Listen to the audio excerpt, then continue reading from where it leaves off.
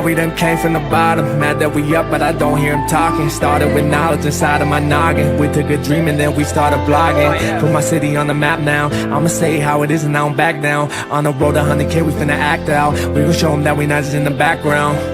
We the main event, we the main show. We the one that people always gonna pay for. FYF, we the best, no debate though. Number one sports channel, every angle. I'ma show them all how we ride. Best sports talk show, we not like them guys who playing it safe while they feather the lines. We pushing the narrative all the time. Like who to go in the game is not MJ. Kobe Bryant top 10, not what we say. Hakeem Olajuwon is very overrated. Keep it real, if it ain't fact, we don't say it. Now it's stable, we won't be ignored. We number one, especially when coming to sports. FYF bringing the heat here, of course. Where everything backed up with actual source.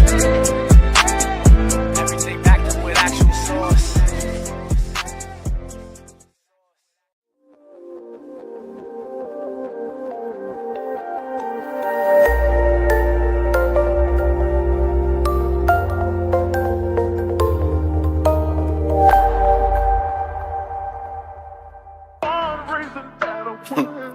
Hey, yeah, look. Hey, on God, you everything that I want and I need. You give me hot just like smoking some weed. I put that Cartier piece on your wrist, cause God took his time when he made you for me. If you want my honey, I don't know why I be. That's why I call you my LOVE. Just like Alicia, yeah, you got the keys. You my little kryptonite, I'm your Christopher Reeve. No, I hate taking pictures whenever I do. You the reason I cheese you. You was right by my side when everybody was sleeping on me, catching Z's. And on God. Hey, let me tell you. Said I already knew from the very beginning. With you on my team, I would never start winning. We back to back, 96, 97. Just like the Bulls, Michael Jordan got it pimping. I could be crazy, a little indecisive, but choosing you one of my best life decisions. Yeah, it's more fish in the sea, but I play my cards right with you, babe, so I ain't gotta go fishing. I treat your body just like it's a holiday. I celebrate it like family tradition. You know I eat you like Thanksgiving pie and then open you up like a present on Christmas. Sex on the floor in the bed or the kitchen, or maybe the tub with some bubbles up in it. When we in the car, I lay back, let you ride it, but baby, go slow, we don't need speeding tickets. That's a fine, but you fine too. With no makeup, I swear, girl, you times two. Like your spine, girl, I'm always behind you. Bend it over, let me go remind you. If you lost, I'ma just use my GPS. That's a good pussy search, but I find you. When you mad and you lock all them doors down, I'ma look for a window to climb through. Oh God, you everything that I want and I need. You give me hot just like smoking some weed. I put that Cartier piece on your wrist, cause God took his time when he made you for me. If you want my honey, I don't know why I be. That's why I call you my LOVE. Just like Alicia, yeah, you got the keys. You my little kryptonite, I'm your Christopher Reeve. No, I hate taking pictures whenever I do. You the reason I cheese you. You was right by my side when everybody was sleeping on me, catching Z's. And on God. Hey, let me talk to you.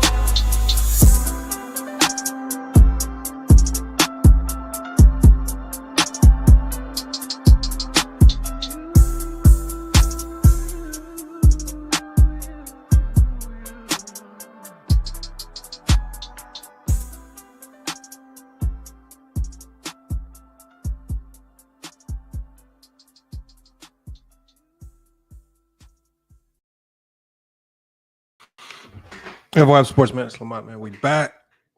Got a good show for y'all today, man. Salute, man. Everybody in the chat, man. People popping up today, man. Should be a good one, man. It should be a good one, man. My bad. I shot some of these notifications out late. So if you didn't get the notification on IG or Newsbreak, my bad. I'll be shooting all that out. Y'all, everybody should be filing in. It should be a good one. But we got to talk about it.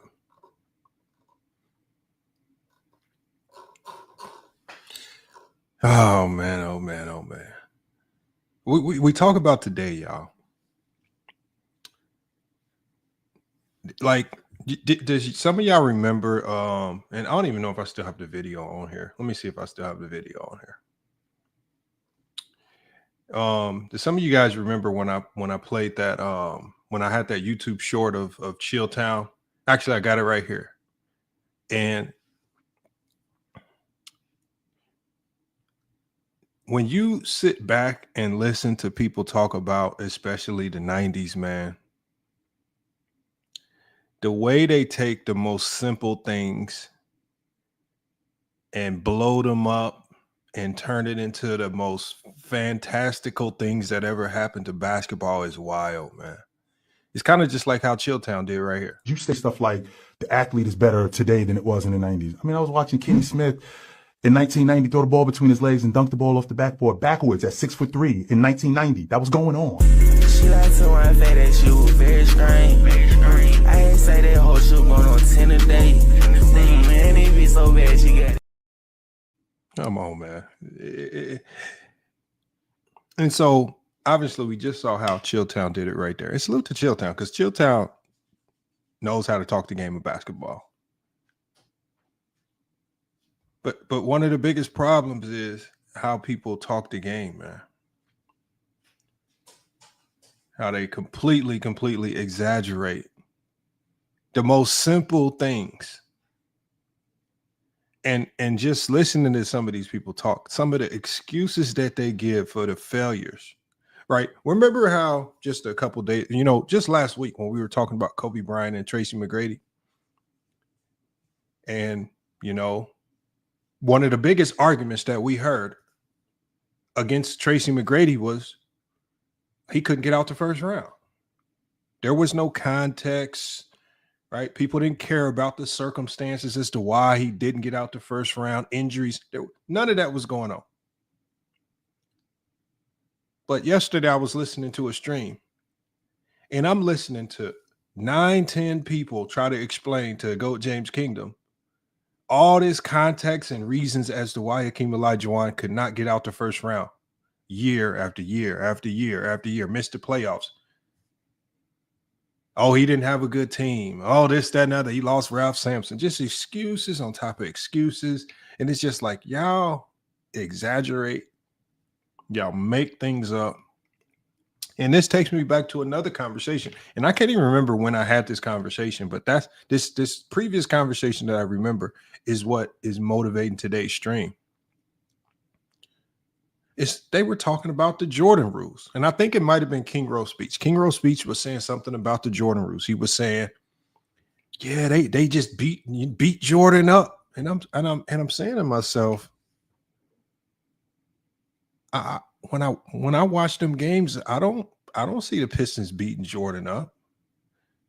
Like, why do y'all gotta tell these fantastical fairy tales of Jordan playing against the Pistons as if he had to be a gladiator with swords and knives to go out there and play basketball? Yeah, I can like Jordan needed to have a bulletproof vest to go out there with the Detroit. When I watched the game, so what I said was this. I said, well, maybe if I watch the game with you guys, maybe it's something I'm missing. Maybe it's a bump, it's a bruise, it's a punch or something that's happening in these games. Maybe it's something that I'm missing. Maybe it's something you guys can help me point out. So I've selected 2 random games, right? I got 2 random games of Jordan in the playoffs versus the Pistons. I specifically selected the playoffs because the playoffs is when they said that supposedly the Detroit Pistons would start hacking and body slamming Jordan and tearing him down out the air. And according to people like King Rowe, the Jordan rules, just knocking him down and he couldn't go in the lane. So we're going to watch. And so the one thing that's good about watching is, and when I say watch, we're not, I'm going to get through as much of these games as possible. We're going to watch. We're going to try to get a feel for the game. We're going to try to get a feel for the pace. What I really want to see if the Detroit Pistons are utilizing some legitimate defensive scheme, or are they out there just bruising and beating players up? Or, as Isaiah Thomas said, was this bad boy narrative just completely made up by the media? Simply derived from the media to paint the Pistons in a negative light and to paint teams like the Celtics in a positive light. That's what we're gonna watch the games. Right? When you know, there were a lot of times when Jordan had bad games against the Pistons. Were those bad games strictly derived from people beating him up, snatching him out the air?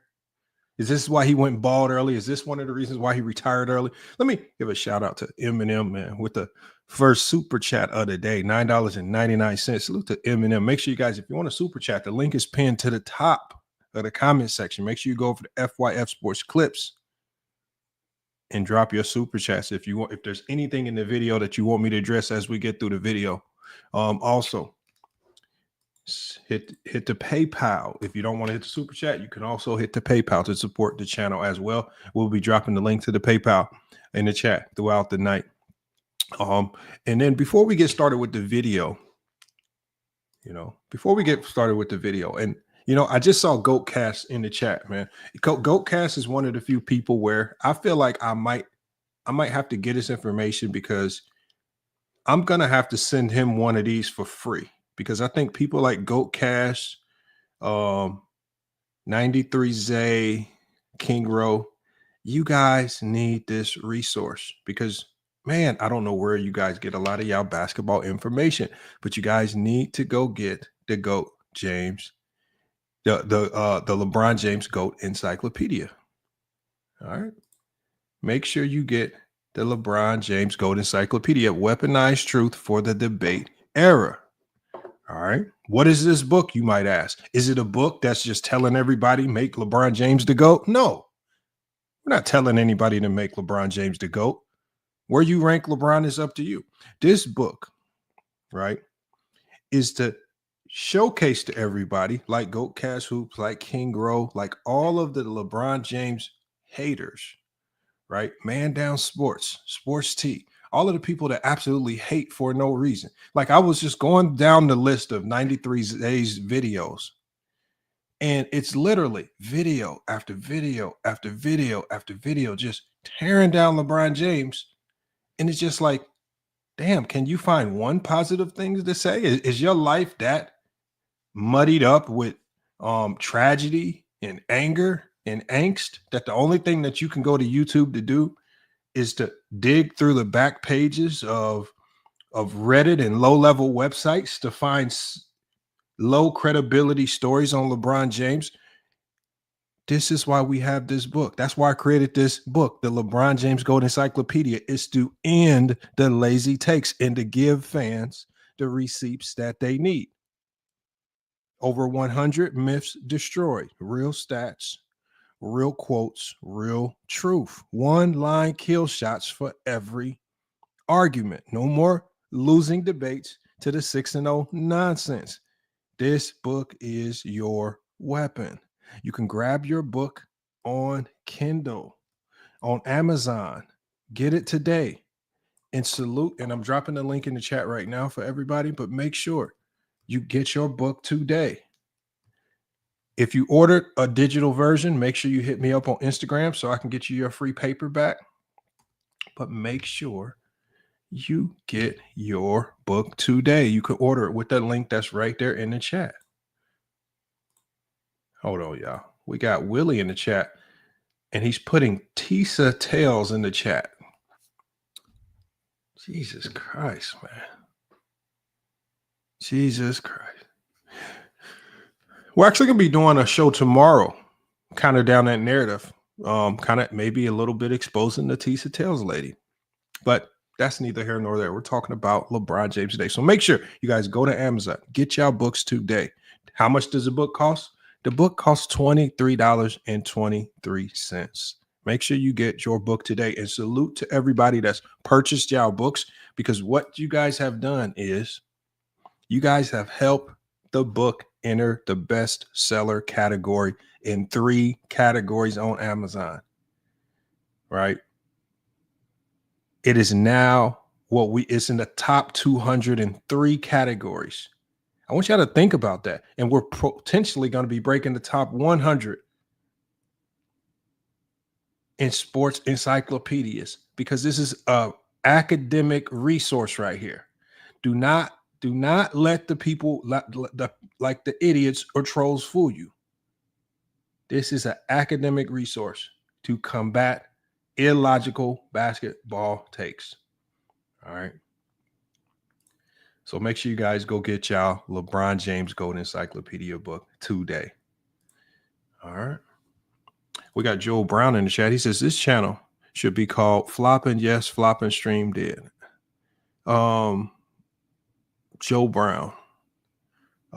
You probably need to leave this channel and you probably need to go watch a Reading Rainbow video, some type of educational video, something that's gonna, because right now you are not at the level where you can read the GOAT James, the LeBron James Gold Encyclopedia. Maybe we got to get you to a channel where we can teach you how to read and write, man. We got 93Z. He says, so you wrote a book about LeBron James. It's not about LeBron James. See, and this is the thing. This is the beauty of this book. Because people, the one thing people are going to do is they're going to try to make the book about LeBron. What have we always done on this channel? We always combat fake narratives. That's the one reason why people struggle having basketball conversations here on FYF Sports. Because if you can only talk in narratives, or as a lot of people do, single games, we can both play that game. If we want to talk about narratives, I got plenty of narratives on a lot of the great players. Hakeem Olajuwon Jordan. If you want to talk single games, I got a lot of single games. But we don't recognize these players as great because of single games or narratives. We're going to be talking about it today. And I'm going to be dropping the link. You know, I've got to, and you know, we gotta give, you know, 90. I'm glad 93Z is here because we got to make sure we give him a wrench so he gets some block protection, because there's gonna be a lot of people, man. The man has dished out a lot of hate to LeBron James, and he hangs out, you guys, with a known racist. I mean, this man might be one of the leaders and co-founders of the Ku Klux Klan and the Angry Hoops guy. All right. I mean, when these are the people you put yourself with, we got to get him a wrench because he's going to definitely need some protection. There's going to be a lot of people looking to X him out of the FYF Sports community. We got to get him a wrench ASAP. So please make sure you don't do anything, block him or time him out, man. 93Z is one of the OGs, solid channel, putting out a lot of good content. DC says AOH is cool. He might be cool. I didn't say he wasn't cool. It's probably a lot of cool people in the KKK.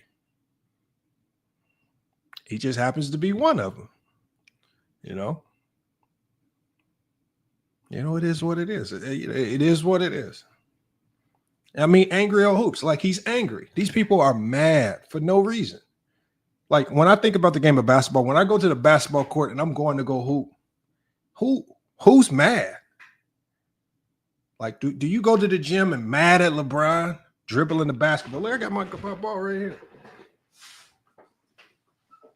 You know, I got the ball right here.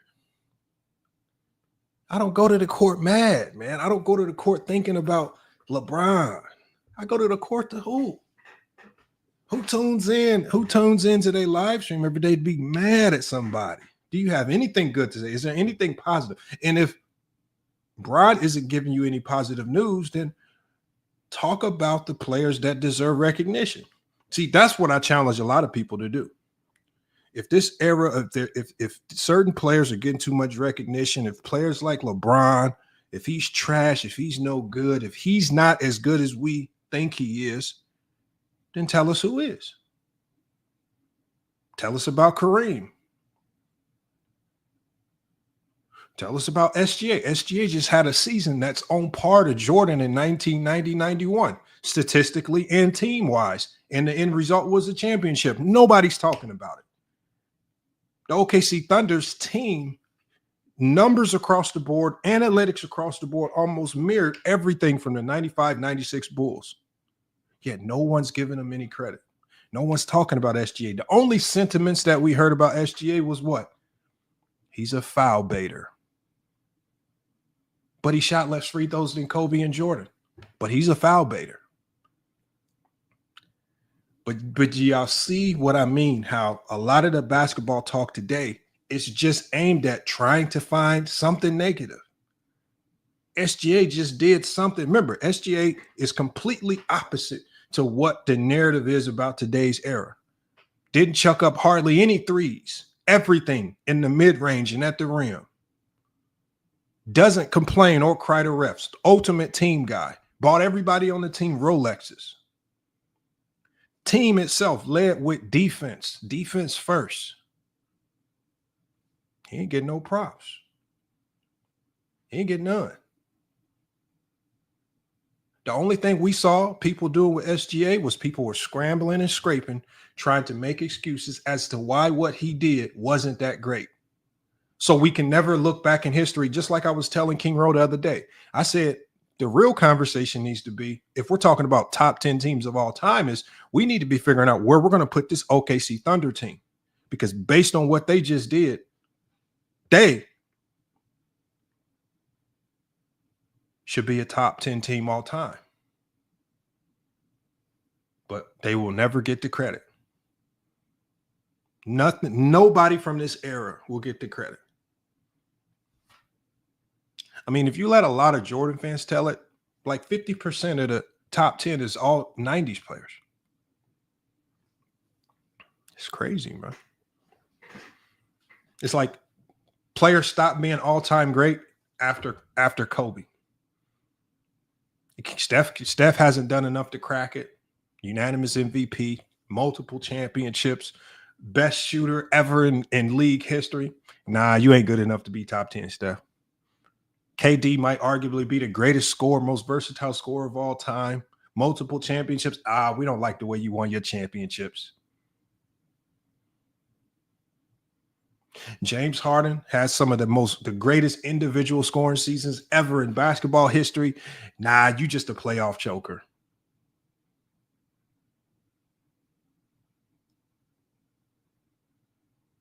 SGA has a season that mirrors Jordan in 90-91. Nah, you just a foul baiter. This is how we talk about basketball. And they wonder why we always have to go back and remind them how trash that product actually was compared to what we see today, which is what we actually about to play. And then I'm going to drop the link. Let me put this up on the screen, y'all. And I took a random game. And it says right here, this is Pistons versus Bulls in the 1989 playoffs, all right? And random game. Don't know the result. We just going to watch the game. And I'm going to get through as much of this game as possible. And let me make sure before I do this, let me give a shout out because we had two more people. We had Tay Hunley, 21. He's over at FYF Sports Clips. Make sure, Tay Hunley, you also come over to FYF Sports.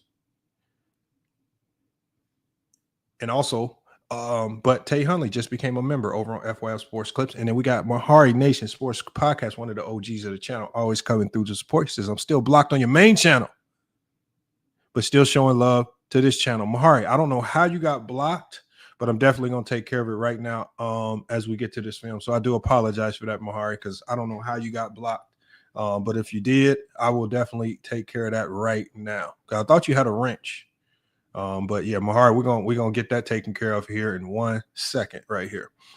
King Rose says FYF caps. It's very hard to say that anything that I say is caps because the things that I think of or say about basketball, like I don't lead with my emotions. Whatever the facts are, I just accept the facts, and if that starts to help me formulate my opinion. For example, it's kind of like the same way I coach, right? Our starting point guard, he was with us for 4 years. He's about to go overseas. We lost him, right? One of our best scorers, a shooting guard, he graduated. We're going to kind of have a new team next year, this upcoming season. Do I lead with my emotion and say, you know what?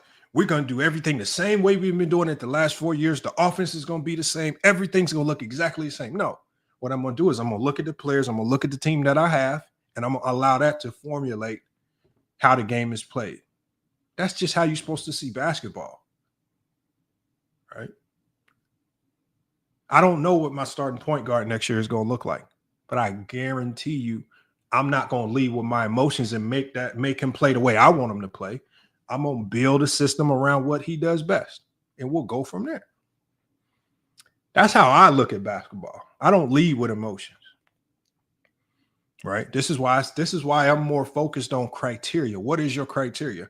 I told T Perfect the other day. I said, what did I tell T Perfect? I don't debate your top 10. I don't care where you rank people. I just want to know what led you to that particular conclusion. As remember, King Rowe gave us his convoluted, mixed up, warped up, mismatched criteria.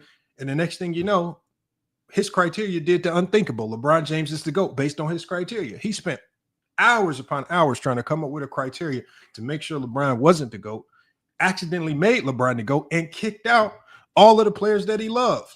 No Bill Russell, no Wilt Chamberlain, and no Kobe. I mean, I think Kobe was in there, but geez, it was just all mixed up and warped.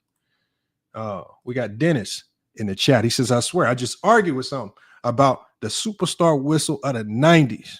The SGA getting that whistle compared to Shaq or LeBron not receiving that whistle while legitimately being fouled. That is a fact.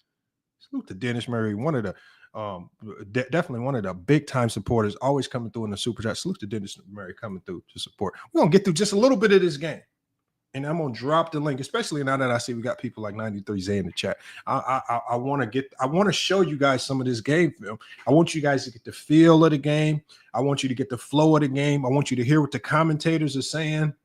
And I want to see if the Pistons were just out there beating Jordan to death. Was it what did they look like this, or were they just playing basic basketball, utilizing basic defensive principles?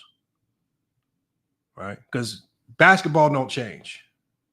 Basketball don't change. We're about to find out right here. Let me share my screen.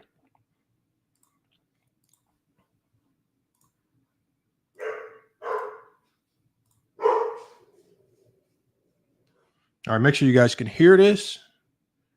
All right, we're going to play this game. So we're ready to go from the Palace. And here's the way they'll line up for the ball game. No big surprises. Lane Beer has a little wrist sprain, but it's much better than it was the other day in Chicago.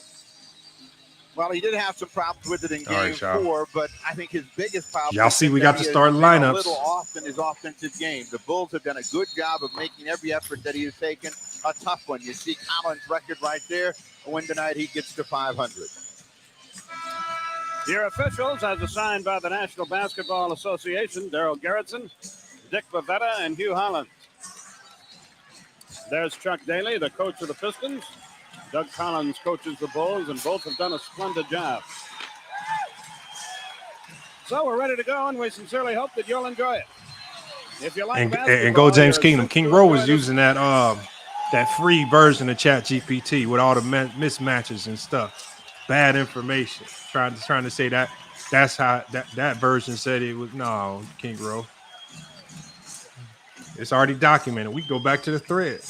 I mean, we can actually, King Rowe, we can do it again. I'll give you the opportunity to fix your criteria. We got the jump ball going up. Bill Cartwright.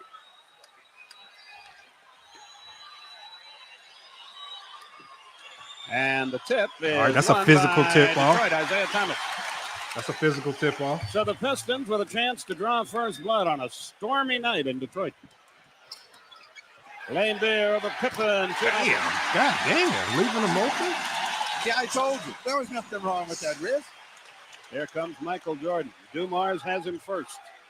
Pippen against Aguirre. Grant over Lane Beer. Answers. It's 2-2. Okay. Aguirre will inbound. 2 jumpers to start the game. In game 4, we saw both teams go to the mat in terms 2 of wide open jumpers to start the game. Chicago trying to get that 3-1 advantage. And Detroit. Where's the physicality? The bigs are all sagging off each other. Bill Cartwright sitting in the sort paint. of intensity as Aguirre shoots. Shoots it long, and Jordan the rebound. Okay, good rebound by Jordan. That was a 2-2. physical Chicago rebound. on the attack just underway. Scottie Pippen thought about. Look at the defense. I don't see a hand check yet. Do y'all see a hand check? Okay, good post D. No traps or doubles coming. Wheels, steals, banks it up too hard. He clanked it. Okay. Mahorn the rebound. Outlet Isaiah. Lane Beer out. spots up for Damn, three. Beer. Yes. God damn. He has all 5 Detroit points. It's 5-2. Jordan with Damn. This is proof right here that if y'all let one of these 3-point shooting teams of today's game step into that era, they would light them the hell up. Bill Laimbeer starting the game and just lighting their ass up. Come on, man. Scottie Pippen handles the ball. Nobody said Bill Laimbeer couldn't shoot King Rowe. Come on, stop the lies, man. When you work, Where's the against physicality, shot clock y'all? like Look, both of these teams physicality. do, that's when defenses can be more effective. Cartwright against the clock. Cartwright with one of the ugliest Did everything post right moves except in make basketball the shot. He history. got Missed the himself a good layup. baseline jumper, but he I need missed to it. see physicality. 5-2 Everybody's Detroit. Fast sagging starts off have their not been their man. story throughout Where's the playoffs. physicality? Nope. Rebound Cartwright. Here comes Michael. Dumars back quickly to try to hit him off. Pippen wide open. Off it Look at the comes space Pippen. between Pippen and his man. Bop. Team bangs Bang it the in jumper there. in his 5-4. face. The Bulls have scored on all wide open The jumpers. biggest improvement in Pippen in the second half of the I season wanna see has been physicality, his y'all. decision making. Everybody's He has sagging now 3 to 4 decided feet what off their shots he man. wants to take. Now, Laimbeer just misses shot that. another wide His open jumper. personality as a player is to take Bulls it to coming the down. hoop, Jordan, but does he also get hard realizes foul? he's Jordan gotta take shoots that another perimeter jumper, shot. knocks it down, As man. Jordan does from 19, it's a 1-point game. Chicago, their first lead in the Come night. on, man. Leave the ball alone, man. Michael That'd have has been a his first delay point game for in the our year. game. That's, Lane Beer has you all know, 5. for that's Detroit. soft. Okay, Jordan sagged off. Goes to No the wire, physicality. forces his way into the foul, shoots 2. Oh, okay. Horace Grant got it. While we have a moment here, Dick Versace sitting across the way. Dick was Chuck Daly's coach, assistant coach earlier this year till he got the Indiana jump. Dick, any Now, look, y'all see what King Rose says. He said, this is so young. I'm playing a game from an era that they feel is elite, superior to what we see today. Yet when I play the games, he all of a sudden gets bored. When I play the games, y'all all of a sudden getting bored. special philosophy they use? Don't get mad. I Trying told to y'all when I defend play the against Michael games, don't Yes, get when I mad. was with Detroit, we had what we call the 'Cause- Jordan rules. And what we did is Uh-oh. we double teamed him based on where he caught the ball Ooh, on did the y'all- court, not on what the Did y'all hear what the announcer just said? King Rowe, are you listening? I'm going to run that back. The announcer just says we had something called the Jordan rules. And he was talking about on another team. And he actually was talking defensive principles. Let me run this back. Check this out. Listen to the announcer. Listen to what the announcer says about the Jordan rules. Michael Jordan? Yes, when I was with Detroit, we had what we call the Jordan rules. And what we did is we double teamed him based on where he caught the ball on the court, not on what the play they were running dictated. So it looks like Chuck may have gone back to the Jordan rules, whereas he did not play the Jordan rules in the first 3 games. That's Dick Versace, the coach of the Pacers. None of those Jordan rules have worked. You know what he'll do? They'll just put him with the basketball and see how they double team. Aguirre misses the first, tries again. You know what's interesting about the Detroit team is that Aguirre is a guy that's supposed to give them inside game, and he does that, but most of their offense comes from their guard. Still 6-5 Chicago. Michael shot it long. Mahorn, great. Did we see a hard out foul? Did he get knocked out the Sends air? Dumars up. Did he get knocked out the He air? drives under the hoop, has And- no shot. Where's the physicality? Aguirre Everybody on the sagged base off their against man. Grant. Shot Play. it short. Rebound by Everybody Cartwright. sagged off their Chicago doing a man. good What's job going the on? glass. Where's There the we go. hand checks? 9:02 left in the quarter. I'm looking for hand checks. I'm looking for physicality. Jordan Look missed at the Joe last 3 Dumars, shots. 3 to 4 feet off Jordan Jordan. to Horace Grant. To Jordan. Hangs in the air, almost threw it away. Pippen. Jump shot is good. Pippen Chicago carrying leads right at now 8-5 to start the with game. 8:45. Pippen is carrying to start this game. And after looking sharp in the first minute, Only one making jumpers Detroit right going now. back to a Everybody's stuttering sagging.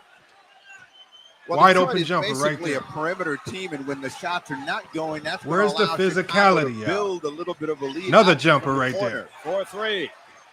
And all of a sudden, it's 11-5 Good shot right Chicago. They've scored 9 straight points. 8:20 left in the first quarter. I think in a series like this, you also have to find a way to Wide get some open cheap jumper. baskets, since execution is key. Big shot, Thomas. Great shot, Thomas, despite excellent defense by Jordan. It's 11-7. Damn, what is that? The horn out of there with it. What was that? Isaiah to the front court. Jordan, step up. In and out, Cartwright the rebound. No second shots for either team. Jordan heads the other way with 7:52. Everybody sagged off. Look how far they sagged off. Physicality. 11-7. Sagged off again. Cartwright at the high post against Mahorn. They deny him the ball. Where's the hand check at? at? Going inside with either Cartwright or Grant. Mahorn picks up the foul. Gocat says that was good defense. When somebody scores on you, come on, man. 7:38 left in the quarter. Cartwright to the foul line to shoot two. Game 6 of this series will be Friday night in Chicago. So where we at on Jordan points so far right now? What, 2? Cartwright makes the first, which quiets the crowd a little bit. It's 12-7 Bulls. I'm just trying to look. Yeah, we just trying to find the 7:38 left physicality. in the quarter. I'm trying to find the Jordan rules. early King call Rose for said Brad they was beating him up. Sellers. King Grant Rose said goes they out of the beat ball Jordan game, and I up. They was think knocking him out Doug there. Collins may be trying to make Eric a statement Hamilton here. says They've written a physicality pretty in the good high Brad Sellers and in low the papers post. today. I Call don't them see baby physical. soft sellers, and that they had What to is get there? something out of What them. do you mean And if Sellers physicality in can the high or go low get post? going offensively, that'll be a Bill huge Cartwright plus got for the 4 Bulls. shots off. And he look at Bill Cartwright. Look at this man. Right. That deliberate shooting style of his nails them both. 13-7, 7:38 left in the quarter. Isaiah walks it to the This is front court. crazy right here, bro. All right, everybody sagged off. Jordan going to double. You better find your man. Illegal defense. Illegal defense on Jordan. Yeah. That's the first one. Hold on. Yes, this is why. McGuire and a whistle, illegal defense, Chicago. Jordan just tried to go first double. one. Man, Jordan, man, Scottie quit Pippen trying to started cheat the come game. over. When That's he saw illegal. Jordan rotate, he rotated as well, but didn't clear the paint when his man came back out. He says, Jared, we're Sellers, trying to by the find way, the has jail played in ball. only one game in just 3 minutes. I'm trying to in find this the jail series. ball, Jared. We He watching. plays Aguirre. Isaiah, the open man, head of Jordan the left circle. Isaiah. Got it. Isaiah scores again. 13, Come on, Jordan, quit trying to cheat the game. Isaiah has a second best. Lane Beer has 5. Thomas 4. That's the Okay, Joe Dumars, good defense. Jordan against Dumars to Sellers. Pippen for 3. Got him. Pippen cooking. What the 16-9 with 6:50 left. I think Go James Kingdom was right. Pippen probably could get you 30 if he got more shots. Offensive confidence up. Pippen looking at the cooking hoop. right now. Lane Beer fakes, fires, comes up empty. Rebound Cartwright. Chicago looks very good early. Okay. 6:33 left. First quarter. Jordan with the ball. But Jordan going to that 1-4 flat ISO every time. Looks to Cartwright against Mahorn. Okay, dumping in the Cartwright. Cartwright wants this one. Mahorn blocked it, had to foul to do it. He thought he got a clean block. Darryl Garrettson said no. 2 fouls on Mahorn, and a timeout is called by Detroit. 6:18 left in the quarter. Let's fast forward Bulls past the lead right timeout. up. He didn't get 1 shot per game, and you see what his attempts are during the playoffs. Dick Versace, Along with Dennis Rodman. Cartwright hurls a brick up there, tries again. Oh, man. Look at Kadrina Chavez just trying to cook me, man. That's crazy. Cartwright has 4 rebounds in the game. The Pistons as a team, only 3. All right, y'all. We are looking for It's physicality, 17-9. hand checking, Chicago has knocking 3. Jordan out the air. Uneasy I'm trying crowd to in find the it. Palace. Jared said jail ball. That's what we looking Dumars. for. Did Dumars just cook again? 17-11. Hold Easy on. crowd in the Palace. What is? Dumars. Oh man, out here just jump shot after 17-11. jump shot after jump shot. All right, we got Jordan at the point,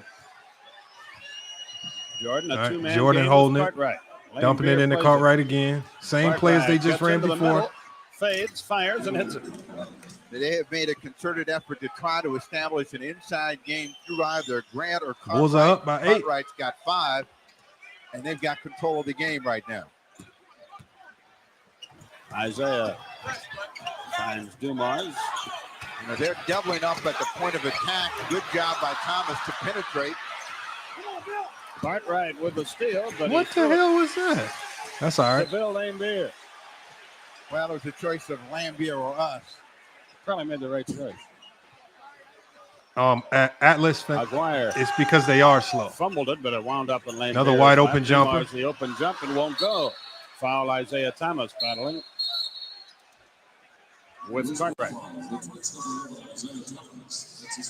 First foul on Thomas. You know, Isaiah Thomas had 10 rebounds in the last ball game, and he sneaks in there and gets those rebounds. This time he tried to get one, fouled Cartwright in doing so. Jordan out of the ball game early. Trying to find the physicality, y'all. So they'll go with Hodges and Mr. Mike says Pippen. Yeah, Pippen don't get enough credit. And Pippen, for Detroit. I think people are scared to give Pippen credit because with Pippen also having the 6-0, that's a nasty conversation to have. Horace Grant about to return to the. So what people try to do with Pippen is they try to make it all about his scoring. They say because he didn't drop 30 a game, that's why he can't be ranked high. He's double teamed. Or they try to downplay how good his defense was. 7 on the shot clock. There's no stats that really show you how good his defense was, unless you actually watch. Let it go out of bounds, but they give the ball to Detroit. Thank you, Tyson. KD with all these wide open middies would be going bananas. He pointed to himself and said, yes, he looked like he thought that the shot clock was going to run down and get another 5 seconds. The ball bounced off him. Grant in, Pippen out. Go James Kingdom says, we know what game this is. You are wicked. What game is this? 19-11. No, Go James. I don't know what game this is. I got 2 games loaded up. The long range I got 2 random games. I don't know what game this is. The one thing that Cartwright has done is limit them to one opportunity. I promise I've never seen this game. Good job of rebounding. Paxson to Grant. Hold on, he says. His jump shot. He says you chose. He says you chose this game because Mike scored 18 points. I don't even know the game. Okay, look. Let's do this. 6. I don't even know this game. People are now saying that I hand selected this game. I don't even know this game. But the funny thing about that 93's is if this is the game where Jordan only dropped 18 points, you would think, based on what we know about the Jordan rules, that this would be the game where we see Jordan getting knocked out the air the most. Like, the game where they held him to his least amount of points probably would be a game where we would see all of this physicality and jail ball and knocking him out the air and doing all this dirty fouls. Like I told you, the point of this is to look at Detroit's defense. We all know that Jordan's had a whole bunch of good games against the Pistons, 46, all types of stuff.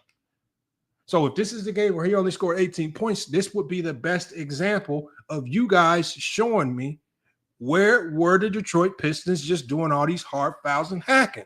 Because from what I'm seeing, the only person who's been to the free throw line so far is Bill Cartwright.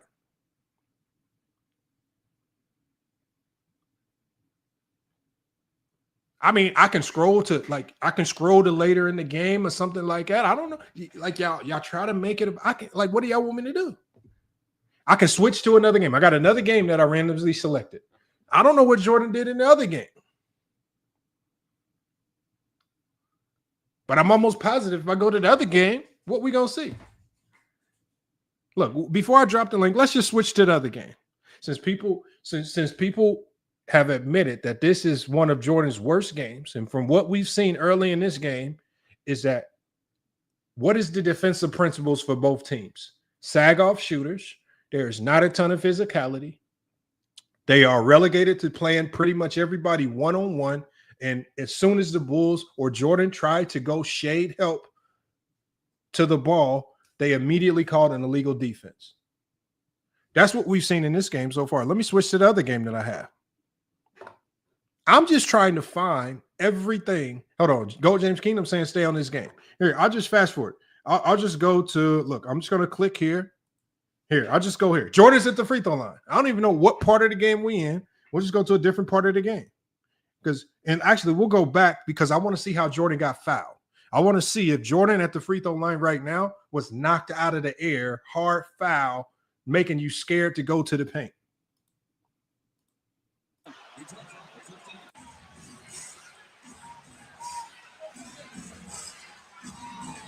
Jordan. That's Oh, hell Johnson no. argues about that. Hell no. He said, I didn't hit him as hard as Dennis did last time now. And he's right. Second foul on Vinny. Well, there's something about the sleight of hand. Rodman's a little bit quicker with Man, the his first foul that Vinny we Johnson, see, man, but was a Jordan back oh at the line. man. Jordan now has that The look refs, of man, wanting that's to be crazy. involved with the offensive end. The first foul that we see, man, we got Jordan just getting feathered. Charles Davis, then Scottie Pippen goes out. Man, we got Pippen Charles got Davis off to a coming in great the start, game, has man. been shut out since that first period of play. Had 7 first period points and was shooting the ball well. And since that break, has not gotten a field goal. All or right, a Jordan free with throw. 2 free throws. I want to see physicality out. 1 point game again with 1:15 in the third. Dick for 6, Steve Jones, Skip Carey with you. Everybody sagging off everybody. Auburn Hills, Vinny Johnson. Vinny Johnson with a tough shot right there. Sam You can't let Vinny get to that elbow. Jordan getting defended right there. It'll be a block on Rodman. That's a charge. That's crazy. That's a charge. That's good defense. Oh no. Michael is back. It'll be a block on Vinny Johnson. Man, look at this, man. Look at this. This is a charge. This is great defense right here. Pistons by 3. Slide your feet. Hit him in the It'll be a block chest. on Rodman. Oh, man. This is crazy.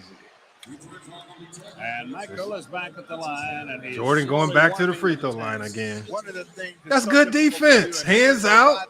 moves his feet very well. Is get yourself in a position to get that low center of gravity of That Jordan is crazy. to turn in another direction. You don't have to be set, King Road. This is how I know you don't know basketball. Tonight, he's been perfect. Rodman beat him to the spot. Jordan ran through his chest.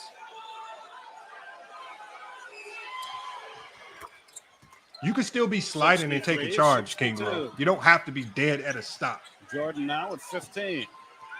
8 of them in this quarter.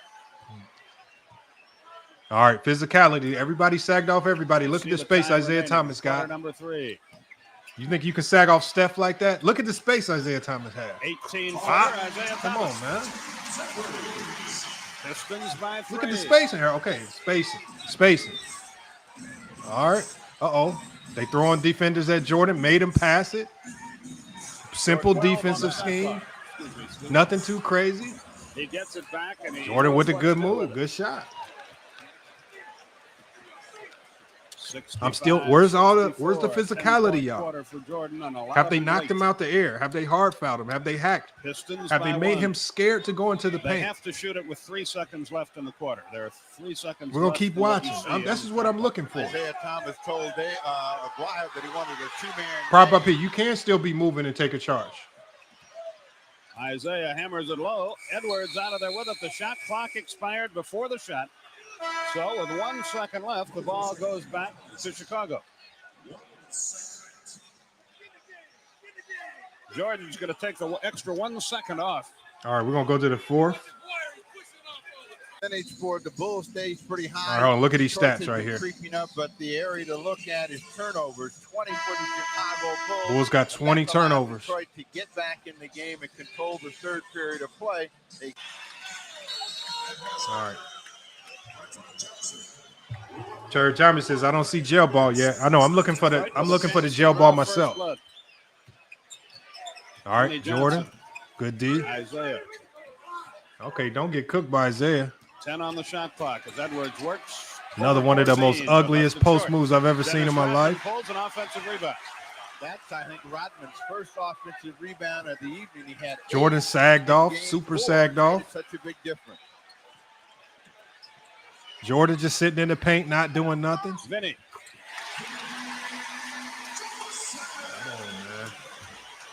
Play D, something. Do something, Jordan. Or is Jordan handicapped by the illegal defense? Or is he handicapped? Jordan took that 1 second off. And Oh, now we see our first hand check, but the guy has his back to the defender. Okay. Good little move right there. Who was that? So help off the bench. First points of the night for Vincent, who's played very little. All right. We only see the hand checks when they go back to the basket. Isaiah rolls it low for Edwards. Drew the foul, made the shot. Okay, I see you, James Edwards. Pick and roll. Oldest play in the game, but still one of the best. The physical play. That's what I'm saying. I'm still looking for it because, you know. And that's 5 fouls on Horace Grant. In that picture, you see Jordan gambling. Benson was going to keep James Isaiah Edwards. Thomas from getting inside. He had a hold of his pants, but couldn't blind him as he made a sweet pass inside. I'm looking for physicality. I'm looking for tough play. I'm looking for guys getting knocked out the air.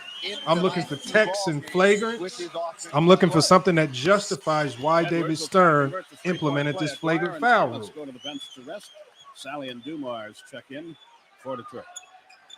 Hey, Percy, I fast forwarded. We went to the end of the third. Jordan's at 17 points right now. But somebody in the chat said he only scored 18 points. So I think Jordan might have only scored 1 point in the fourth. 10:45 left. Yeah, Jordan right there, 17 points. And 93's Day was just in the chat saying Jordan only had 18 points. So did Jordan choke in the fourth? He is a guy that would really help them if he could get some business done at the offensive end. Corzine with the offensive rebound. Okay, Corzine. Maybe you was right, King Rowe. Corzine with a nice little turnaround. Detroit by a point. Go James Kingdom said he did nothing in the fourth. Oh, he went MIA. Oh, okay. I thought Jordan didn't do stuff like that. Vinny drew the foul. Vinny took it. And I think that was on Mike. Look at Jordan getting lost on defense. Vinny drew the foul. Come on, Jordan, man, step up. It's the fourth quarter.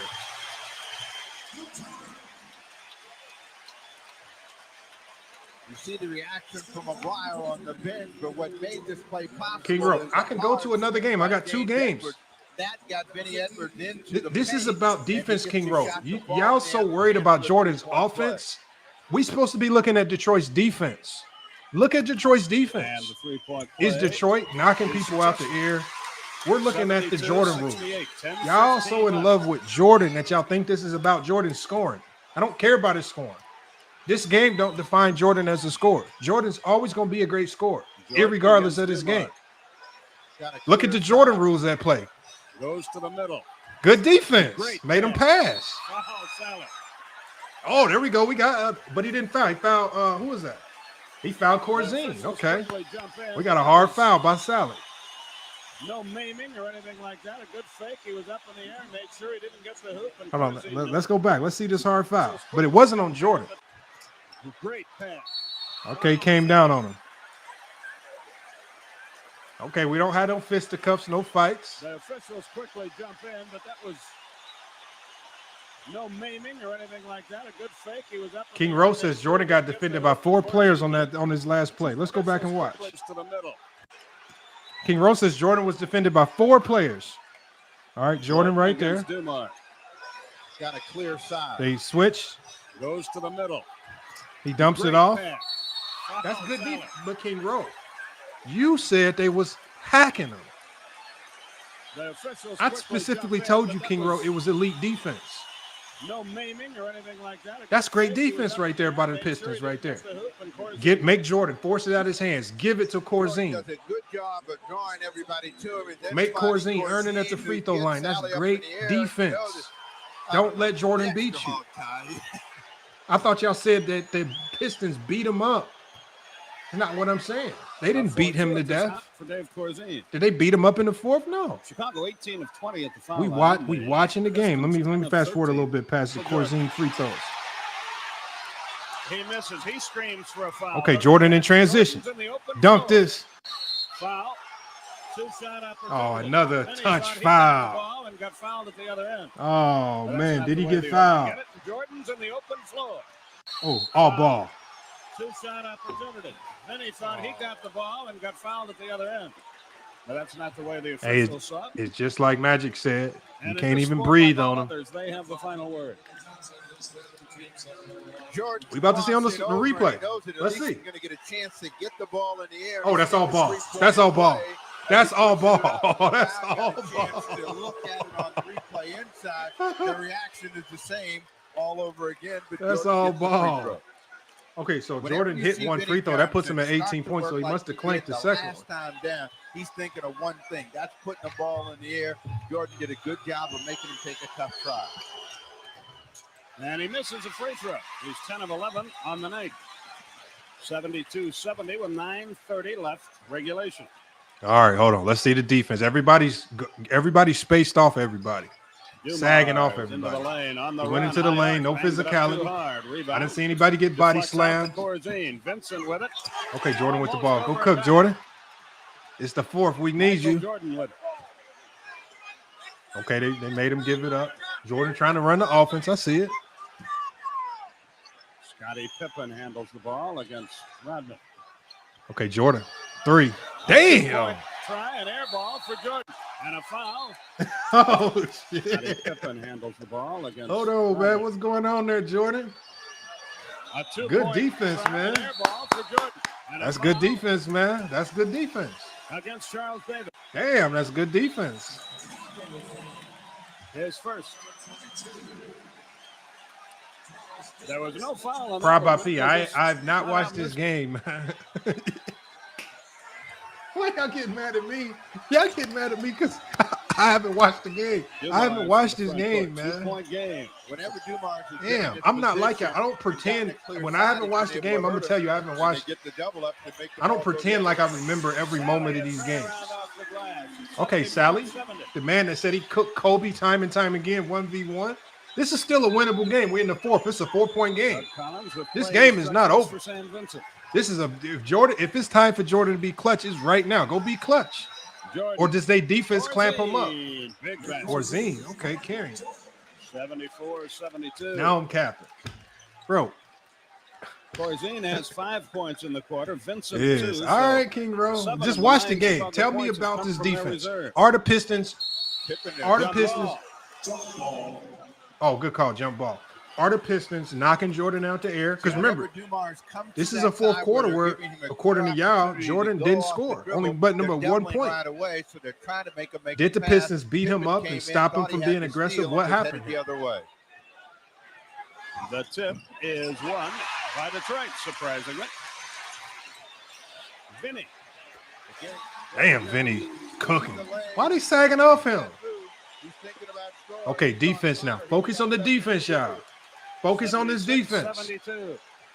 Okay, look at what the Pistons are doing. Are they playing sound defense? Or are they hacking and beating people up? Vincent to the hole. Got it. Okay, But Vincent trying to hold. thinks They called a the charge? away.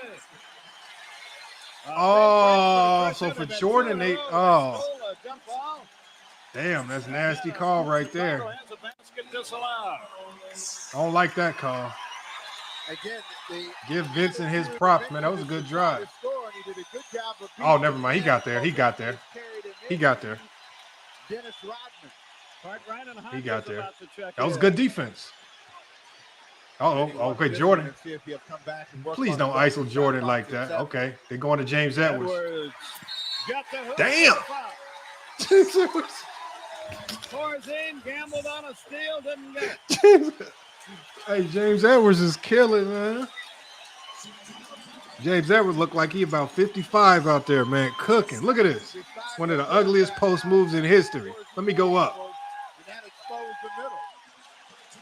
And one. 78-72. Man, don't tell me they choked in this fourth, man. Horace Grant with 5 fouls and just 2 points. Okay, Jordan with the ball. They sagging off Jordan. Comes to a close. Are they knocking him out the air? Come on, Jordan. It's time to wake up. Grant against Sally. Be clutch. Don't blame it on Against the Pippen. double team to Grant. And a foul. Okay, with a good pass two-shot right there. opportunity. Good pass. And again, when the That was a double good team pass out gets the there, double. Jordan more than willing to give the But ball. when you look at the defense, shot, Grant winds up at they the doubled free throw Jordan. line for 2. Dick Remember what I told Versace, y'all any about thoughts? Jordan? I said the At doubles this were to juncture, force him into being As a I'm passer. watching this game, it's developing into a I'm pure starting to skate. see what the It's a game strategy of is. This is the nuances. strategy. You So when don't you see talk about baskets a on Pistons baseline team screens, on pick and that roll. had so They're much success created against by Jordan the and the individual. Bulls, this It's is a why. beautiful game to watch. 7-0-1 This is why. left. Give credit to the defense. Don't sound like coach, except Give credit to the a lot of defense. coaches don't use the word nuances. Nice going, Dick. Let's see. Hold on. Let's see what we got. The Bulls haven't controlled any of the ball game since. Oh, the come on, initial Jordan. Don't limit lose your field man. goal. He cooking. They got Dang. Oh, my God. What The is Bulls Jordan haven't doing on controlled any of defense? the ball game since the intermission. Come on, y'all. Dumars across This the line. clutch, 78, 74. We need to stop Chicago. The Bulls haven't Jordan, controlled any lazy, of the ball lazy. game Fight since the over. intermission, Don't but give they're up. You still dying in. on the Vinny screens. Johnson. Barbecue chicken, man. Having their way. I told y'all. Vinny now with When you watch the 15, film. 9 already in the quarter. 80-74. Okay, Jordan forced him into passing with the double. Somebody else got to beat. Oh, Hodges knocked that down. Hodges knocked that down. I see the strategy. 77. Boy, The Bulls are saying, Jordan, the Pistons are saying, Jordan, you're not going to beat us. Quit in them. Make somebody else beat They're us. in a spot to win this game, down by 3. And Jordan's, if you give credit, Jordan's doing a good job of not forcing it, passing out the double teams. But we don't see them hacking and fouling. He's in a mess, but he finds John Okay, Sally. Pistons. Uh-oh. Come on, Jordan. Don't leave him open. God damn. Jordan left him open again, y'all. I'm sorry, man. He left him open again. Vinny is cooking. It's 83-77. Hey, they say Jordan teammates out here saving him. I ain't gonna lie. Jordan passes it. Cartwright spins in, fumbles it, but a foul on Edwards. Okay, they called a foul. The bump caused the turnover. Third foul on Edwards. All right, we're gonna get through the free throw. What are the Lakers doing during this rest period? The ball game, they're only down by 6. He really feels the scoring. And let's see where we at. Put the ball in the air, and Chicago has to come back and score on their own. Not out of the ball game. They're only down by 6 with okay, the double. I like the hard hedge, and he's recovering. I like that. Okay, I like that. James Edwards with the hard hedge and recover. Cartwright. Offensive foul is the call. Now hold on. They said it was rough and tough. That looks like a similar call to what you would see today. They just called that an offensive foul. All Cartwright did was turn and give him a little shoulder. And Rodman flopped a little bit and got the offensive foul. Hold on. I thought this didn't happen back then. I thought this type of stuff didn't happen back then. Watch this. Scottie Pippen swings look at Cartwright. Man. Okay. Give him a little. Right down where he likes flop. That's a flop. That's a foul is the call. I thought this didn't happen. I thought this flopping didn't happen, man. We saw a flop before we saw a hard foul. We saw a flop before we saw a hard foul. We watching the game. We're not watching highlights. We're not watching clips. We're watching the game. But the turnovers have hurt them, and that's another one. Here comes Vinny Johnson, but they get a turnover against Detroit. An offensive foul called against Detroit. But you see Vinny in the first half. You're watching the games, man. I mean, y'all got to stop lying, man. But you scored, so you know you're going to have to try to keep the ball out of his hands.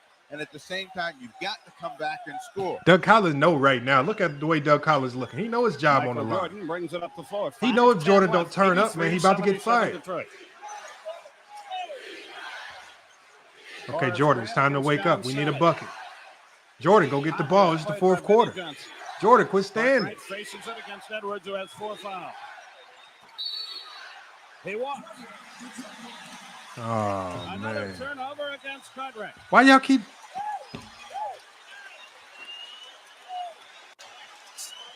For the Bulls right now. Alpo, yeah, I'm looking for the killer instinct, man. I don't know, man.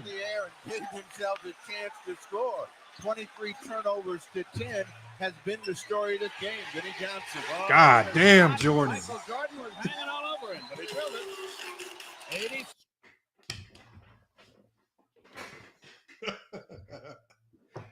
Bro, not as you not even doing nothing on the offensive end, but you was getting barbecued on the on the other side of the court. When you talk about motherfucking Vinny Microwave Johnson, you let this man go into a whole cook session on you. This is not me, y'all. And look, they not fearing Jordan the DPOY. They not scared of this dude. Vinny is attacking this dude. This ain't Isaiah Thomas. This is Vinny. Hold on, let's run this back, man. Vinny is having the fourth quarter of his career. Watch this. 23 turnovers to 10. Look at this. Play some D. Story of this game. Vinny Johnson. Oh, Michael Jordan was timeout. Doug Collins got to cuss this man out. Man, my job is on the line. You see Phil Jackson on the end of this bench? This motherfucker about to take my job. Jordan, wake the fuck up. 4:33 left. Pistons 85, Bulls 77. I'm talking about Doug Collins over there sweating bullets, about to get fired. Jordan, wake up. Had a 10-point third quarter, has managed only one. Detroit can build a 10-point lead. Oh, the pass for Rodman too high. Well, this is the number that they had in game It's crazy. 3 when And it all the was while, 77 Isaiah Thomas points sitting on the when bench. Jordan took over. Okay, Jordan, get Let's see if they aggressive. recognize where they are, Okay, but Jordan they in the just post. gotta shoot the Double. I don't see a hard For foul. three. Not a Hodges bad is keeping him in the game. 85-80. 3:50 left. They sending that double at Jordan, making him give it up. 85-80, winnable game. 3:44 left. 3:40 left. Vinny. He finally missed one. Cartwright the rebound. He says, why aren't they putting Pippen on him? Remember, y'all said this was the 88, 80. This what year is this? 88 and 9. Y'all said Pippen wasn't good yet. Don't be trying to put this on Pippen. Y'all said Pippen wasn't ready to the 90s.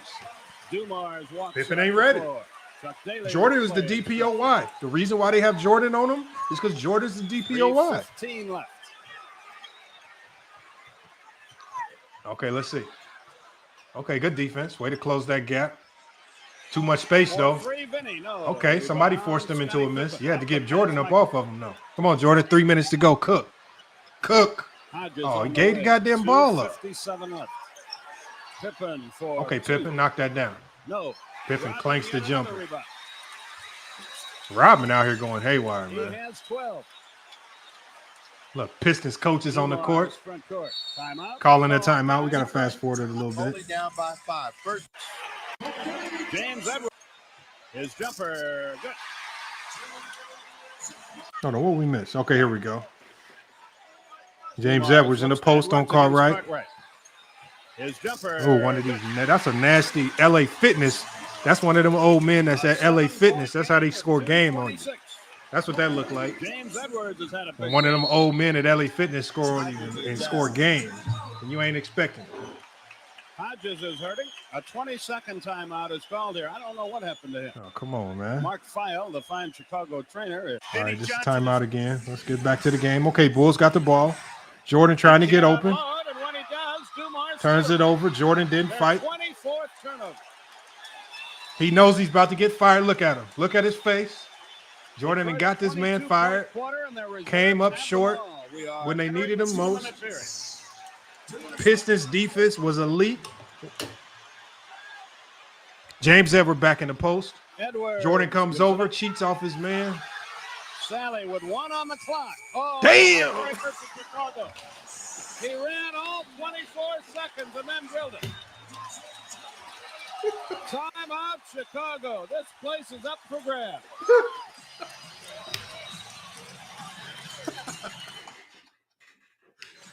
They are cooking well, these dudes, man. The Palace and Auburn Hills feel a lot damn. more secure after these shots from John Sally against the. Okay, Sally, that's how you was beating Kobe all the time. That's how you was smashing Kobe. You see his reaction in the crowd as well. They have a 9-point advantage with a minute 47 to play. That's how you was beating Kobe in all them one-on-ones. That was crazy right there. That was a good move. They have just 16 points in this quarter and 35 in the second half. King Rowe says, remember these Pistons? Hold on, King Rowe. You told me that these Pistons were only hacking. You didn't say nothing positive about these Pistons. You said they was beating Jordan up. I ain't seen Jordan get beat up yet. Uh-oh, Jordan going to the rim. I didn't see him get beat up. Hodges is carrying right now. That's one thing Jordan will do. Craig Hodges is the only one carrying in this game. If Jordan wakes up, the Bulls can win this game. 5 3-point Can Jordan wake up down the stretch of this game? Can he wake up? But the Pistons defense right now has him completely checked out of this game. They don't have one yet. Dumars gets out of there. 9 on the shot clock. It's that Piston defense. That's what a good defense will do. Underhand. God damn. Dumars. Holy smoke. Dumars, you doing that to Jordan too? It's an 8-point game. God damn. Underhanded scoop by Dumars. Holy smoke. What a shot. It's an 8-point game with a minute 12. Oh, everybody. They taking turns on this man. Jordan drives. Does he get knocked out the air? No. Up Pippen for 3, but he's way clanks short. to 3. Dennis Rodman out there with it to Sally, and he wisely slows it down. You better cross.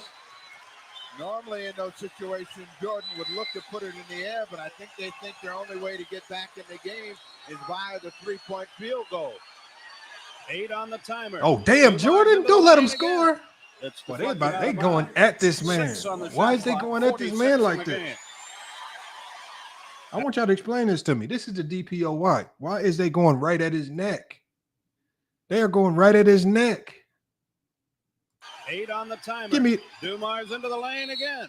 It's deflected out of bounds. 6 on the shot clock, 46 in the game. And a 20-second timeout will be called by who? Doug Collins calls another timeout. Should Chicago lose, this would be the Doug Collins first can time smell that his they job would be gone behind in a playoff series this year. Vinny Johnson with it. Jordan has to foul him, and Vinny, ordinarily an excellent foul shooter, will have a chance to give his team a 10-point lead. Well, the writing is on the wall for this game. The writing is on the wall in this game. This game is over with. Jordan 1 point in the fourth quarter. Pistons defense masterful. They didn't need to foul. They didn't need to hack him. They didn't need to knock him out the air. They didn't need to deploy any flagrant fouls. All they did was play basic, good team defense, right? Unlike Jordan, their guards didn't linger. When they went to go double, what did you see the Pistons do? They went to go double. They didn't hang out in empty space. That's illegal defense. And they did that every time Jordan touched the ball. And they could have easily gotten away from that because Hodges was knocking down threes in the fourth, but they said they were going to stay the course. They stuck with it. Hodges was not able to make enough shots to beat them. I think their number one goal was to contain Michael Jordan, and that's what they did. And when we pull the stats for this game, what game is this? This is game, okay, Pistons Bulls, game 5, 1989. Let's see what Jordan's stat line for this game was. Hold on, let me see what his stat line was, y'all. Jordan, so for Jordan for this game, Jordan 1989. Okay, 1989 game 5. Okay, so Jordan finished this game 18 points, 5 rebounds, 9 assists, 4 turnovers, 1 steal and 0 blocks.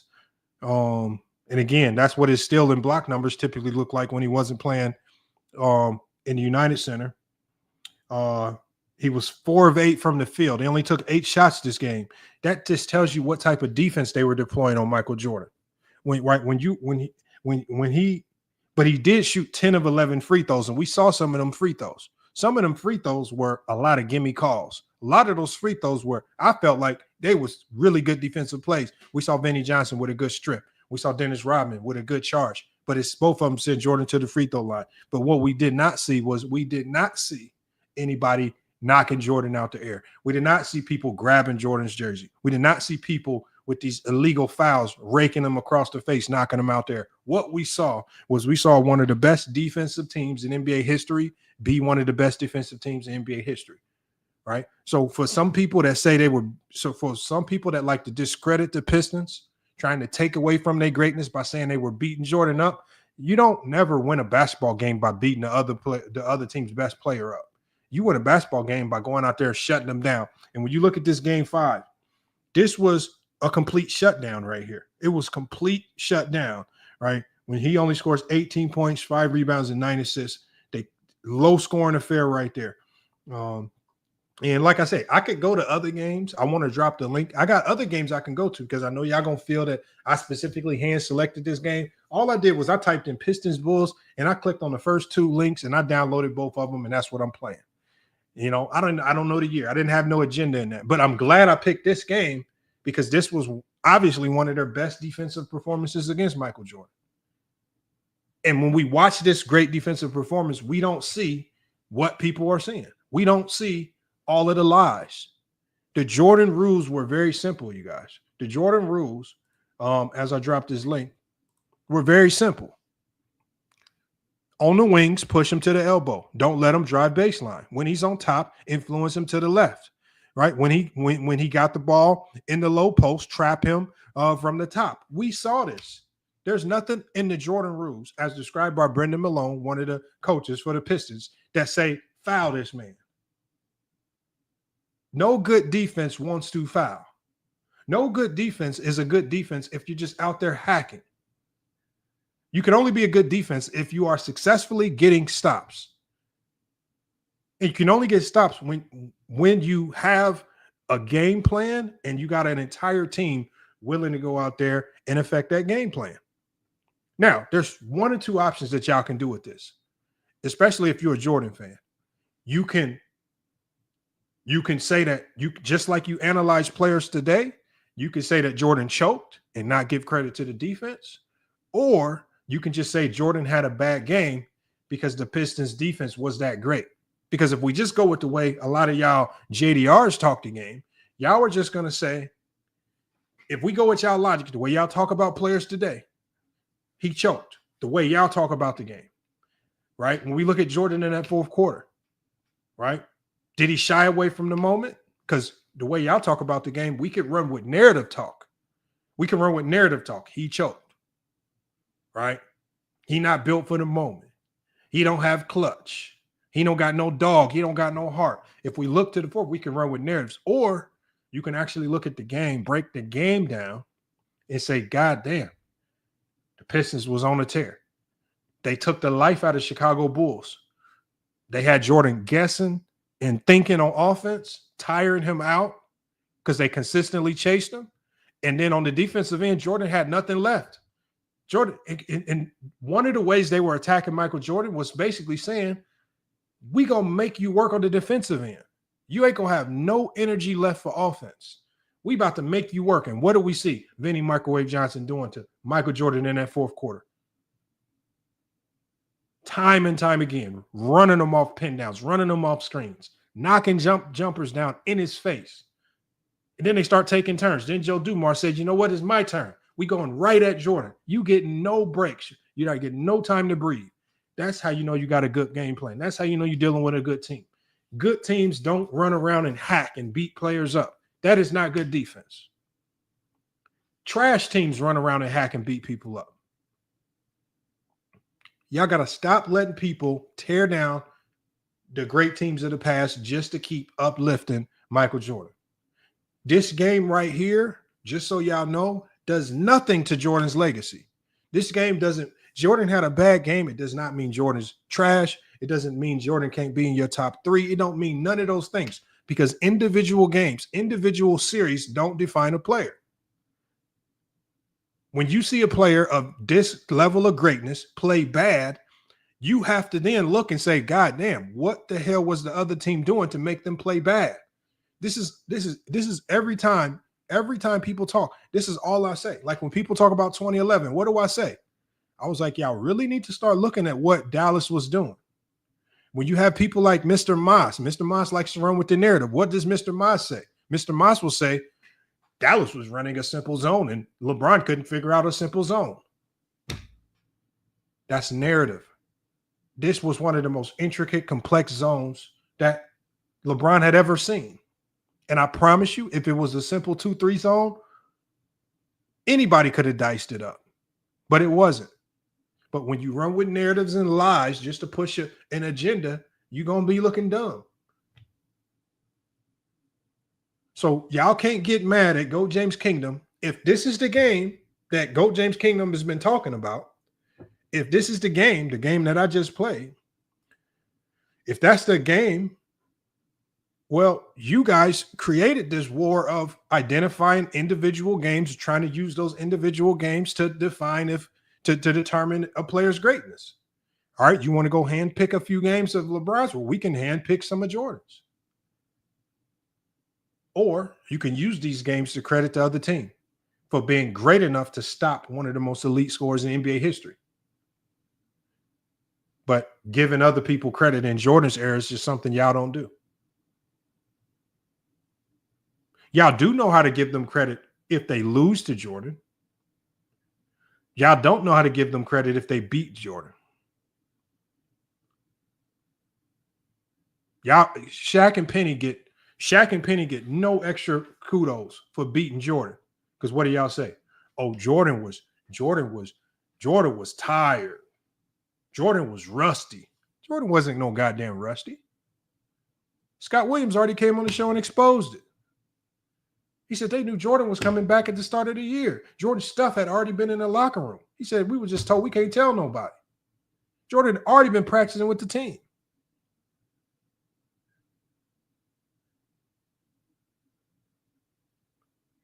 But when an NBA player who's on that team comes and tells y'all, no, Jordan was not rusty. Jordan was not tired. Jordan wasn't fatigued. Jordan was Jordan, and they lost. And sometimes that happens. And Jordan made some mistakes that gave away that series. He had some moments at the end of games that were not indicative of great coach player. It don't define them. You guys always pick moments to try to define players. When I drop this link, I want y'all to be mindful of how many times somebody like King Rose going to come up here and say, yeah, you remember this one game and this one game where he missed a shot at 2 minutes left in the fourth quarter, and man, that shot, man, made me look at him different.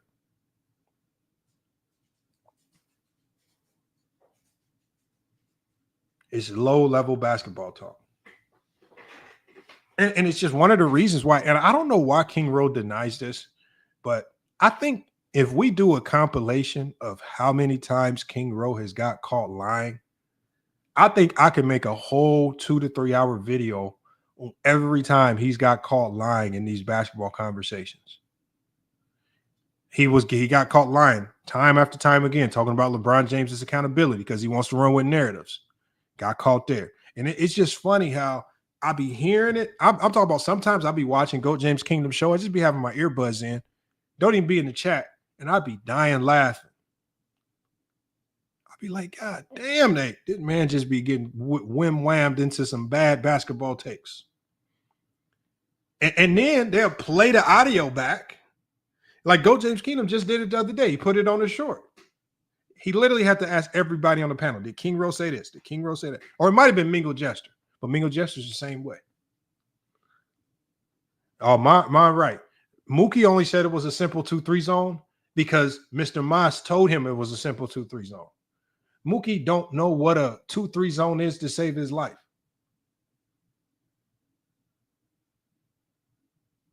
Everybody thinks 2-3 zones are only as simple as the coach makes it. If you have a good coach like Shaka Smart of Marquette, if that motherfucker deploy a 2-3 zone on you, you about to have a whole bunch of goddamn problems. Because it's probably going to be a morphin 2-3 zone. It's going to probably be a matchup 2-3 zone. It's probably going to be an aggressive 2-3 zone. He says, Mookie be cooking y'all. Stop hating. Mookie don't come to FYF Sports. Mookie does not come to FYF Sports. There is no cooking y'all. And the last time he was on Go James Kingdom channel, it come on, man. Sometimes you got to get out there. You got to stop living in too many narratives. That's what Mookie do.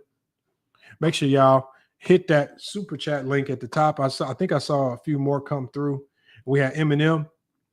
He came through with a super chat while we were watching the film. He says, they looking tired out there. Salute to Eminem with that super chat. And make sure you guys also support, because anything that goes to the PayPal is as much as I can. A lot of what you guys send to PayPal, what I'm going to be doing is I'm going to be using that to kind of fund some of the gear purchases for the team. So make sure, man, if you want to support the team or if you want to support the channel, hit the super chat, or you can hit the PayPal, because we are looking to hold on. Dante Reeves says Cookie Jones got stir fry. Yeah, I know. Weezy Bang took care of Mookie a long time ago. Mookie just doesn't know enough basketball, right? You could tell by the way Mookie talks basketball is he just probably started watching the game. Probably didn't play too much at a high level. He says he's into coaching now, which kudos to him. I hope he starts to learn more of the game as he coaches. But for him to still have the same takes that he has, and he's a coach, it tells me right there he's probably not really coaching any. It's not very high level basketball. It's probably not very competitive. It's probably just little kids.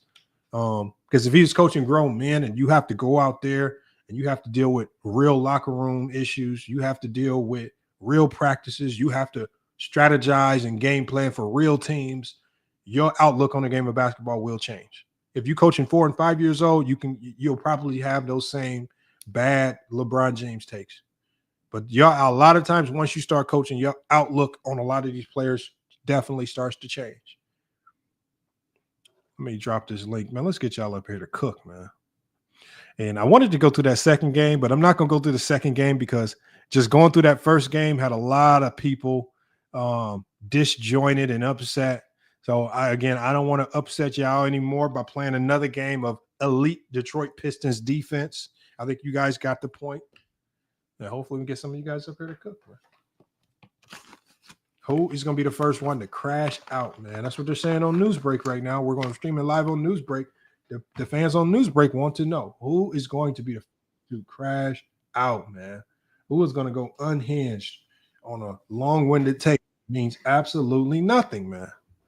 Oh, we got two people on the backstage. We got Mahari Nation Sports Podcast, and we got King Girl Speech, man. He pulled up Mahari. What's up? What you got for us, man? Well, I actually had that same game that you posted earlier in my flash drive. So I've actually seen the game before. So, yes, everything that you saw in that film is correct. I mean, I have nothing to argue about because, honestly, you know what? To be honest with you, Lamont, I was actually watching a modern NBA game in 1989. It felt that way because a lot of the shots were not contested. A lot of it was basically relaxed defense. There was no pressure in the backcourt as many that said there was. And I mean, it's like, dude, do you watch the games or do you watch, clips of, NBA entertainment, propaganda type of, clips where they just basically said, oh, we try to tackle him everywhere he go. Watch the games first. I've always tell people all the time, just watch the games first. Just watch the games first, then come back and get an analysis. That's what I love to do. I love collecting old NBA games so that way I can use it as the ammunition to say, okay, if that's what you think, let's go watch the tape. Most of them can't do it. And I already saw in your main channel how a lot of these people can't handle it because they don't like watching the game. They just like to go off of people, what they say, and try to get their narratives from other shady people. Let me give a shout out to we got Fair Game with TJ Overham. He says, I coach the Puma circuit. That's an elite basketball circuit. He says it feels like pro basketball. So much comes with it outside the game. And I'm going to tell you right now.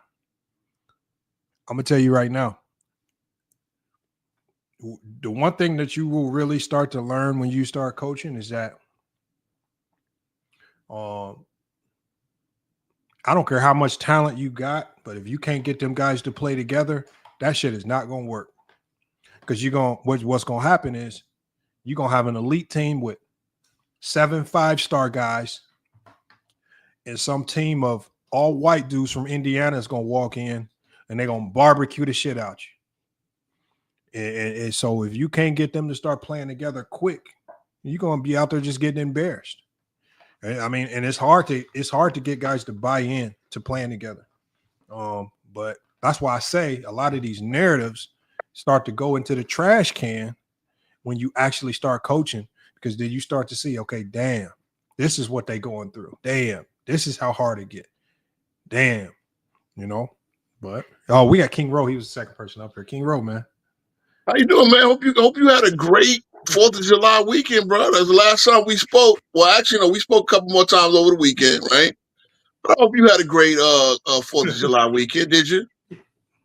Yeah, man. I just sat around, man. Played the game. Okay, I did a lot too. And I talked a lot of basketball, man. You guys, y'all had a couple of shows and a couple of debates, and I just went on the debate. I actually debated the 86 Celtics versus the 96 Bulls. Debate? Beta Sturdy. Yeah, me and Sturdy we both winged it, man. It might not be our best stuff, but I tried to represent. I kind of winged it. No, well, it's going to be judged. It's going to be posted later. GoCast's going to post it later, and then you guys can judge. So check out GoCast Hoops. We got this little debate show going on. We invite you to pull up, man. These are nice little good debates, man. We're trying to do a whole variety of things, teams, players, player greatnesses and stuff like that. We might even do like who had the greatest single season, stuff like that. I mean, that would be nice to do. King Rowe, you know what we have to do? What do we have to do? Because King Rowe, you a lot of people come up with the pleasantries, bro. A lot of people say that it's an imbalance over here on FYF Sports. Right? Maybe we need to bring the Goat Cast show with you or FYF, man, and we can bring some balance. Hey, man, listen.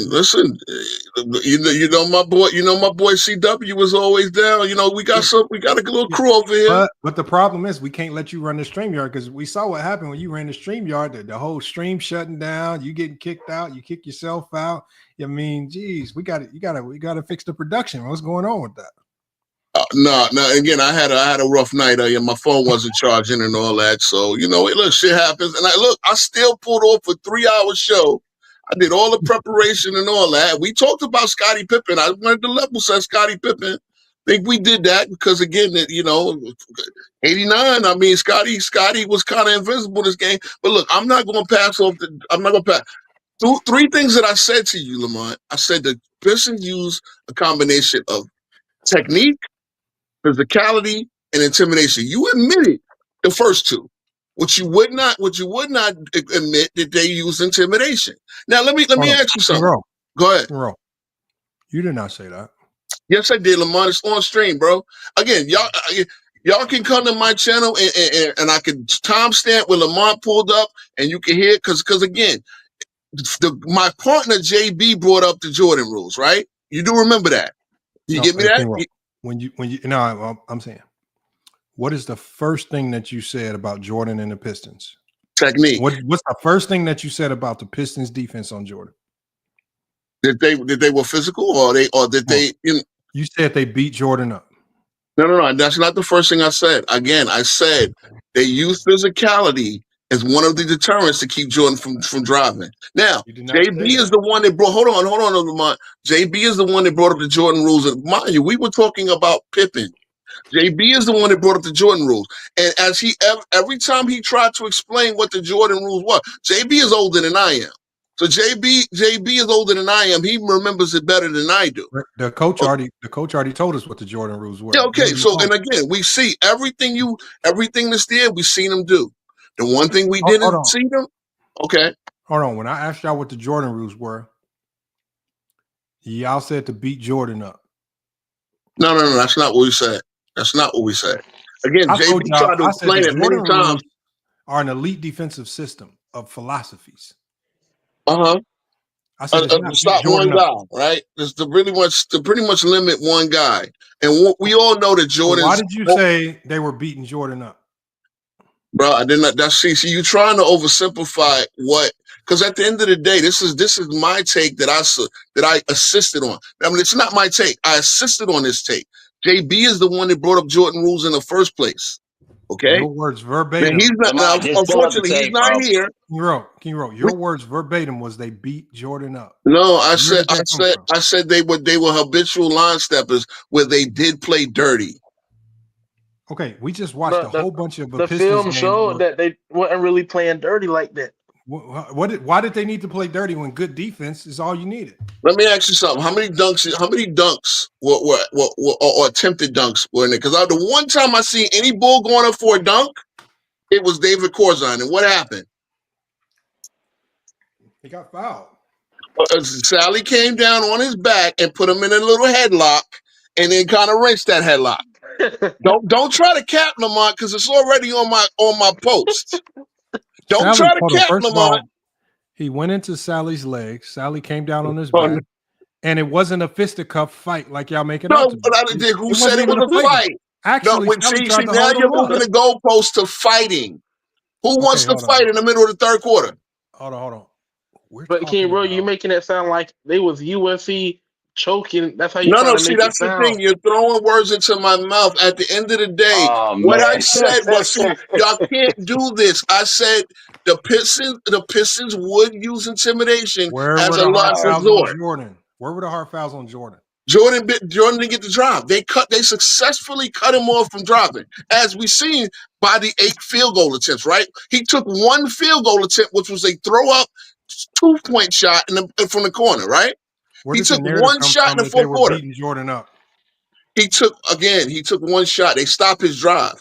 So the first, as we see, we always agree on certain things, and then it's the end of the subject where we disagree. Now, where did the narrative come from that they were beating? Why would they have to beat him up if they were successfully cutting off his drive? Now, you proved that, right? We can all agree the Pistons cut off all of his drive. He took 1 shot in the fourth quarter, right? No, hold on, King Ro. Because please don't make me have to go pull the clip and clip you to when you said they were beating Jordan up. But you said that, King Ro. Why would you say that they were beating Jordan up when it's not true? Bruh, you. First of all, here's the next thing. The evidence of absence don't prove the absence of Oh evidence. my goodness. Kevin, what the hell are you talking about? Bruh, you used one game when they played 4 series in a row. Hold on, y'all. Sir. You said the evidence of absence has nothing to do with the absence of evidence. Wow. Already, I got the saying backwards. At the end of the day, Lamont, come on, sir. My take was, and I said it several times, so you can clip whatever you can clip, because I can go back to my channel and clip it as well. The Pistons use technique, physicality, which we both agreed on. You agreed on my channel that the Pistons were a physical defense, right? King Rowe, Yeah. this is all after the fact. Lamont, yes or no? It's a yes or no question. This is all after the fact. See, now it's after the fact. So you're not gonna give the conversation. Hold on one second, King Rowe. I'm gonna explain to Mike and my heart. This is how the conversation went.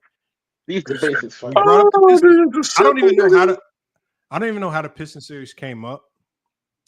But when that Piston series got alluded to, the first thing that King Rowe said was they were beating Jordan up. And I went off the rails. This was not my take, Lamont. Hold on one second. King Rowe. And I said they were not beating Jordan up. I said they were playing great defense.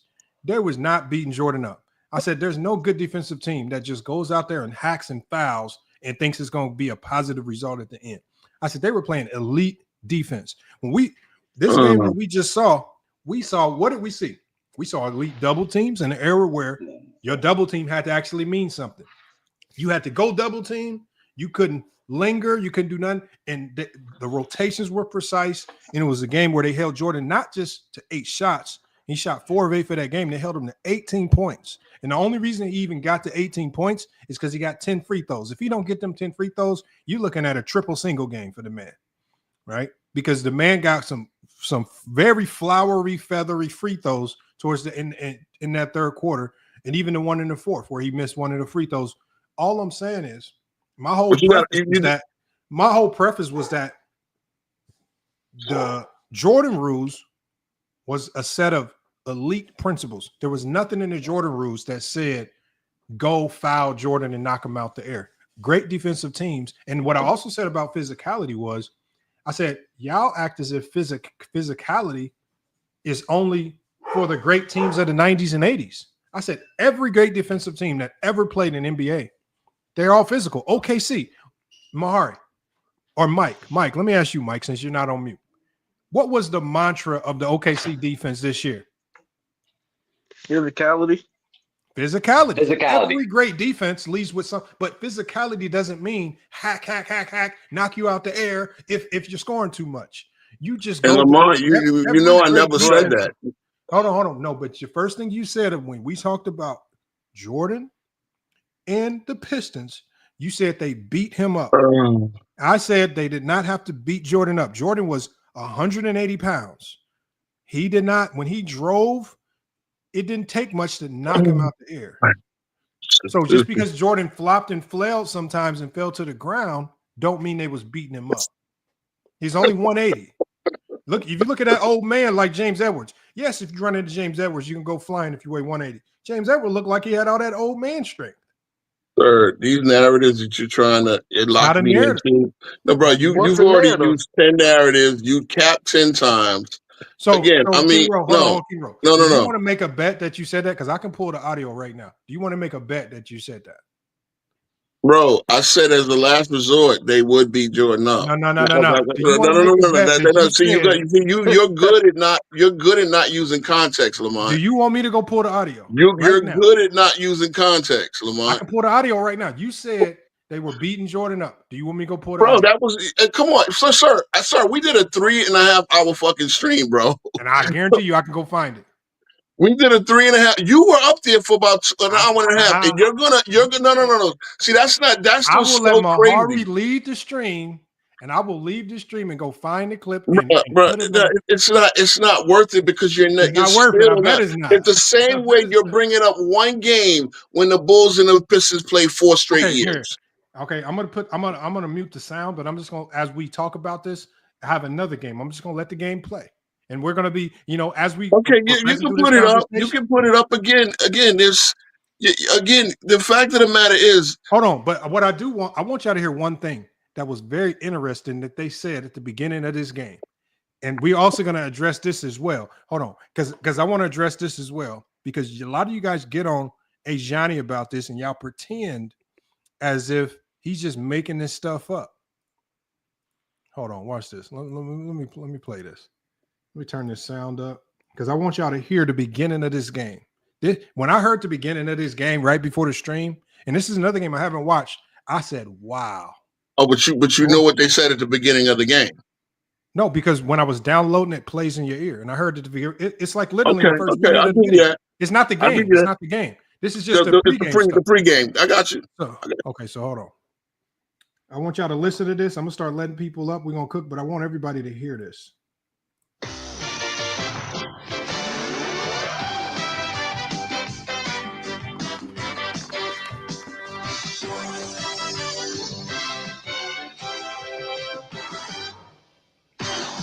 You watch in amazement, resisting the urge to call him the greatest that's ever played the game. But with his every step, you are watching a legend in the making.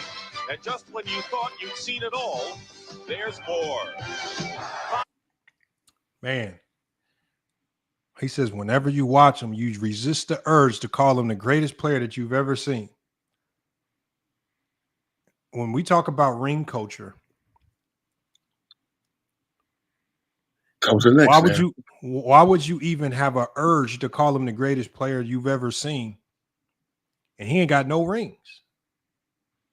And so I would want you to ask yourself, how was he even in these conversations? Because we just heard the commentators say it. So that means there were conversations being had about him being potentially the greatest player of all time. And he hadn't even beat the Pistons yet. And so this is what I mean, this whole ring culture thing. It seems like you guys seem to have a lot of logic pre-Michael Jordan retiring. But as soon as Michael Jordan retiring, now you guys have become the gatekeeper of who can become the GOAT, and you have to do it by being perfect in the NBA Finals like Jordan. Even though Jordan got his mantle when he couldn't even beat the Pistons in his own conference, which is crazy. I'm going to run that back one more time because that's how they started the game. It's crazy. And we're going to cook. Oh, we got 20 minutes up there.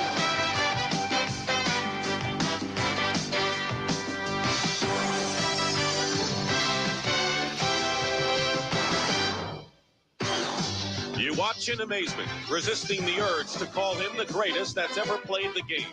But with his every step, you are watching a legend in the making. And just when you thought you'd seen it all, there's more. 5 seconds to go. Jordan off the glass.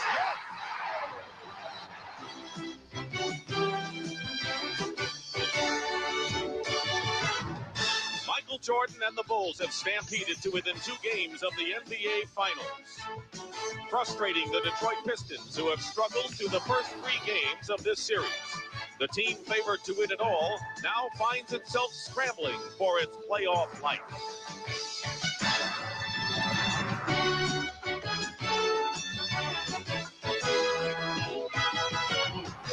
This man has dreamed of an NBA title. Detroit wants a rematch with the Lakers. The winner of this series gets a shot at the world champions.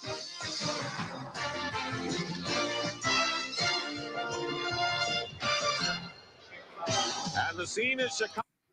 Man, 2 games within the title, man, and he performed like that. Damn.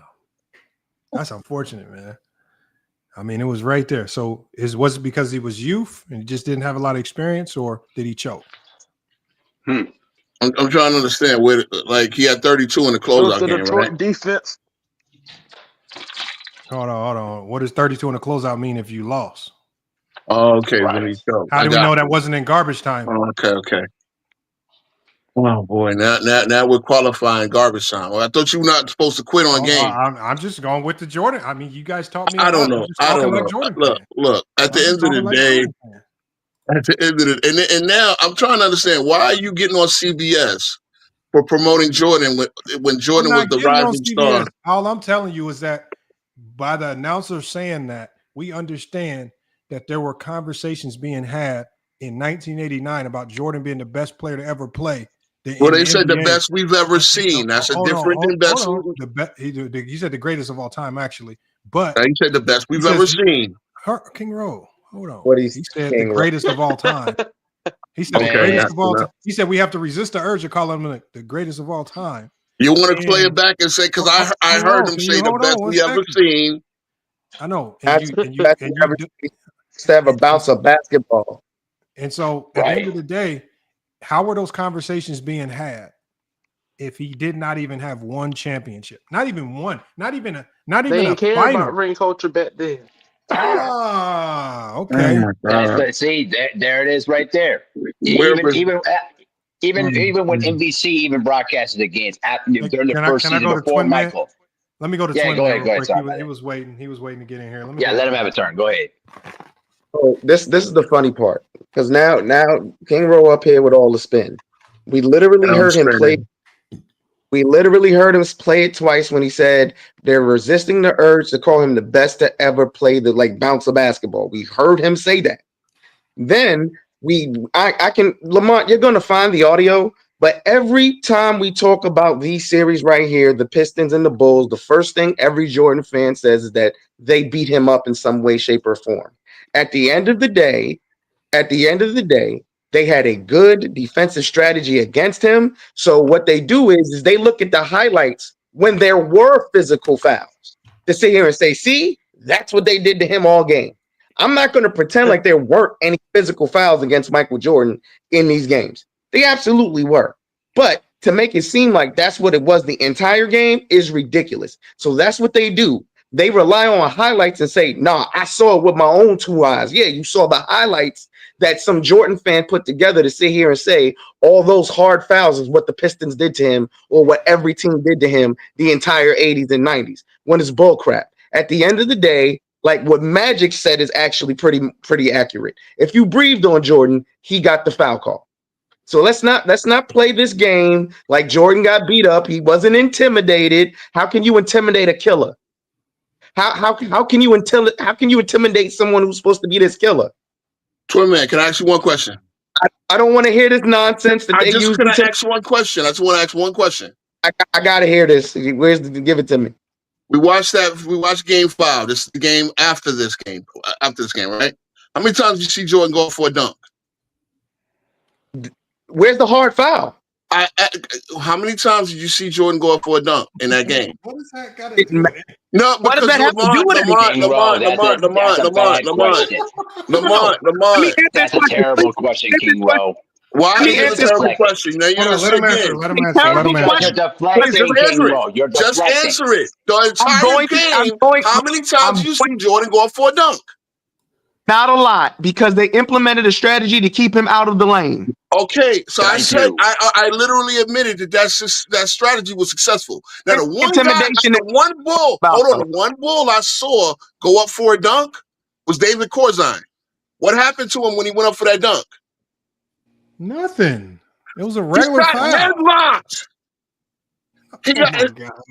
No, okay, I know. And it was not the worst thing of all time. But see, here's the thing, Twin Man.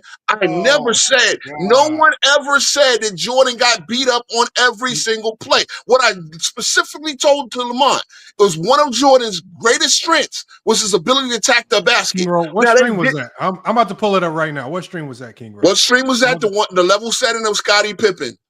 Okay. My Thursday show. We're about to play your own words. Okay, I mean, you're gonna find it for 3 hours. What I said. That wasn't the one. It was because you were up there by yourself. Was that the right one? Or No. Well, first of all, on Tuesday I had my boy Rob up with me. On Thursday I had my boy JB, and he's the one that talked about the Jordan rules. So you don't even remember the conversation. I'm about to pull it up for you. I want you to hear your own words. All right, I'm gonna bring please.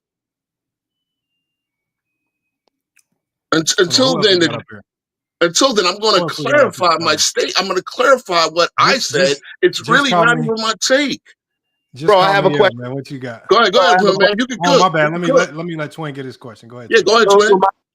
my question for you is: are we going to sit here and pretend like an argument that people make for Jordan losing in the '80s to the Detroit Pistons is that they just beat him up every time he went in the lane? Are we going to pretend that's not an argument people make? Right there, he got hacked touching the paint again, taking a jump shot. They tried to make him a jump shooter. We all know. Hold on to it, man. Hold on to it, man. Answer the question. Bro, I'm commenting on what I watch. Okay, at the end of the so if a player's playing off the shows, okay, Jordan got fouled, taking a step into the paint. That actually illustrates what I'm saying. The principles of the Jordan rules was to prevent Jordan from attacking the basket as much as possible. Why are we not talking about that? We're talking about the Jordan cutting rules. off the lanes or beating him up. Oh, okay. Again, cutting off the lanes, and if he happens to get there, then you make sure he earns that dunk. He earns that layup. Did they beat him up? I just saw them hack him when he took one step at the foul line extended. Get him. I just saw that on your two different things. Okay. Is he anywhere close to dunking? Because what I want to see is Jordan actually. Hold on to him, man. You're not answering my question. You're talking around my question. What's the question? No, you answered a leading question that has nothing to do with what I said. Real quick, King Ro. I'm not going to pretend like Jordan didn't take hard fouls from the Pistons. I'm not pretending that. Nobody's up here going to pretend that that's not the case. I'm asking you, every time he went in the lane, did he get a hard foul? I just saw one play where he took one step into the paint and got hacked. And now Joe Dumars just got the same treatment. Now this is a foul line. I'm actually looking for Jordan. Hold on. The evidence that I'm looking for is Jordan actually getting to within in the restricted area. I'm actually looking for a play where Jordan gets to the restricted area and see what the Pistons do. Because what I'm saying is they're doing a great job. That's the principle of the Jordan rules, to keep Jordan from getting to the restricted area in the first place. You said the Jordan rules was beating Jordan up. That's bullshit. Again, Lamont, I had to actually, Lamont, I tried when you pull up to my stream, not muting you, because I had to mute you 3 times because you go on your soliloquies. but JB was trying to explain the Jordan rules. He understands it better than me. That's something he understands better than me because he saw these games live. I'm 10 years old. I'm just now getting into basketball, and unfortunately, I didn't have control of my one TV in the house back in 1989. Okay, so I was outside more. Go ahead. Did he say any of these 3 things? Yes, he was trying to get to it in the first place, Lamont. You telling me JB doesn't look? When the next time JB comes up, I want the next time because JB's at work now. And if you want to come up, I want. Hold on, please. And you have my permission. Platform, Lamont, please go. But the show is fucking about me, bro. At the end of the day, I want. Nigga, no one cares about you. I know, but y'all all got my name in your fucking mouth. Get the fuck out of here, bro. Okay, let's keep it civil. Because now what? I'm not gonna. It's not your show. Hold on. You don't run it. Hold on. Yeah, we got somebody new on the panel I haven't seen before. Oh my god. We got A. Robinson, and we got Go James Kingdom up here. Let me go to A. Robinson, man. Go ahead and cook on this, man. What you got, man? Oh, you on? Hold on. We can't hear you. We can't hear you, Robinson. Say something.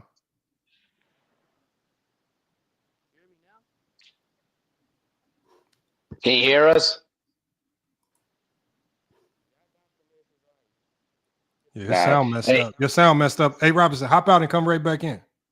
Right back in. Until we did, because can I answer King Man's question? Let somebody else talk, man. You asked me a question. Y'all keep talking about what I talked about.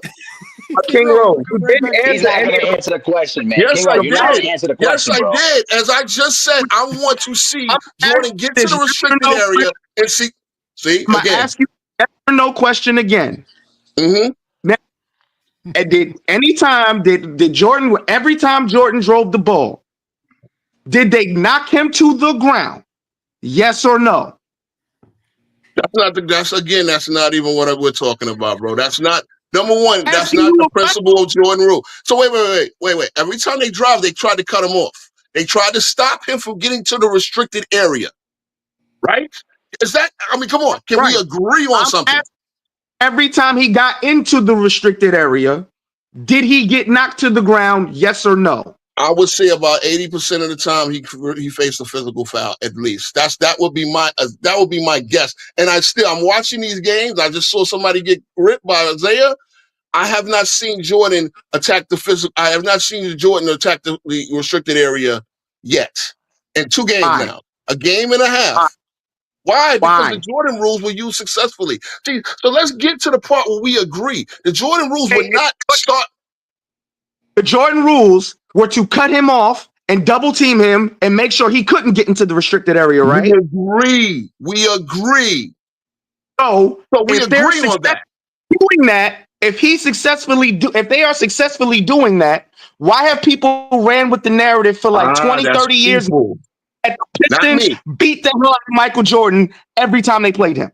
That's people, are we gonna not say me. That's not a narrative you ever ran with, King Rowe? I've never ran with that narrative. As I said, I'm asking you another question. Is that a narrative that the majority of not you, the majority of Jordan fans have ran with the narrative that Jordan got beat up by the Pistons? Is that true or false, King Rowe? Okay, he got one in the restricted area. He got it up quickly. I'm just commenting. Hold on, no, twin man. I'm going to get to it. If we're watching the game silently, because I'm looking for the evidence. Now, Jordan has a fast break right here. All right, he pulls up. Again, it's meant to make him more of a jump shooter. We can agree to that. Now, it was one play. He got it up faster than Lambeer could foul him. So, all right, this is a yes or no question. Okay, you're asking, first of all, an unimportant question, because yes, Zesty Jeffries or uninformed or uneducated Jordan fans or uneducated fans of the era do use that narrative. It's not a complete thought because they're not really paying attention to exactly what happened.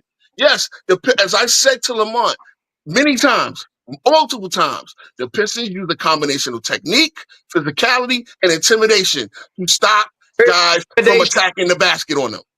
Period. Where's the intimidation? I haven't seen any intimidation against Jordan. So even in that statement right there, you also only seen him get into the restricted area one time to get a shot. Why has he only been able to get in the restricted area one time? Due to the rules they implemented. Because the technique was working. As you noticed, the Bulls are up 5 here, right? Intimidation, King Rowe. That's what I'm asking. Where's the intimidation? They're not beating him up. They're stopping from getting into the lane by cutting him off and double teaming. See, you guys are so simple, bro. First of all, the Bulls are winning by 7 right now, and Jordan took one shot in the restricted area. So obviously it's working. Okay, again, my God. I'm just watching this game because, again, I'm trying to educate myself, which is what I do. I mean, it's a little fracas right here. Somebody's in the paint going back up. A good block by Jordan. A 3 by Lambeer. Off. Good rebound. Let me see. They got a break opportunity. All right. Cut him off. Again, this is exactly what the Jordan rules are. They got a double team on him. He passes out. Cartwright with the ugly jumper. Off. Again, as I said, twin man. MJ can't be the simple double team. Hold on, twin man. Hold on. King Rowe. Just because you commentate in the game, it don't change the fact that what we don't see in this game is we don't see Jordan getting beat up. But we also not see him go to the restricted area. King Rowe. Because he can't. Again, he's not going to the restricted area because, as I said, you're dealing with an elite defensive team. When with all of Jordan's failures, it seems like y'all have some fantastic fanatical excuse, like they were beating him up as to why he lost. The Pistons did not beat the Bulls all those times because they were beating Jordan up. They won because they had a hellified defense and they knew how to contain him when it mattered most, just like in that last fourth quarter that we saw where Jordan completely folded and couldn't do nothing and was getting barbecued on the defensive end. That's why they consistently could beat the Bulls. So again, it had nothing to do with what you stated, which I'm pulling it up right now. I'm about to pull it up in 1 second. You said the Pistons just beat Jordan up. And the reason why I'm just letting this game play is because what we don't see is Jordan getting beat up. Just because he can't get to the lane don't mean he's getting beat up. He just can't get to the lane because it's a brick wall defense. Just as we see right here, they're sagging off of him because he can't shoot. They're turning him into a playmaker. And that's what's ultimately happening. The Jordan rules are in full effect, and the Jordan rules had nothing to do with fouling Jordan. That's all I'm saying. Y'all got to stop pushing these narratives to sensationalize Jordan, to make it seem like the only way you can beat him is to foul him. That's not true. It's time to put that narrative that the Jordan rules was all about throwing him into the ground and stuff. They just double right there and turned him into a playmaker. So we can put that narrative away. I agree with y'all. I'll stand right with y'all. Same way I stand with y'all when I say 6-0 is a dumbass argument. And I've said that to many Jordan fans. It's a stupid argument. You're really underselling Jordan's greatness when you say 6-0. So now what? See, I'm out here to beat dumb narratives my damn self. Okay, the Pistons were a great team. They were actually the fathers of the 90s style of defense, the way they defended. And it was not just all about beating people up, but it was about making, if you're going to attack our basket, we're going to make you feel us. Look at Scotty. They don't look at how they don't want nobody attacking that basket.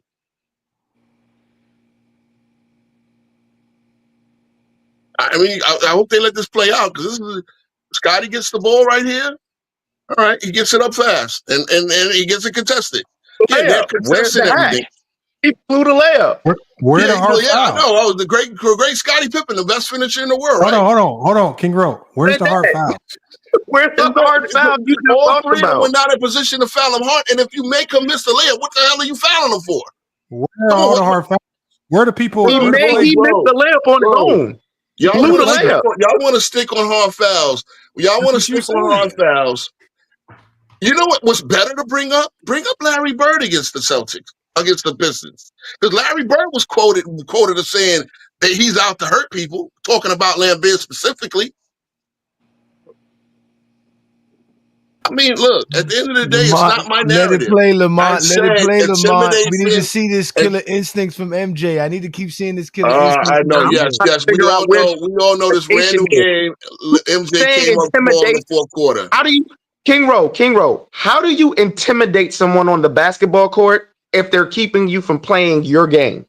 How do you intimidate somebody? Oh, wait, Twin Man, how do you intimidate somebody 3 years in a row? Good question. Ask Scottie Pippen.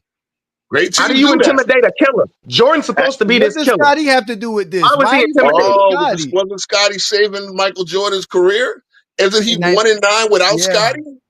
So Scottie, I need to see this all-star Scottie that saved Jordan's career as well.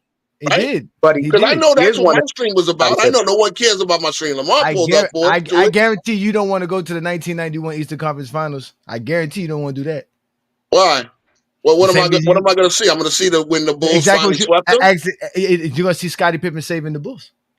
Okay. Just like I told you, Jordan choked 88, 89, and 90. And y'all seeing it right now in live and living color. I need to understand how he choked. But Johnny, don't say that. You're going to be labeled a Jordan hater. I don't care. Hey, listen, what is a zesty Jeffrey going to do to me besides call me names? Oh my God, I'm so hurt. But it's okay. They don't never have facts. They never have facts. They never have basketball knowledge. Fans will call you a hater for talking about Kyrie saving LeBron. At the end of the day, it's all stupid. Why? Because LeBron was out here leading in every category. No. Oh, he led in every category. So did Jordan. Yeah. So did Jordan. Hold on. But Jordan led the entire series in every category. All 5. Never. He's never done it. Yeah, it happened. Led in scoring. He led in go scoring. line. No, Scotty he led in scoring, assists, rebound. There you He go, led in line. scoring, There you go, rebounds. line. It wasn't against the Pistons, but it was a series where Jordan led in scoring, rebounds, assists, steals, and blocks. Mm-hmm. Okay. No. Okay, I mean, at the end of the day, like stat Ma, you again. gonna let somebody else talk because Rose never gonna let nobody speak. It to be honest with you. Thank I'm you. Y'all gonna can say have that. it, bro. The Knicks will talk about getting Marcus Smart. That's Hey, what's going on in my mind. Let me go to A. Robinson. Robinson's up here. Let me Peace, go to A. Robinson. He's been waiting. Let the cook. I want to hear what he got to say. Go ahead. Oh, I don't think his sound working still. How they playing dirt? They not letting them get to the paint. They stopping them before they get. Cause like Lamont, what you said like a few videos before, like a defense stop a great player before they get to paint, before they can lift off. That's correct. That's correct. It's something like you seen like a Raptors versus like Giannis in 2019. It's not similar to that. Your sound is really low, but I can kind of hear you. I don't know if the chat can hear you though. But your sound is still really low. No, I heard what he said. He says a great defense stops you. He says a great defense stops you before you get to the air.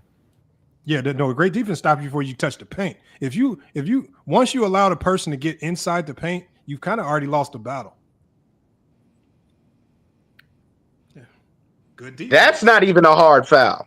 That's just good defense. Which is the crazy part. There was 3 people that just went and tried to swat at the ball. They didn't hard foul him.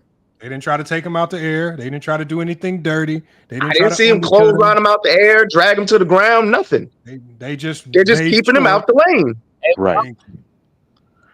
Oh, and Johnny Twin, yeah, you guys are correct. States here, Michael Jordan never led his team in every single statistical category. He came close once, and that was in 1997.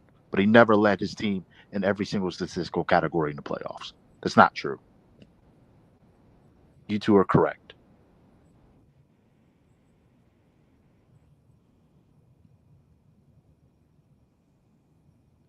I do have a question though. By today's logic, is this considered choking?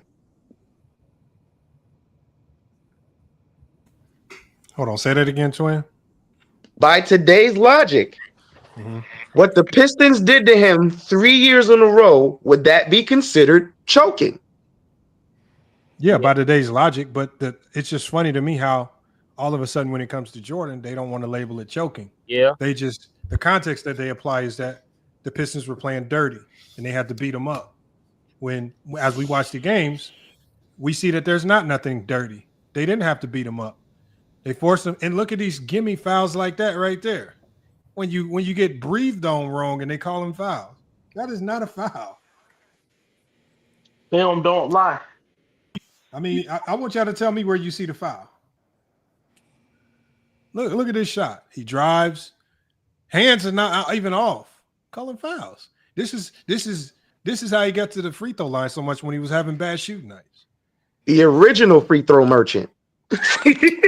well, Lamont, from my understanding, when you force somebody to take a bunch of jump shots, that means they have no bag, right? If only thing you can do is get to the paint to score, and they let you just do a perimeter shots, from my understanding, you suck. And especially if you don't score well in that position. That's what I was told. 2-5 sets is one video. That's what they say. This is the second game, actually. Wait a minute. King Rose speech left because he couldn't talk. I just don't know what he was saying. Like, I think he's trying to make but wait. No, but I'm just saying he left because he couldn't talk. No, he could talk. Lamont, why do you let that? Wow, that's crazy. That's crazy. Lamont. Yeah, what up, Lee? Why do you let that fucking idiot come to your goddamn platform every goddamn King time? Rose is cool. Excuse my language. He's a fucking idiot. He really. Hey, listen. They all serve a purpose. They all serve a purpose. I was just about to say that. Even when Hollywood Herm says some dumb stuff, he does serve a purpose too. So because he's just a straight up idiot. Why is he talking around my question? I'm asking you very specific question. Right. And he kept trying to go back to they used a combination of technique and this and intimidation. And my whole thing is on the basketball court, I understand how a big man in the lane would intimidate someone who likes to get in the paint. they're gonna make you feel them. They're gonna knock you to the ground. They're not doing that to Jordan. They're cutting him off. They're double teaming him, and exactly what Lamont said, they're doing. They're making him a playmaker.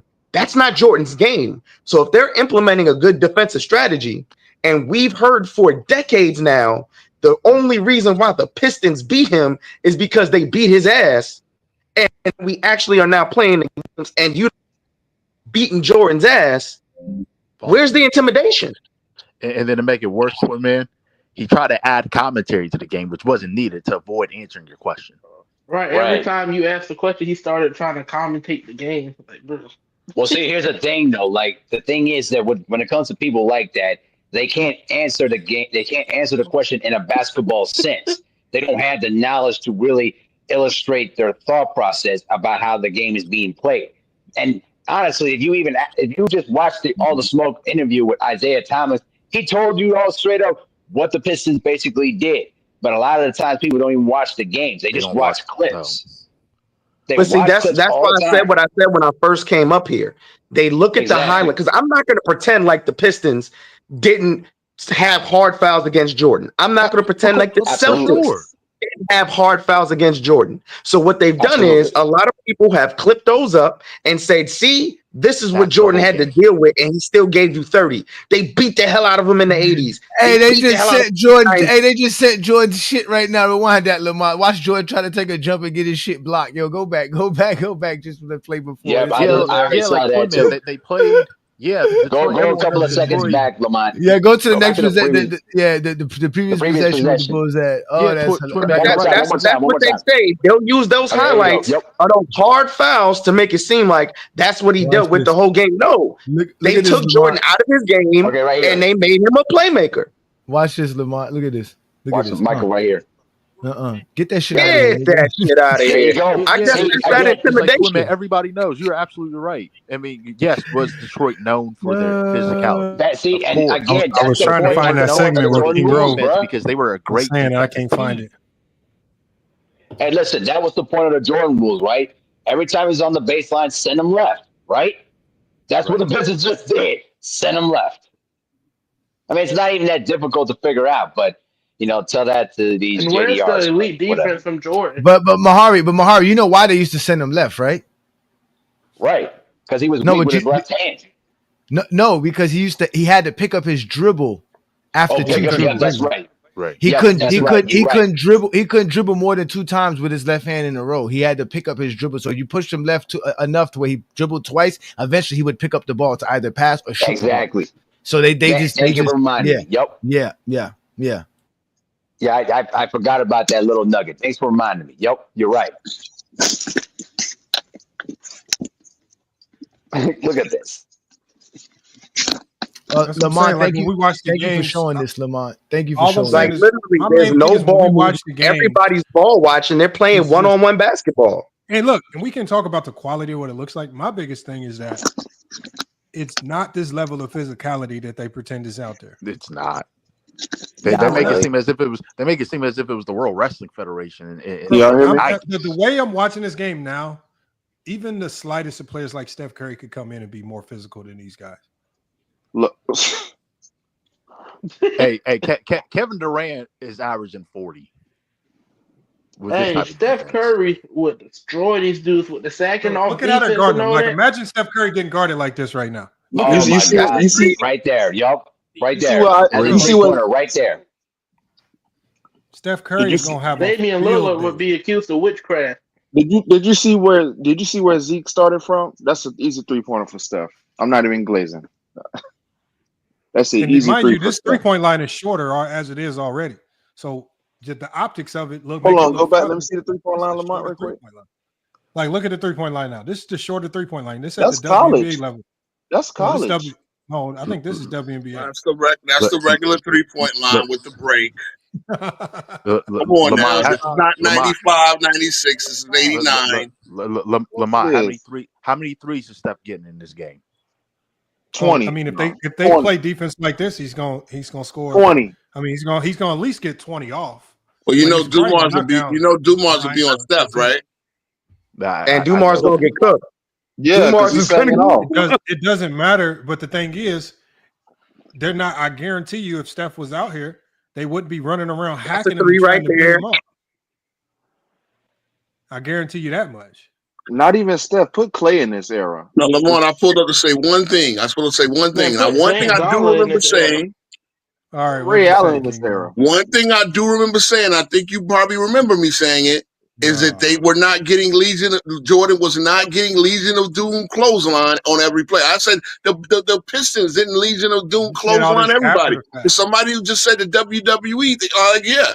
No, they weren't doing the Road Warriors clothesline off the, their finishing move. No. But again, if you were going to go up in that paint, they were going to make you, again, like there, right? Look. That wasn't nothing. Where's the foul? What are you talking about? That's not a foul because he faded. Hold on, because he faded away. As I'm saying, you saw Lambeer get in his goddamn karate stance. That's regular. Yo, King, you gotta admit that y'all being good block by Scotty. I'm gonna admit what I say. Oh, Scotty got a dunk. Scotty got a dunk on a fast break. Good to go. King, you overhyped the physicality. You gotta admit that some of y'all be trying to figure out. Okay, I can admit it. I've already admitted it. Some people overdo it. I can admit it. As I said myself, they didn't Legion of Doom clothesline people on every play. I literally said that multiple you times. To admit that after you got exposed for this. Come on, Lamar. Again, I tell you, when you pull on my stream, we agree on a lot. That was a beautiful block. Beautiful block by Scotty. When are you gonna knock him out the air? How you gonna knock him out the air when you're running behind him? Exactly what I'm saying when y'all say you gonna knock people out the air. Hey, Lamar, look microwave. Microwave was to knock Scotty out. The funniest thing is now here you pretend as if you know it's not embarrassing because I know what I said in the first place. You can't embarrass me. Now that the film is playing, King Row. The film is playing now. We see nobody getting knocked out. Did you see what Vinny Johnson did? And then King Row, then you tried to act like you come on, don't start, Juan boy. Don't start, Juan boy. Cause we all know you only pull up with a crowd behind you. Shit, I'll pull up on. I'll be up on. Why you always going at Juan boy, man? Yeah, because Juan boy always coming after the fact. Juan boy will never talk to me one-on-one. Yeah, what's going on, fellas? You know I had to tune in from work. I'm about to get up out of here. What up, Juan boy? Yeah, man. When we just watching his physicality. Yeah. I ain't watching no physicality. I told y'all them niggas don't watch no fucking basketball. The Bulls were killing that first. As you see, the Bulls were killing it first. Don't cut me off. My fault. This is why we got such a discourse, because the shit that we be telling y'all do not be talking about because y'all don't watch film. This is film. So none of y'all can say after the day, none of y'all. That was physical. That was physical. That was not physical. That's right. He lost the ball. Okay. All right. That is not. Go ahead. Regular basketball. Yeah. Sure. Nobody be talking this. Oh, the Pistons did this. They just played good defense. And Jordan was. What the hell was Jordan that? Was trash. Lamar, was that Bill Cartwright? Well, Bill Cartwright got some of the nastiest, ugliest fadeaways. Ew. None of these dudes. All the bigs are fading away. James Edwards fades away. He don't create contact. Hey, Lamar, they said bigs only back you down. Elbow you back you. This is my favorite ugly free throw right here. Lamar, what y'all mean? Yo, King Rowe, what is this? Bill Cartwright, bro. This is Cartwright. This is hold on. This is the same setup MJ won 3 championships with. Cook yourselves. This bum nigga at the line, he won 3 championships with. LeBron would have been traded his ass. You gotta lock up Jokic.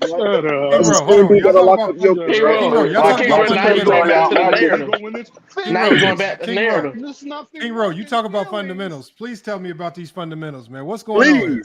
Yo, listen, I love me some Cartwright. Jordan won 3 championships with this guy. Look at that. But it was money. But hold on. It was water. It was water. That's trash. Say what you want. It was water. Niggas told Shaq to do the underhanded. Rick Barry was trying to get him to do the underhand shit all day. Talk to us, King Rowe. Tell us about Stop this. shooting fadeaways. Hold on. Just so you know, he won 3 championships with that nigga. That shit was more than nothing but net. King Rowe, that's what you be doing at the park. Hell no, I don't shoot like that. I'm about 70% free throw shooter myself, so you know. But I'm Feel like 90%, please. Bro, I'm I'm like 99. people who say they street ball statistics are bums, man. I mean, Anybody that talks about street ball and tell me they shoot 70% is a bum. nigga, I know some street ballers that'll beat your best motherfucking player. Come on now, I'm talking stop about it. you though, King Bro. I mean, no, listen, that's all I was. 1,000% positive now. And Junior Nick. In the street. Wait, hold on, wait. We just saw Jordan go into the paint. They didn't do nothing to LeBron that. I missed went to the that. paint. I missed that. Rewind that. Rewind it. Some more. Go back. Rewind it. Okay, hold on, wait. Oh, right there. Right there. Yeah, there it goes right there. There you go. There it was right there. Knock him out there. There it was right there. They knock him out there. Knock him out there. No, they don't do nothing to him. Watch this. It goes right. Let's see. Go force him left because he can't dribble left. Look, pick up 2 dribbles. Pass the ball. No foul, no nothing. No. Exactly, right there. But that's not the restricted area, Lamont. You don't dunk. You don't dunk from. There is no restricted area. You don't dunk from the dotted. If you only make it to the dotted, you don't dunk. Jordan can't dunk from the dotted line now. That's what you're saying, Ro? Oh my God, Ro. Oh my God. Johnny, come on now. It's not the dunk contest. We're talking about over people going to his left. I thought y'all said physical. Hold on, King Ro. That's the physicality you talking about? Come on, Lamont. Come on. We like let's really be honest here, bro. Look, Lamont, they get mad. Look, they get little slap on the bam off the jump ball. Jokic can play in this era. Bro, Jordan is the only superstar in NBA history. His own fans don't like watching his games. That's why I'm not a Jordan fan. I hope y'all remember that. I hope y'all remember that. I'm not a Jordan fan. I just support his GOAT case. Oh, damn. I told you Jordan be bricking, man. He can't shoot. Jordan can't shoot, man. Jordan can't shoot. Push him left. Jordan can't shoot. Jordan can't shoot. I keep telling y'all, he's on his Air Jordan, not shooting Jordan. Jordan, I mean, King Ro, what's going on? They beating this man. Well, hold on, Jordan can shoot now. They not doing. They looking like. No, he can't. Not here. Not here. We don't see no shooting here. I thought he was a killer. Where's the shooting here? I guess the best defensive team in the league. As we know, as we can all agree, that's a lie. Well, Johnny, you said, Johnny, you realize, Johnny, you said that the Pistons don't have an All NBA defense on this particular team. I remember that debate you came up to with Mookie and them, right? You said the Pistons did not have an All NBA defensive player on this team, right? In 1988. 89. Good move. Oh, it's 88? Okay. I said 88. Okay. Hold on. Why did you shoot so many Rodman was? Hey, I thought they didn't shoot fadeaways back then. I thought they was tough. They get on the block. Right. Yeah, why did you shoot so many fadeaways in the post? Jordan with the right hand can't go left. Look, Jordan can't go left. Look, y'all criticize Joel Embiid for shooting mid-range shots? Nigga, this is Bill Cartwright. Nigga, this is Bill Cartwright. Down, Jordan. Clay. Greg, I told you Jordan can't shoot. Oh, yeah, we all know Lamar. We all know Lamar watched this game because he knows what's coming. Wait, Lamar. I'm watching the game with you. You watch this game, Lamar, this morning. Stop it. Let's go to the next cap. Okay, hold on. King Ro, how about that? Tell me what game This is game 4, Lamar. We've all established that as well. King Ro, you can pick. I'm still trying to find this physical play. They beat Jordan up. We won't see anything about Jordan getting knocked out the air. You pick the game, King Ro. He's not. He hasn't. I see him get to all his film. I see him get to the restricted area one time. Okay, when did he get beat up? Because of their defense.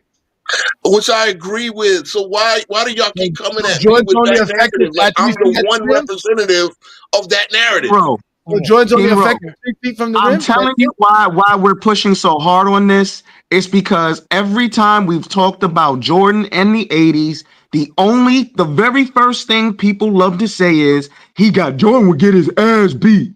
They would beat the shit out of him. Look at how the Pistons did him. Look at how the Celtics did him. They played him so physical. That's the only thing you would hear, and it's always been bullshit. Okay, but he also played pretty well, respectively, against these teams. You go back and look at the numbers, and the numbers are there. Again, they threw the kitchen sink at him. As my partner was saying. Oh my God! See what I mean? That's also another excuse, King Ro, because LeBron again in the finals led everybody in every statistical category. He lost, and y'all said that shit don't matter. Wait a minute. No, he did. He won that one when he led every statistical. No, he didn't. No, wasn't he that didn't. the 16 finals? 2018? The 16 No. finals. The 16 finals he won. 16 and 15. Oh, now we back to LeBron. What are you talking about? See, no, Hold on. When man said I'm just LeBron. pointing out. I didn't say LeBron. Hold on, Lamont. I'm pointing out the double standard. We'll talk about Jordan dropping 63 against the Celtics. He got swept, never beat Larry Bird in the playoff game. LeBron literally led his team in everything, but he lost. And y'all sit here and says none of that matters. This is the double standard. People are pointing out. And if you're going to do a real equivalency, then you have to go back to LeBron versus the Celtics, and you got to go against the Celtics and the Spurs, because those are the series he lost when they threw certain defenses at him. Right now, if we go and watch that film, will we see him getting guarded 5-on-1 every play, like y'all say? Multiple. Hold on, but King Rose, don't you think it's an unfair comparison when you're comparing Jordan first round exit to a LeBron finals exit? He's not first round exit. He's a conference finals, sir. I'm talking. No, you were talking about when he said Jordan. Well, I said against the Spurs and against the Celtics. Hold on. When he said when Jordan lost to the Celtics, were those first round losses? No, they were second round losses. No, they weren't. They were. They just showed Jordan flopping, final. y'all. They just showed Jordan flopping. 2010 was a second round, and 2008 was a conference final. Michael Jordan was losing in the playoffs first 3 years in a row in the first round. We're looking at the Pistons, right? This is a conference finals. Hold on. King Rowe, you're confusing what I'm asking you. I said Jordan's losses to the Celtics. What round were they in? The first round, but I didn't talk about the Celtics. Hold on, King Rowe. Hold on. So I said what I'm saying is, when we talk about LeBron's losses that typically come way after the first round, most times in his prime, those losses came in the finals.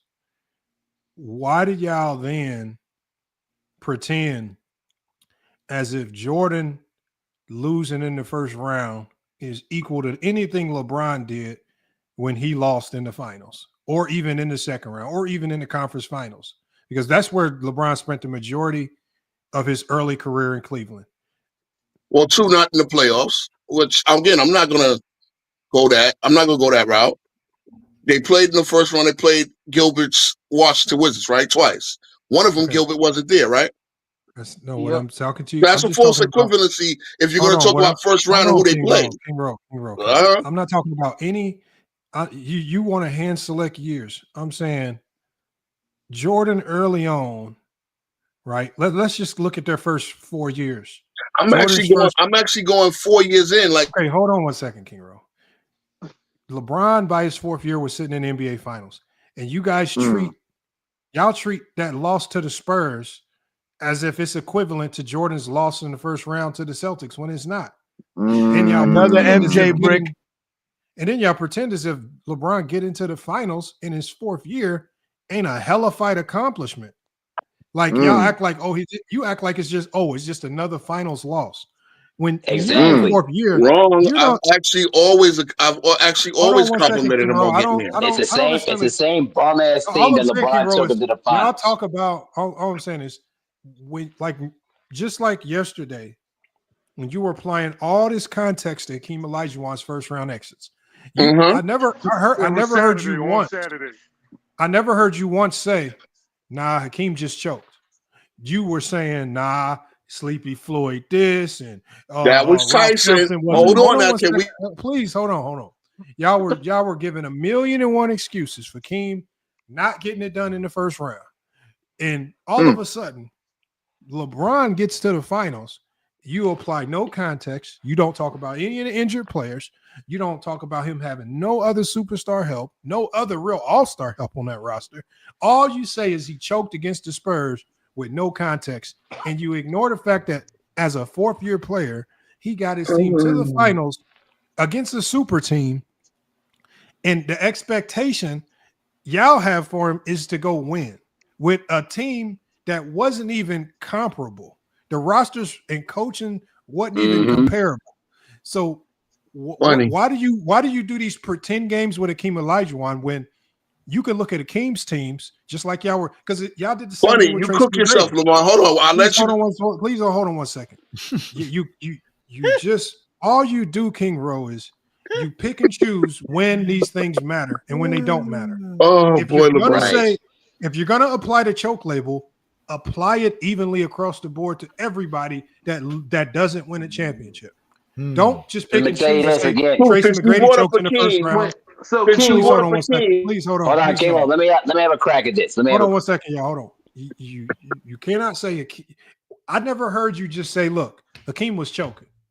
You never said that, even though Hakeem was choking, right? All you did was run to the stats and say, oh, he was getting his numbers. It was everybody else's fault. And you had all these excuses. But then when we talk about a player today, it could be anybody. Y'all did the same thing to Tracy McGrady. Y'all were doing it to LeBron. Irregardless of the team, y'all just say they choke. And then you try to pretend. Then the funniest thing about LeBron getting to the finals his fourth year, the funniest thing that you do, King Row, is that you pretend as if his roster was stacked and star-studded with super high-caliber players to the point to where you're running around telling us Ilgronis Ilgauskas was this elite, star-studded, all-star caliber player. But Lamar, he had Drew Gooden. Yeah, y'all running around talking about. Yeah, I remember King Rowe was like, yeah, they had Andrew Varejao. He said Andrew Varejao was it. I'm like, my God, they're going against the Spurs. You need a little bit more than that. You mean the Spurs who started Fabrizio Alberto at center? So where is the context for LeBron in the finals? Well, number one, Akeem made it in his second year, right? You skipped over that, so you just cooked yourself there. Hold on, where is the context? We're talking about when Akeem lost in the first round.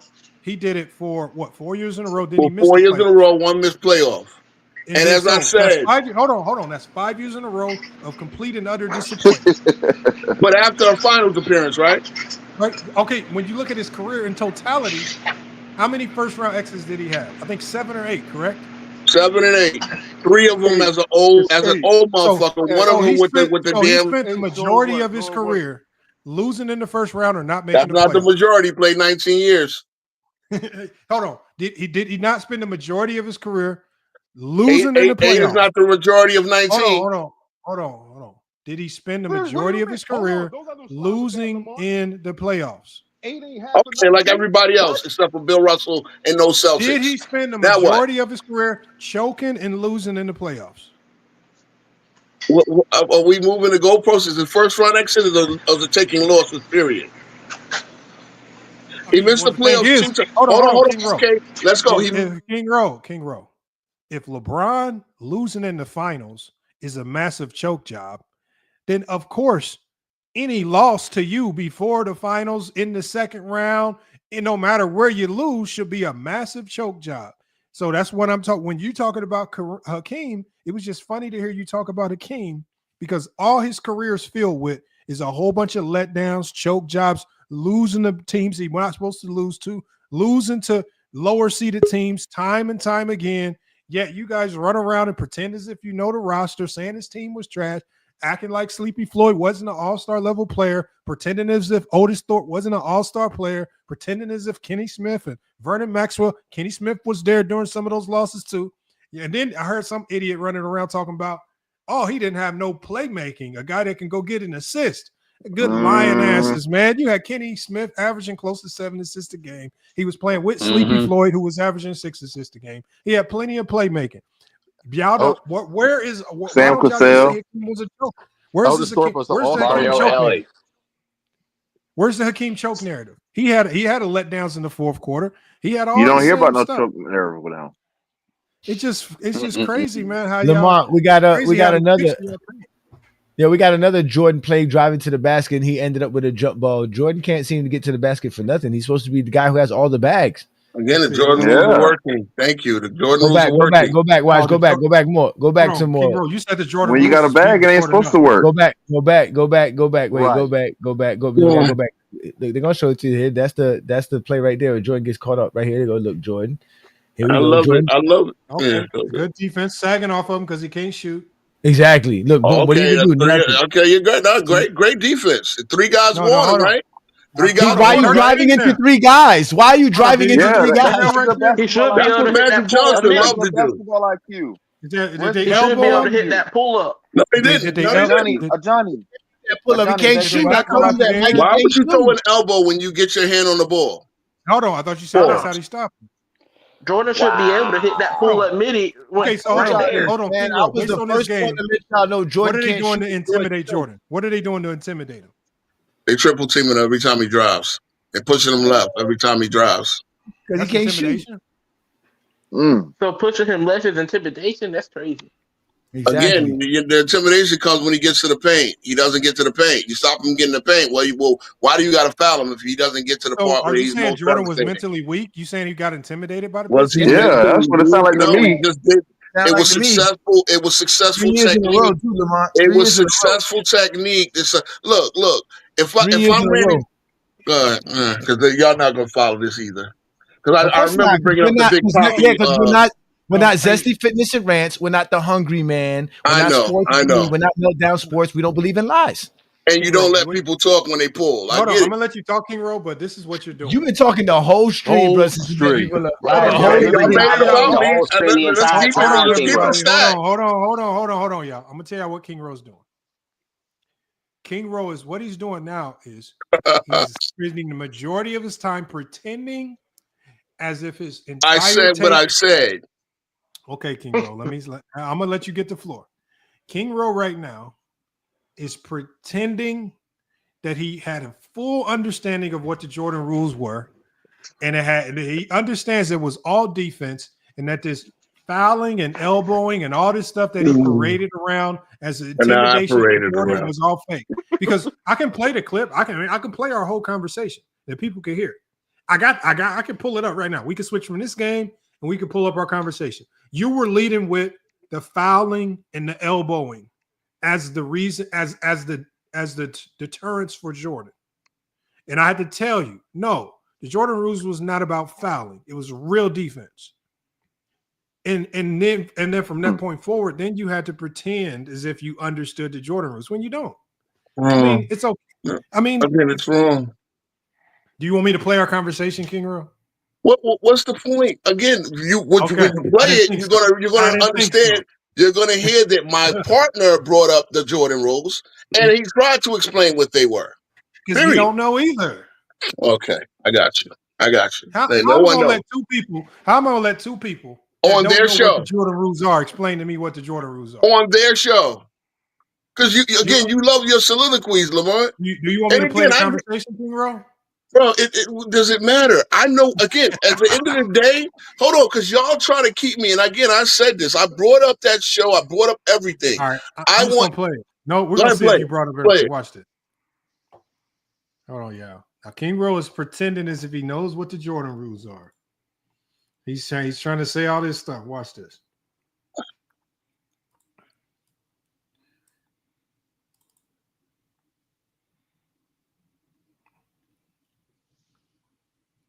Hold on, I might have to download it so I can play it clear.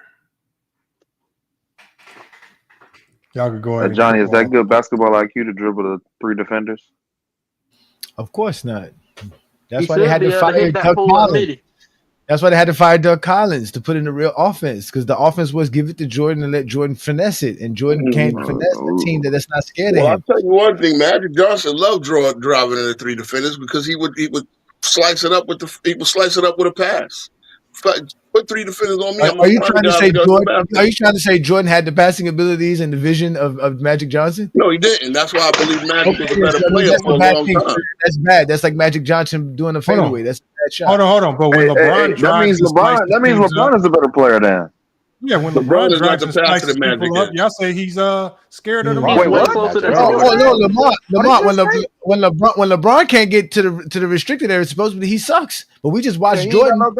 We just watched Jordan against the Spurs, right? In the playoffs. He against had one Spurs, point. he couldn't get to the restricted area against the Celtics. Lamont, did Jordan have 1 point in a crucial playoff game in the fourth quarter? No. Yeah, we watched that game. We watched that 15, that game we watched. I know one point. We just watched that game. Yeah, he had 1 point, but he also had about 4 or 5 assists in that fourth quarter as well, because the Jordan rules are working. Did he get any steals? Did he block? He got 1 block, 1 steal for the game. Did he shut anybody down? No, he didn't. It was a bad game. He shut down Joe Dumars. Did he? I mean, I'm going off your logic. Didn't he choke? If he did, he did. I mean, what do you want from me? Hey, and where's all this elite on-ball defense you be talking about? You know, all right, wait, Ro. This is what I want from you, Ro. This is what I want from you, Ro. The next time you have those Zesty Jeffries on your show, remember that you said here on FYF that Jordan choked. Tell him that. Sir, I tell the truth. Go do me that. Sir, tell him that. one thing I do is I tell the truth, unadulterated. Okay, I can't wait to see that. I can't wait to see that when you have those people on. When you have that grand what's with it, Grand Wizard Ku Klux Klan dude with his afro on. Anyway, so come on, my show. I give y'all credit. Y'all pull up. Make sure that you remind him that you came on FYF saying, "Yeah, Jordan choked." Okay? All right. I mean, you know, it is what it is, man. Y'all can take up y'all issues with AOH, bro. AOH you be having the Grand Wizard on your show? No, AOH don't pull up. They don't give me no love. Y'all give me more love than them, so it is what it is. I'm just messing with you, man. I know. We trying to teach you basketball, not lies. We trying to teach you basketball, not lies, brother. That's what okay, no, y'all trust me, bro. Y'all tell a lot of lies. Y'all tell a lot of cap, and y'all tell a lot of half truths. Because again, we were told I was trying to equate Boston to the Spurs to what we're watching now against the Pistons, and you go to the Celtics when you had Orlando Woolridge and Charles Oakley. Okay, cool. I'm talking about when he had Pippen. He couldn't get above 500. The grand savior Pippen. Above 500 when he couldn't get above 500. Yeah, you're right. Couldn't get above 500 because he played 18 games. No, he played a full 82 games in 87. They were 40 in 87, and they were after. Oh, you mean after the great Jerry Krause passed on Karl Malone for Keith Lee? What? And Charles Oakley? Huh? Yeah. What does that have to do with Jordan going 40 and 42? Well, maybe if you had Karl Malone and Krause was the great if Jordan has help, if Jordan has help, he could win. I know you're right. If Jordan has help, he could win. Everybody has to have a great player next to them to win. That's another dumb nigga narrative that needs to go away. So what? You need to go tell that to the Ku Klux Klan Grand Wizard, not us here. I think we all agree on that. LeBron didn't you have to have great players around you. No 2018. one has ever said Jordan won anything by himself, including Jordan. LeBron made it to the finals by himself, bro. LeBron had a team around him. LeBron. Oh wait, LeBron won 22 games. LeBron won 22 games. I won't even go that far. 22 games. LeBron's my guy. I won't even go that far. Well, hold on. What was the team in 2018? Jeff Green. Jeff Green, Rodney Hood, Jordan Clarkson, Larry Nance Jr. Washed up Kevin Love, Tristan Thompson, J.R. Smith. Man, Kevin Love. J.R. Smith was half the Yeah, Tristan Thompson, the guy he got paid, got a $40 million contract. He made sure he got paid $10 million a year. Lamont. Remember that one episode you did in December, and we were you were talking about you were talking about the narrative. You actually showed film behind. I think that idiot, that idiot, hold on, that idiot, Mr. Winters was on the panel, and you showed film. Man, I haven't seen him in a while. You showed film of how the Spurs played defense against LeBron. They were not going under the screens; they're fighting over the screens because that was the defensive strategy. And Tim Duncan even said something effective: when LeBron has the ball, all of our eyes are focused on LeBron. That dude had the nerve to say that they was playing man on man against LeBron. Hold on. And then on top of that, some idiot, I think it was Mr. Winters, who said that Drew Gooden was balling that whole season. And every time Drew Gooden got the ball, nothing but bricks. Remember that, Lamont? Yeah. Hold on. Let me play this for y'all. Drew Gooden shoot about 48%, 46% that year? Hold on. I'm about to. No, he was terrible. I want y'all to listen to this. I want y'all to tell me what y'all think King Rose trying to imply here. All right. Maybe I'm crazy or something. Chin music, right? So hard fouls to the basket, elbow, stuff like that. That's the answer for a guy who can attack the basket at will. Who did it make stop driving? It made Michael Jordan, but it might Michael Jordan stop driving as much. Oh, you just said between that, yes. What did King Rose just say, y'all? They could be lying. He said elbow. Bro, this shit is ridiculous, man. I mean, again, you're going to come up with 30 seconds, like 10 seconds of a 30-minute conversation. That segment alone, cool. You think you have something? You don't. Come on. Hold on. By the way, Drew Gooden shot 47% in 2007. Okay, so King Rowe, yeah, he's correct. You've been exposed. Let me let it play. Let me let it play some more for King Rowe since you said I'm 49% in the playoffs. He's correct. Maybe you was trying to say something else. Attack the basket at will. That's it, right.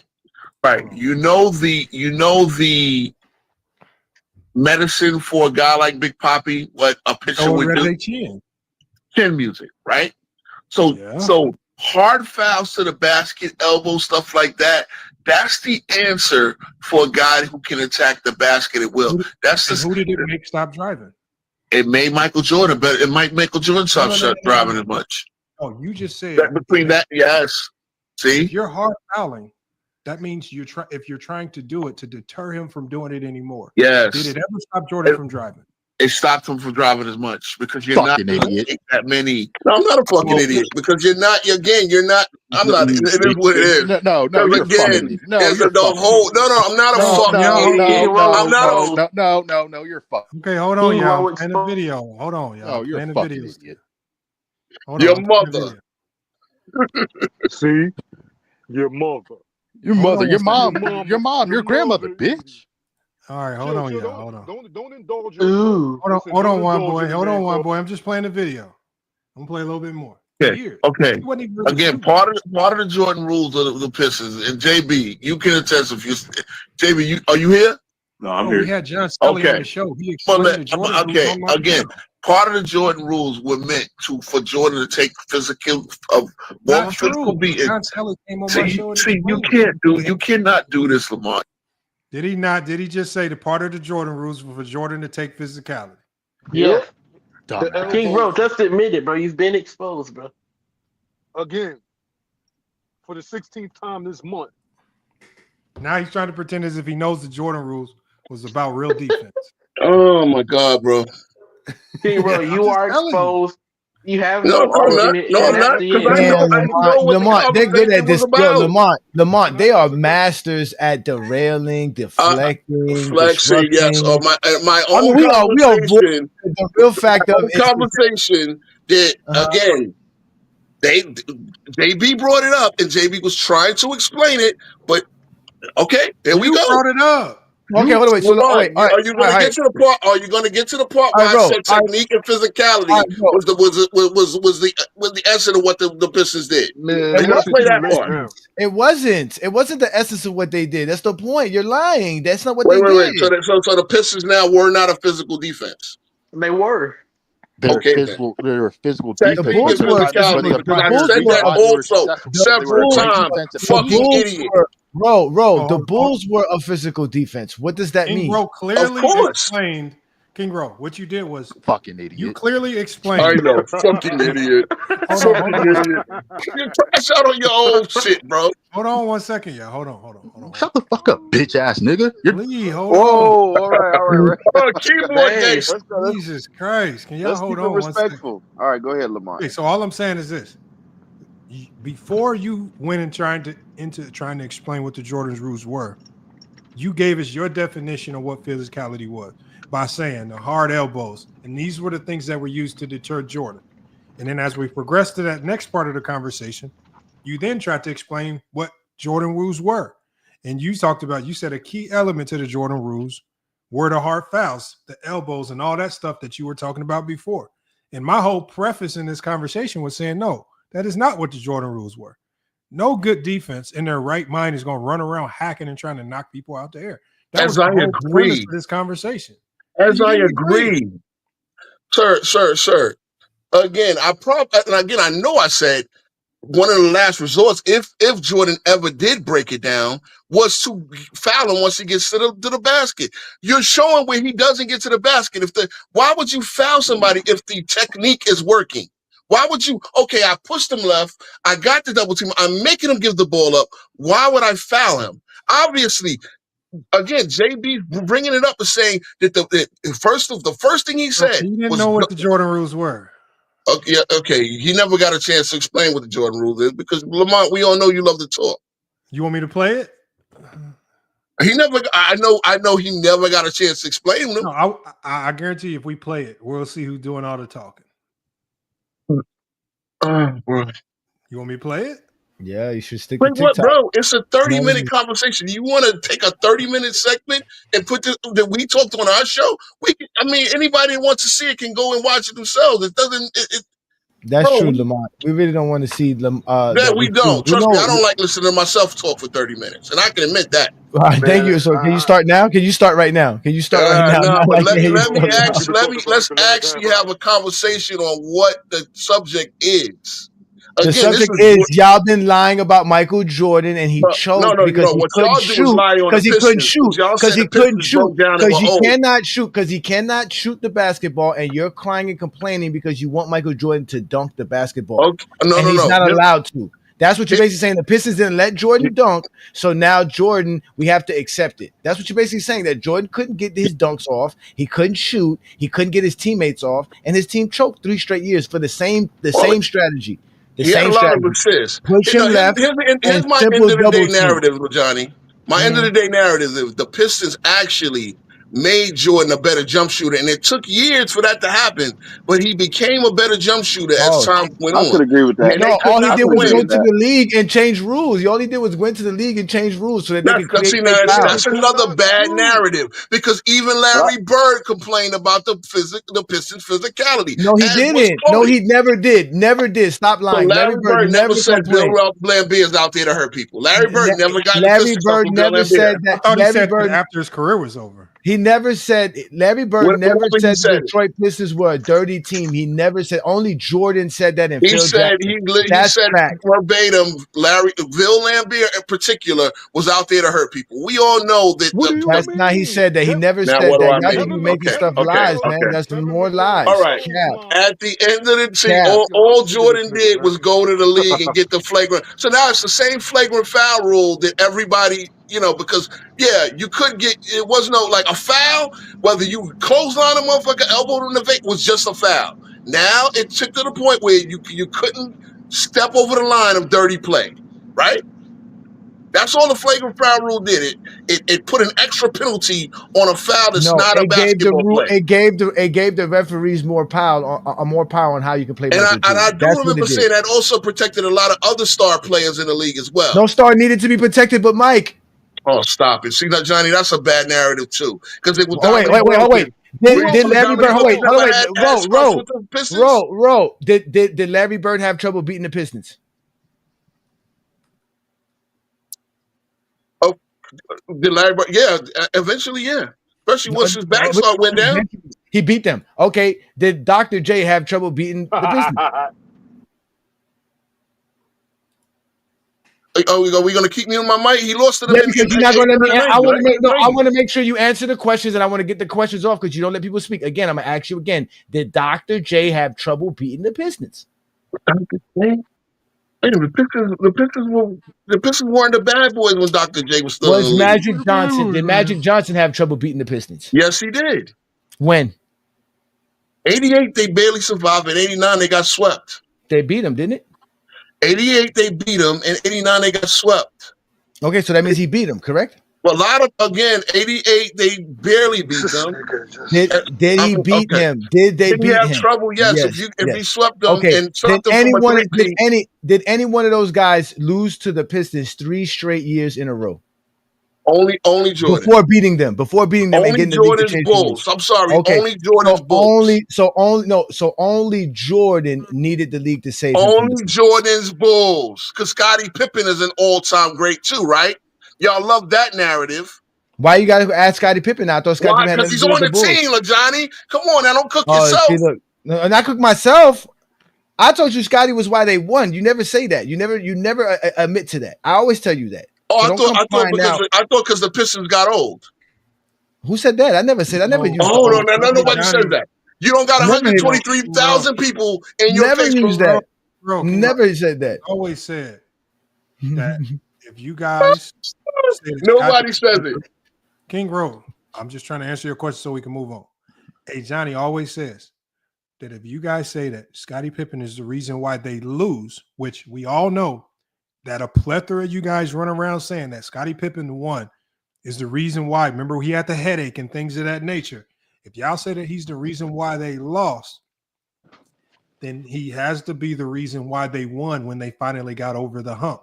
Because as you guys say, the one thing that changed dramatically when they finally got over the hump, Scotty showed up. Scottie Pippen turned into that all-star caliber player that you've been asking for. So that's all he's always said. So don't bring up Scottie Pippen when you guys never truly believed in him anyway as having a significant impact.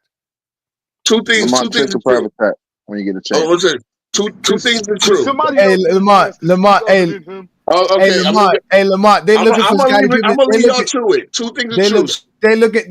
Hey, Lamont. They looking for Scottie Pippen 16 points per game. That's what he's looking for. Scottie Pippen 16 points per game. Hold on. What y'all saying? I ain't been here the last few minutes. Yeah, they say he don't score. Wait, who y'all talking about? Scottie Pippen? Damn, they trying to kill you, King Rowe, man. I got some. They just dropping all types of gems in your head, man. You see it in the private chat, Lamont? But the thing is Rowe tries too hard to be a basketball fan. It is nothing wrong with watching some film and fucking fuck Rowe.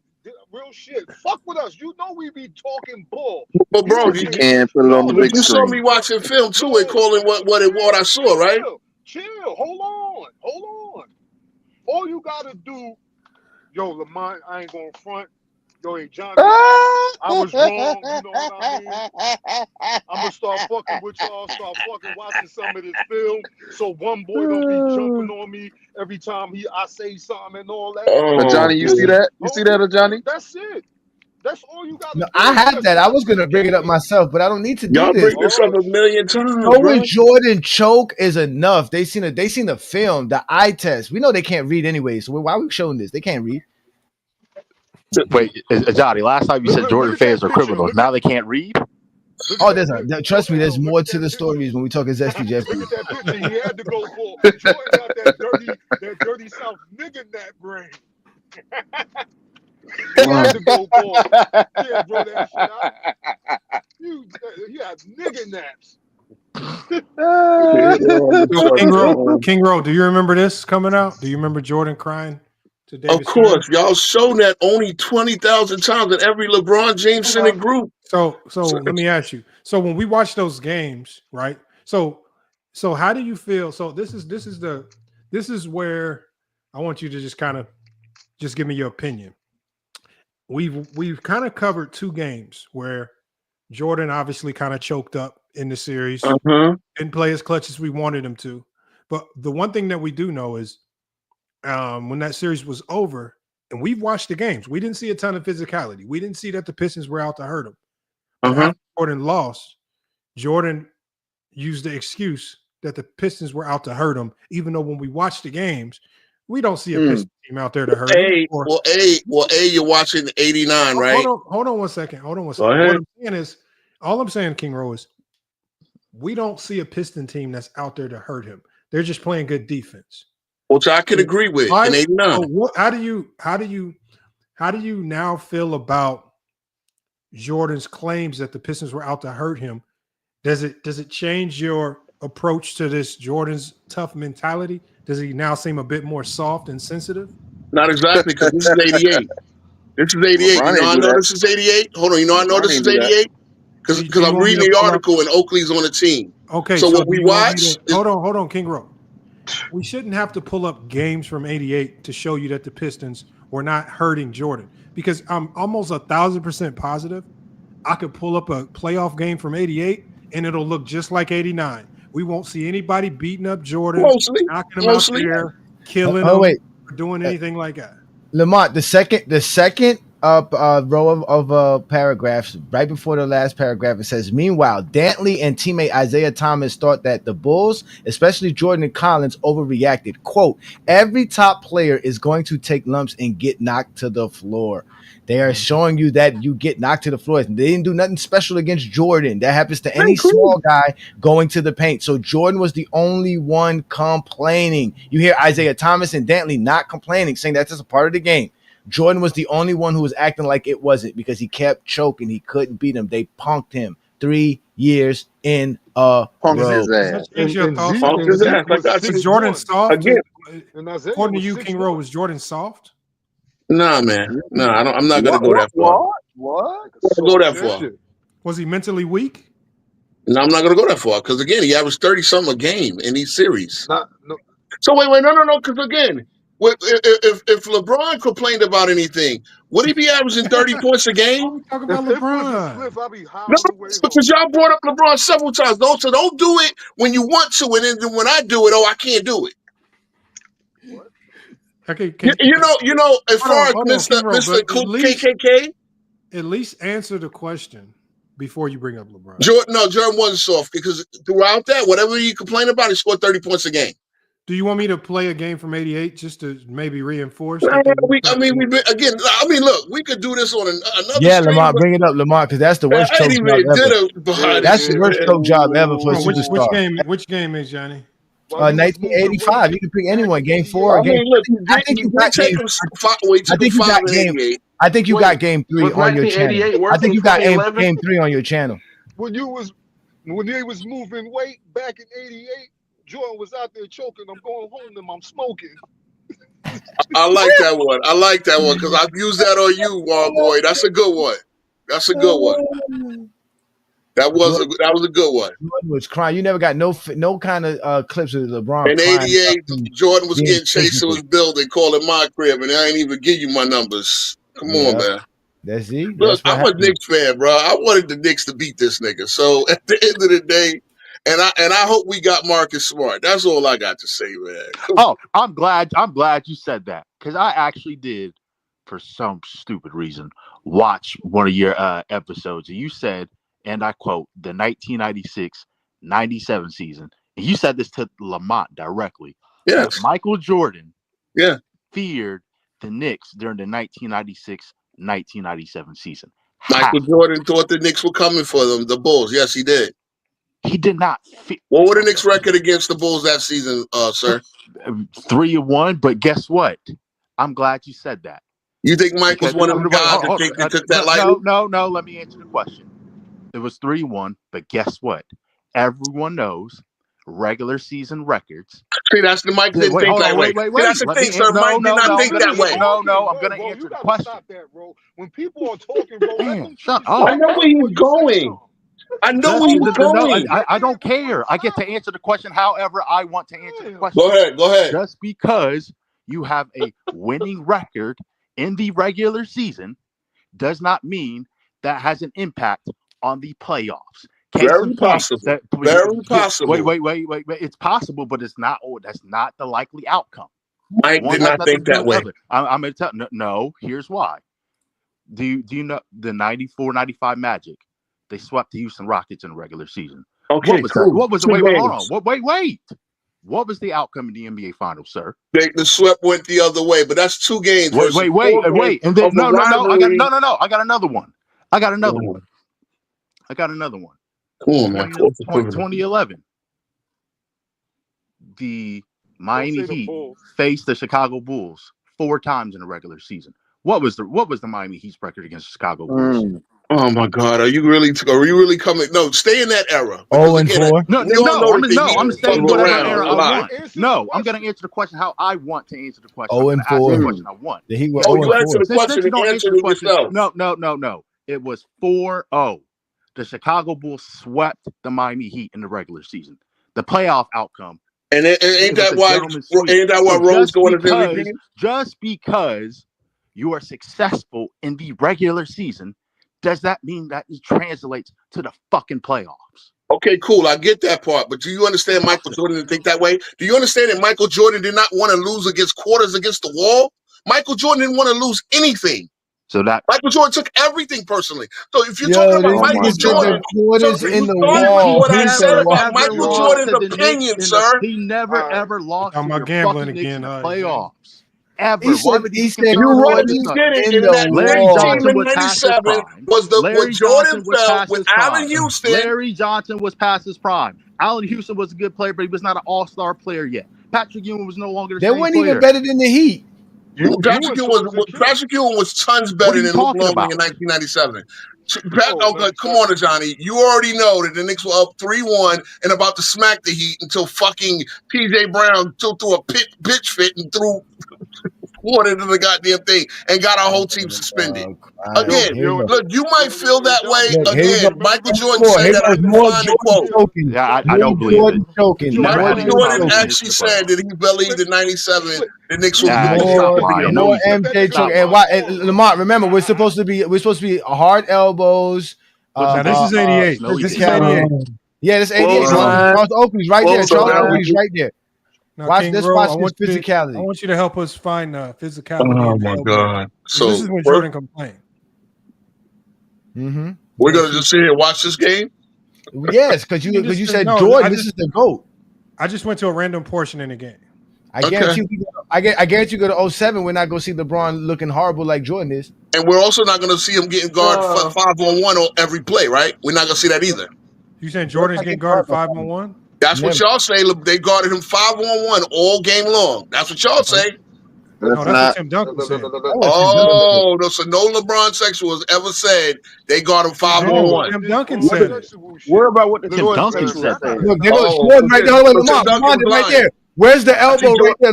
Jordan lost the ball. Look, going straight to the basket. Lamont played the film.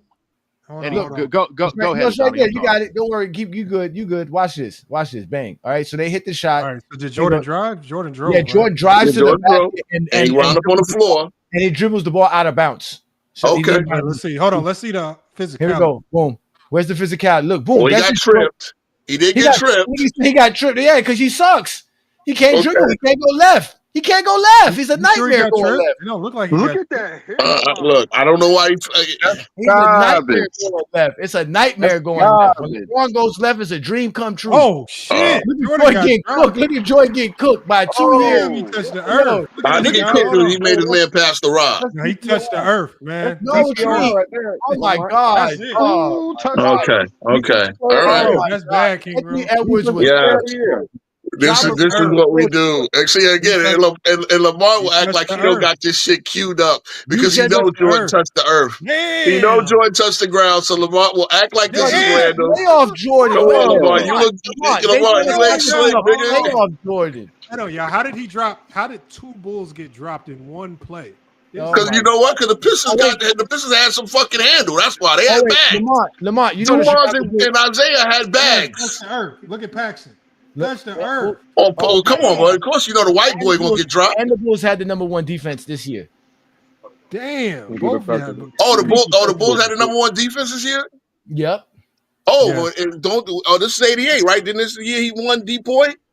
Oh, maybe that had something to do with it. Yeah, he choked. It's the year he choked. You're right. Okay, against a great team, against a great all-time team, right? No, they had no all NBA, no all defensive players on this roster. That's not all year they edited his stats too. They edited the stats.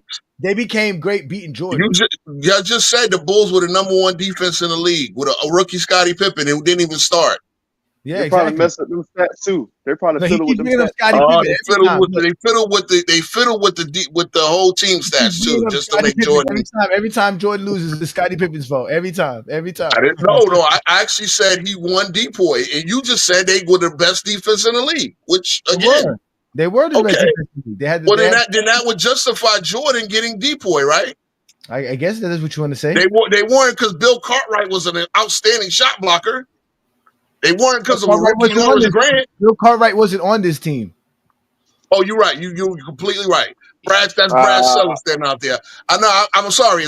I'm on my phone, so I can't see the skinny tall bum playing center for Jordan because Jordan never had an all-time great big man.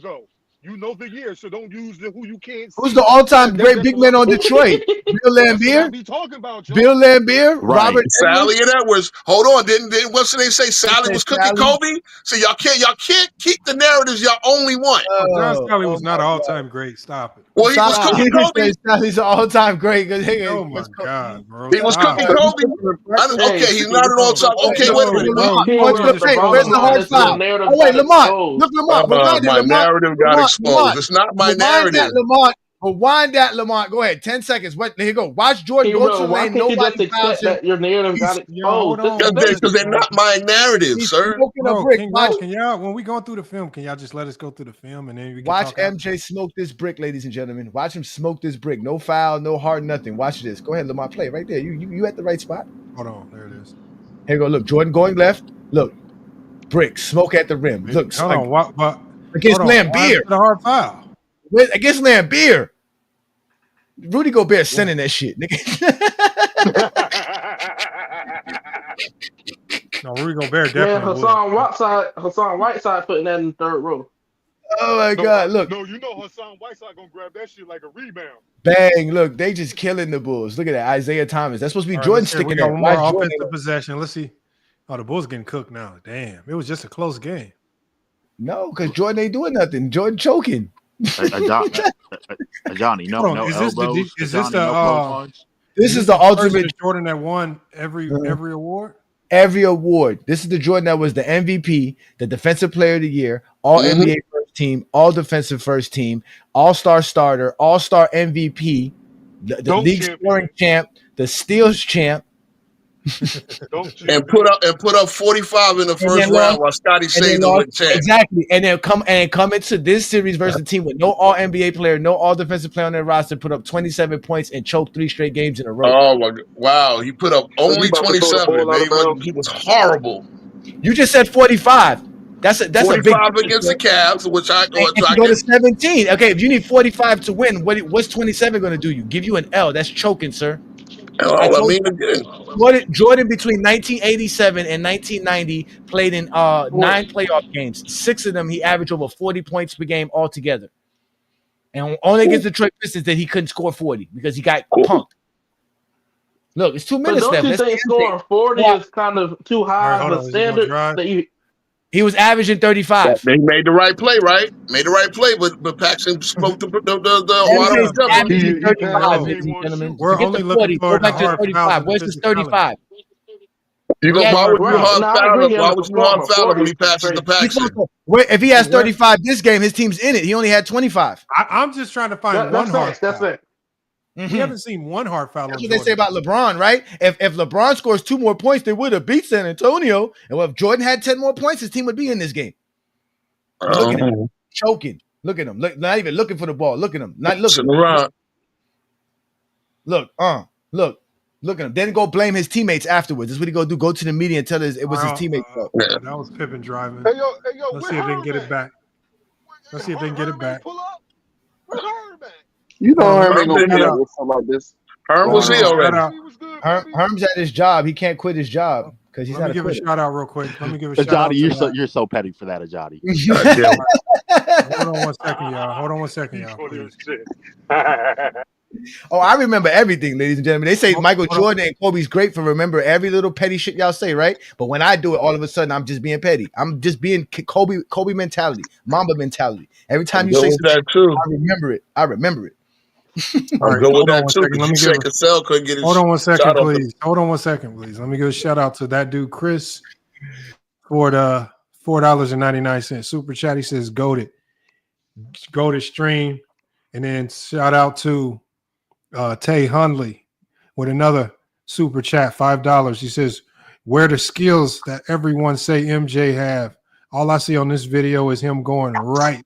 And that is a fact, man. Like I say, they don't like playing the games because the games completely contradict the myth. It sure do.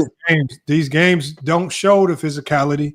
They don't show the hard fouls. All of them highlights. Show the bruising big man. All we've seen in all 3 games that we've seen is we've seen a whole bunch of big men that fade away and take jumpers. Bill Cartwright, James Edwards, John Sally, all the big men. I mean, all they've been doing is fading away, taking jumpers. None of them are bruising. None of them are going on inside, being a force. I mean, there's a reason why Shaq was able to come walk right in and shit on all the 90s bigs. Because, again, all they did was shoot fadeaways. That's all we're seeing. And with Jordan's defense was very simple. When you talk about Jordan, when you talk about having a bag, they were able to guard Jordan 5 feet off, defending him, 5 steps off of him because he couldn't shoot. That's how you guard a player. Player of the That's game how is you guard a somebody player with that can shoot. 18 points. Not somebody with 25 again. Johnny I Lamont, was just I about to can say only that, bro. imagine. I was just about to say that. I can only imagine what Kyrie would do to this defense. So there's no physicality. There are no hard fouls. Jordan really only went to cry about the Pistons because he couldn't beat them. He didn't cry because there was actual physicality or hard fouls. He only cried to David Stern because he couldn't beat him. And that team really only took a turn for the best when Scottie Pippen activated. That's really it. I mean, y'all just have to give Pippen credit. And King King Rose been up here trying to do his best. Discredit him. Let's accept the fact each and every last one of your narratives got exposed, and that's just the end. Just accept it. My narratives is the truth, sir. At the end of the day, all of that happened. All of it. You For the hard fouls? What game? The hard fouls happen, sir. So give me the game where the hard fouls existed, and I'll pull that game up. I'm not going. Like, I don't have them. So give me one game. Oh my god, bro! Oh your God! Again, you're gonna sit there and tell me the Pistons never fouled anybody hard? Come on, bro. I said no. King Rowe. We were specifically talking about how the Pistons slowed up Jordan. You said with elbows and hard fouls and knocking. I said with the Jordan rules, which relied on not say that. We just played the audio and intimidation. Hold on. That's what I said. When you played King Rowe's audio, what did he say? He said about the Jordan rules. He said hard fouls and elbows. And elbows. And knocking him to the ground. He did not say anything about defense. Okay. No, we just played it. I did say, Lamont, because again, I did say technique, intimidation, and physicality. I said that. I said all three. I said it multiple times. Johnny, you've talked to King Rowe a lot like I have. Mm-hmm. We do this a lot where when he's wrong, he'll try to attach himself to your talking points and pretend as if he's been saying that the entire time. Oh my God! I told you they do that, Lamar. I told you that's why they do. And I also said the first thing I said to you in that same stream is we agree on 90% of everything we talk about. That's did you take your gloves off today? Bro, you took your gloves off today? Yeah. I did yesterday. I did yesterday when you backstage 4 times, nigga. Get out of here. Tell me, Captain said you didn't backstage me 4 times. Yo, it's all good, man. It's Lamont, look, at the end of the day, I respect your guys. Lamont? No, I only have PayPal up right now. As I say, I like defeating all dumb narratives, no matter who gives them. Yeah. Text me your PayPal info. Oh, I got you. See, unlike you, Zesty Jeffries, y'all tell us go watch 07. We go watch 07 and we know exactly what we're going to do. Hey, King Rowe. So when did Jordan become the best player in the league? That message at the top of my thread. You said what, Lamont? I said text me so I can see your message at the top of my thread because I got like 3,000 missed messages. I'll text you. Hey, King Rowe. Yeah, you asked. I heard what you asked me. I would say 1989-90.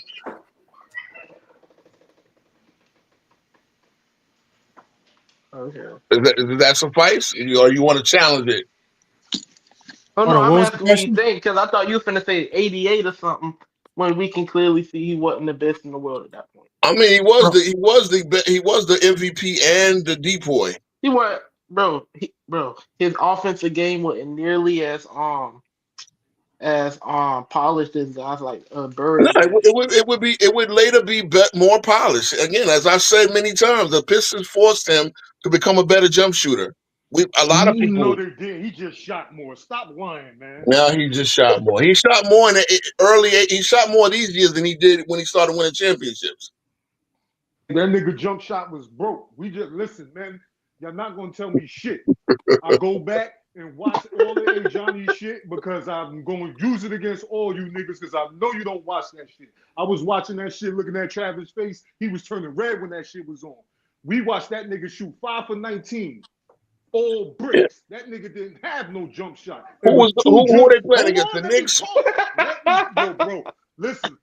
Bro, I don't know what you. I don't know if you work in the barber shop where y'all niggas is just used to interrupting niggas all the time when they talk, but you have a bad habit of that shit, fam. Every time somebody you a grown ass man. Why niggas got to tell you about your etiquette? That's what I be talking wait a about minute. with You you niggas. soliloquy for 20 seconds. 20 seconds. Bro, Even the hold on. Can I say one thing? Can I please say one thing, Hero? Hold on. And I'm not trying to rag on you or nothing. Have you ever timed yourself when you go on your soliloquy? Yes, on my own show. Yes, I do. Okay, no. The best episode, King Row, and I just want you to. I mean, again, I'm not trying to rag on you. Remember when you had Go James Kingdom on your show? Yes, sir. Guest? I just want you to rewatch that show. I watched it several times. No, what I want you to watch is the imbalance of who's talking, and I want you to use this as an example as to why people say you go on long soliloquies. Which I can admit. I can play it. I mean, I could play it. You want me to play it? No, I mean I can admit that. I'm the one. Hold on. Usually hold on. Usually I'm the one talking. And Johnny, did you get a lot of time to talk when you were on my show? You didn't? For me? Yeah. For me? Yeah, no, I mean, no, of course I didn't. I was on your show for like 2 hours. I was just listening to you talk for like an hour and a half. Bro, okay, how many subjects? And I don't mind. It's your show. That's what I was there for. But question, Johnny, how many subjects did we cover in those 2 hours? With you? Oh my God, 1,000. Okay, so we got a lot of subjects in. We segued from one to the next. You got a lot of subjects in. I was just listening. I was just listening, brother. Like I always do. I just sit there and listen and be respectful. When you told me, you asked me a question, I responded. I dropped my knowledge to the point you had people upset with you. You only let me talk for like 15 minutes. No, now people were upset with me. I'll do you were the one one better. going at Philip Fry. Philip Fry, you know. Lamar, I'll do you I go in on better. all Zesty Jeffries. I love it. Appreciate it. Thank you. I know y'all love trying to take it down. It was me, you, and C-Dub. C-Dub got some in. Again, C-Dub knows that's my show. He knows I'm the talker. Again, we went from the finals that was going on. We were reacting to the finals. I talked about it. Why do you keep saying we? We, because Johnny did get plenty of chance to talk. He's capping he's capping to put on for y'all. It's all good. If 2 hours, he got 45 minutes. I'll do you one better, Lamont. I'll do you one better. The episode when you were talking about how when King Rowe lied, saying LeBron never takes accountability. That one specifically. And I got 17 seconds that goddamn day. What? That is not true. That is not true. Stop lying. You were muting me every 5 seconds, bro. This is what Long Boy was talking about. Stop lying. Yeah, bro, we was all on the show that day. I was up there. And I got muted every 5 seconds. But there is no reason for you to have to lie to niggas you do not know about basketball, bro. As I said, LeBron still don't take accountability. He still don't take accountability because he's acting like Jeannie Buss lied to him. You said this yourself, Johnny. Come on, bro. Lamont gave you 13 examples of him taking accountability. And as so I said, he's going to make it worse, when he did prove to you that he doesn't take accountability, you said, well, but yeah, it was scripted. Oh my gosh. I said LeBron was media. I said LeBron is very media trained. He's not going to sit on. He's not going to sit post game He's not going to sit post game and throw his teammates under the bus for the print media. So when does he not hold accountability then? When he comes on podcasts and he comes after the fact and he gets when does LeBron come on podcast? Oh, you mean his podcast, the one that you shouldn't be watching because you don't like him? Which I don't watch, but goddamn, but you know what he be saying on his own podcast? They know when LeBron drops the show before I do, like because they react to it. So guess what? LeBron is feeding those guys, the angry old hoops. He's feeding everybody. So guess what? Maybe LeBron's just I warned you about hanging out with people in blackface. I keep telling you about that. No. But hold on, y'all got to peep though, because when he came onto the panel that day, he was like, "Yo, I don't like LeBron." Lamont was just like, "Yo." I said I don't like his fans and him because that's not what happened. Let me finish. You don't like LeBron?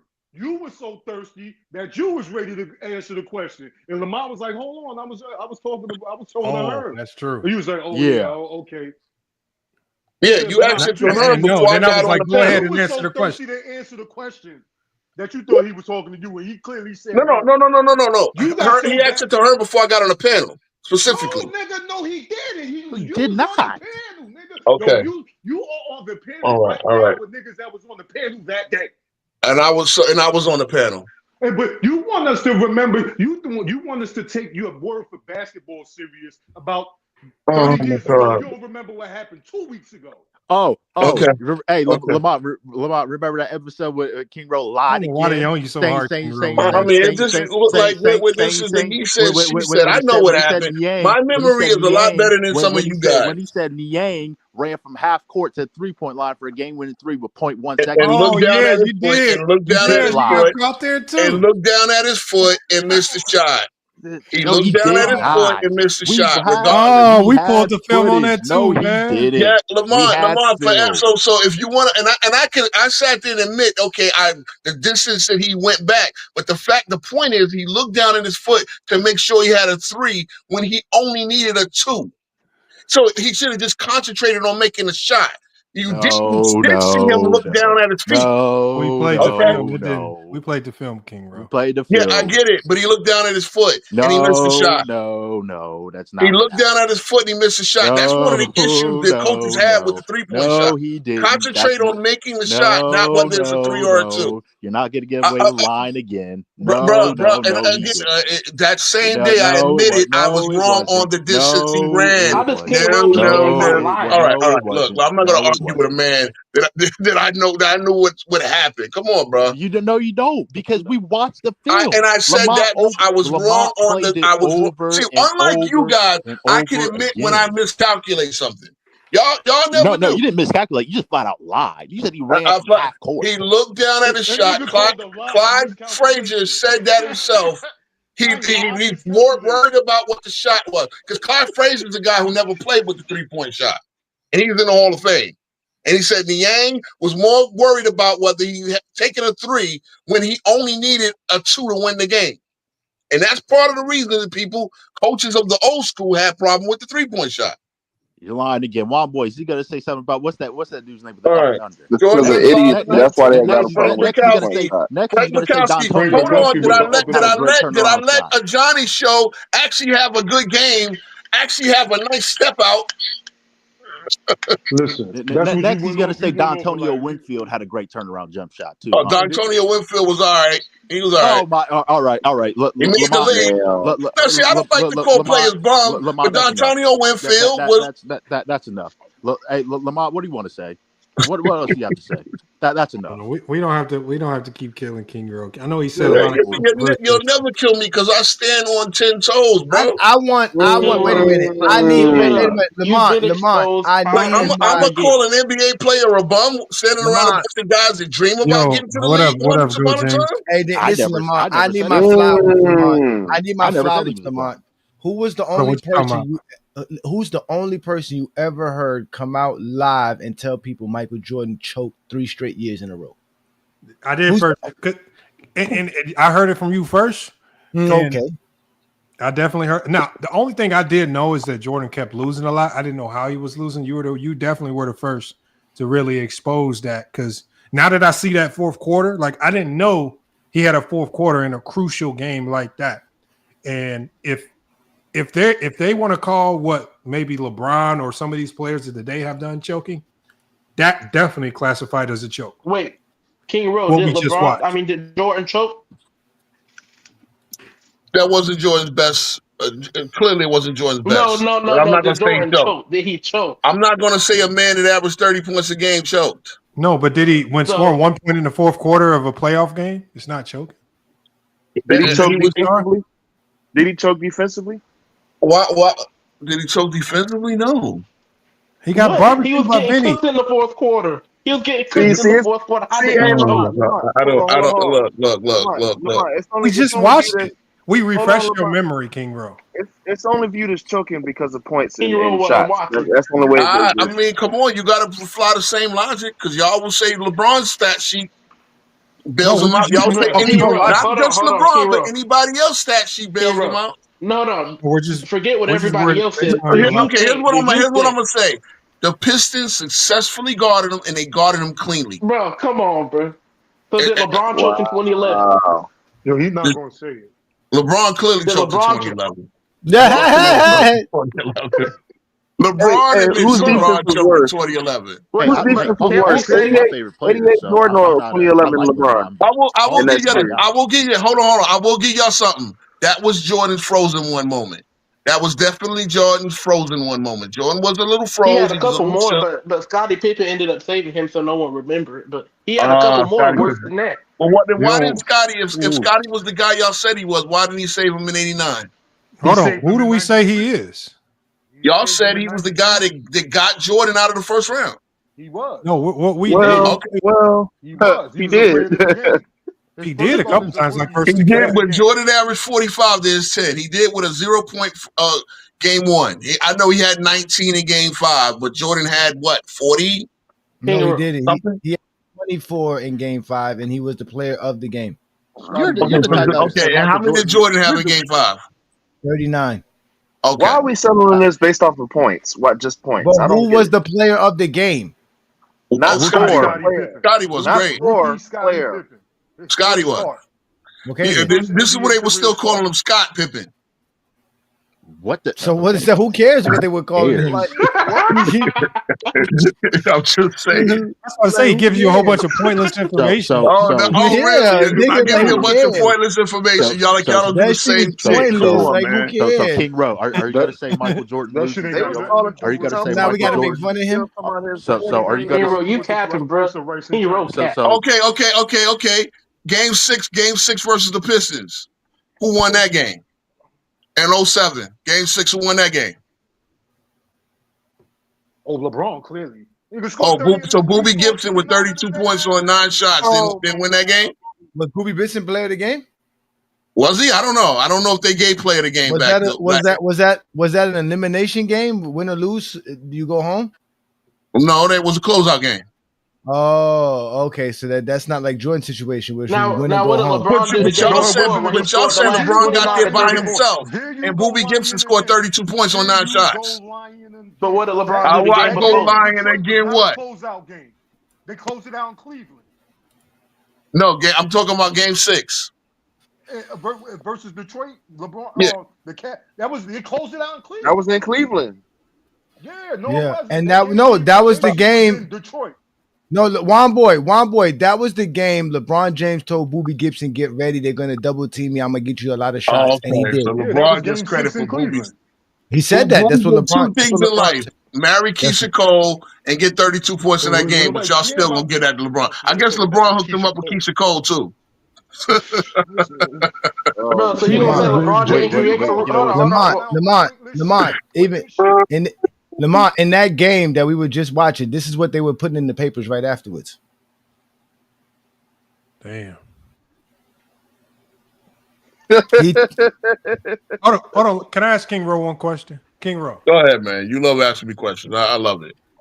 Who would you have? So, who would you swap? Like, if you could, if they're both in their prime, would you trade a prime Larry Hughes or Booby Gibson for Scottie Pippen? No, him. Prime for prime? No, of course not. Okay, but what about a young? Who they were at a certain time? What about a young Scotty? 88, 89 Scotty. That based on what I saw, probably not. I don't cap. That's obvious. Okay, because again, you as a player, cap. where do you feel Booby Gibson kind of capped as a player? Like, how would you describe him as a player based on where he capped out as a player? He was a good big shot maker. I mean, pretty much was what you would call Booby Gibson a great big shot maker. Basically, like a different version of John Paxson, maybe. Yeah. You would call Booby Gibson another version of John Paxson. Wow. Kick him out. Why? Why not one in the biggest moment to get a team to the finals? I mean, these are what he doing the biggest moments, bro. Wait, are you telling me a '90s player? Hold on, you telling me a '90s player better than a 2000s player? No, I'm just asking you. I mean, for what they did in their roles, because we know it. Paxson was elite in his role. Kerr was elite in his role. Pippen was elite in his role. Would you say that Boobie Gibson was elite in his role? Elite in his role? No. But he had a little sort of a different role. Right there is the biggest separator for the role players and stars around Jordan versus the role players around LeBron. A lot of the guys around LeBron rarely ever were elite in their roles until he got like really good players like the D Wades and the Chris Bosh's around him. We're talking about like the less than guys. I don't know if they were ever elite in their roles. Even when you said, because I know you on your page, you had put up a statistic for Antoine Jameson, but you used his stats before he was in Cleveland. Okay. And you used those stats before he was in Cleveland and pretended that was the help that LeBron had when he was in Cleveland. Because when Jameson was in Cleveland, he didn't star in his role. He was still trying to adjust to that system. He had just got traded. He didn't even have 20 games under his belt with that team. And so there was an adjustment period that he never acclimated to with that new team.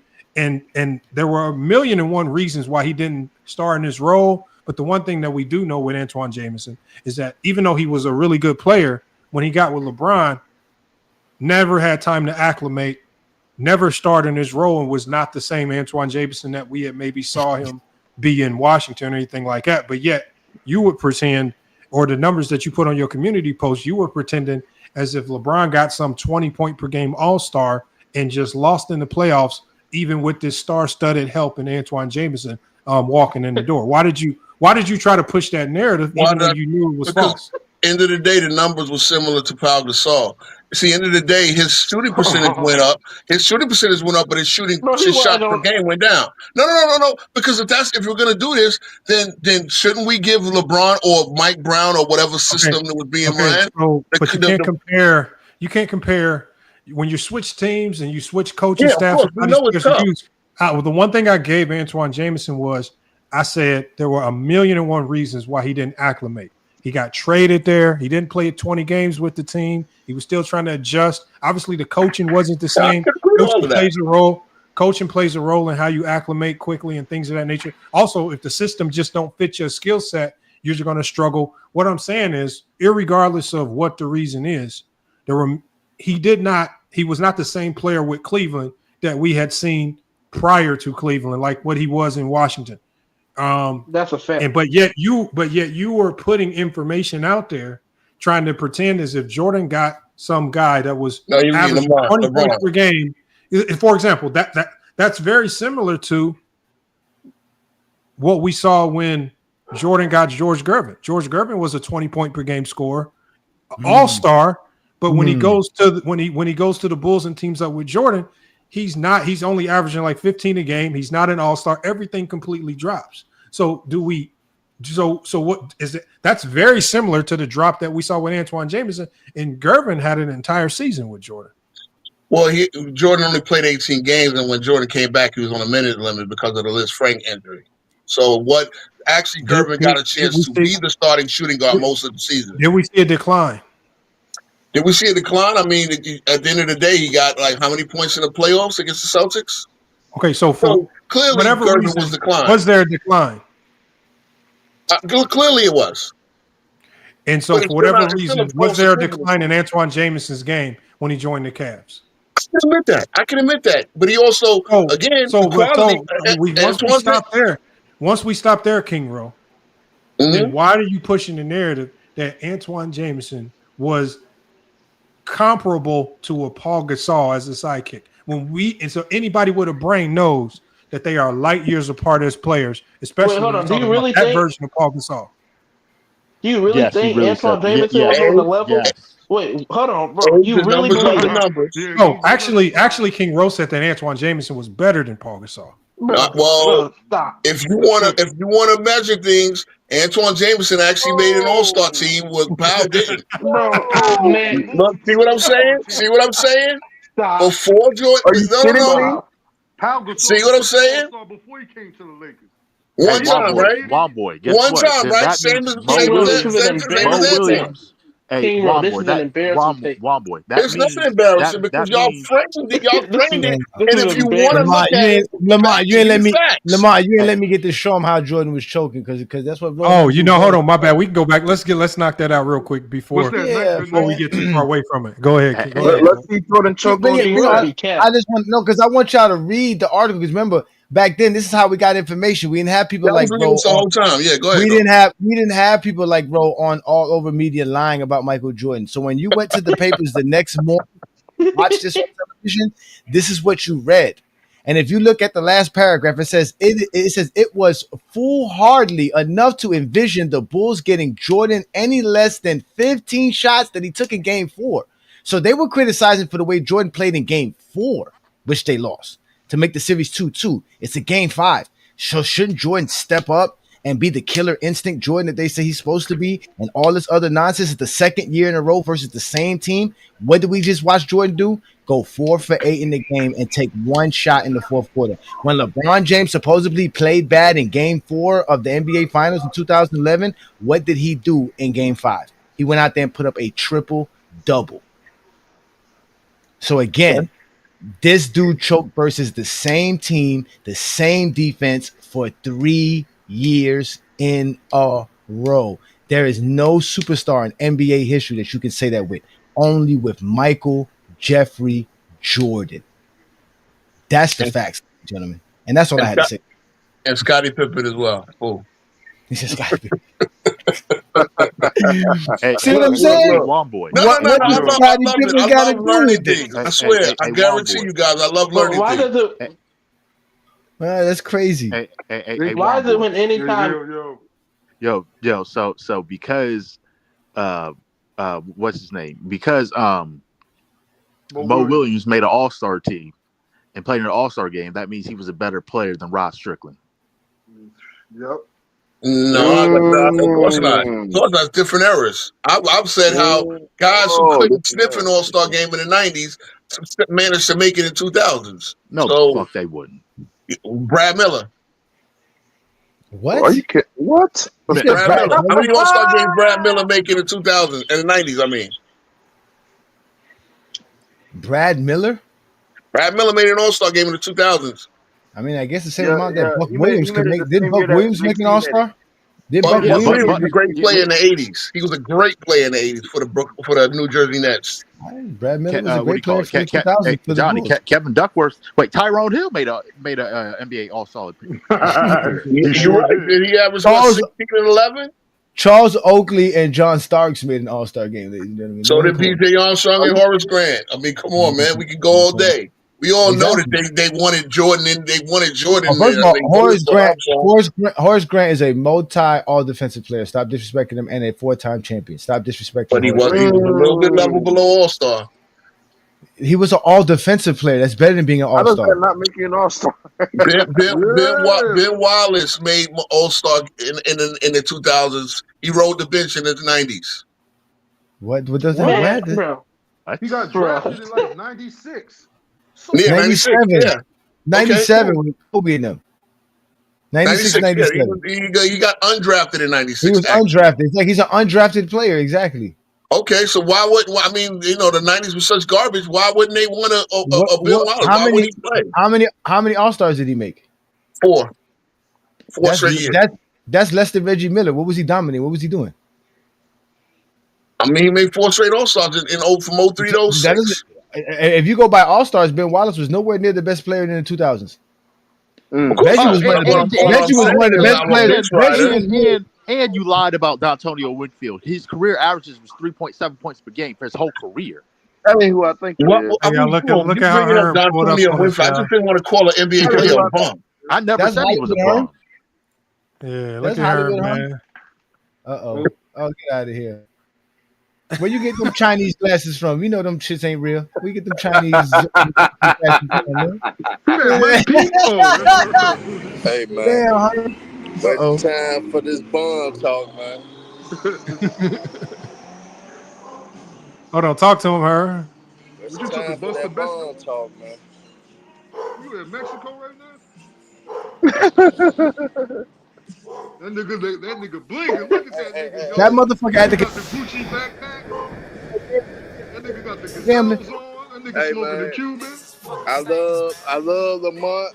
I love Lamont. I love A. Johnny, man. Hey, they the best Jordan fans on earth. I love them. Oh Lord. Hey, them niggas keep Jordan's legacy alive. So shout out to FYF Sports, man, for keeping Jordan's legacy alive, man. You know what I'm saying? Nigga said he We got gonna do what the Yo Jordan do. Gotti We gonna starter kit smoke on. the cigars like Jordan do. You know what I'm saying? We gonna do. Hey, we gonna do what Jordan do. Hey, shout out to FYF Sports. Y'all keep doing y'all thing. Shout out to Go James Kingdom.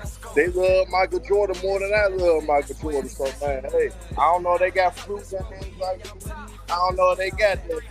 They speak about Michael Not Jordan. that limbs. Hey, they speak about Michael Jordan more than anything, man. So shout out to FYF Sports, man. Y'all the best. Y'all the best thing going on. Y'all keep speaking highly of Michael Jordan, man. You can see alive like y'all doing, man. Y'all speak about Michael Jordan more than Michael Jordan fans, so I love FYF Sports. Y'all can be mad about what they say, but guess what they do? They show love to Michael Jordan because they keep his name alive. Shout out to FYF, man. Shout out to A. Johnny, man. The biggest Jordan fans on YouTube. Hey, now, Herm, they are asking a question in the chat. You hear me, Herm?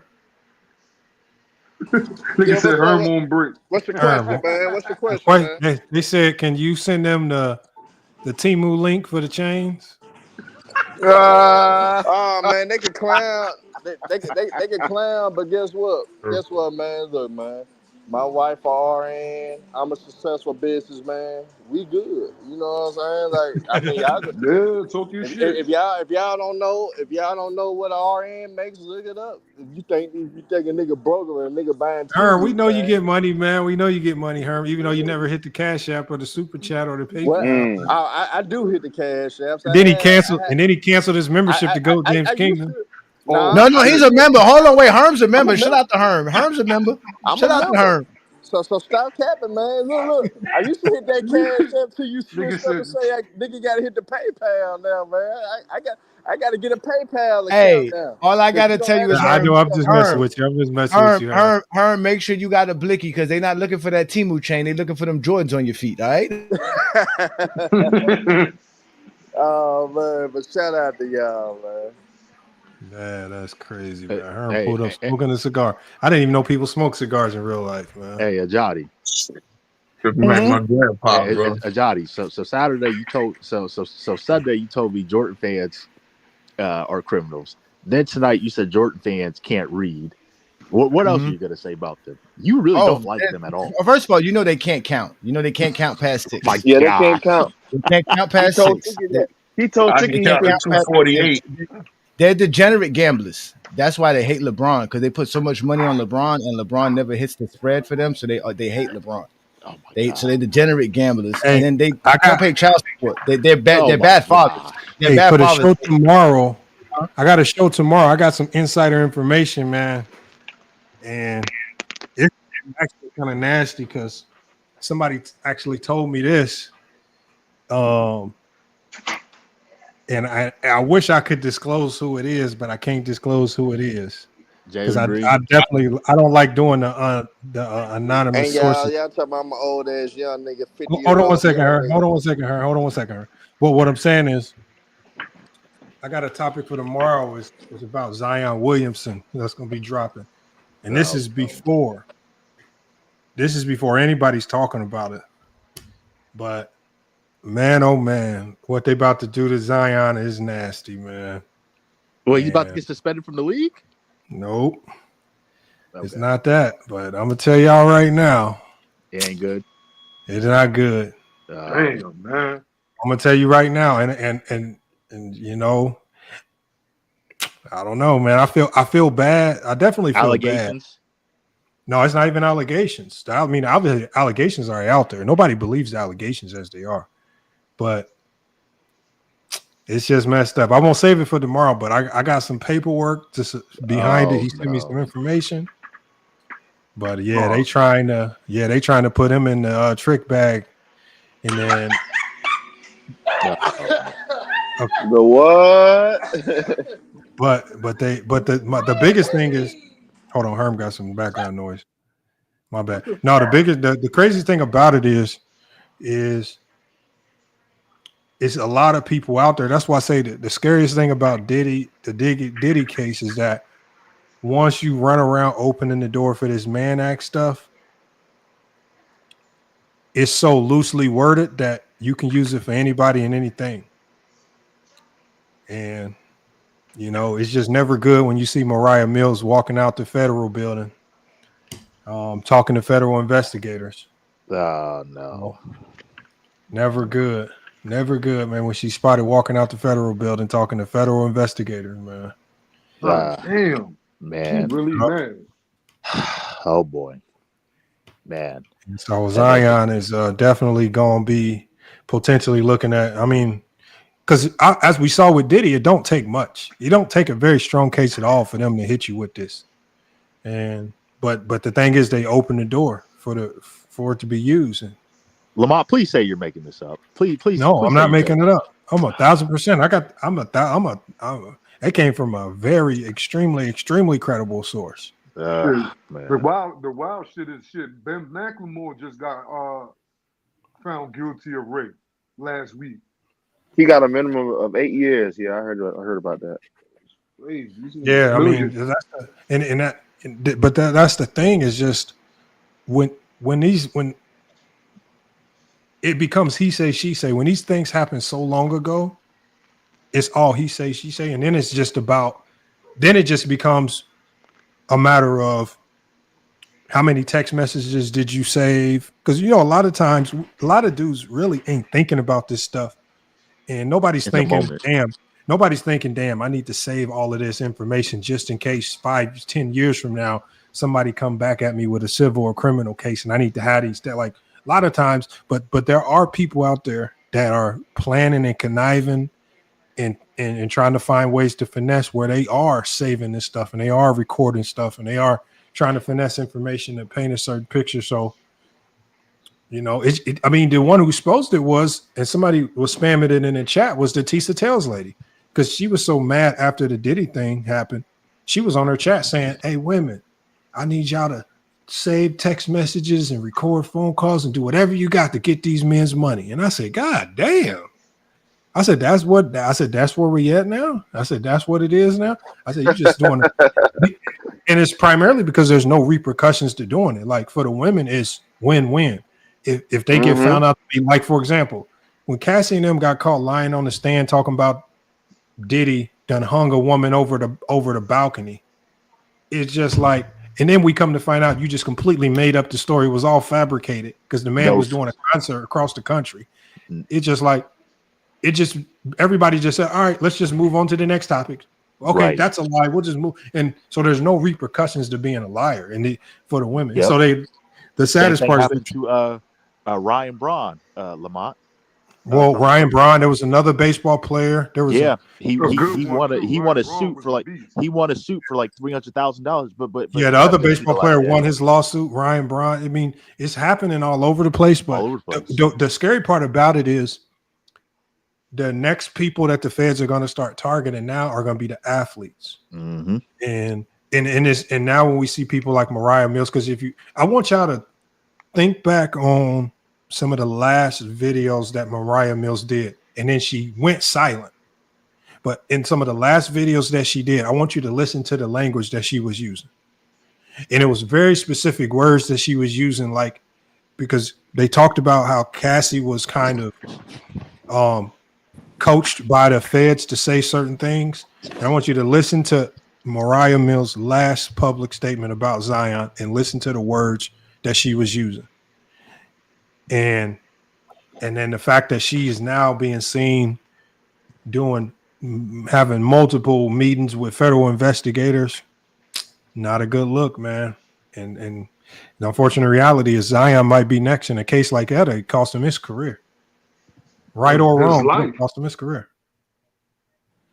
Yeah. Because he's a federal, it could be potentially be federal charges because she's already came out publicly and said, oh, he flew me out here. And she talked about money exchanging hands and things of that nature. So, if they could You hit think they Diddy, got evidence on this stuff, Lamont? they don't. As you can see with the P Diddy case, you don't need no evidence. They didn't have no evidence. They charged that man with like think about it. They charged a man with RICO, right? And with no evidence, on the word of probably one of the greatest thoughts in thought history. You know? but Miss Andrew pays. That's all it is. Miss Andrew pays. When it's just that when they got their target on you, they'll use anything. They'll paint anything as evidence. And it's about what they can trick the jury into believing. That's why I was telling Ticket on the stream the other day. I was in the comments and I was like, Ticket, you got to. The only reason why I'm telling Ticket you got to stop pushing this is because you cannot allow the government to just abuse the law because they think they don't like somebody. Like, charge them the right way. Go get them the right way if you feel like they're doing something wrong. But you cannot go conjuring up and faking and misabusing laws and charges just to go charge people just because you don't like they behaviors. And Ticket's the last Well, I one. mean, he does that with LeBron. He does that with basketball players. Ticket's the last one to do that with Diddy. I'm telling Ticket because I said it's only going to take. It's just a matter of time before it hits. Because you got to think with Ticket in the DR. I mean, shit. Let him fly somebody from the U.S. to the DR, and shit goes sour. Not only that, Ticket already got in trouble for indecent content. He had a fake page. What? Y'all didn't know about that? No, I did not. No. Oh, I think. Yeah, no. That they caught him doing some crazy stuff. No. Recording women in public. Yeah. I don't think he was intentionally trying to do nothing crazy there. Yeah, he had a whole page, Lamont. It was a whole channel. I don't think he was trying to do nothing crazy. It was a whole channel, Lamont. I remember the page because I remember the page, and people were using it against him. But I don't think he was trying to be like a creep or nothing like that. You can call me a snitch. Like I told you, I'm a law-abiding citizen. No, but hey Johnny, but think about it like this, hey Johnny. Like I think we all know, like if we stop trolling and joking, I think we all know that when Ticket having that page, he wasn't using it as no like peeping Tom type of thing.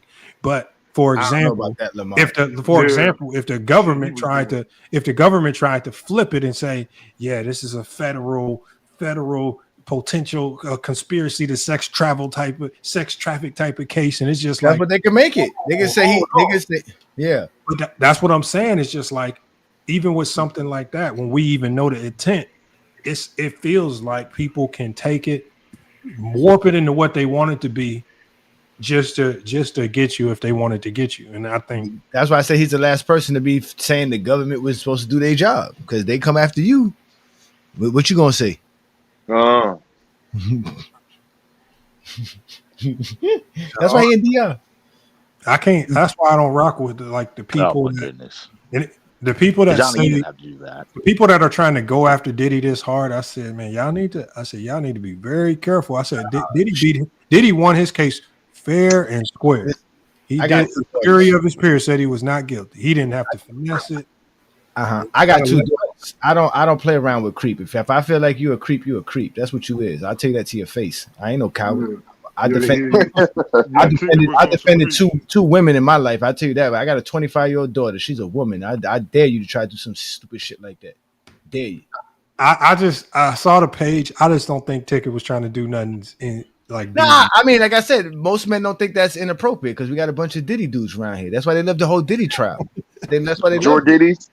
You got George Diddy's out here? I told y'all what the 90s did to them. I grew up in the 90s, man. They were over sexualized. Now they're grown men. That's why everything with them is a homoerotic type of words. It's bro, did you see?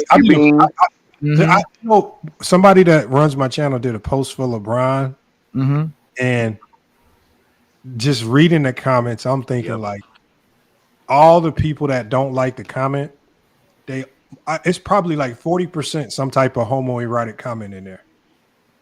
It's crazy. Like if I put the comments up, y'all be like, this is what y'all really be thinking about? Like that's the first thing you thought about when you read this post? You grew up listening to P. Diddy and R. Kelly. man, it's crazy. That's it. P did it. R. Kelly. Oh gosh. Hey, Johnny. Do you have anything bad to say about Paul Pierce supporters? I'm one of them. What he do this time? No, I'm just asking. Nah, Paul Pierce. Paul Pierce is Paul Pierce, man. They leave Paul Pierce alone, man. Oh, you talk about? But you know what? You know that I'm gonna tell you something, Lee. Yo, when Paul Pierce made that statement. He got a bag. The crazy part about it is, if you sit back and think about it, he got a case. Yeah. Is he? Probably not. But if you had to name your top 10, if you're just talking about just pure scoring, Paul Pierce could be top 10 all time if you're just talking about pure scores. Yeah, it's just pure scoring. Yeah, you're talking about ability. That's what he's talking about, ability. Because if you don't, if we're not counting stats, then if we just going off of ability, like he said, I could dunk on somebody, I could shoot it on you. But if you think about the versus Paul Pierce, I think because Paul Pierce didn't have the athleticism and the flash to his game, I think a lot of people like to detract from how good he actually was. When you talk about we forget how good he was in his prime. He was. He was nice. And when you just talk about if you're only talking about just scoring, he has a case. Now, is he better than KD and players like no, but he has a case though. But you know what? And this might sound controversial. He could argue that he's a better scorer than Kobe. Ooh, they're not ready for that one. No. You could argue that. That's what he was trying to say. Because that's what they do for Kobe. Stats don't matter for Kobe. Lamont, I don't think he can beat out KD or even LeBron. Lamont, I'm begging you. If you just talk about please don't make no stream about that one. Please do not make a stream about this. You already know what's going to happen, Lamont. You already know what's going to happen. Hold on. Paul Pierce is not a top 10 scorer. You must be crazy. Lamont, I'm talking about scorer. If you're not talking about scoring, like production, if you're just talking about, that's what they're talking about, Lamont. They're talking about production. Production, it's just gonna go to LeBron. But no, I think Paul Pierce was just talking about just his ability to score. No. I'm talking about the people in the comments, Lamont. I'm talking about the people that's saying that he's not top 10. Yeah, no, he's not top 10 if you can include in production. But if you're just talking about just skill for skill, Paul Pierce is up there. Lamont, he has to be. Skill for skill. Lamont, I'm begging you. Please do not have a stream about Paul Pierce arguably being a better scorer than Kobe. Because look, you already know Paul Pierce was just as clutch as Kobe. Paul Pierce was clutching than a motherfucker. But no, he was. But Lamont, you already know what happened. Paul Pierce is a better catch and shoot 3-point shooter than Kobe, and he's a better shooter than Kobe. Oh, for sure. Right? But Lamont, Paul Pierce had just as good of a post game because of his size. He had just as good of a turnaround fade. I mean, Paul Pierce might have a better handle than Kobe, and can finish at the rim. Bro, I'm telling you, if you Paul Pierce skill wise, y'all will get into some real dicey conversations if you trying to say he's not one of the most versatile scorers of all time. He's up there, if not higher than the Kobe's. Lamont, as your friend, I agree with you, but you know what's going to happen if you do this stream. You know what's going to happen if you do that. Somebody got to say it, because what's going to happen is just like what happened with T-Mac. Somebody got to do it. Yes, so they're going to say something. The only reason why Paul Pierce isn't getting killed is because he didn't incorporate Kobe's name into his conversation. But if he just said, I'm a better scorer than Kobe, bro, the world would have been trying to kill him. Mm-hmm. The only reason he's not getting any backlash right now is because he didn't use Kobe. Because if T-Mac would have said he could have won a championship with any other star player, he could have said Duncan. Nobody would have cared. He could say anybody in NBA history. But because he put himself in place of Kobe, everybody got caught up in their feelings. Yeah. Paul Pierce would have won with Shaq too. Ajadi, please don't have you and Lamont, please don't make streams about this. He won with KG. Why couldn't he win? I already made a stream saying Paul Pierce could win the championship without. I did that. That was one of the players I put on there. Paul Pierce was one of the players. No, I'm just talking about. He would have won more than three. Because scoring to me, you got to talk about scoring. I mean, you got to talk about the actual production. But like he said, if you're not doing the production wise, if we're going off of that, you're talking about skills and what I can do. Oh yeah, I'm one of them. He said I'm one of the great scorers too. Yeah, I agree. Johnny, I'm just talking about a full episode of you and Lamont saying Paul Pierce was as great of a scorer as Kobe. Yeah, I'm telling you, you're going to get every single Kobe fan in the world. It's going to be awful. Please, they're going to crash out. I'll be here. I'll be here. Johnny knowing you, Johnny knowing you, you're probably. Hey, Gil might even jump on right here. I told Lamar every time he has a Kobe stream, it's a wrap because I'm making sure George never show up. Oh my God! You know what, Johnny? Knowing you're probably gonna make an episode about that too. No, I got other things to do. I got other zesty Jeffrey logic to expose. Oh my God. hey, Lamont, we haven't had your take, especially you two, Johnny. We haven't had your take on well, kind of you, Johnny, a little bit, kind of, but Lamont, we haven't heard your take about free agency thus far and all the moves. You said free agency. Yeah. We haven't heard you. What's your hypothetical about the future? What's your hypothetical? Yeah, like you haven't said a free word agency. About it. Well, I think the winners of free agency. I would say the winners of free agency, if they can figure out his contractual issues, because he has some type of contractual issue with a team in Greece. But Denver Nuggets by far are the winners. They got light years better because their biggest problem to me was. How do you get off of Michael Porter Jr.'s contract? It was one of the worst contracts in the league. He was getting paid like a superstar, but he's giving you fourth, option production. And so they shook that contract. They brought somebody in that shoots the three, not as good, but he's a damn good 3-point shooter, and he's a bit more versatile, and he's probably going to be better defensively as well. And he's younger. So you got Cam Johnson.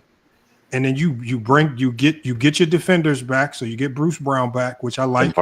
Tim Hardaway. You got Peyton Watson. You got Tim Hardaway Jr. You get another sniper back in the backcourt, and then one of the biggest moves is if you get him, if you find a way to get him to commit to playing for you, because there's an issue. But the Valanciunas move, that's going to be huge too. So they're huge winners. And the second team that I think is a huge winner, Rockets. Even though this team is getting a ton of backlash right now. Is the Lakers. And sometimes not doing much is the best move. Sometimes just maintaining your chemistry is the best move. So they lost DFS, that hurt. I don't think he was I think with Hachimura there, I think he's more replaceable, but I think they fixed the glaring hole. Jackson Hayes could not be your starting center, but he a damn good backup. And then you get Ayton, which I think with Ayton, people forget how good Ayton is. They do. They really do. Pissed off. And when Ayton is not playing with his emotions because he checked out of Phoenix because he was playing with guards that didn't want to give him the ball. And all he was asking for was, look, let me get some touches. Look for me in the post. And so Portland never took him seriously. Because as soon as he went to Portland, they went and drafted a center in Klingon, and it's just like, okay, you guys got me here, but you never took me seriously anyway. And they signed Robert Williams.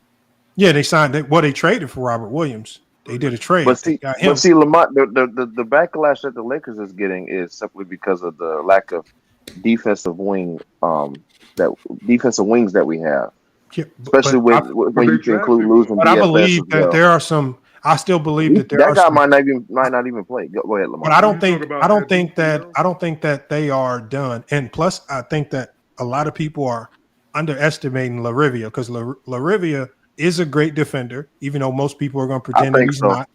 And he shoots the three ball better. He shoots the three ball not better, but just as good as DFS. They are essentially the same player, and you get them for cheaper. So he's good. Reeves is going to be better. Luka's going to be in better shape. You keep the other guard, Gabe Vincent, which I like.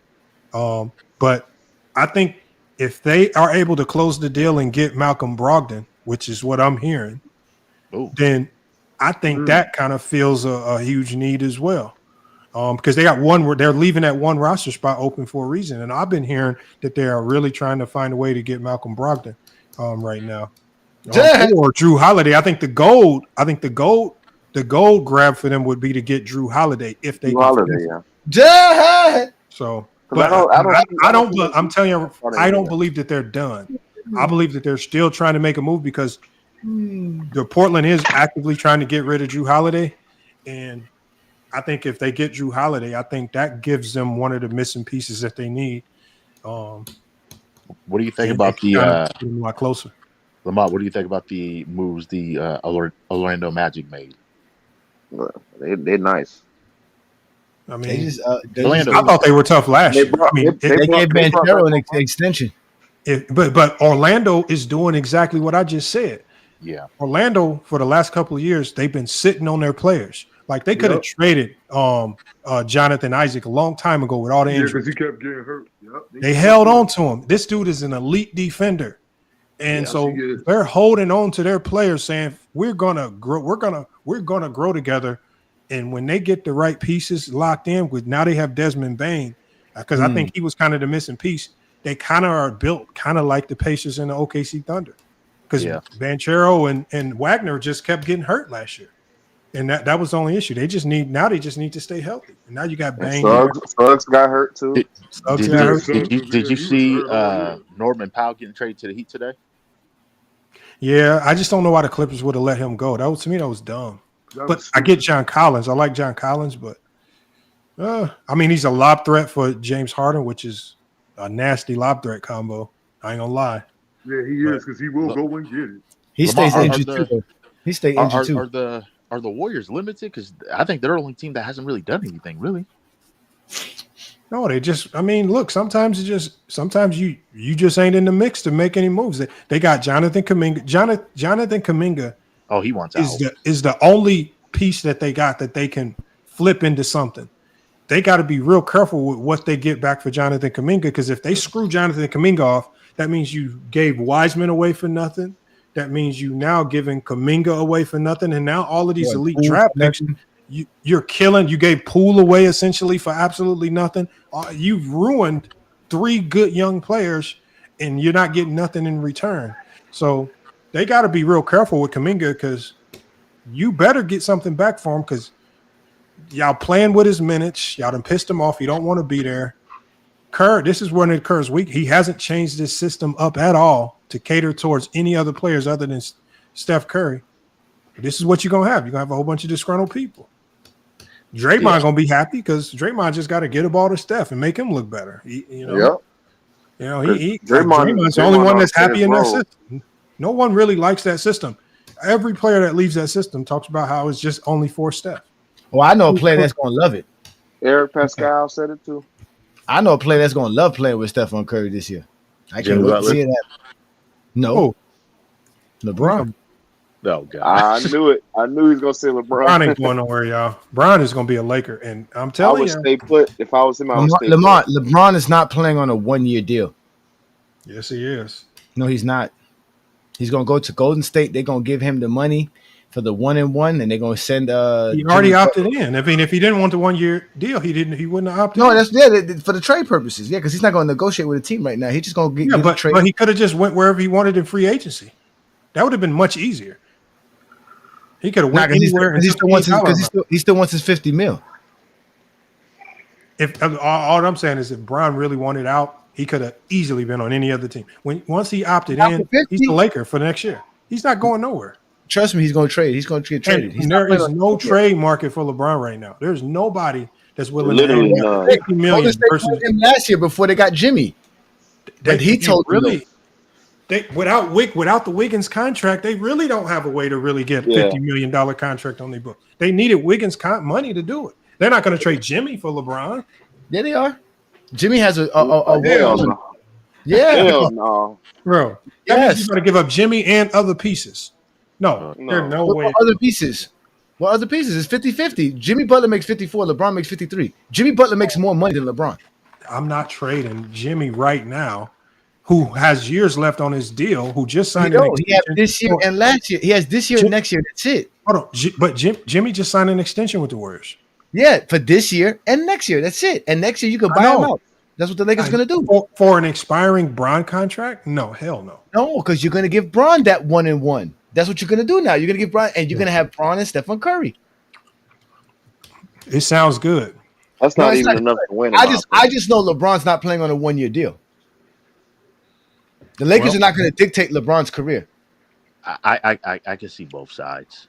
I would stay put. I don't understand all this. I mean, he Vegas opted stuff. in. I would They're not trying to win. The Lakers are not trying to win. What you The Lakers mean? have not been trying to win. They have not been trying to win. The Lakers are not trying to win. No, what happens? No, what I believe, Go James Kingdom, because I've heard you say that before, is this.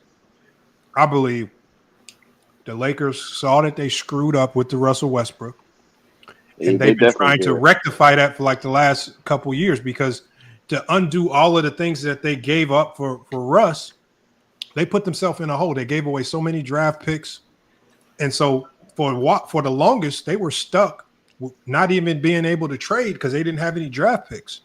And so now that they started to accumulate draft picks back, we start to see them kind of make moves.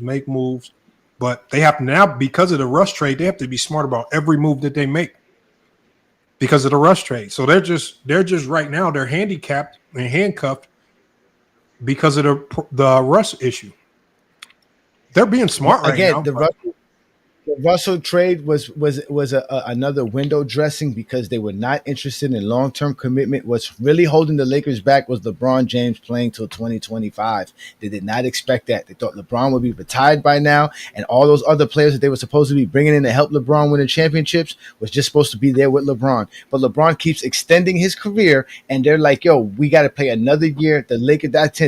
The Lakers are not interested in winning. They could have signed DeRozan instead of bringing in Westbrook. They wouldn't have got Ayton. No, Ayton's only a $14 million deal for 2 years, sir. That's $7 million. That's nothing. They just lost DFS, who was $14 million this year. So why not trying to win? Why get him? Huh? It's window dressing. It's window dressing. Get Laker fans involved. Laker fans are all happy and excited for no reason. He's not going to help you win no championship. That's a lot of window dressing.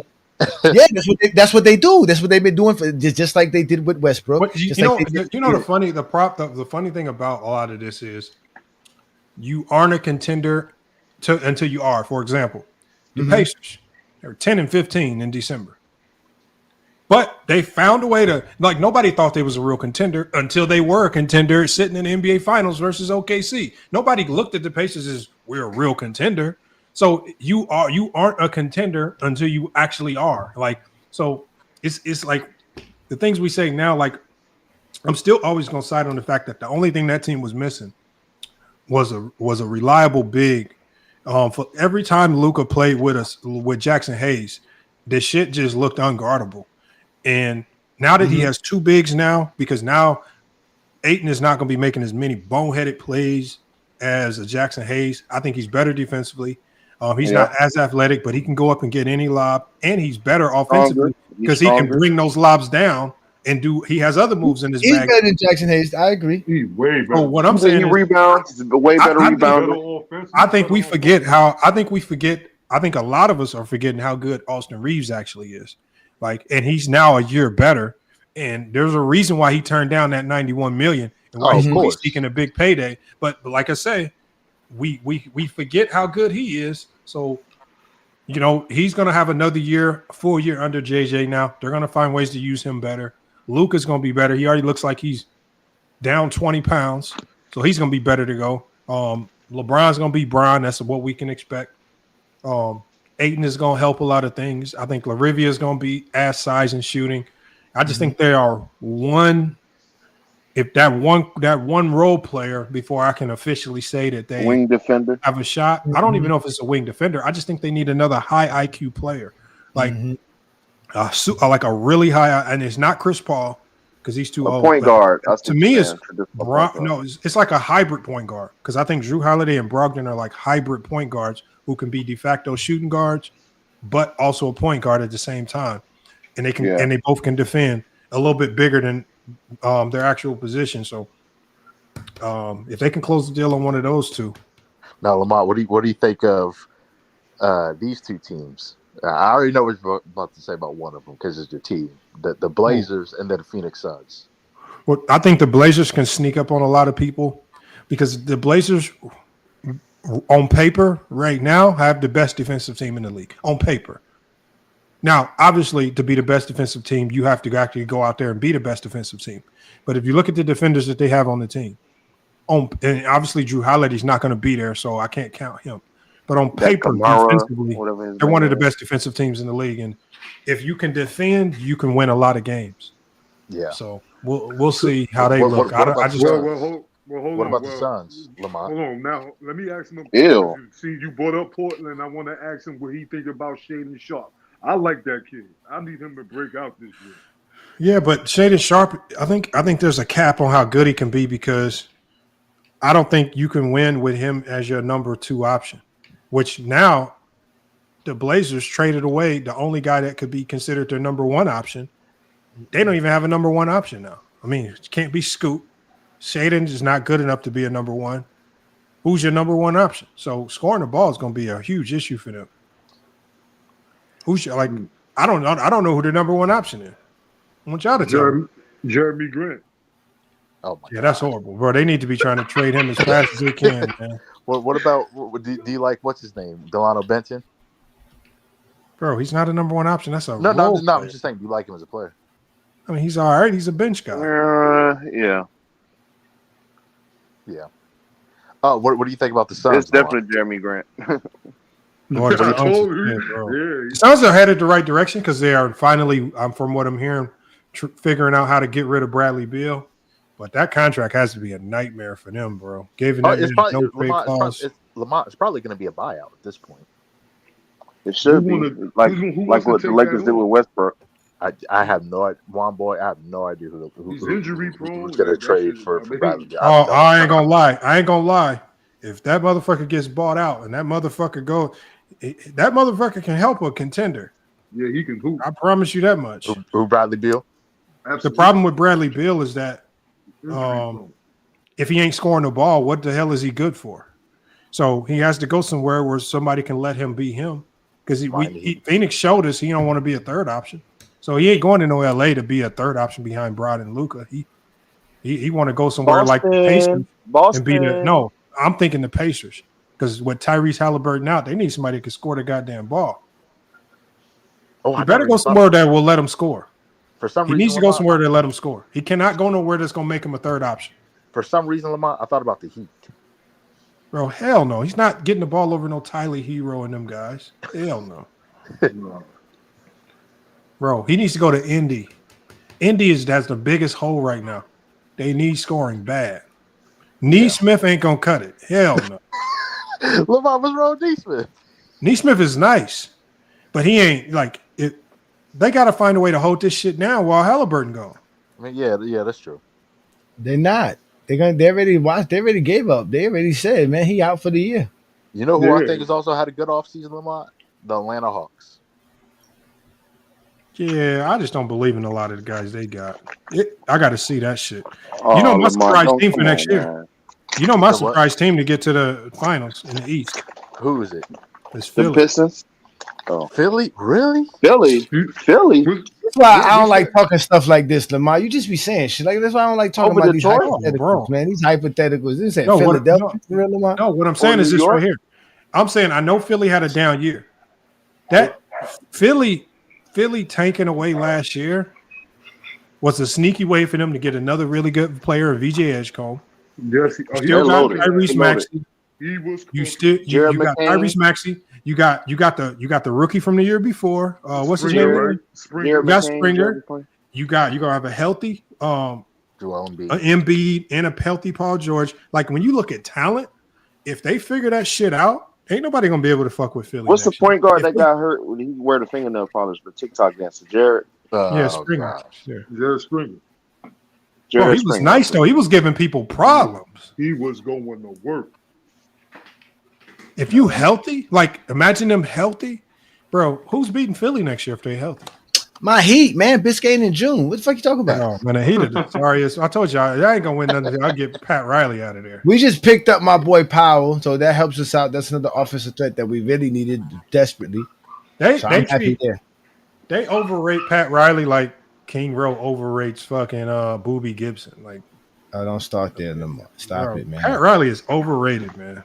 Pat Riley's the best, man. He finds He's diamonds in done the rough all the time. He's done absolutely nothing. You don't win with diamonds in the roughs. You make it look good with diamonds in the rough. You ain't winning shit with no diamonds in the rough.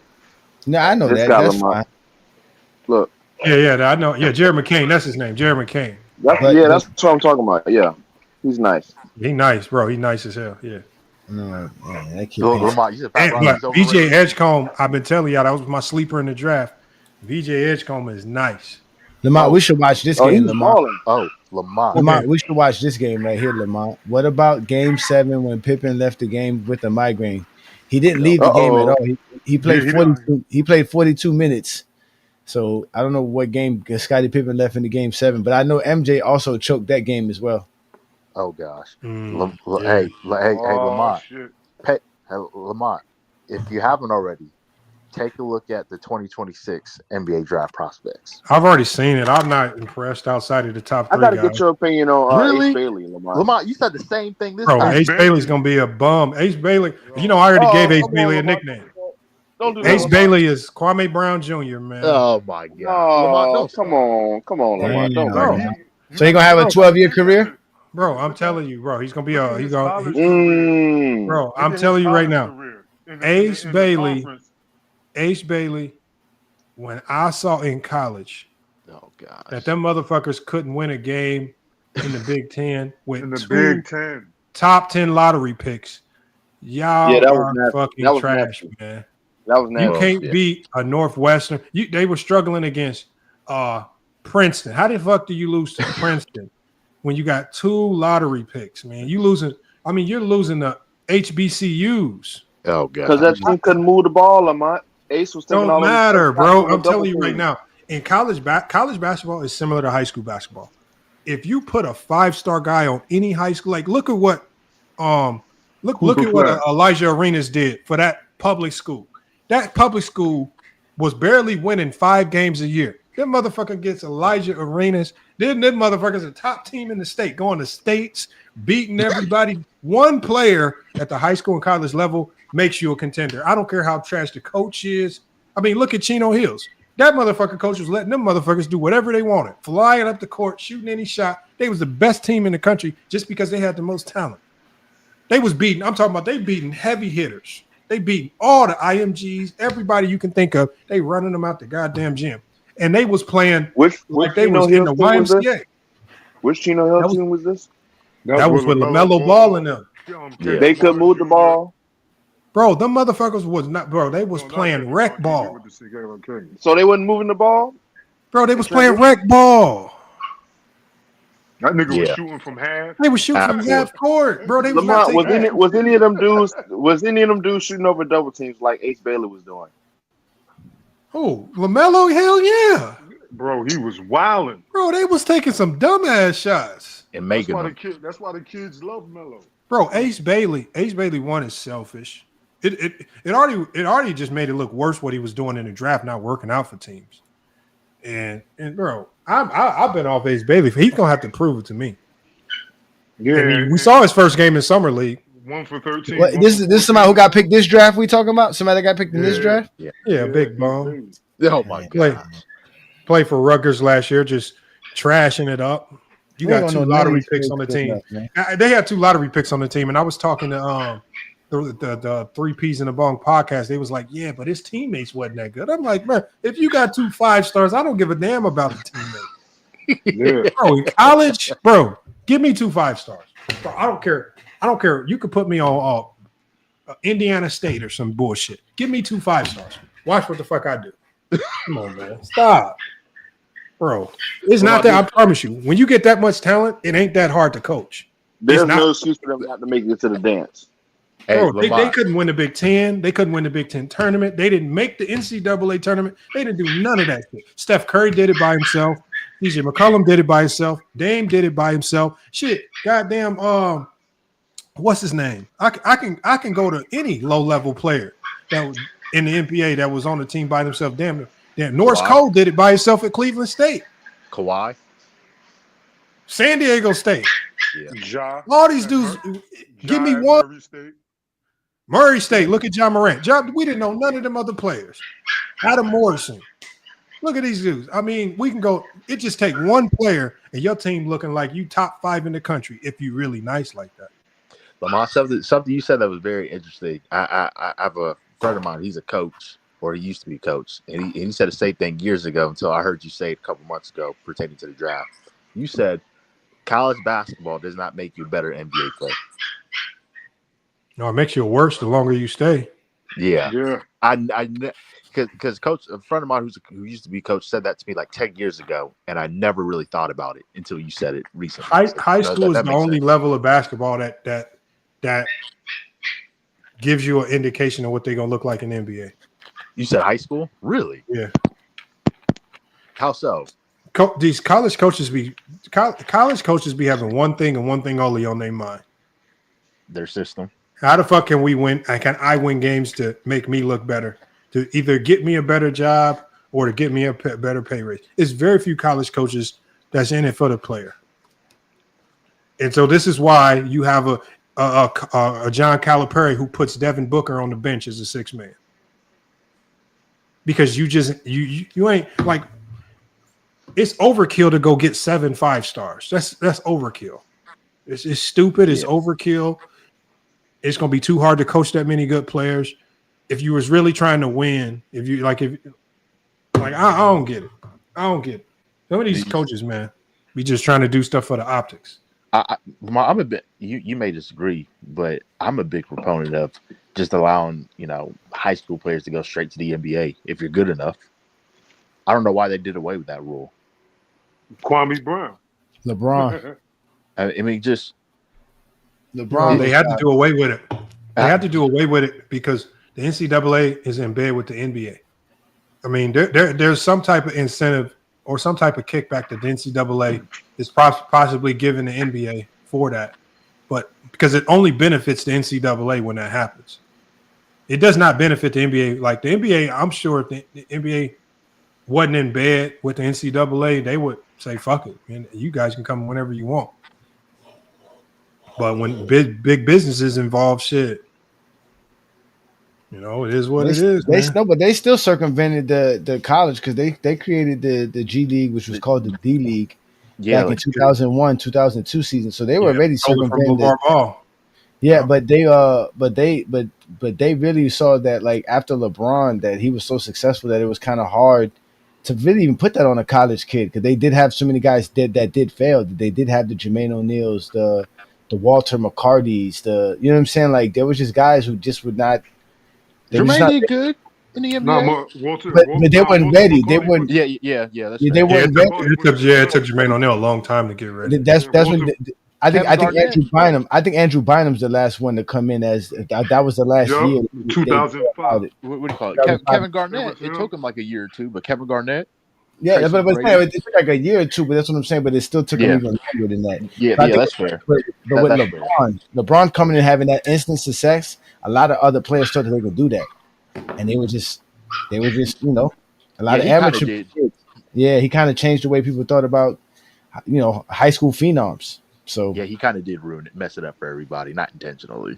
Because he was just so good immediately. Yeah, but he wasn't the only one that came out of high school. And just owners, owners and the GMs and scouts just kept saying that this next LeBron, this is the next LeBron, this is the next LeBron. So you're drafting these kids younger and younger, and it's really. You know what I think though, Goat James Kingdom is, I think having at least 1 year in college, it buys the NBA time, like to do shit like they did this year with Cooper Flag. Like I think we all knew. Even when Cooper Flag was in high school, he was going to be the number one pick. Yeah. But forcing him to go to Duke allows the NBA time to get ready and prepare. Okay, if we are going to finesse some bullshit, how are we going to finesse this shit? Yeah. How do we make sure Cooper Flag, the golden boy, how do we make sure he gets put – you have to finesse it because you cannot allow Cooper Flag. Lamont, you were saying this 2 years ago. Yeah, I said you cannot allow Cooper Flag to go to a bottom feeder. I said you cannot. I think it was me who told you. Well, what if the Charlotte Hornets try to get the number one pick? You said. Bro, I said the worst thing in the league would be to allow him to find the Hornets. Oh, that'd be the worst. Yeah, Lamont. You said hell no. Hell yeah. I said you got to find a way. You got to fake it, finesse it, do whatever you got to do, cheat the system, and they definitely did. Oh yeah, we all know that draft was rigged. It's just like the worst rigged draft to me in the NBA, other than LeBron going to the Cavs. That was definitely rigged. Victor Wembanyama going to the Spurs. Everyone knew that was rigged. Yeah, but Lamont, that thing you said about the high school players is a better way to evaluate them when they're in high school. It's actually true because you really get to see their game in high school. You don't really see their game in college because, like you said, it's with a system, with a coach, probably with other good players. In high school, you're probably the only best player, so you get to really see how good that player is and what what his game is. Mm-hmm. Yeah, but I really don't like to do that. I don't like to talk about things I don't know, and we really don't know what none of these players are going to be. So I just be waiting to see what's going to happen. Now, Lamont, you said, did you react to Bronny? Hey, look, the funniest part about Bronny's game yesterday was the day before Ticket was killing Bronny. He was like, "Yeah, Bronny didn't play in that first game. The Lakers in this," and then Bronny plays yesterday. That motherfucker came right out the door. That motherfucker dropped 10 points in 11 minutes. They sat his ass down. His ass, calm down, Bronny, calm down. That motherfucker started the game off with a steal and then boomed. He's starting to prove him wrong, Lamont. Starting to prove him wrong.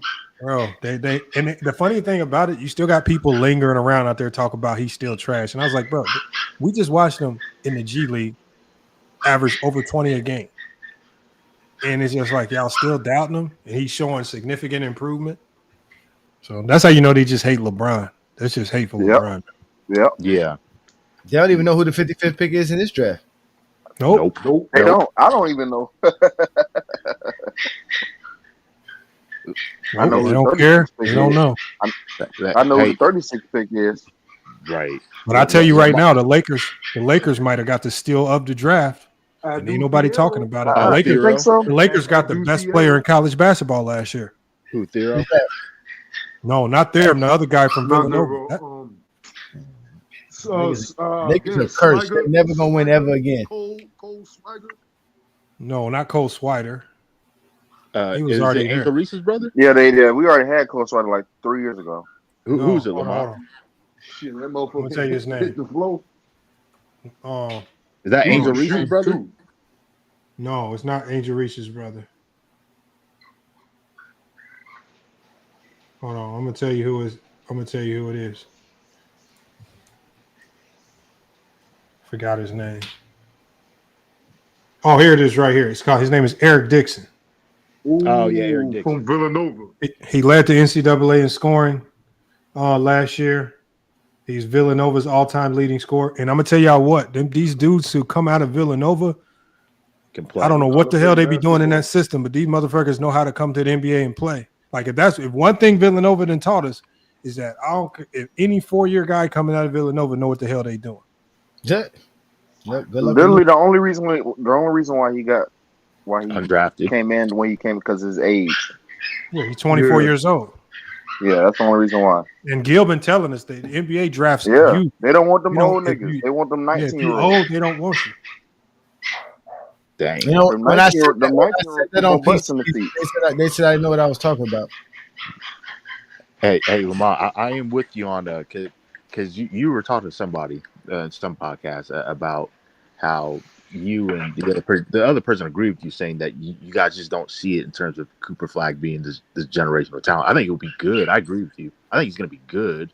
I just don't see generational that ESPN is talking about. If he was a generational talent, then the league would have been fine with him going to any team. The league was not going to allow Cooper Flag to go to a bottom feeder like Charlotte.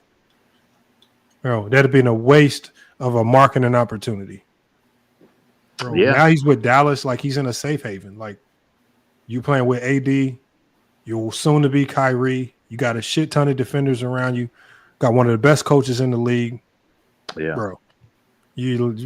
All you got to do is just look like something. Who are the 3 players that you talked about for next year's draft that you said they're the only 3 like lottery picks? Oh, is one of them Chris Sinat Jr.? That's 7-foot monster. No, it's the other guy, Darren something. I forgot their names. Patterson. I had 3 guys. Yeah, Darren Patterson. AJ the Banter was another. Yeah, he's nice. Yeah. What about Elijah Arenas? Oh, Lamont is very high on. I don't know if he's coming out. He might come out, but I got to see him coming out. They don't really have him on most draft boards. They don't have him as one and done. Yeah, I don't see him on the draft board. I saw one, and they had him at pick 16. Remember, he reclassed up. He's going to be young. He's young. What is he, 17, 18? I don't know.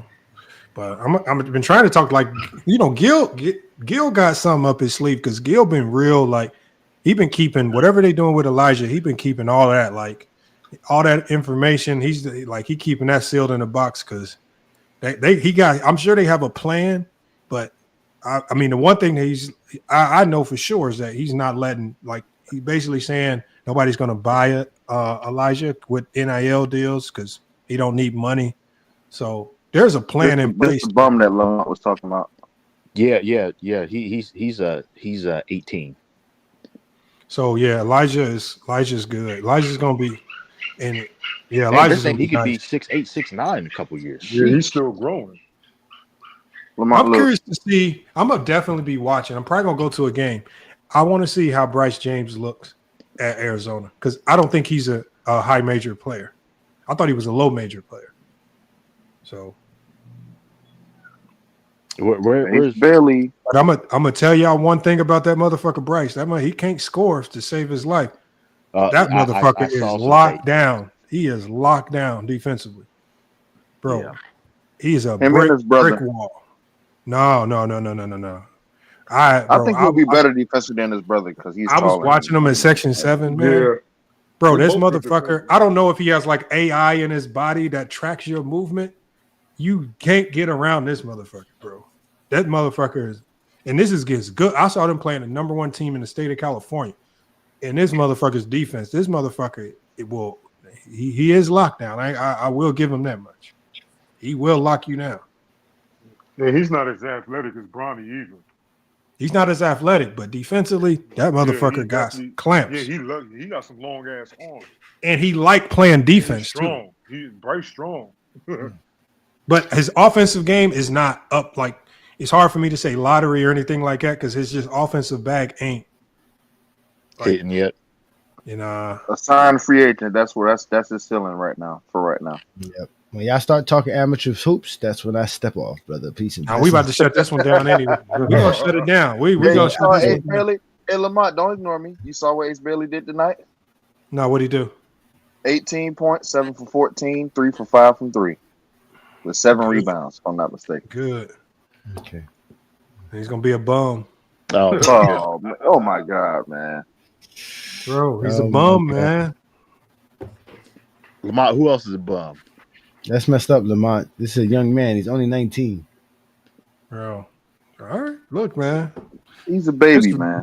When they give you warning signs in basketball, because I remember the last time I had a player. Oh no. Motherfucker had all the warning signs written all over him all year long. Even the players was telling me. The players was like, man, like, what we gonna do? Like, but this motherfucker, we in the national championship game, 2021. We need one shot. I said, well, this is the play we running. That motherfucker touched the ball. And he said, fuck the play. That motherfucker went rogue, man, and just threw up some bullshit. Got his shit beat. They went down and dunked it. I was like, oh, shit, the worst fucking time it could happen, man. This motherfucking shit. Hey, y'all been watching AJ Benster in the World Cup, the U19 World Cup? Yeah, he's nice. He's probably going to shit on regular players. Like, I don't better, bro. Yeah, Lamont, I do have to apologize to you because you were right when I was first on your stream years ago, and we were talking about, I think it was like 2018, 2019 draft, or something, one of those two. And I asked you, I was high on a particular player, and you said he was bum, and you called it day one. Ooh. You're right, Mo Bamba. You were right. Oh yeah. You tried to tell me.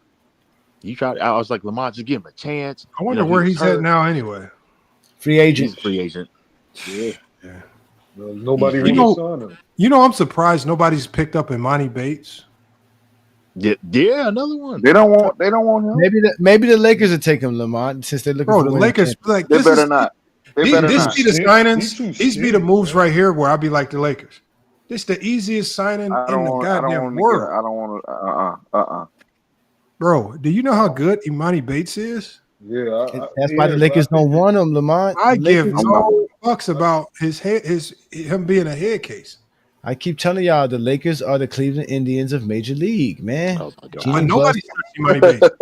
Jeannie Buss is that evil white woman in the tower. Oh gosh, taking out she said Imani Bates ain't good. Shit, Imani Bates is nice. He's nice. Every time he touched the court with Cleveland, that motherfucker was getting buckets. Yeah, but Lamont, I owe you I see the apology. potential. You were absolutely right. So I Oh. apologize to you for that. Hey, y'all see the one armed dude got a 2-way contract? Oh yeah. Shout out to him. Shout out to him. What's up, man? Yeah. Bro, you talk about Denzel Emmanuel. bro, they're gonna be using him as a gimmick like a motherfucker. They gonna call him up to the NBA. Mm-hmm. What team signed him?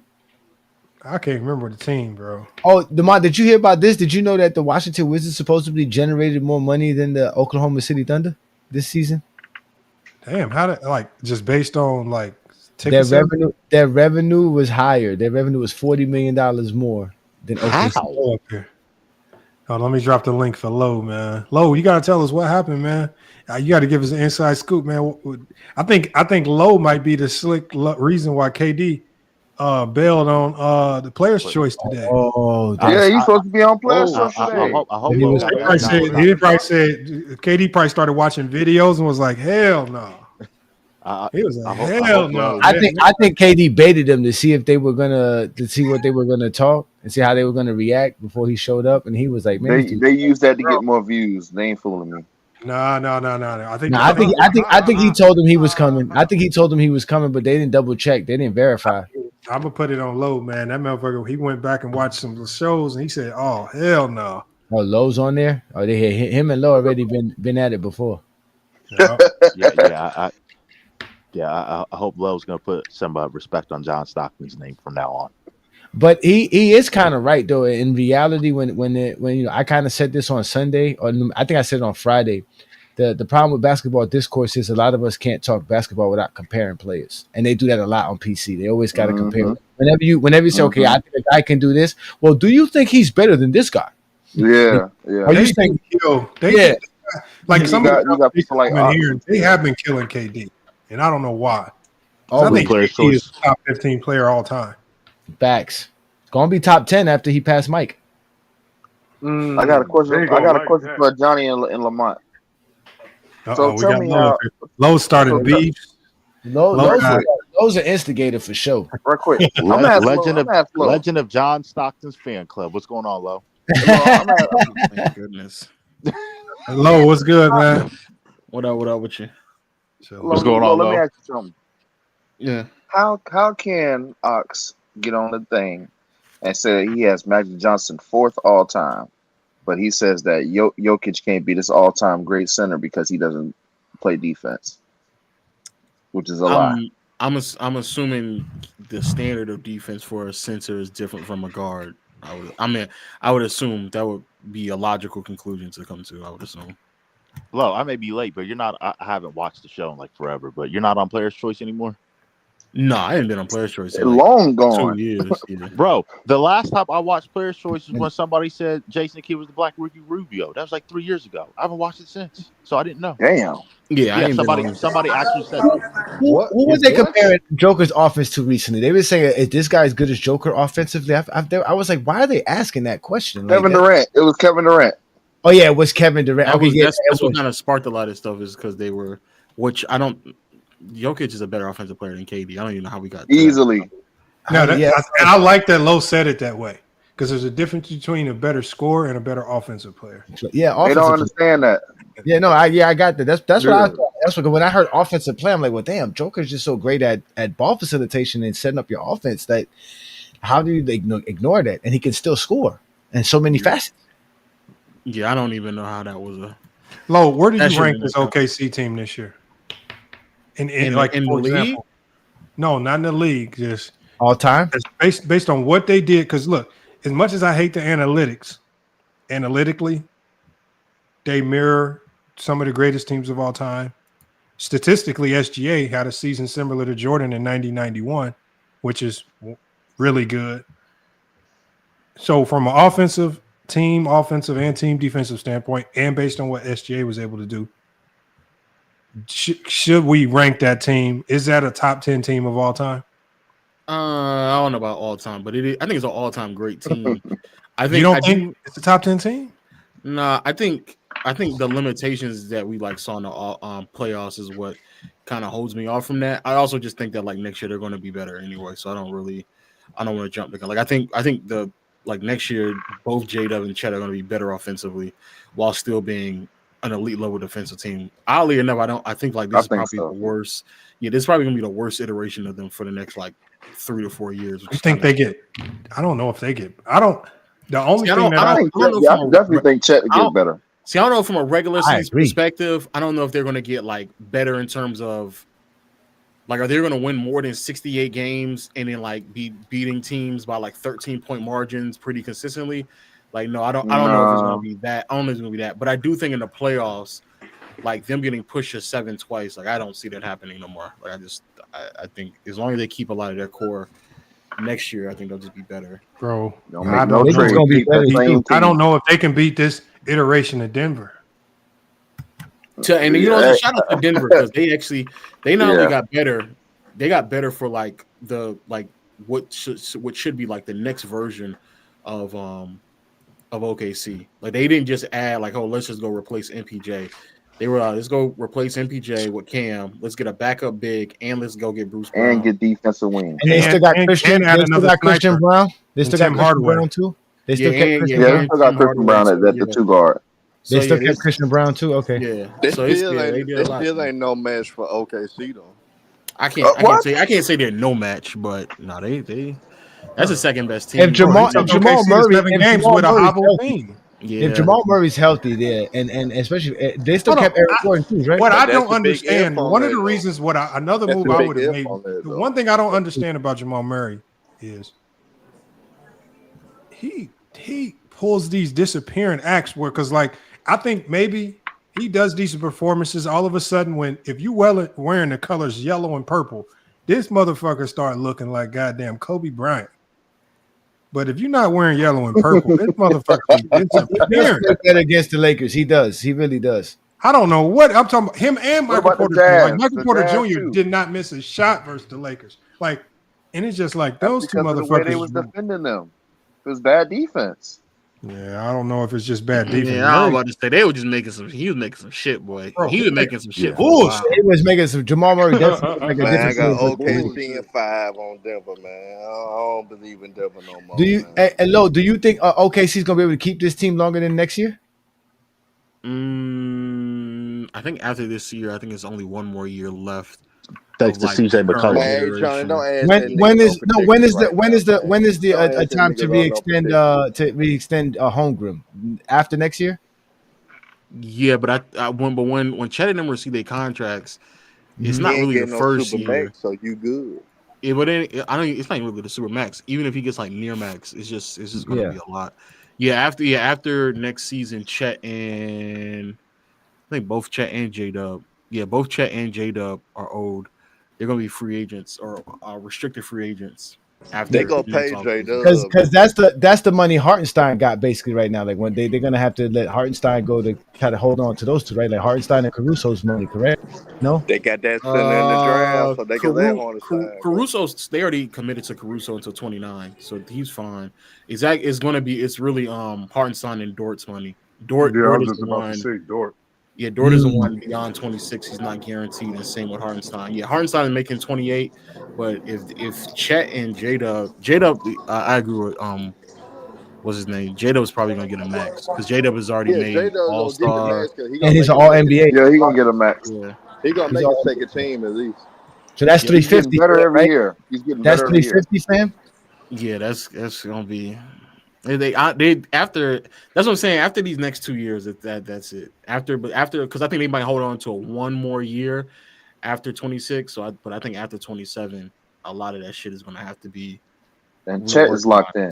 Chet is locked in. Now below they gonna be OKC gonna be straight though, because they got a lot of assets. So if they need to make a major move, they can make a major move though. So I think OKC would be fine because they got all those assets. So I think OKC ain't going nowhere, honestly.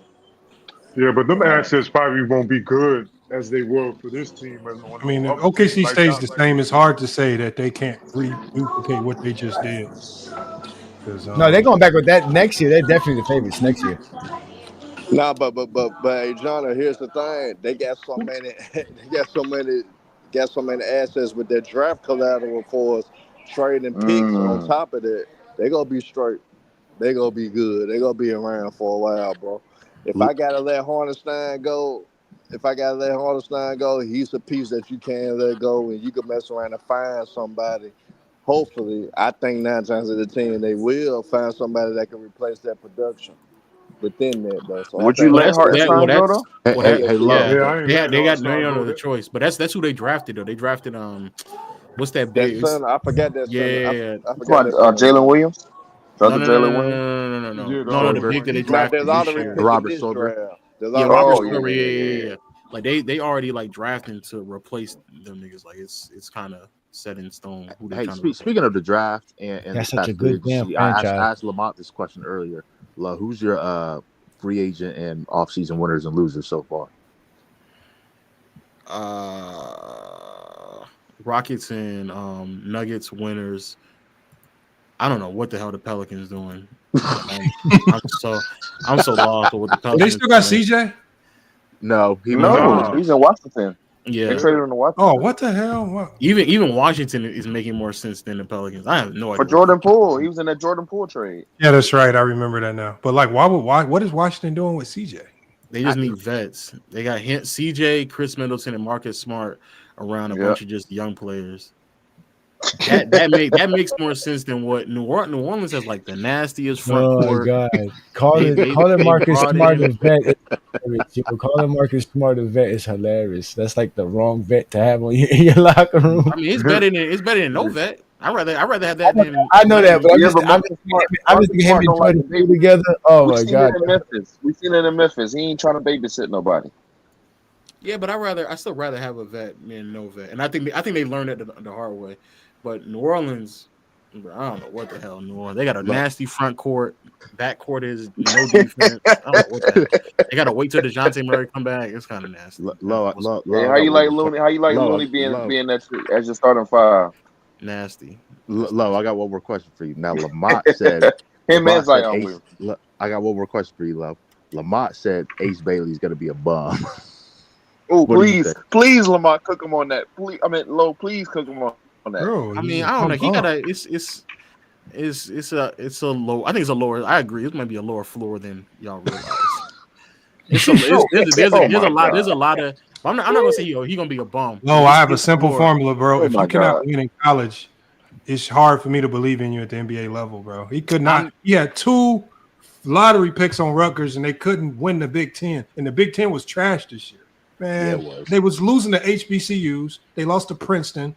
Didn't know, bro. They're bummed. Damn, what the Bro, HBCUs is garbage, man. Those free wins. When you play HBCU, that's supposed to be a free win. That's what. I mean, you really just giving them money to fund the school because you generally you just giving them money for the scholarship funds. That's it. Mario, what's good? How dare you not stay on code, Lamont? What you got on this, man? Oh man, they talking about Ace Bailey, man. That's crazy. I just asked a question. Man, put some respect on his name, man. Mario, please tell him stop disrespecting these young boys, man. He's not gonna be a bum. Ace Bailey's about to ball out. Yeah, that's the next KD, man. From my understanding, Dylan Hopper and Ace Bailey played together, so for them to have had a record like that is kind of shocking, I guess. But I don't know much. I didn't watch him in college like that though. So yeah, but you gotta. He was hooping. Ace was hooping. But if you, bro, they was losing. You're supposed to win that conference. You know who's the coach in Utah? Nobody knows. Was he hooping or not? See, exactly. Nobody cares about Utah. No, it's that young. Will Hardy. Will Hardy. Yeah, Will Hardy. Yeah. Also, the problem with Ace Bailey is like he's a much bigger of a project than people realize. Like, they just see that frame of his and think like, oh, Paul George, but it genuinely could be like Josh Jackson. Like, there's just like you have no idea. What? What? Yeah, I don't like he shot. He wasn't also like some. To be fair, his 3-point shooting was down because of like terrible shot selection, but also he shot bad from the free throw line too. So this young man's floor and ceiling is like a mansion. Then that's what you're trying to say. It's like a mansion. His floor is way down here. I'm gonna keep it. I'm be honest with you. I think even the Paul George comps are a bit like. I think people tend to like undervalue how good of a ball handler Paul George is at that height and size. And also PG wasn't. Like, he continued to grow with his athleticism. Like, Ace Bailey doesn't have all that, but they just see like someone who's 6'9", who has the defensive versatility and has the potential to shoot threes. Then like the PG Kawhi comp. Bro, look at this. This is why Ace Bailey's gonna be a bum, man. Look at Oh this. my shit, God. man. No, here comes some Stop nasty it, shit. Lamont. Here comes some nasty shit. That's him? That's his manager. No, that's his agent. That's his agent. Yeah. That's his agent. Oh wow. Hey, I ain't gonna lie though. He looked like how Herm was looking earlier with the cigar. Just give him a cigar. Exactly. Give him a cigar. Hey, put respect on Sharif Cooper daddy name.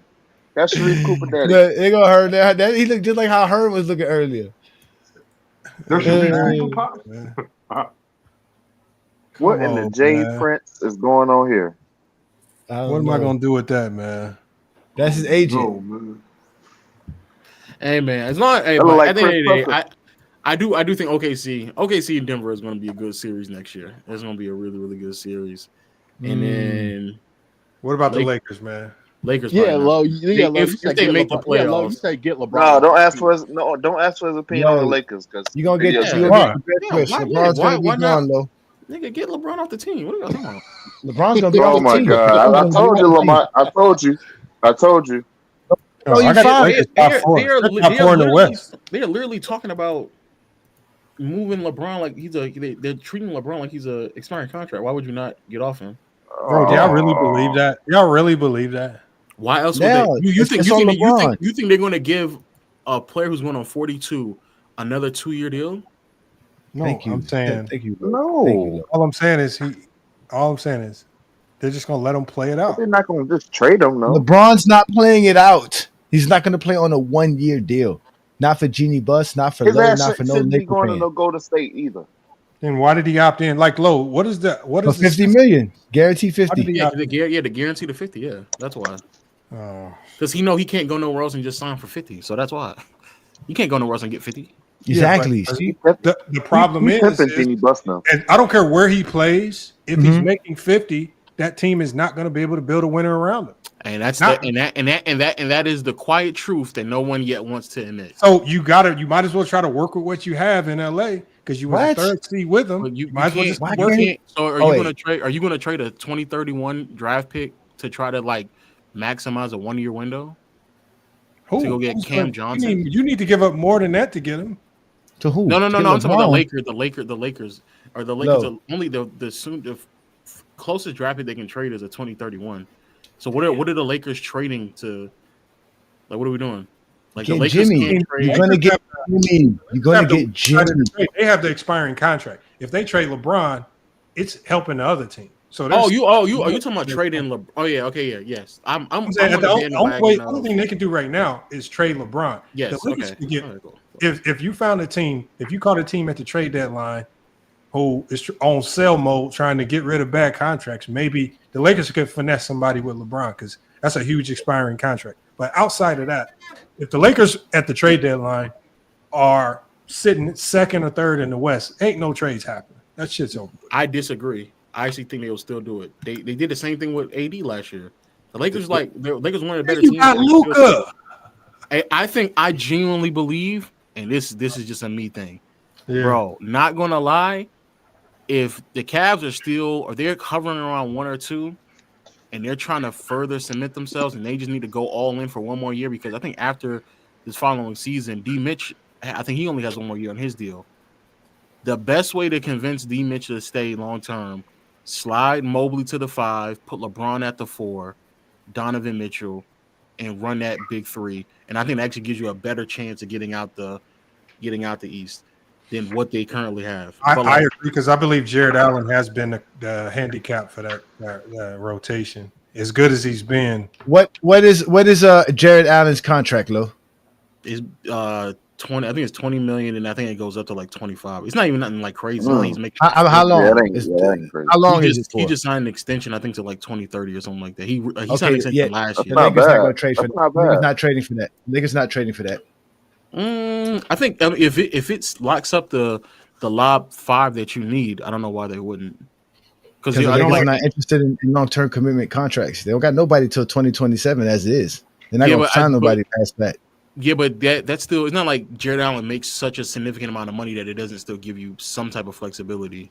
Like if he was making like 35 plus, then I can see what you're saying. But if he's still in the 20s, then they're not going to hand over the team to the new owners with any extended contracts like that. If anybody's going to have a long-term contracts when the new owners take over, it's going to be Luka. After that, ain't going to be nobody else. That's what the Lakers roster look at as of right now. Everybody on the Lakers right now is playing on a 1-year deal. The only players that are playing till 2027 as of right now is Bronny James, Vando, and I think another player. Yeah, but I hear what you're saying. But I think as long as the contracts is manageable, I think especially if it's a player that will work fine with Luka. The best contract is Jimmy. Jimmy's get 50 this year, like LeBron, and then next year. He's got the 50 that you could either buy out, or if not, he get rid of him for that year. And you trade for a worse player. It's LeBron that's making the trade. The Lakers are not trying to trade LeBron. LeBron's going to force the trade. He can't. What are you going to sit out? What you mean he can't? He's just going to tell him I want to be gone. He's going to say, okay, where do you want to go? They were going to trade him. They were going to trade him to Golden State. He shut that deal down. Yeah, but that was before Jimmy was there. That's what I'm saying. If I get Jimmy on an expiring, why would I want that? Because it still works well with everything that y'all trying to do. I get a worse player. Why would I want Jimmy Butler on the roster? The Lakers are not interested exactly what the Warriors need. The Lakers are not interested in winning. If they wanted to win, they would have given LeBron a 1-1. Why would LeBron? Oh, you're tripping. I would never give LeBron a 1-1. That's what I'm saying. That's why LeBron's going to leave, because he's not going to play on a 1. No one is going to give LeBron a 1-on-1 at this point in his career. He's going to go to. He's going to get it. He's going to get it from the Warriors. They're giving it to Jimmy. No fucking way, man. They're giving it to Jimmy. So y'all telling me LeBron and Stephen Curry can't play together for 2 years? They don't. Y'all are bugging. Who else is going to be on the team? Yeah, but why would you give up Jimmy Butler? Who else is going to be on the team? All you giving up is Jimmy. Jimmy makes 54 this year and 56 next year. After this upcoming year and next year, Mm-hmm. bro, in 2027, I'm looking at it now. It's Steph, Jimmy, Draymond, Buddy Hield at 9.6, and Moses Moody at 12, and that's already taking up nearly $180 million with those 5 players. B-Pot will be gone at this point, right? Yes, and again, what's holding this deal up is the Warriors are trying to get Giannis. The reason they got Jimmy was because that was their last straw. They were trying to get LeBron before Jimmy. They only got Jimmy because they couldn't get LeBron, because they were trying to make all kind of deals. But I'm saying is, if there's a team with Steph, LeBron, and Draymond effectively, you think that is enough to win? Buddy Hield and the Steve Kerr system? Oh my God! There's no way you said Buddy Hield to add on top of that. Yeah, I'm just saying you're gonna have. Listen, you're adding somebody who can give you 15 to 20 points, because it's not like Buddy Hield. It's like come on. Do you think LeBron fits in that system if Draymond is having to also play point forward? They think LeBron will fit everywhere. These boys just won't give up. We're gonna play small ball. We didn't just watch them in the Olympics together. LeBron wasn't playing with Draymond. He wasn't playing with Draymond. How does Draymond fit in that system? You act like Draymond's a problem. Draymond's could fit in. This is Draymond. He's a Draymond will be playing us. They will both be playing similar roles in split actions. What are you saying? What you mean they'll both be playing similar roles? LeBron has obviously could do more than what Draymond can do. Draymond can still be Draymond, and LeBron will be LeBron. So what are you talking about? But they're both point forwards, is what Lowe's trying to tell you. Yeah, like what LeBron can shoot 40% from 3-point land. He can hit those shots. He can be. He can be. No. He doesn't move off ball like that. Yeah. I always say he doesn't do this, he doesn't do that. He's been able to fit with Dwayne Wade. He's been able to fit with Kyrie Irving. He's been able to fit with all type of players. Anthony Davis. System. LeBron could fit in any system. He's the GOAT. No, Jesus Christ. The greatest fanboy in the world. Not being a fanboy. Y'all say what LeBron can't do, and I'm watching a man play for 20 years in many different systems and many different roles, and he still does his thing. What was you saying last year around this time? He was still balling with the Lakers. That's why Lowe doesn't want him to go, because Lowe knows he has a better option winning with LeBron than Jimmy Butler. What was you saying last year around this time? Want him to just leave. But LeBron doesn't. He's not gonna be able to play in a split action with Draymond Green. I mean, I'm not saying he can't do it, but that's not the best way to maximize. Like, they'll have no perimeter defenders. They'll have nobody really rebounding. That team will be trash. What? Damn, Draymond is their best perimeter defender. They'll be better than your Lakers. Mario, they calling you me bounds up here, man. I get that a lot. Why? What's she You doing? get Angel Reese a lot. No, they're talking about they're in the comments about is that Angel Reese? Yeah. No, you thirsty ass niggas. Hey, Lamont. Lamont, I don't feel. I don't feel Do you play basketball? well. I used to. Lamont. Oh, you play. Okay. What up, George? Lamont, could you pull up your show around this time last year and see what these guys were saying about the Lakers and LeBron? Can you please bring that up? No. Well, to be fair, Lamont, can you please bring that up? If the Lakers are able to get Miles Turner, I ain't gonna lie, I would be all in on the idea that they could win. You like Miles Turner bet with the Lakers better than? No, I'm talking about from where we were last year. If we saw AD LeBron, if we had AD LeBron with Miles instead of Rui. Yeah, I like Miles with AD, but I don't. Yeah. I like Ayton better with Luka. No, I'm talking about. He said last year, and I'm saying last year. Like when AD was on the team, Miles Turner would definitely AD was fit. on the team last year. After that finals, fuck Miles Turner. Hey, Lo, honestly, either Wendell Carter or Miles Turner I would like one of those guys with AD last year. Nah, Wendell Carter, he's foul prone. He's not too smart on defense, man. What's y'all beef with Wendell Carter? Because he do dumb shit. He stay in foul trouble. Leave his feet too Why does it always get help for LeBron? Why is it always that? Why he can't stand on his own? Talking about LeBron. We're just talking about. You've been talking about LeBron the whole show. We're talking about building. You've been talking about you can't let it go. George, It's not going to happen. What player ever won a It's championship not without going to teammates? happen. You know what's so crazy right now? Even about? even adding Miles Turner will be building around AD more than LeBron. Like I don't like this is. Yeah, right now everything's building around Luka. They're not building around LeBron right now.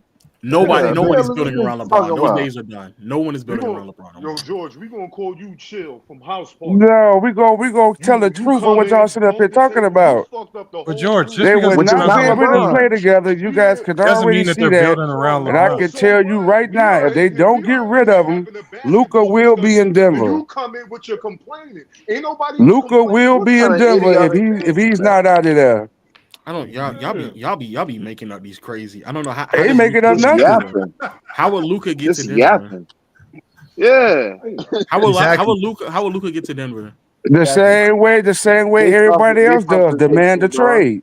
It's the same. Everybody else doing it. Why he can't do it? No. Why he can't do it? I'm asking who they trading though to get to the. I don't know. They can work it out. You can't answer it, Lo. You can't answer it. So they're gonna trade Jamal Murray and Aaron Gordon to build a team around Jokic and Luka. Congrats. They can't. Do you think that's a winning team? Who says it's a winning team? I'm saying what Luka's gonna do if they don't get Bron up out of there. Well, if Luka wants to go crater another team in all their depth, just so he can. Don't worry, LeBron's leaving by October. He wants to go play with Joker. If y'all don't see the signs, I don't know what's wrong. Well, they've already said that he's looking to extend, so I don't. Yeah. So that's irrelevant. Yeah, I was looking for that. So he's going to extend, Lo. He's going to sign in August. Who? LeBron or Luka? No, Luka. He's going to sign in August. I don't know if it's going to be exactly in August, but I mean, I think they already said he's. That's what I'm saying. Do you think he's going to sign before his contract period? He's going to extend the contract, or is he going to risk the free agency and go into free agency?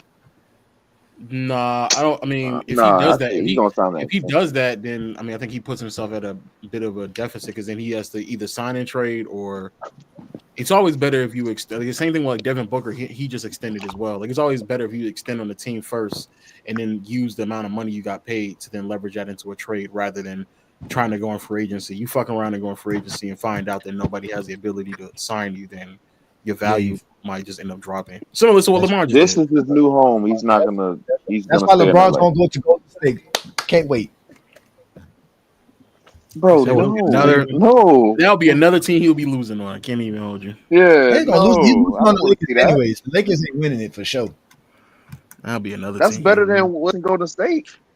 I tell you what, him and Stephon. This last past season showed me anybody can win it. But the Pacers came one game away from throwing off the matrix completely. I'm talking about Tyrese Halliburton don't tear his Achilles. The whole matrix is completely screwed up. At least the Golden State trying to win, not like the Lakers. And that, in all honesty, like now, all joking aside, that's the reason why he should try to go to Cleveland. If it's Donovan Mitchell, LeBron, and Mobley, that makes. But who else? They would have to give up more than Jared Allen, though. They would have to give up more than Jared. Who else they have to give up? They could probably go Jared, either some shooters or DeAndre Hunter, because how does that benefit the Lakers trading LeBron to the Cavs? Because the Lakers would get a wing and see what I'm saying? They're always ragging. Y'all just rag too hard. I'm just thinking about it logically. We've got a new ownership who have just spent $10 billion, and you have the most globalizing player on the planet. Why would you trade him to the Cavs? Because he's gonna spend more money on the Dodgers than he do the Lakers. He's gonna leave. Oh my god! I don't know, but y'all are talking about LeBron like he's 28 years old. Like the nigga could deadass retire in a year's time. Like I don't know why y'all think that. Like I hear that, but from a business standpoint, having LeBron on your team and getting those jersey sales now for ownership, you'll recoup more money than trading into the Cavs for nickels and dimes, really. He's not worried about money. He's got the Dodgers. I'm about to say, I don't like if a nigga came to you and said I can spend $10 billion. You think he's worried about like immediate income coming back? I don't think you know how much people think. They're not worried about money. They didn't spend $10 billion to become majority owners as well. They just had to get above 50%. Yeah, but what I'm saying is like those. I hear what you're saying about like what he's doing, but you're saying why would they give up? So you think to an owner's perspective, it'll be more valuable to milk LeBron for one more year because of jersey sales and selling tickets, rather than building a competent roster around the other star you have. Yes. For the future, see, they crazy.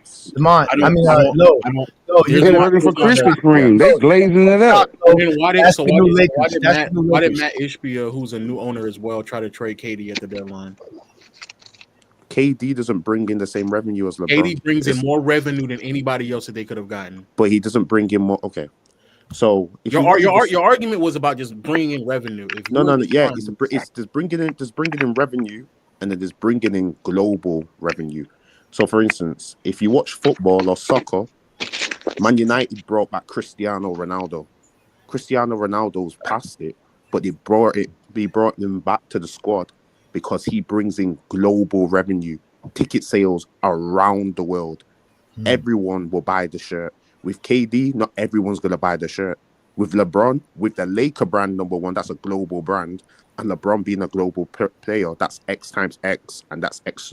That's, how can I say? It's that X don't matter. Nah. Okay, you think so, man. I don't think you know what LeBron's worth. I don't think you know the Lakers' worth. You don't think that's gonna happen. I think you're underselling the Lakers' worth on their own to believe that they would risk milking LeBron for one more year rather than trying to get the most out of Luka for the next 7 to 10 years. Who has the biggest following in basketball? I'm not saying that trying to keep LeBron for financial gain makes sense. I'm saying is trying to milk him for only one more season to then potentially lose out on keeping Luka for 7 to 10 years does not make any sense. I don't think Luka's gonna go, regardless.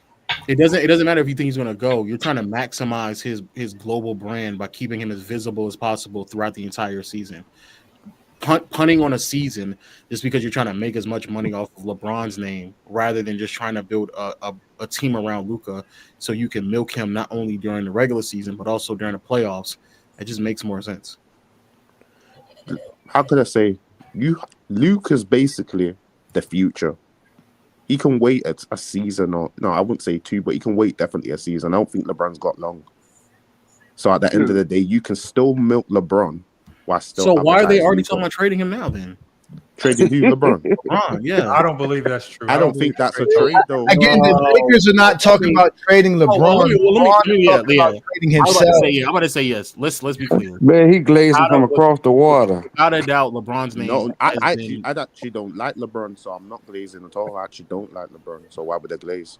Yeah, but I just keep it real. Just up here, just talk about LeBron. Everybody. This the reason why I want to come here. He just on here yapping. He hates LeBron. How old are you? How old are you, George? I don't hate LeBron. That's what y'all got to roll at. How old are So you? why you saying all this shit then? Because y'all be saying the same shit year after. It's been what, 6 years? Y'all still saying the same shit. No, it's not. We just George, finally Get over it, bro. Move Hold on, George. on. trying to win Move for 6 years. You're on. listening. George, The Lakers have not been trying to win for 6 years, and they're hold not on trying one to win second. for the next. They what? Hold on 1 second, y'all. George, what's your prediction for your team? He don't have a team. I don't have a team right now because once LeBron leave, I'll go back to being a Laker fan. George, so That means you're not a Laker fan. So George, you're crying. He's a So Kobe you're crying fan. about the fans up here that Hey, actually Johnny, he's a zesty bean. prediction about their own team. Yeah, he's a zesty bee. Say it again. He's a Look, zesty Lamont, I'm gonna tell you So, this. I'm gonna tell you who's this your right team? now. I told you about the Nuggets when they won the championship. As far as I see right now, OKC will not repeat. Y'all keep leaving out Houston. Y'all keep leaving out other teams that's making advances to beat this team. Ooh.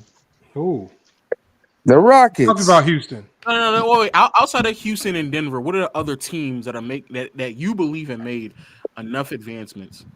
He's probably gonna say the Sacramento Kings. No. Nobody else has made. Dallas Mavericks. Nobody else has Dallas made a really run to get players to fit their organization to beat them, but Houston and Denver.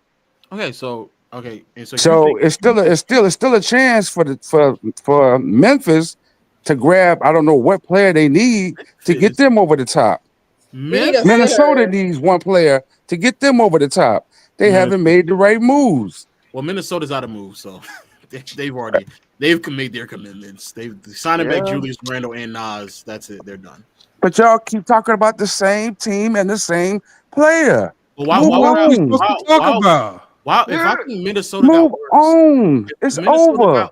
If Minnesota got worse, why do I think they're going to compete? Came up here.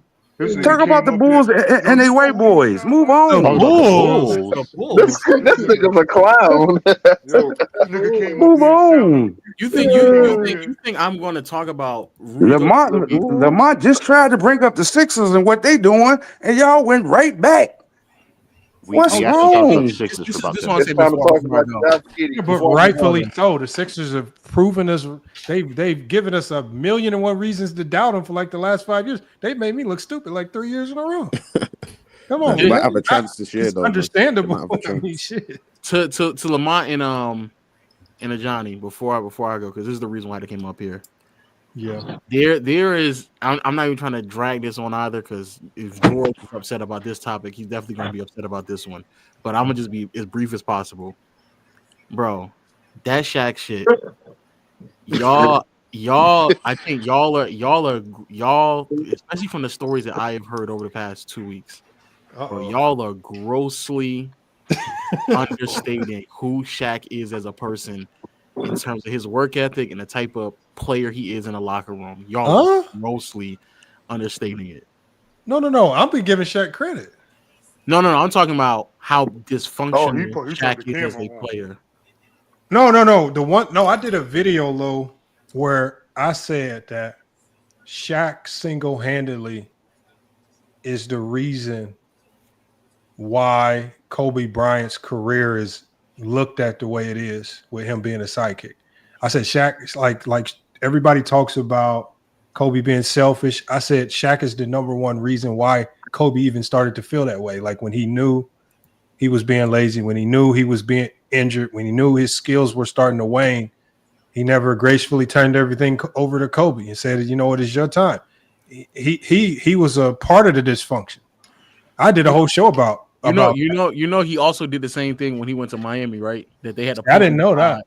Yeah, they had to pull him aside and tell him, "Yo, this you got to let Wade flourish because you're still doing, And out of Shaq's own mouth, he openly said the only reason why he was more willing to commit to that idea is because of the perception of him. He didn't want to be continuously be perceived as this player that was beefing with other players on the team. But that Shannon Sharp shit he did a few months ago, let's just say that's not the first time he did that. Hold on, what did he do on Shannon? Oh, when he said he was looking for information on Shannon Sharp? Yes. Let's say that. Are you saying he did that to Kobe? He did that too. Not just Bean, but a few players throughout his time in the NBA. Oh snaps! Oh wow. Let's also let it be known, out of two players that were on the team with Kobe and Shaq, the amount of times that Shaq would go into the front office yelling and screaming about demanding trades, and then would do some of the most vile shit in the locker room to teammates. Well, please say you're lying. Some of these things has already been stated, such as him Like putting his nuts on somebody's mouthpiece. Grabbing a toothbrush and sticking it in his butt and scrubbing his butt with it. Hey, Lo, please say you're lying. No. He's not lying. He's not lying. You can type in He's not Shaq lying. toothbrush. No, right they now. really said it. They Yes. really said it. Yes. To him, even when They Kobe said he doodled in people's shoes and everything. Yes, when Kobe, there was a I even said Derek Fisher. From I was told, Derek Fisher said this, that there was times when Kobe would have really great games, and Shaq would just stand in the middle of the lane, get an offensive 3 seconds in the key because he felt like he was supposed to get the ball, and that was during that stretch when Phil Jackson had to come to Kobe and tell him, "Yo, we're losing a big fella." So you're saying that he was only asking Kobe to take a step back because Shaq was just going to be a big 5-year-old if he didn't. I think. Wow, Low, for real, Low. This is what we doing, Low. Some of these things, Shaq himself. I'm gonna say some of these things Shaq himself has said like recently. These are not things that I'm just making up. You can type in Shaq toothbrush right now and go find him getting a toothbrush and sticking it up his butt and then sitting there laughing at somebody else. Okay, listen. What does that have to do with Kobe being the sidekick? Because I think there's a lot of things that what Shaq, does that have to do with Kobe being the sidekick? What does that have to do with Kobe being the sidekick? I'm answering it right now. I'm answering it. Okay. I think there are several things that happened at that point in time. That I don't think that a lot of other players would have challenged Shaq the way in which Kobe did, and I think that's including a lot of other players outside of that locker room, especially because Shaq was on other teams and people did not challenge him, and so. I fail to believe. I truly, especially the things that I've heard. Some of the stuff I just told you, I heard out of Shaq's mouth himself. This nigga's hilarious. Hilarious. Shaq is beloved. Shaq is beloved. He is the biggest loved person we've ever met in our life. No one's not. You have to stop that. Kobe's challenging of Shaq was a detriment to the Lakers more than it benefited the Lakers. He had no problem with none of his teammates. That is an absolute lie. Listen, you had a problem with Penny? You had a problem with Penny? You brought up Shannon Sharp. I let you cook, Low. You had a problem with Penny? I let you cook. He didn't have a problem with Penny. He had no problem with Penny. He had no problem with Penny. Man, he alive. I want to say something. What you said about him not having any problems with any of his teammates, that is factually incorrect. That is a lie. But Low. We have evidence. And since Omaria left, I was gonna have Maria basically confirm this: how idiotic men behave. We have footage of Shannon Sharp, Hall of Fame football player, with another Hall of Fame football player putting car keys in ice boxes and locking up. Like, these dudes do that. Y'all talking about these. Y'all forget what Shaq came from. Y'all know Shaq's fraternity. Do y'all know what it takes to be a part of that fraternity? What you have to do to get branded. Not only just branded, didn't they make fun of Anthony Davis? Q dogs are crazy. If you've been on the college campus, didn't they make fun of Anthony Davis when they were playing with supposedly with his rear end in a college locker room? Shaq was known for being a big kid. I'm not saying Shaq did things that his teammates didn't think was disgusting and that was just outrageous. We all know Shaq is an outrageous human being.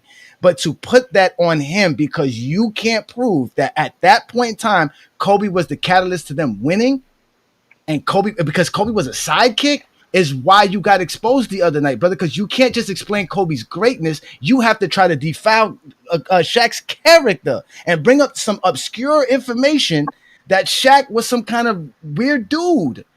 Like this, y'all gotta stop this, bro. Kobe was a great basketball player, even as a sidekick, winning 3 championships. It doesn't hurt his career. Are you a sidekick to Lamont? Yes, Lamont's my boss. That's all I wanted to hear. I just Thank you. I don't Now want- you I got want- that. Now you got that. Take your zesty beans ass on and continue to talk about LeBron. So I want to. Now go ahead, Lo. Go ahead, Lo. Since I got cut off, go ahead, man. The idea, and again, I'm not. This isn't really defaming Oh, Shaq's character. These are facts. You go.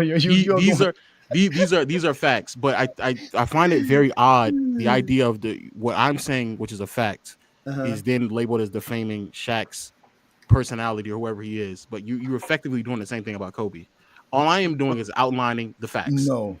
And what you're saying about Kobe's Kobe character at all. I did not defame Kobe's character of any kind. I did not. You said he was a horrible leader and that he pushed away That's Shaq. basketball related. He was a That's detriment. basketball related, Lo. That's basketball I think related. what I'm saying, I think the problem is I think you don't understand how it's correlating to basketball.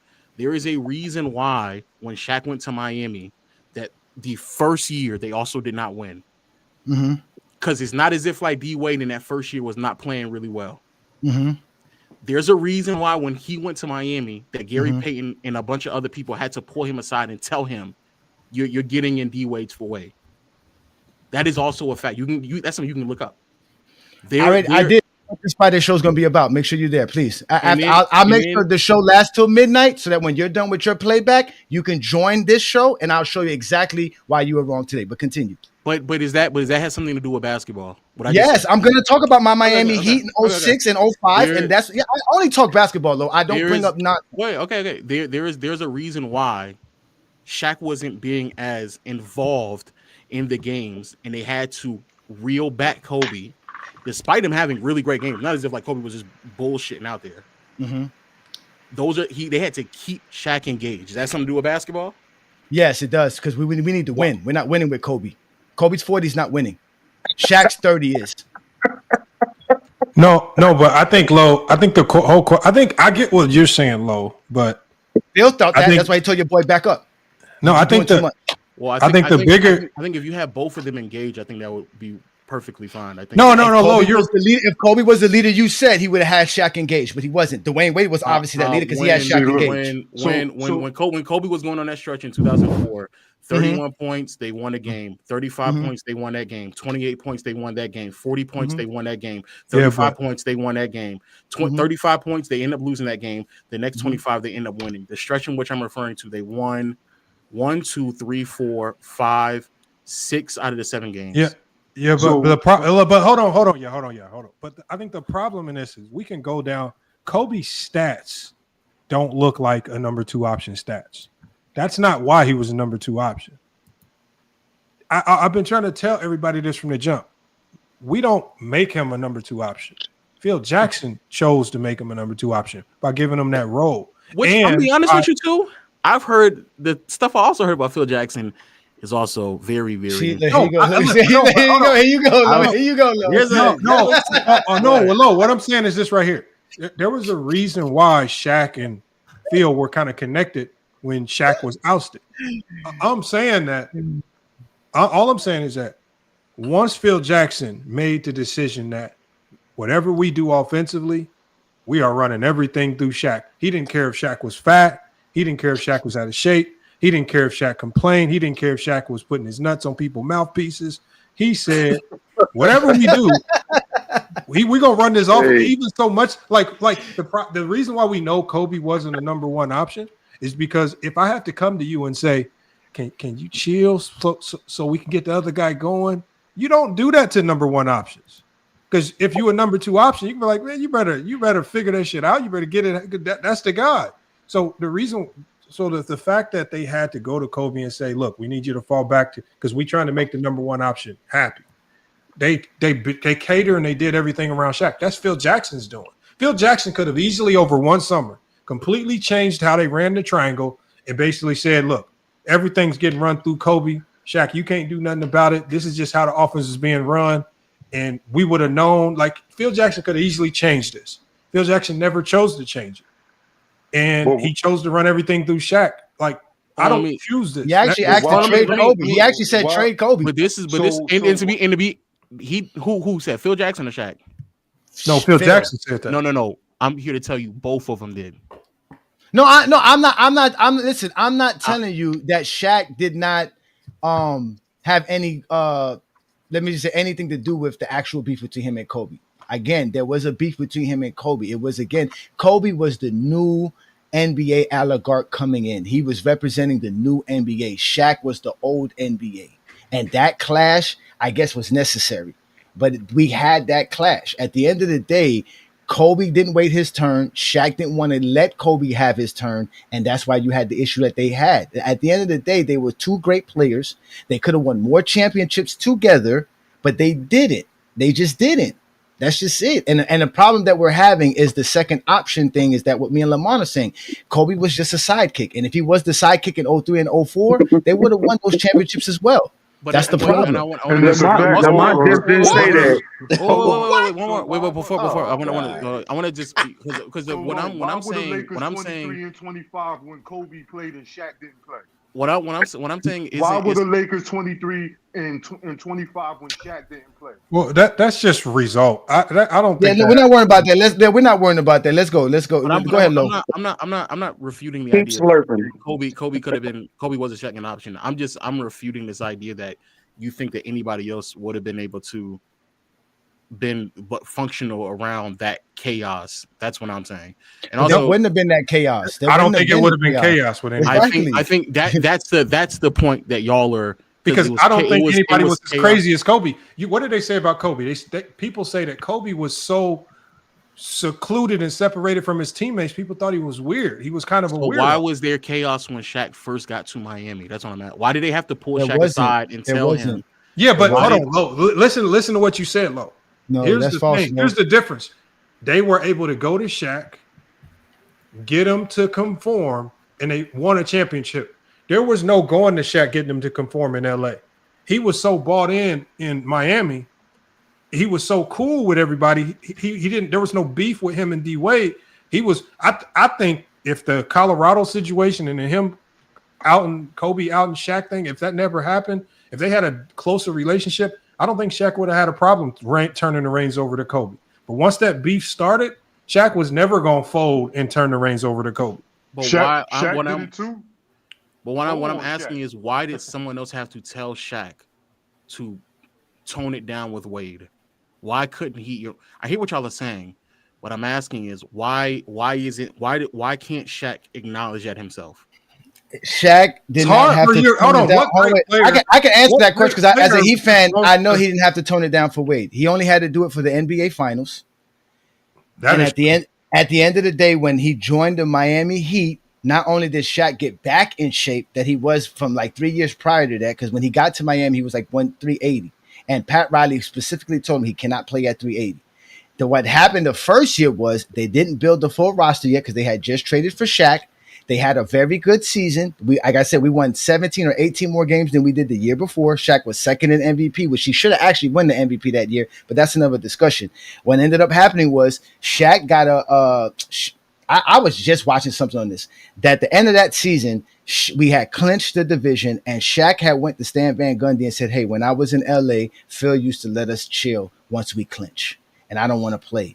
Stan Van Gundy said no. On the last game versus Indiana, he got a thigh contusion. He actually said he was supposed to be tore a muscle or whatever. So he said he wasn't fully 100% going into the playoffs, not to mention Dwayne Wade did get hurt versus Detroit in that game 5 in that same series. But the next season, they brought in the Antoine Walker. They brought in the Gary Payton. They brought in the Jason Williams. They brought in the Posey. And that was all brought there for Shaquille O'Neal. And that was the one-time team. And that's when they fired, not fired, but they made Van Gundy resign. And Pat Riley took over. And Pat Riley, from his own mouth, said that he ran an offense predicated on Shaq being in the paint and Dwayne Wade on isolation. Every offensive play he had basically involved Dwayne Wade and Shaquille O'Neal. When they got to the playoffs, Shaquille O'Neal was not playing well the first 2 playoff games and against the Dallas Mavericks in the finals. So they told Shaq, we're going to go to Wade. Just leave it alone. In fact, the same thing that I was just watching today, Dwayne Wade said that Shaq came to him and said, buddy, this is your time. Take it over. You're the star. And Dwayne Wade went off for 4 games straight. And not only that, Shaq handed him the finals MVP trophy. The only person to ever take. Why is he talking? See what I'm saying? You see what I'm saying? Kobe You tell see him what I'm the saying? same thing? Didn't Kobe tell him the same? See what I'm saying? I think we have a good I conversation. I hear what you, Johnny. No, I get. I agree with I you. hear what I you're agree saying. with you But saying. Shaq was an idiot, but at the end of the day, he was just better than Kobe. By the time he got to That's Miami, not you're missing what I'm saying. You're missing what I'm saying because I'm not here arguing about who's better. From my understanding, whoa, George got it. yeah. From my understanding, that conversation that GP had with him was not in the George, finals. you got an echo. That conversation was not in the finals. That conversation was throughout the regular season where they had to tell him to tone it down. And that wasn't the only time that they had that conversation. A couple of people had that conversation with him. no, I'm telling you, as somebody from Miami, I'm telling you, no. I'm telling you, as NBA, multiple NBA players have told me this. That they had to have that conversation with Shaq multiple times, and the idea that Shaq came to Wade and said, "Hey, it's your time to take over," was after they had already. No, it wasn't. It wasn't. It really wasn't. Shaq So are you saying balled this out is the versus reason? Detroit. So hold on, No. I'm not saying that he didn't pick his battles to be more dominant. And so unless you're telling me that Jason Williams is lying, unless you're telling me that. No. What I'm telling you is that the offense that they always ran until they got to the finals predicated on Shaq and still being a part of as the first option. Unless you're telling me Jason Williams is lying about having people having to come to Shaq and telling him throughout their regular season that they needed Wade to progress more to get where they needed to. Because in that regular season, Shaq was only averaging 20 points in that regular season. Yes. They had to tell Shaq to do that. No. So Jason Williams is lying.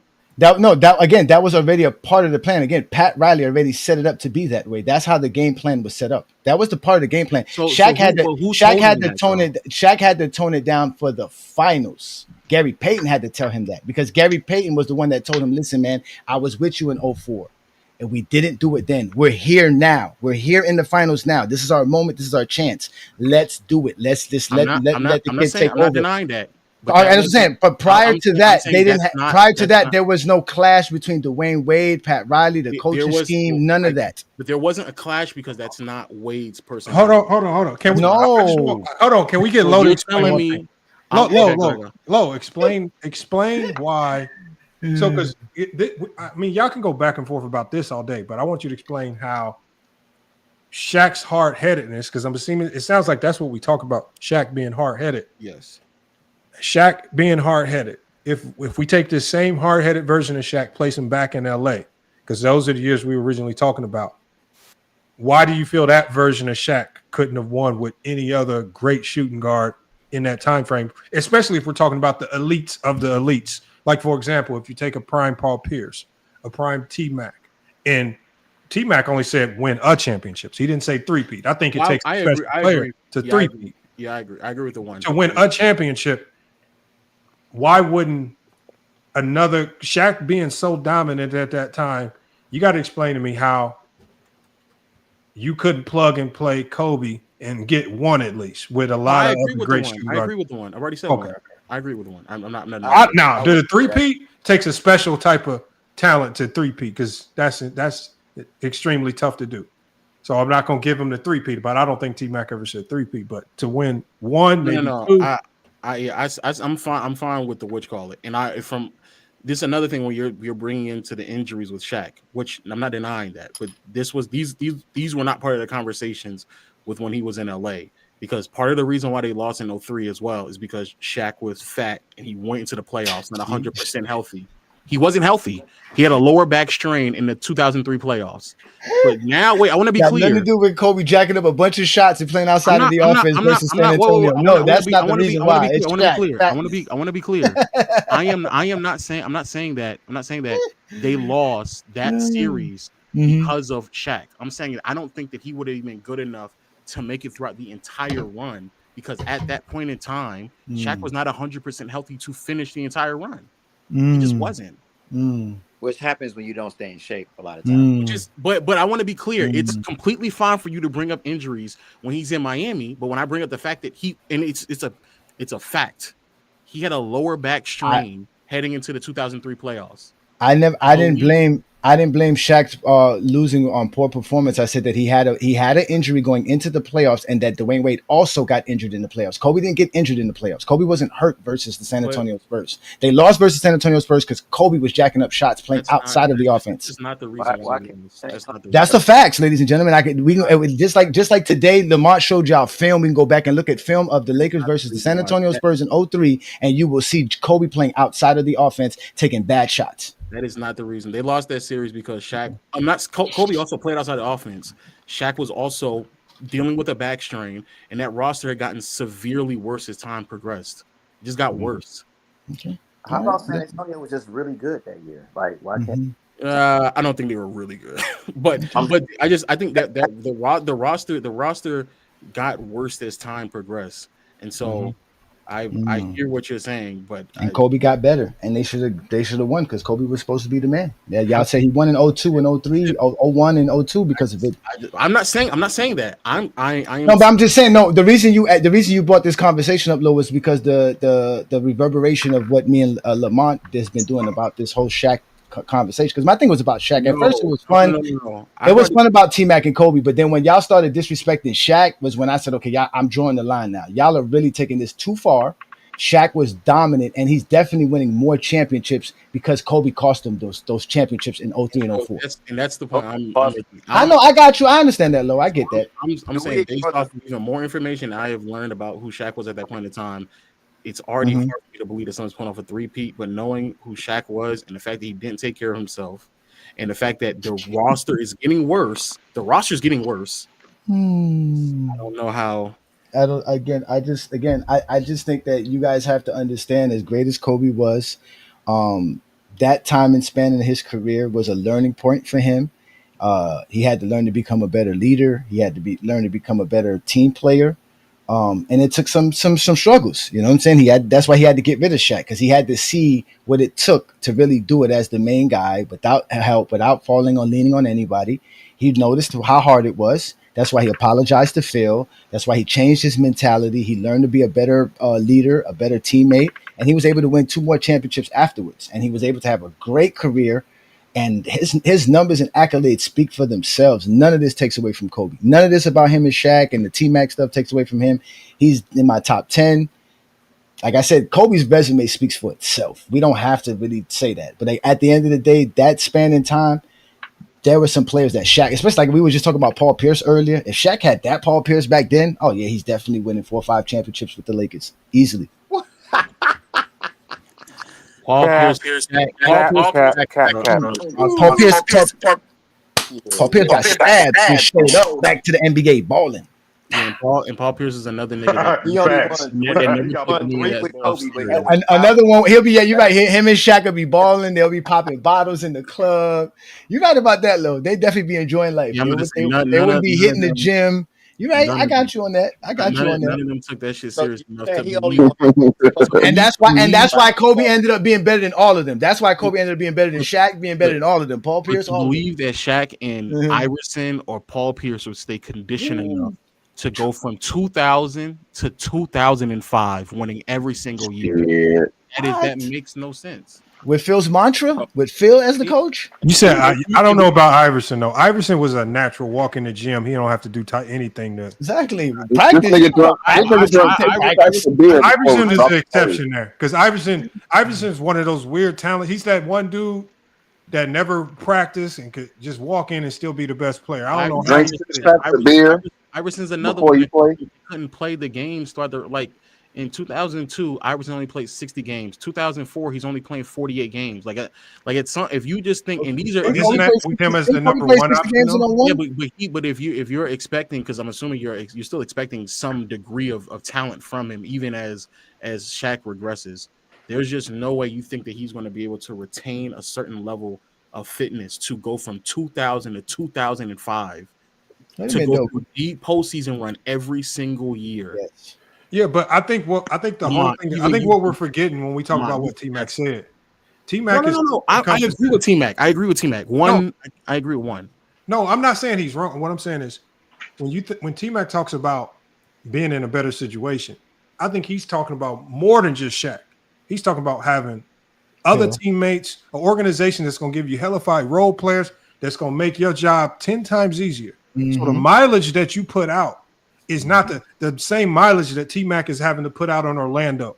Like when you got role players like the Lakers had, like we might talk down on the Rick Foxes and some of these guys, but these guys put in work around Kobe. Like when I went back and watched some of the clutch shots that was being made, I watched Derek Fisher literally come down and just knock down a pull-up three to send the game into overtime with Kobe and Shaq on the floor. Like imagine having a player with the balls to take that level of shot to tie the game that sends it to overtime. It's just like you ain't have guys like this. But in 2003, who's the hellified talent around them?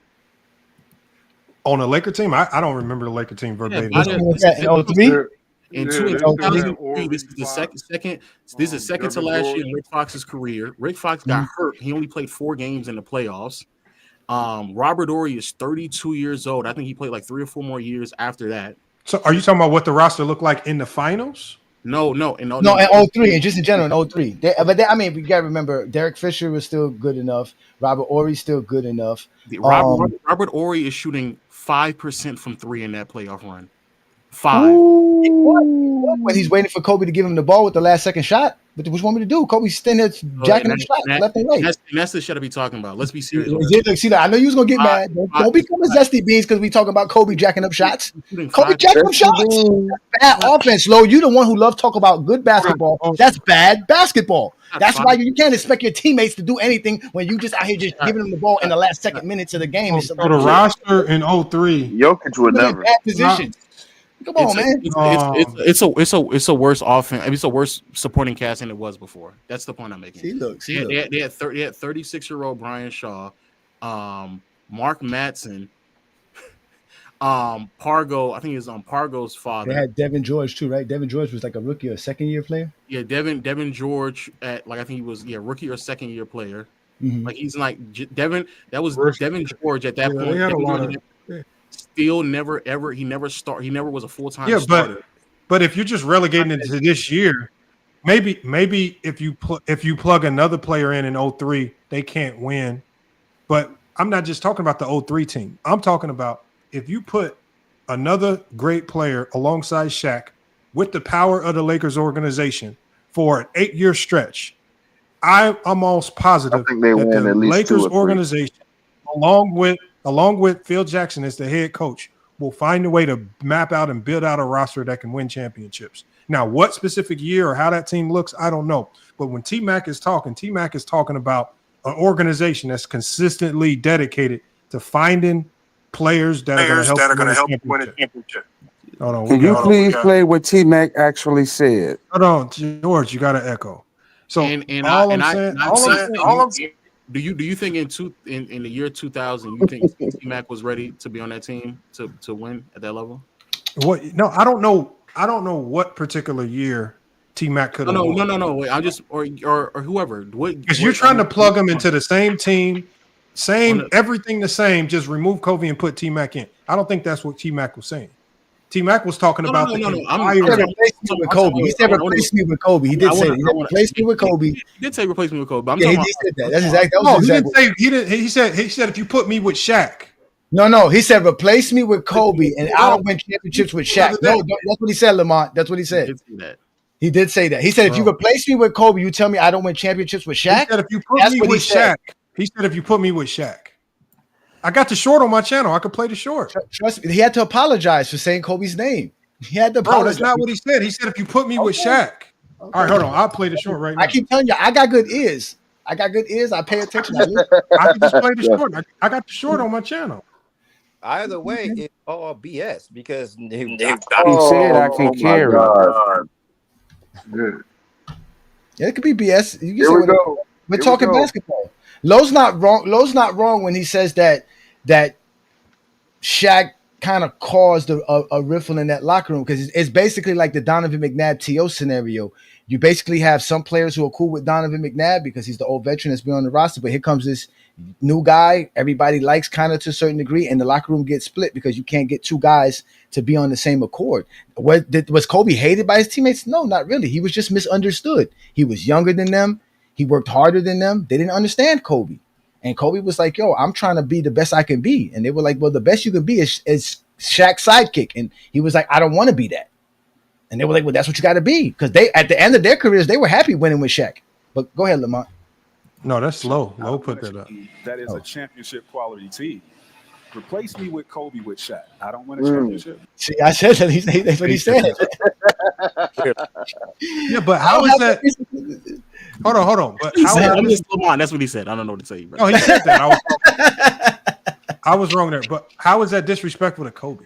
No. We're trying to build out a hypothetical. We're trying to build a hypothetical. It would have to be remove Kobe off the team and put him on the exact same roster. Yeah, because Kobe. Yeah, but hold on. Shaq are winning 7 championships. Hold on, Johnny.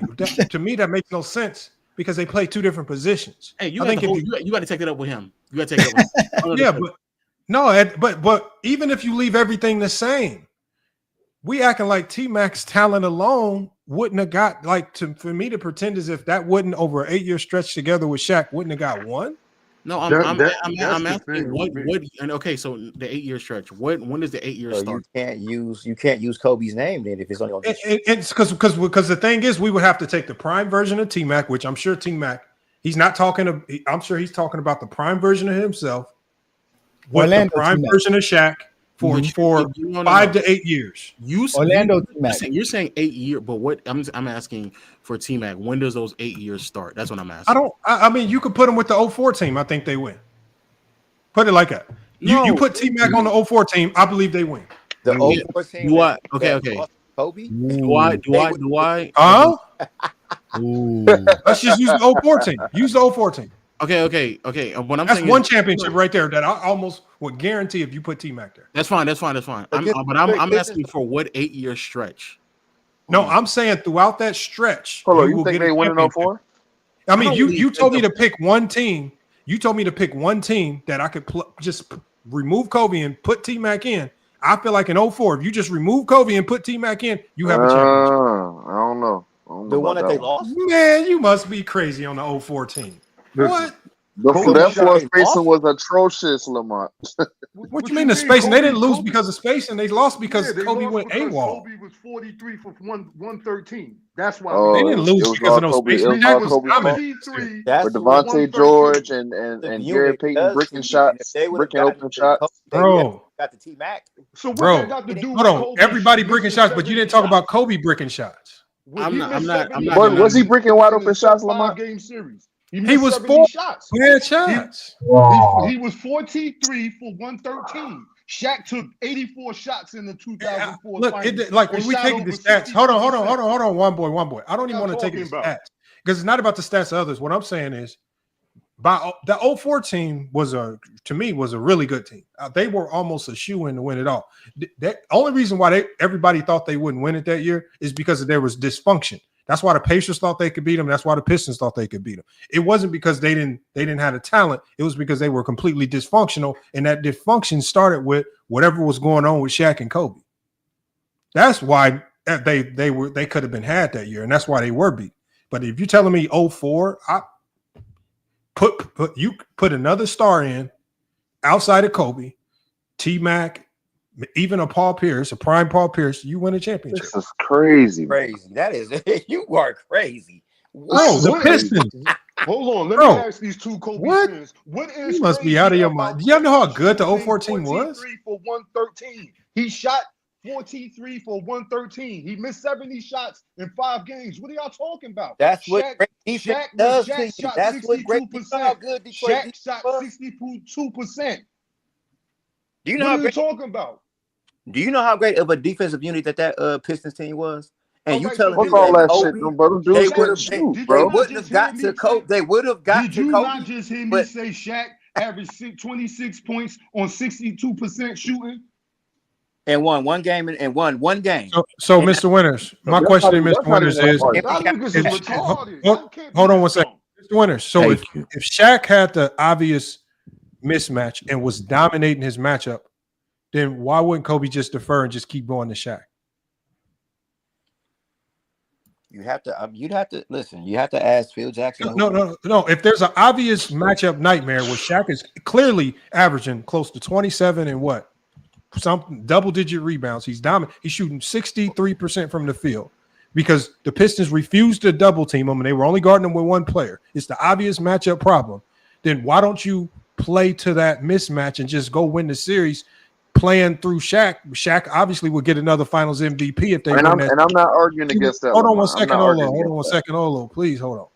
I'm talking to Mr. Winters now. All I'm saying is think about what we're talking about here. All I'm saying is Kobe at that time had checked out on team basketball.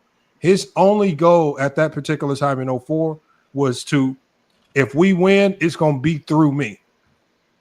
That he checked out of the team. If y'all are telling me that if I take out a Kobe who had checked out on team basketball and put in a guy in prime T-Mac who, again, I would believe would play team basketball, unless you are telling me that player would also be playing checked out basketball like Kobe as well. Yeah, of course, if you take out a negative Kobe and put in a prime T-Mac, you probably get better results because Shaq was still Shaq. As out of shape and as bad as y'all think he was still dominating his matchup. Kobe refused to play through that. I play this real quick before I'm about to go. Let me play this real quick for Johnny. And you let me know when does it sound like he had this team meeting with Shaq? Good to go with my little young guy, and he was just becoming the person who he was, and it was great to be with him. Well, then in 2005, you signed a 1-year deal with the Miami Heat, and now you get to reunite with Shaq once again. And I guess in the beginning, things were a little bit rough, and you had to pull Shaq aside and say, listen, Dwayne Wade is really who we got to focus on. Mm-hmm. And that's when everything started to change. It did. You know what? When Van Gundy got fired, we were like 15 games, 14 games under 500 or something like that. We went on a run and won about 17 games in a row. And then all of a sudden, we were having problems with who was our go-to guy. And Shaq, at that time, was not our go-to guy. I think this young kid, Flash, was a guy. He was doing a lot of things. And I just called a team meet. And I just said, look, you guys, we got to learn how to play our role. Play our role. I'm not the guy that I used to be. So I'm going to have to play defense and take the slack and make the shots when I have to. And Shaq wasn't really going for that. And I had to pull him to the side because that's like my brother. And I told him, look, if we're going to win this championship or even make a run for it, you got to be like me. We got to just say, forget it. Our time is over. We here. You done won everything. You done made all this money. You good. Don't worry about it. Let's win a championship right now. Mm-hmm. And he agreed with me. And we started running through things through G Wade. And look what happened. He started averaging 35. And all of a sudden we made a run and we beat Dallas. Right. You just like me to respond, or you just want to leave it like that? It sounds like you're talking about in the finals because that's when Wade started averaging 35. That's what he's talking about. The team meeting happened when they were down 0-2. Again, listen. I have done this a long time, Low. I get what you're saying. I'm not telling you that Heat team was a perfect team, because again, that Heat team was not even supposed to win a championship. They brought a bunch of guys together. Like I said, they brought Antoine Walker into the locker room, Jason Williams. These are all guys that other teams did not like. They weren't professionals. These dudes were wild. As soon as they won that championship that next season, they all came into the season out of shape because, like you said, these dudes these are veterans. As I always tell people, that was the NBA back then, full of veterans. So yes, did Shaq and Dwayne Wade in 2006 have a changing of guard where we started to notice that Dwayne Wade was really, really good and Shaq was kind of losing a step? Yes, the Heat knew that. But again, like I said, I got quotes from Pat Riley himself stating the exact offense he ran in 2006. And it was an offense that was predicated around both of them, because he said that they both would need each other. He said that Shaq needed Dwayne Wade needed Shaq. And Shaq was very instrumental to Dwayne Wade's development as well. And I'm gonna mention all of this on. You just officially gave me Friday night's episode because I didn't hear the timing in the clip. Like as far as when he. No, he said no. He did. He said in the season, in the mid-season, they were struggling. He said they were 15 games under 500. I don't remember the Heat being 15 games. That's not factually correct. That's what I was gonna say. I don't remember the Heat being, but I do remember them going on that 17-game winning streak. If I'm correct, I do remember them going on the 17-game winning streak. And like you said, everything was working fine with it. There was really no problems with the Heat. Shaq did not have it. The only time Shaq had an issue was in the finals because Shaq thought this is my moment, just like he thought with Kobe. When we get to the finals, this is my turn to take over. And they were like, no, we're going to go to Wade now because Wade has all the best matchups. They're double teaming you. You're missing your free throws. We're scrapping the whole game plan. Right. The game plan is going to Dwayne Wade. And he said, you know what? I'm going to do that because Gary Payton told him, yo, please, bro, let's just do it. And like he said, when they did that, Dwayne Wade scored 35 points per game straight in a row. That's what he's talking about. But again, Lo, we can have this conversation. Please be available midnight. I hate to say this, Friday night, pause. And I know you got your lives every night, but when you're done with your live, come pop on Friday night on FYF, and you'll see us talking about it. And I'll bring you the clips that I got, and we can have this conversation. Everybody's saying that I cook myself. I play full clips. I'm just giving y'all the evidence. No, you didn't cook yourself. Actually, there's some people in here that says you were cooking me. So shout out to you, Lo. No, I want people to know. I'm not sitting here withholding information. That's the GP reference that everybody that we're referring to, and I am telling you, coming from out of the mouth of someone who was in that locker room. Look, see? The conversation was had before. There was multiple conversations throughout that year. Yeah, and there were several conversations that happened before they got into the playoffs. Okay, no, like I said, brother, I can't wait. Hopefully, I believe that if it came from Jason Williams. Yes, Jason. No, Williams, I believe Jason Williams as well too, but I don't know what conversation Jason Williams and Lo was having. So I'm just going to take Lo paraphrasing, and we'll accept that. I'm not going to say Lo's a liar right now, but I just don't the context. You be saying Jason Williams will be the liar because. No, I'm not. No, I'm not because I know Jason Williams would tell the truth. But I know for a fact if we ask Jason Williams who was the leader of that locker room, he's going to tell you Shaq. I'm not saying that either. I'm just saying. No, I know, but that's what people argue with me about all the time. I'll be trying to explain them. Shaq's the leader. Dwayne Wade might have been quote unquote the best player, I guess, with Shaq declining. Like that was the last of Shaq. Like we were never going to see Shaq after that. That was it. He himself admitted it. He said he started to notice in the finals he didn't have it anymore. He was like he thought he could dominate, and he was like, man, I can't have it. And that's when it was like, well, if you don't have it, we're going to go to Wade. And he was like, you know what? You guys are right. Fuck it. And that's why I said he handed Wade the finals MVP trophy. And not only that, he gave Wade that. Like, I told you, young man, you were about to blossom, which is what Kobe couldn't wait for. Kobe should have waited. Kobe just had to wait 2 more years. He couldn't do it. Kobe, and I don't blame him because Kobe was there because like you said, Kobe's been dealing with Shaq since '97. So I can just imagine him being frustrated with Shaq. Yeah, I'm just providing the information, but I think the fact that Shaq actually won with D Wade proves the point that Shaq, even on the decline, that's not even the prime version of Shaq. Won a championship. We're talking about prime Shaq with T Mac. I don't care. I mean, with Phil Jackson, championships are gonna happen. I don't know when or how. Championship is happening, especially if a declining Shaq won with D Wade. Mm-hmm. Again, I'm not the D-Wade was the best player on the team. The premise that I'll give you that. We're not talking about that. Yeah. That's why I said declining Shaq. The only premise that I'm trying to prove to people, regardless if it's because I think the point that I'm making, regardless if it was in the finals, playoffs, and the regular season, is that these are things that Shaq was not aware of.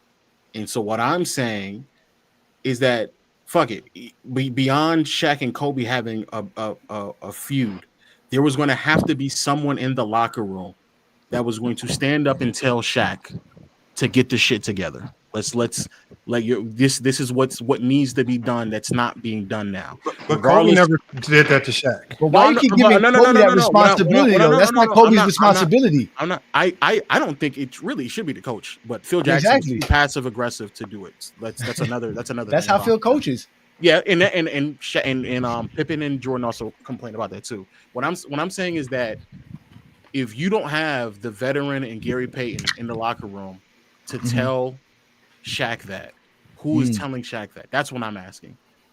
I agree with you. No, I agree with you. It's not as simple as I'm just putting a player in replace, because even as talented as Wade was at that time, someone still needed to pull Shaq. Why the fuck would anybody need to pull you aside and tell you like Wade is on the, like, what the fuck are you doing? And so what I'm saying is that Shaq never could identify, even when he was being a detriment. I'm not absolving Kobe from being a detriment, but what I'm saying is that the things in which Shaq would do would without a doubt be a detriment to the team succeeding, especially to the tune of doing more than a three-peat. That's what I'm saying. And unless you have someone that is in the locker room willing to check Shaq, because it wasn't going to be Phil Jackson. Lo, I think what you're talking about, actually, Johnny played a video talking about the difficulties in this, but it can be done by anyone.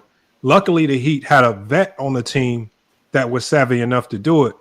But so who was the vet on the team on the Lakers? No, but Go James Kingdom played a really good video about Horace Grant. No, about Kobe on Team USA. And they ran into that same issue with Kobe on Team USA. Agreed. And Coach K was like, yes. Well, Coach K was like, he was kind of nervous about it because he's saying, I'm on the team full of a whole bunch of stars and they look to me. And he says, when I got that look, he knew he had to go be the one to tell Kobe, look, you need to ticker this down. So at the end of the day, when T-Mac is talking about great organizations, you also have to understand that sometimes these players are also put on the team to also handle locker room issues like that. But we know Phil Jackson, as you just said, Phil Jackson was more of an enabler of Shaq than he probably should have been. He was kind of an enabler to Kobe as well. Have you ever heard the Brian Shaw story? I'm not denying. We're talking about Shaq's. No, I know that, but we're focusing on the potential detriment of Shaq's problem on a roster. And if you do not have the proper people around him to check him, how it could eventually lead to a detriment in the locker room. But what I meant by that was that Phil had ways of doing things like that, even though we wouldn't think that he's doing it. So as an example, there was this moment that Brian Shaw talks about how they used to tell Phil, like, yo, you snap on everybody, even Shaq, but you never really snap on Kobe. Like you really don't do that with Kobe. And he's like, why do you do that? And he explained to Brian Shaw at the time, like, listen, I need Kobe to have that confidence because he is our assassin at the end. I need him to be the killer. So I can't hearken on him doing the bad things that's going to make him that guy in the fourth quarter for us.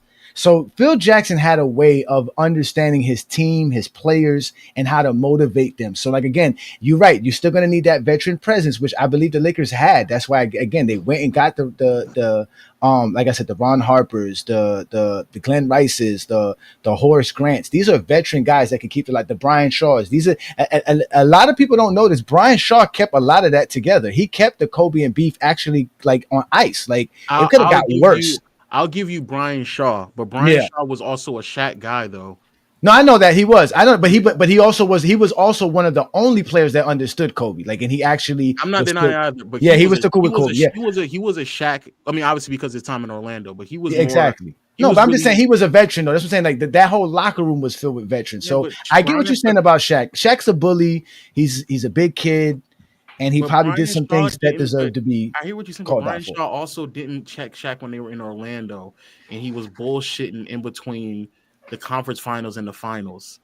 He didn't check Shaq when they were in the finals and they were celebrating in the locker room at halftime. Brian Shaw he didn't do that in Orlando.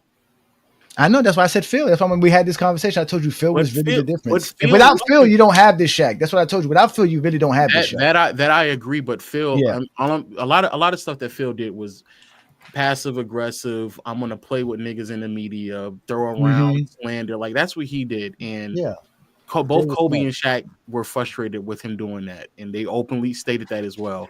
All I'm saying is that for people to have to pull Shaq aside and tell him that means that someone would have to, if they had to do that in Miami, they definitely would have to have done that in LA. That's all I'm saying.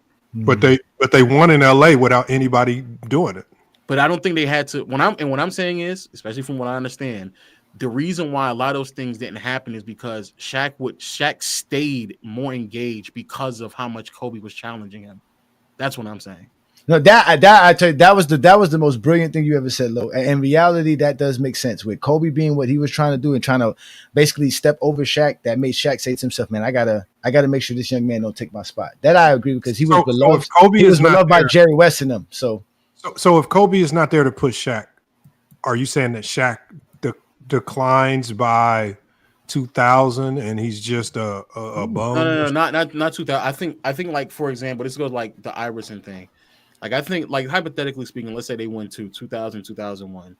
By the time we get to 2002, I don't think that like Iverson and Shaq are like challenging themselves enough to like get them to the three-peat and then winning 2003 and 04. Like, from everything that I've learned about Shaq, bro, after like 2002, it was coasting every single regular season, coasting throughout most of what he could coast through because he knew there was going to be someone that was pushing it full throttle constantly. If Iverson is there, I don't necessarily know how that works. Part of what Shaq engagement was that he knew he could rely on Kobe for a good portion of what he needed to coast through, and then assert himself throughout moments, especially throughout the playoffs and especially in the finals. But if there isn't someone there to constantly challenge the pecking order, because that's how they viewed it back then. There's a pecking order. I'm here. I'm at the table. This is my team. And how dare you challenge it?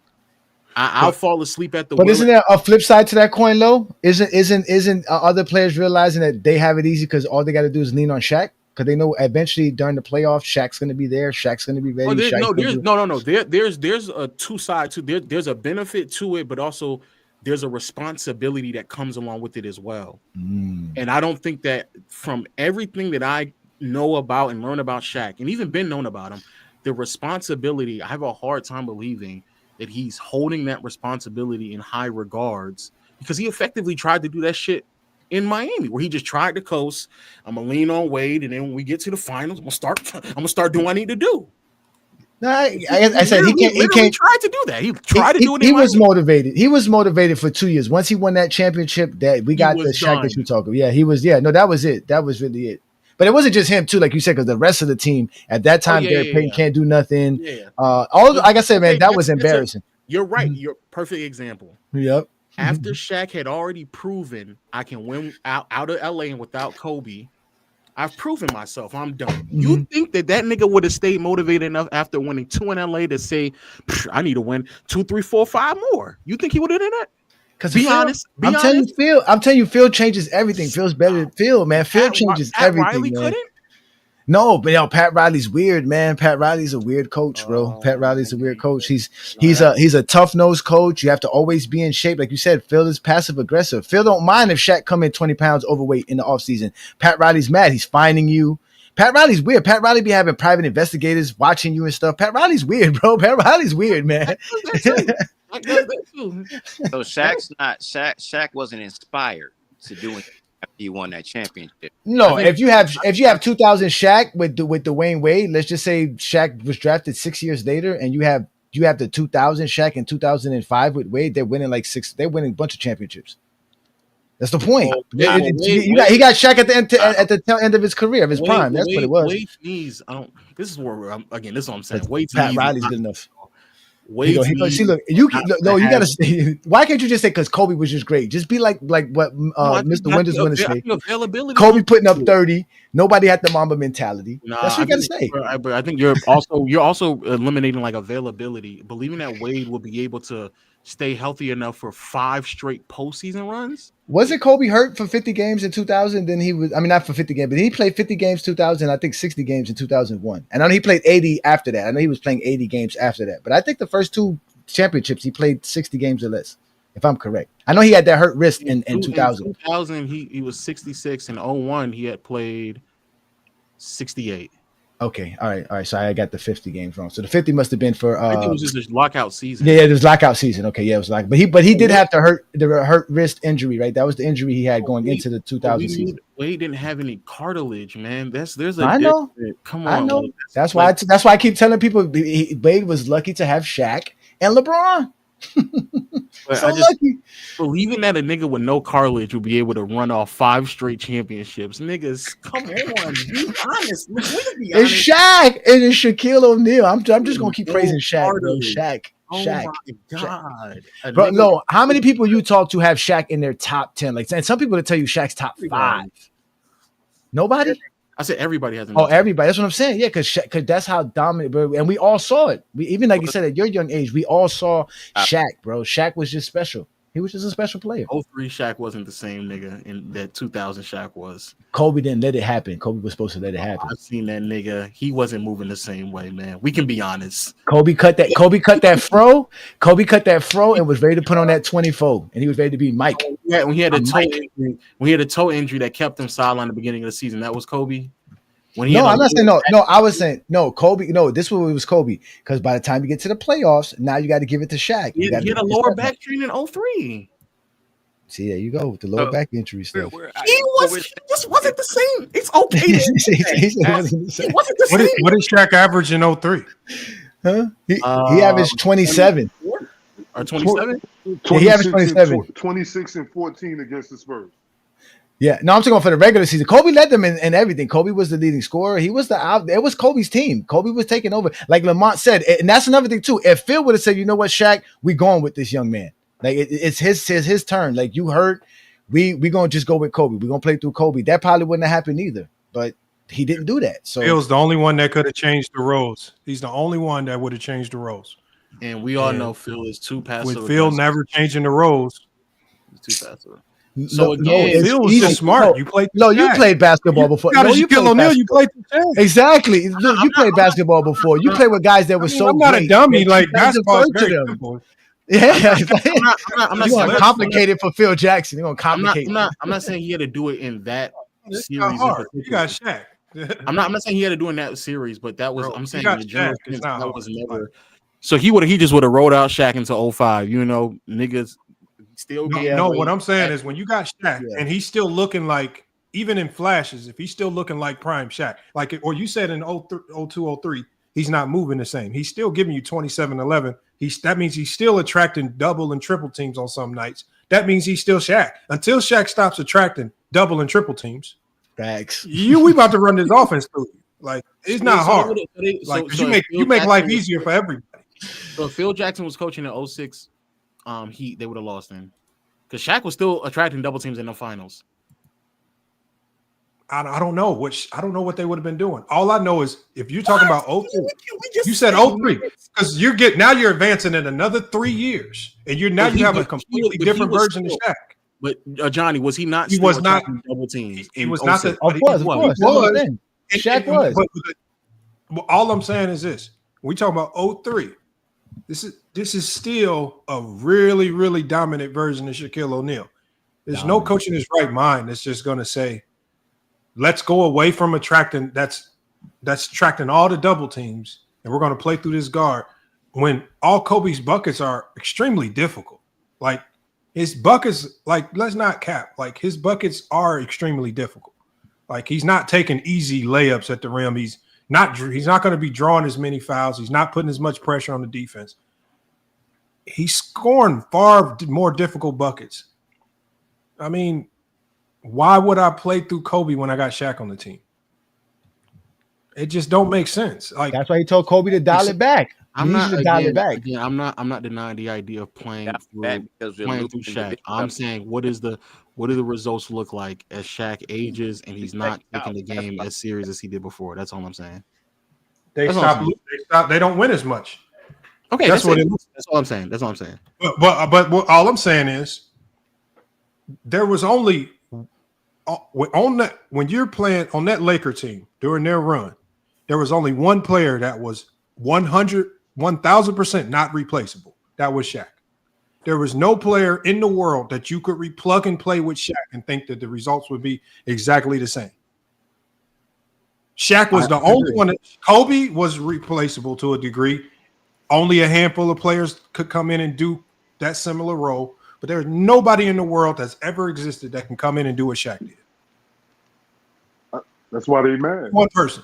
So when we talk about, that's why Shaq was the number one option, because he was irreplaceable. Absolutely. We're having like two. I'm not denying Shaq being the number one option. I'm denying this idea that how many niggas kick in there and do what a Johnny talking about five. Yeah, 5. Cuz I'm being real. That's how good the guards were at the time. That's how good Shaq was. I keep telling you, that's how good Shaq was. That's what it's just Shaq to me. It's just Johnny didn't watch that. No, I'm not with him when he said. I did. I'm older than all of Jerry you. Stackhouse. I don't know what you went with Jerry Stackhouse. Oh wait, before you go low, you want to play footage? Hold on, wait. Look, before you go low, Lamont, let's play this right quick because I want y'all to hear what Gary Payton and Shaq was saying when they were playing on Miami. Because y'all was out here saying I'll be capping, but I just want to know why they out here saying stuff like this. And they got rid of me and Gary in Miami because Gary and I was the only one that really didn't listen to Pat.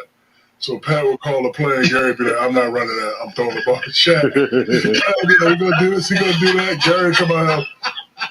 I ain't doing that. Give me the ball. I'm going to throw it to Shaq. Shaq going to get double when he kick it out. Thanks, Gary. Every play, every play, right? Pat be doing the play, and I can see, Gary sitting behind Pat with this face right here. That face right there. I ain't doing that. I ain't doing that. D-Wade be like, hey, man, run the play. I ain't doing that. I'm throwing the ball to Shaq. He going to get double, and when he kick it out, hit the shot. Forget all that. Man, it was too much, man. I ain't got time to be. I'm 38 years old, man. I ain't got time to be running no plays, man. I got to run what I got to think that's going to be okay, man. Give him the big fella, man. If he want to kick it to us, man, he kick it to us. We just got to be ready to shoot. Man, I ain't got time to be listening to no plays. Man, it sound like Wade was That's looking because for a play to be basketball is called. simple as hell.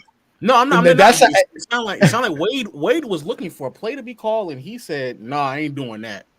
Exactly. That's what I'm trying to tell you. That's why I'm trying to tell you the real leaders of that team was that veteran presence, and they were playing both through. That shows you right there. Why would Gary Payton tell you just now that we were telling Shaq to not get the ball when he's literally telling Wade, forget you, we're going to Shaq right now? Because again, that team was trying to win a championship. They were not trying to argue. They were not trying to fuss. We're going to do whatever it takes to win. And that's why they won that championship. It was a 1-year run, and they did it. That's just let me put this on low. You want me to play this? Oh, I was just gonna play it background. Yeah, play it. Let's see this. Okay. Shaq playing strong defense. Shaq playing strong defense. You're right. Strong defense by Shaq. Good job, Shaq. Still got scored on. Got scored. Now that Shaq was supposed to get that rebound. Here we go. Boom. Shaq, what are you doing, Shaq? Oh my God. Man. No Shaq's way. looking hard. Bro, that's no. What are you supposed to do with that? Oh man. He wants him to foul. He wants to foul. He's saying Shaq's out of shape. He's saying Shaq's not doing this because Shaq's out of shape and Shaq's back hurt. Not that Kobe was jacking up 38 shots. He's hurt. His back was hurt. Ginobili driving right, jumps at you, finishes with his left. I mean, shit. We can't. Which game was this? Which game was this one? Which game was this? I think this is 4 or 5. Shaq was a good to very good defender. Oh yeah, this was when Kobe was messing up. Yeah, we know about this one. Like, what is Shaq supposed to do there? I didn't say it was Shaq's fault. Oh my God! He's just showing you footage. Why you ain't showing us footage of Kobe? Look, not fighting through a screen. Look at Kobe. Look at him. Oh, you see a white man on a perimeter? You think that's Kobe? Oh no, right there. Isn't that Kobe at the free throw line? That's not Kobe at the free throw line. Yeah, that's what I said. Kobe didn't fight through the screen. He didn't make it through every screen. No player does. Look, he's not fighting through the screen. He switched. Look, he left us an open 3. The man missed it, but look, boom, dunk. Called himself go. Who supposed to get the rebound there? Shaq got to do a better job there. No, yeah, Shaq was boxing out Tim Duncan. You call yourself GOAT, James Keenan, and you complain about somebody not fighting through screens? Are we serious? Because I heard you Zesty, because I hear you Zesty Bean saying that all the time. So let's go. I hear you Zesty Bean saying that all the time. So let's go. No, you ain't calling nobody up and not fighting no screen now. Well, since you like to talk, Mr. Winners, when the Lakers played the Suns in the 2006 series and fucking Steve Nash was doing what he wants, what's happened to this narrative of Kobe always sticking the other team's best perimeter player? This was a matter of fact, Lo, this was the game that both Kobe and Shaq played bad. If I'm correct, Kobe was 10 of 24 in this game, and Shaq was 6 of 17. They were both terrible. Well, they both had a bad game. The this Spurs game. were very, very good. Like, why can't No, but go to game 6. You go to game 6, you see why they lost because Kobe. Oh no, that is game 6. That is game 6. Oh, that's game 6. Okay. No, then that's the different game. I think it was game 5. They had the bad game. In game 6, it was all Kobe. Game 1, Kobe shot 16 for like 38. Kobe was winning. Game 6 isn't the game that Kobe shot a bunch of shots. Shaq shot. No, I know that. No, it wasn't. But he had a bad fourth quarter. But they were already getting blown out. Already blown out. Yeah, they were getting bad. They were getting blown out by the third quarter. But again, the offense and chemistry was already off by then. That's what great defense does to you. I mean, let's just give credit to the Spurs. They played really good. Oh, now you want to give credit to defense. Exactly. 2011. Give it to the 2011 Dallas Mavericks, then, Mr. Winner. Give it to the 2011 Dallas Mavericks, then. Yeah, when they let J.J. Barea, Jason Terry, man, get out of here, man. Light him up for 75 off the bench. What was that on NBA defense, Mr. Winners? Have I ever what do I say about the 11 Dallas Mavs? What do I say? You put the whole weight of that loss on LeBron. I don't. You pretend as if Dallas didn't do anything special to win that series. You pretend as Rick Carlisle and that coaching staff didn't come up with one of the most intricate zones that we've ever seen. We actually haven't seen that type of zone ever ran again. No. Not the way they ran it. A morphing zone that completely switched almost on every possession, right? And then you had surprise players that nobody expected to play well, and you can't really account for that. Like a JJ Barea, there were certain guys who you don't when you're game planning for the NBA Finals, are you looking down? Well, we got to make sure we account for JJ Barea. You have surprise players who play out of their mind, unreal basketball, a zone that was one of the most intricate zones that we've ever seen put together. Well, you see things like that. And then on top of that, you still got Dirk, who's a superstar. You got Jay Kidd, who's one of the best point guards of all time. High IQ. You got elite defenders all over the place. Yeah, Sean Marion. You guys relegate that series down to just LeBron choking. Y'all don't give no credit to Sean Marion. Y'all give no credit to Sean Steve. You give no credit to any of the great defenders. You say LeBron choked. And if you yet now to pretend as if you do is sad. Just stick with what you've been doing. Basketball. No. At best, you've heard me hold LeBron accountable because he's on. Oh my God, bro! We holding Kobe accountable. Well, yeah, we holding Kobe accountable. We holding Kobe accountable. Of course, we don't see. The thing is, when you hold Kobe and Jordan accountable, no one cares. No, we know about the '80s with Jordan. We accept that. We know about Kobe after the breakup happened. We know about that. You guys just can't accept LeBron's.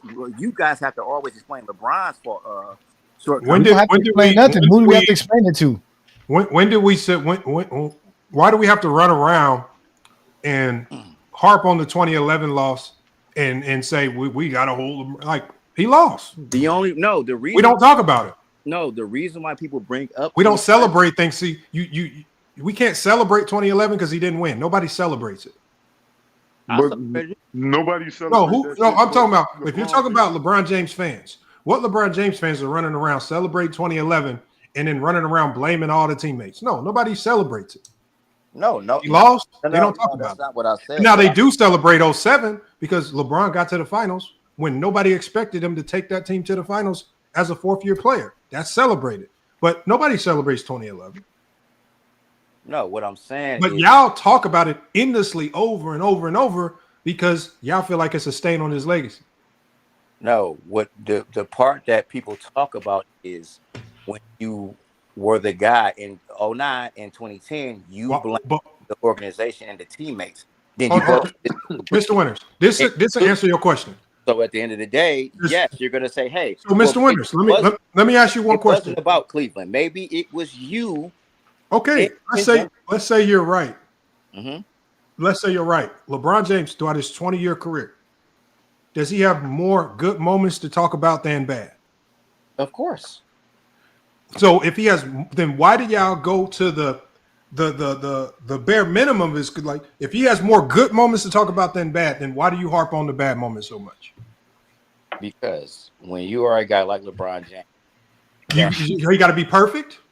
I'm not saying that. He does. So what do you mean? Jordan got mistakes. You don't harp on it. I'll get to that. Kobe gave up a 3-1 lead. You don't harp on it. Y'all just spent a whole hour disrespecting Shaq. Kobe got swept by the Dallas Mavericks in 2011. You don't harp on it. And his teammates. I can get to that, but can I explain No, what I'm saying is you don't harp on all your favorite players when they have similar failures, you don't harp on it. Where's your accountability for Kobe getting swept in 2011? Or are you going to say he was injured? Where's your accountability for Kobe giving up a 3-1 lead? Right? Or are you going to make up something and say he was injured or his teammates? Where's your accountability for Kobe when Shaq left? You have 3 failed seasons. Where's your accountability for Kobe there? Absolutely, he should be held accountable. Well, I want to hear you voice it. I want to see you come up with acronyms in the chat. Kobe talking about his record. I want you to have nicknames for him. Where's all this at? Okay, I'm gonna address your first question. The reason why LeBron gets so much, whatever you want to call it, about 2011 is because he blamed the Cavs because he couldn't win a championship in Cleveland. Then you go to another team and then you don't win a championship there. So you can't blame the team. He won the championship have when a he party. left Cleveland. No, I'm talking about 2011, sir. That's it.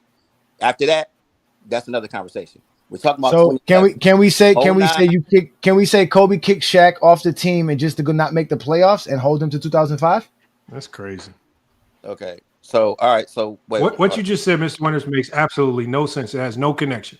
Did that not? You said that y'all harp on 2011 because of LeBron leaving, because he left the Cavs and went to Miami. Exactly, because he left. Because Hold on. But Kobe got rid of Shaq. The Cavaliers organization and the teams got blamed. By who? Who blamed them? Hold on. Who blamed them? He says LeBron did. LeBron didn't blame them for nothing. He clearly did. When? How? When? He clearly did. When? How? He was just on the Pat McAfee show talking about the No. In the moment, how did he blame them? But not talking about after the fact now. In the moment, back then, when he left Cleveland, when did he ever blame Cleveland or the players? That's what, because his media, his media, just like they do now, his minions. Ooh, what media? What minions? He doesn't have that. He didn't have that then. Back then, they weren't as strong as they were now. But he. Okay, who? Yes. Who? Everybody on ESPN. Who? Blaming the organization, and right after they picked them to come out of the East. Okay, they who? picked them to come out of the East, and they was turned it Stephen around. A? Who was it? Was it Max Kellerman? Was it? Well, who was it? No, it was who? It was everybody Chris on Broussard, ESPN. who was it? Bayless. Outside of Rob Parker. Names behind it. Even Dwayne Wade said that it was up on the Cavaliers. Even Dwayne Wade said. So you're mad at LeBron for 2011, and you don't even know why. What? I'm telling you. Because what other people said. He mad at LeBron for 2011 because what other people said about the Cavs in 2010. You said LeBron blamed this team. What he's saying. Who did LeBron blame? These niggas be cornballs, man. No, let Mr. Winters. Because Mr. Winters, I just want to know where you getting this information that you're considering factual. You even said it yourself that the teams weren't good enough in 2009. Okay, that's my opinion. LeBron didn't pay me to say that. Lowe just said the 2003 the Lakers was not good enough, and you didn't get mad at that. No, they weren't.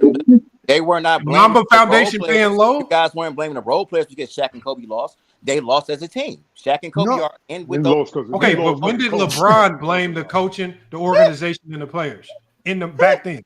Y'all niggas shit. Y'all niggas be. Dude, y'all niggas be emotional. You said you're holding him accountable for 2011 because LeBron came out. I said that people give LeBron so much noise about 2011 because he and the media blame the Cavs. No, now you're adding in the media. He said the media. He said he in the media. So LeBron is in cahoots. So he's with the media. So now he's in cahoots with the media.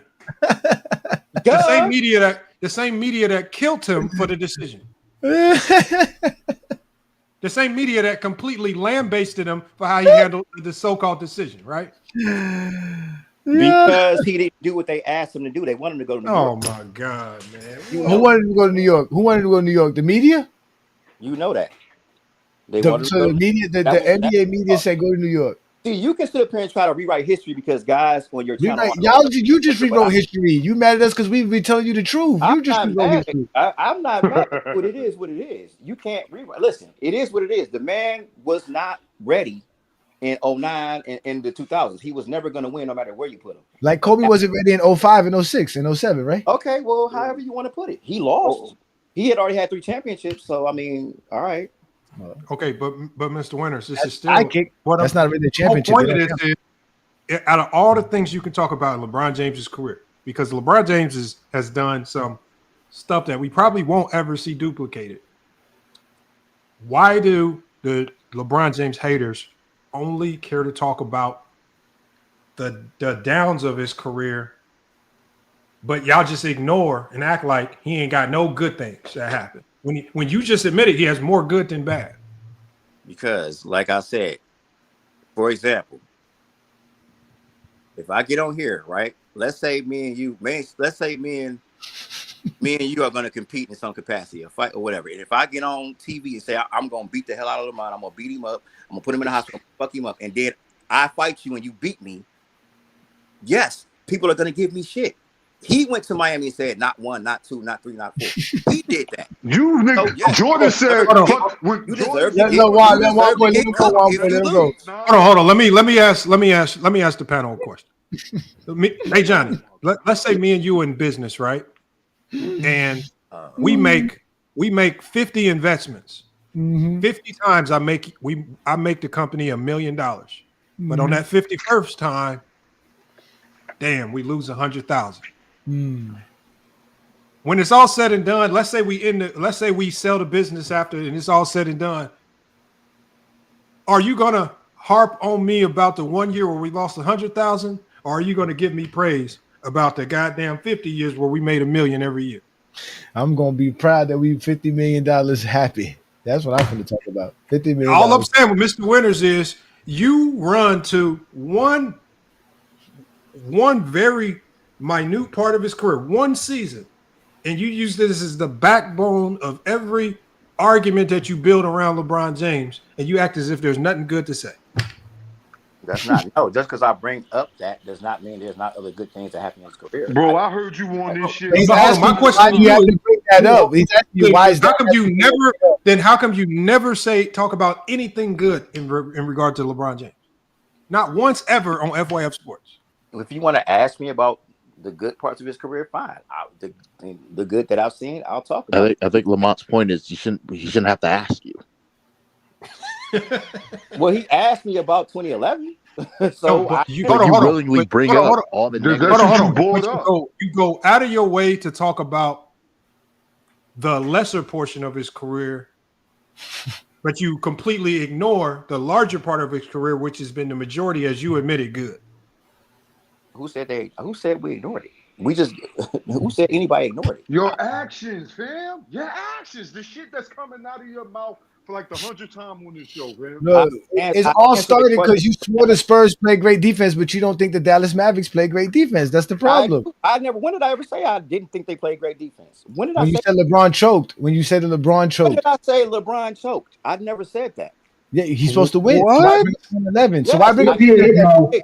So what was 2011? So what was wrong with 2011? So what's wrong with 2011? Why do we have to talk about 2011? What's the bad thing about it? Why did you mention it? Because if he didn't choke, the same reason why we talk about the 80s and Jordan, the same reason why we talk about the down years of Kobe. It's the same thing. Why is LeBron No, that's false. Why? That's false. Like that is not false. We only talk about that because you guys want to talk about 2011. If we don't talk about 2011, you never find out about 88. You never find out what we found out today. Jordan had 1 point in the fourth quarter in a playoff game. You never find that out if you don't talk about 2011. You never know this. Yeah, if we let y'all tell it, none of this stuff with Jordan or Kobe ever happened. None of the bad stuff happened. If we let y'all tell this. No, it did happen. You guys just make excuses for LeBron James. We don't make okay. So Mr. You make excuses for Michael Jordan. No, we don't. You never heard me. You never heard me make excuses for Michael Jordan. We said the same thing you said. We say the Dallas defense. You said the Spurs defense. So that's an excuse. What? I'm giving the Spurs credit. And we're giving Dallas credit. And I've given Dallas credit. What do you? No, you haven't. Because if you had, there would be no 2011 conversation. Like there's no 2004 conversation, 2003 conversation. LeBron James. 2005, 2006, and why people talk about 2008. Again, you talk about 2011 because you don't know about 2003 Kobe. You don't know about 1988 Jordan. So we got to remind you. Just talked about 2003 Kobe. Yes, when they got beat by. Absolutely. The Spurs. Dude, you know how much money? You know how much money I won that year? I was my senior year in high school. Like, dude. Did I tell you about these gamblers? Lamont, didn't I tell you about these gamblers, Lamont? Did I tell you about these gamblers? Didn't I tell you they be niggas, proving me man. right all the Y'all these time? I mean, whatever. However you want to look at it. I knew that I picked the Spurs. When I look at it, nigga, you need to stop gambling and start watching more basketball. That's what you need to do. Stop gambling and start watching more basketball. Well, these niggas don't. Hey, Johnny, these niggas don't watch no. That's why, Lamar. That's why they think if LeBron scored 2 more LeBron has points, trained they y'all would to have beat get the tight as Spurs. he does when somebody brings up his bad moments. Y'all just get tight. Y'all, No, we don't. No, we don't.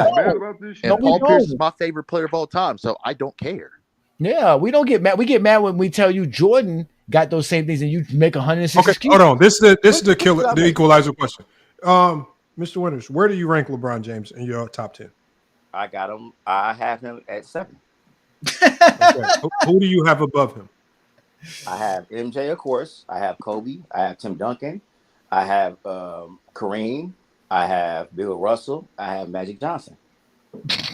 Okay, and why do you have those play? Like, what pushes LeBron down to the 7th spot? Because I cannot put a player with a small window of championships above guys. On each team that he's played, he has a small window of championships. And I cannot push him above guys who have three-peated in dynasty. That doesn't make sense to me. Did you say? Do you got Duncan before LeBron? Duncan never three-peated though. Duncan, he never won back to back. No, Duncan has a dynasty. They have a dynasty. What dynasty? How? Dynasty. The Spurs are considered a dynasty in the NBA by NBA. How are they considered a dynasty? Because they were the team. He won 3 in. Didn't he win 3 in the 2000s? 1 in the. LeBron won 3 in the 2010s.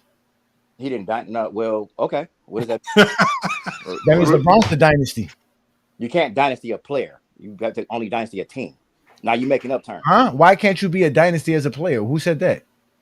You just talking about championship. When did they start doing that? When did they start dynastying players? When did you start putting dynasties in players that teams that didn't win back-to-back championships on back-to-back finals on top of that? You have to ask the NBA that because the NBA. No, the NBA does not have a dynasty criteria. That's a lie. Dude, no, the Spurs are considered a dynasty. No, again, the NBA doesn't have a dynasty criteria. No, they're not. So hold on. So are the Miami Heat by the same media that are the Miami Heat not considered a dynasty then? No. What? The NBA considers the Pistons to be a dynasty. They only won back to back. They didn't win. Pistons are a dynasty. The Spurs didn't win back to back at all. Okay, but they still won more than the Heat did in the in the 10s. They won more than the Heat did in the 2000s. Then the NBA considers the Bad Boy Pistons a dynasty. They won 2 championships back to back. They did what? The NBA, like you said, considers the Bad Boy Pistons a dynasty. They won back-to-back championships. I've never heard that before. But you heard the NBA talk about dynasties, but you never heard the NBA say that? You never heard them say the Bad Boy Pistons were a dynasty? I have not ever heard them talk about. They were the only teams to repeat since the Celtics. Yes, so you're hold on, Mr. Warner. So basically, everything that you're using to bump LeBron down has more to do with team than the individual. Facts. Because you're just mad he didn't do it all on one team. While putting two players on the same team that won 5 championships together. It's just that because at the end of the day, you leave the team because you can't win with them anymore. LeBron James wins with a team and never go once or twice and never goes back. So you figure out LeBron James teams and he has to leave because he can't win with that. What is wrong with switching teams? As long as you're not devaluing switching teams than staying with the same team. It's harder. Everywhere LeBron's went, especially when he's been in his prime, Miami, Cleveland, early on in LA, they've won. He's won titles. He's won a title at least. Right, and then he gets beat and never wins again.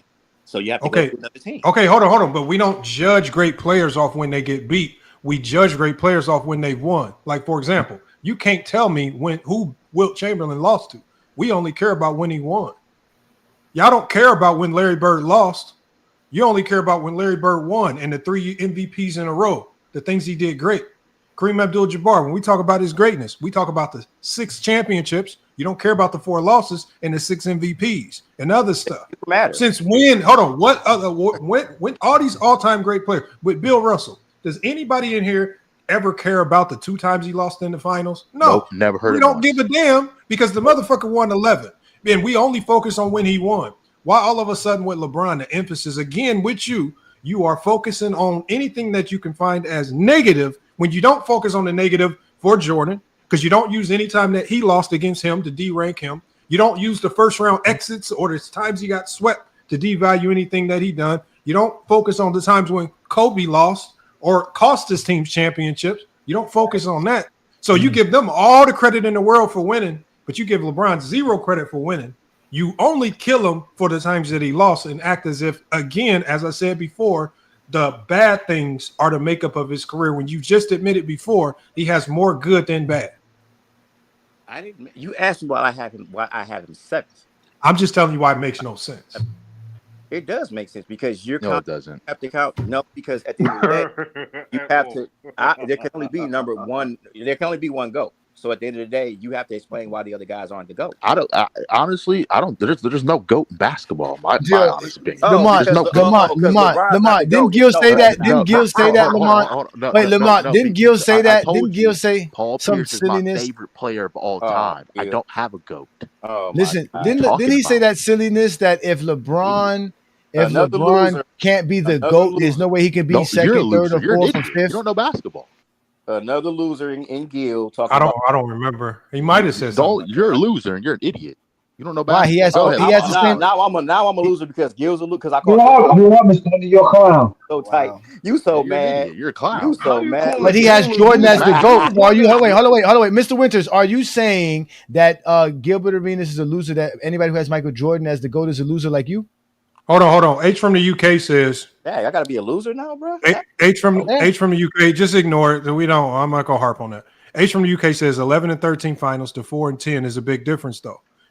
It is a big difference, right? But we're also talking about the context of two different NBAs as well. So again, 4 and 10 in one era might be just as good or the same as what, because you guys don't give Bill Russell any extra credit or additional points on y'all ranking because he has 11 championships. Exactly. 11 championships is an astronomical amount of titles, right? Mm-hmm. Y'all don't give him any kudos. It's rare that you find anybody that has him number one all time, yet you want to act as if it's some type of great individual accomplishment that is the greatest separator between Bill Russell and LeBron, right? Because I guarantee you, if we had an all-time draft and you could take a prime LeBron or a prime Bill Russell, ain't none of y'all motherfuckers gonna pick a prime Bill Russell over a prime LeBron. If you had to bet your life on winning a basketball game and you needed a great player on your roster. So stop the cap there. 4 and 10 looks a little different when you got to go up against some teams that are considered some of the greatest teams in NBA history, right? And then when your help that's supposed to be helping you sometimes is not even available. These are not excuses, just context. Shit happens sometimes. Well, you can't apologize. Y'all act like getting to 10 finals is not impressive. Winning 4 championships in your career. I don't care how long your career is. 4 championships is impressive. Y'all pretend as if it's not. Y'all really have to settle on saying, damn, he only got 4 championships. You know how good you got to be to where somebody looks at your career and says, damn, you only got 4 NBA championships. What? Only? Hey, Lamont, you said that they're not impressed with 10 finals. Lamont, they're not impressed with 11 championships. They're not impressed with 11 championships. They're not even impressed with 11 championships. Yeah. Because when we put that 11 championships against Jordan, y'all get to talk about, damn, his scoring, points per game, the production. He can hoop a little bit better. No, all that championship stuff is all fake because you only use the championships for LeBron, but when you compare those championships to Kobe or Jordan, you ain't talking championships no more. Because when I start talking about Kobe and Jordan, you run into stats and production. But when we run the stats and production with LeBron, y'all start really tucking y'all tails. Y'all want to talk stats and production with LeBron. And Johnny, when I was on your show, he's just bigger than them. He's just bigger. That's why he get more. He's just bigger. That's why he can make all them assists. He ain't got no clutch. That's why he make all them passes. Come on, man. Y'all say the silliest stuff, man. Y'all logic behind this is so silly. You got Kobe over a Bill Russell, but you say championships matter. They don't matter. They do matter. You don't want them. No, it doesn't. Okay, so if championships matter, then how come Bill Russell's not your GOAT? Not my GOAT, but I can listen to it. I wouldn't argue with somebody that said he was the GOAT. Okay. Why if championships matter that much, then Why does that not make Bill Russell your GOAT? I just feel that Michael Jordan is a better player. Okay, so if it's just about talent, then how do you get mad at people that put LeBron as the GOAT? I didn't say because it ain't no way in world you really believe that Bill Russell's a better basketball player than LeBron James. He has him ahead of LeBron. I consider Tim Duncan a better player than Giannis. Hold on. Hold on. I'm going to Bill Russell. Do you feel Bill Russell's a better basketball player than LeBron? I can see that argument. Yes, I can make that argument. But you're the one that have Bill Russell over LeBron. Yes, I do. Okay, what makes Bill Russell a better basketball player than LeBron? In my opinion, he's a better basketball player. Okay. Answer the question. Yo, Lamont, you recording this, right? Of course. Why does somebody always have to explain why they don't have LeBron somewhere? Y'all always want to make somebody explain. Well, explain why you don't have LeBron to go. Because all of a sudden, because you said because when you got never seen Mr. Winners act like this. Y'all letting them deflect, one boy. Just let them answer the question. If Kobe and Jordan can have less championships, but just being a better basketball player ranks them higher, then how does LeBron, with 4 championships, obviously less than Bill Russell, but definitely a better basketball player, not make him better than Bill Russell?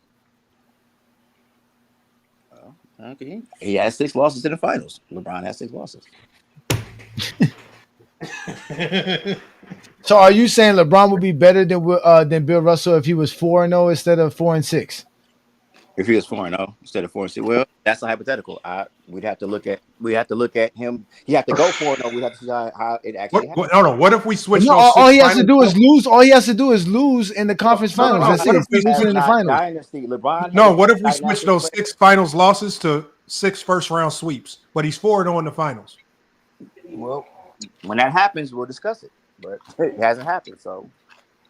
Damn, you niggas can't never stand 10 toes down. That's why I call y'all zesty. I was sitting up here asking if LeBron, if you were stranded somewhere on. Because you act like we the police or something. You act like we the police asking you you act like we asking you about some crime that you committed or something. We ask you basketball questions. You can't actually articulate your stance. That's not our problem. That's yours. Listen, bro, because you have to put it. Okay, who did he play against? What was the competition? What did he? You got to the same thing. He lost to Chicago in 2011. He didn't make the finals. He lost to Detroit in 2007. He didn't make the finals. He lost to Indiana in 2014. He didn't make the finals. He lost to who he lost to in 2015 and who he played in the the Hawks. He lost to the Hawks in 2015. Yeah. He lost to the Hawks again in 2016. He lost to Boston in 2017, and he lost to whatever other team, Indiana, in 2018. He's 4-0 in the finals. He never made. He didn't make 10 finals appearances, but he lost every time in the conference finals. So he never got to the finals 10 times. He got 4 championships. He won in 2012, 2013,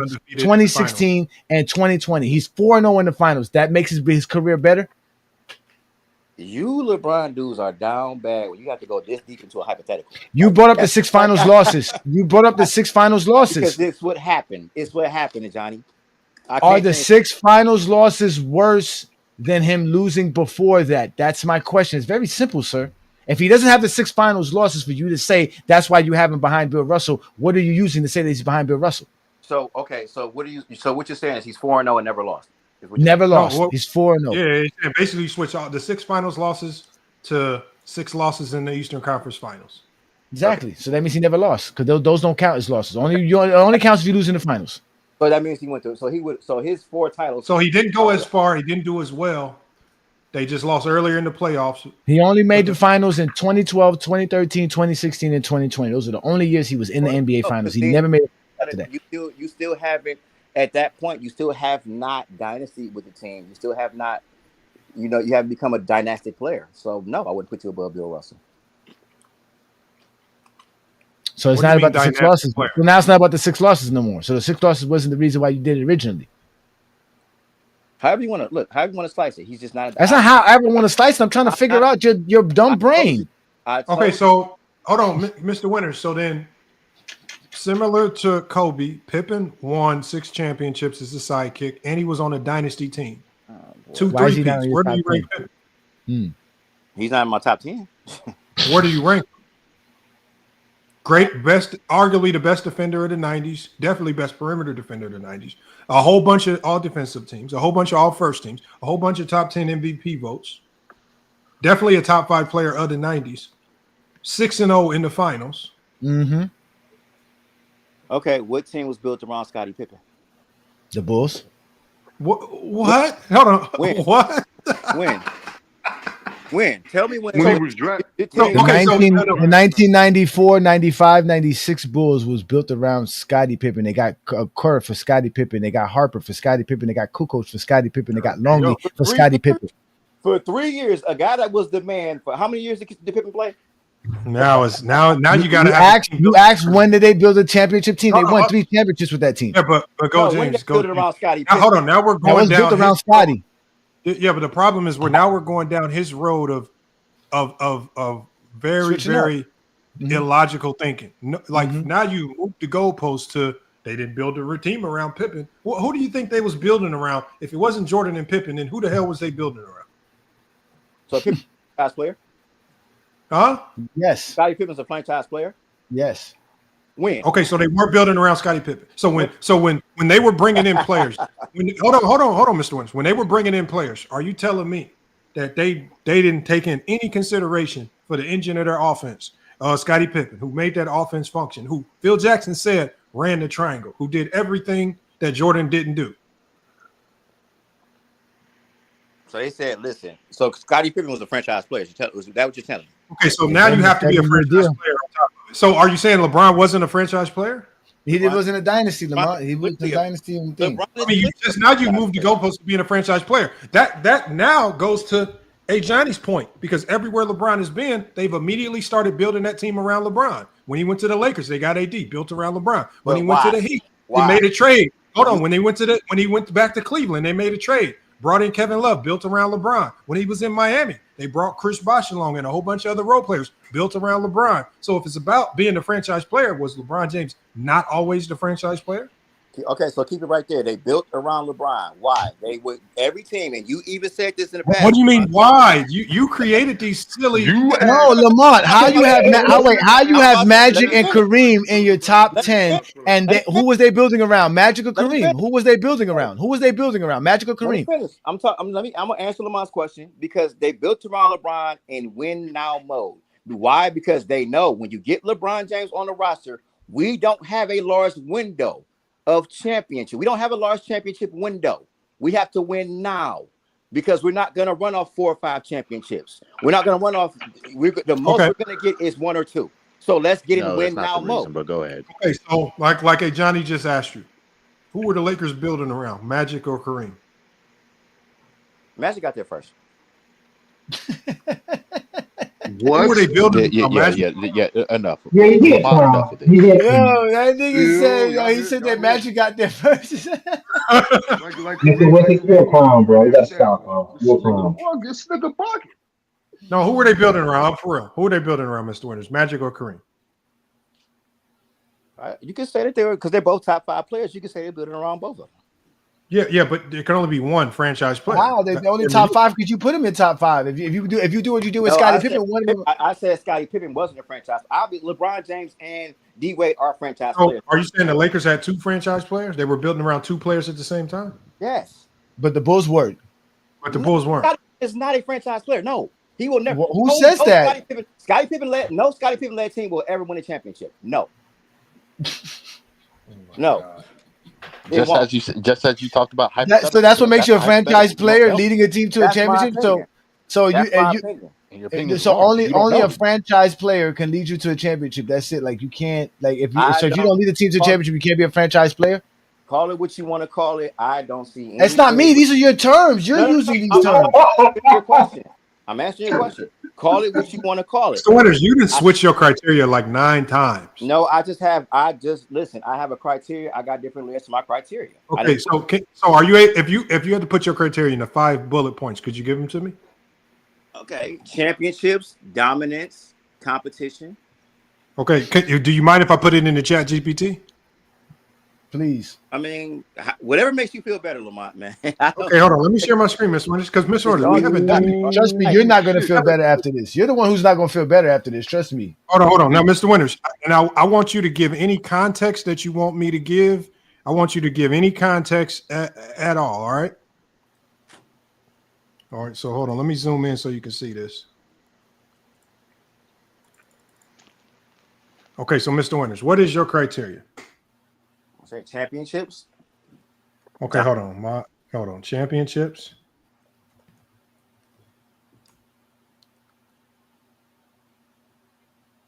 Okay. What you looking up, Mr. Winters? Come on, man. Dominance. Okay. Bill Russell about to be his GOAT. Okay, we'll find We out. already know who's going to be his GOAT. We already know who's going to be his Okay, GOAT. dominance. I got you. Competition. Definitely not MJ. Okay, next one. Definitely ain't gonna be MJ. Dynasties. I hear keyboards typing. Man, come on, Mr. Winters. I said break it down into 5 bullet points. You can break it down into more. You can break it down into as many bullet points as you want. Dynasty. Okay.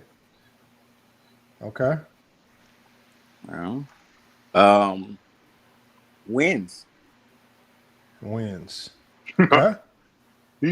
This nigga LeBron got the most wins in NBA history. So, oh my God, I'm in the this finals. nigga tripping. Okay, hold on. Can y'all let him get his criteria? Come on, y'all.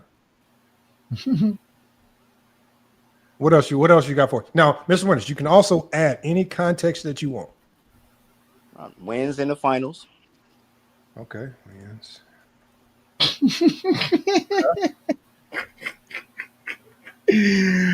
Oh, I gotta roll up. I gotta roll up for this one.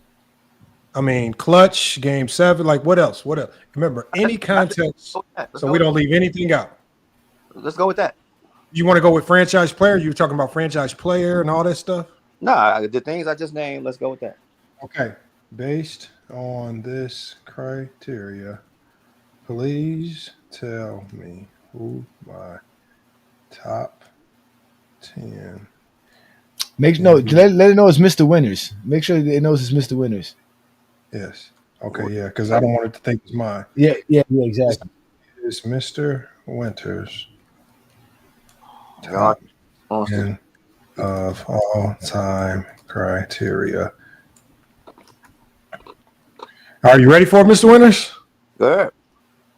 All right, let's go. Okay, so using Mr. Winters' criteria, championships, dominance, competition, dynasties, wins. We're emphasizing winning at the highest level, sustained excellence. Okay, broke it down. At number 10, Tim Duncan. Okay. All right. You like that one, huh? You cool with that, Mr. Winters? I don't agree with it, but okay. Okay. Number 9, Kobe Bryant. This is the highest Kobe Bryant's ever been on somebody's list. Larry Bird. Larry Bird is introduced in. He didn't have Larry Bird in front of LeBron. Didn't even have Larry Bird in there. No, he didn't. Bill Russell at 7. So he's not better than LeBron. Magic Johnson. Still not better than LeBron. The 6. Oh, we got LeBron. He cracks the top 5 at number 5. Oh, look at that. LeBron. And I got him at 7, so it's pretty close. I got him at 7. So we got Kareem at 4. Oh, but Jordan's not the GOAT. That shit about to say Steph Curry. You got Jordan Steph at number 3. About to say Steph. Oh my God! Fucking dumbass. Round yourself up. And Bill Russell is your GOAT, like we said all this whole time. Oh my God! Oh no, Shaq is your GOAT. Shaq, the guy that gave Kobe 3 rings. Get out of here, young man. Don't ever come over here with your nonsense ever again. Get the hell out of here. What a clown. Yeah. And Lamont, they got the nerve to say your chat GPT be tripping. This is not my criteria. This is his criteria. This is what happens. I know. Okay, so let me ask Chat. What to go? I'm gonna ask ChatGPT. What is wrong with Mr. Winters' criteria that led to these this very odd top 10. Let me ask you. No hellacious. What Put hellacious in. is wrong with the logic in Mr. Winter's criteria that led to this odd-looking top 10? So it's going to tell you where you went wrong.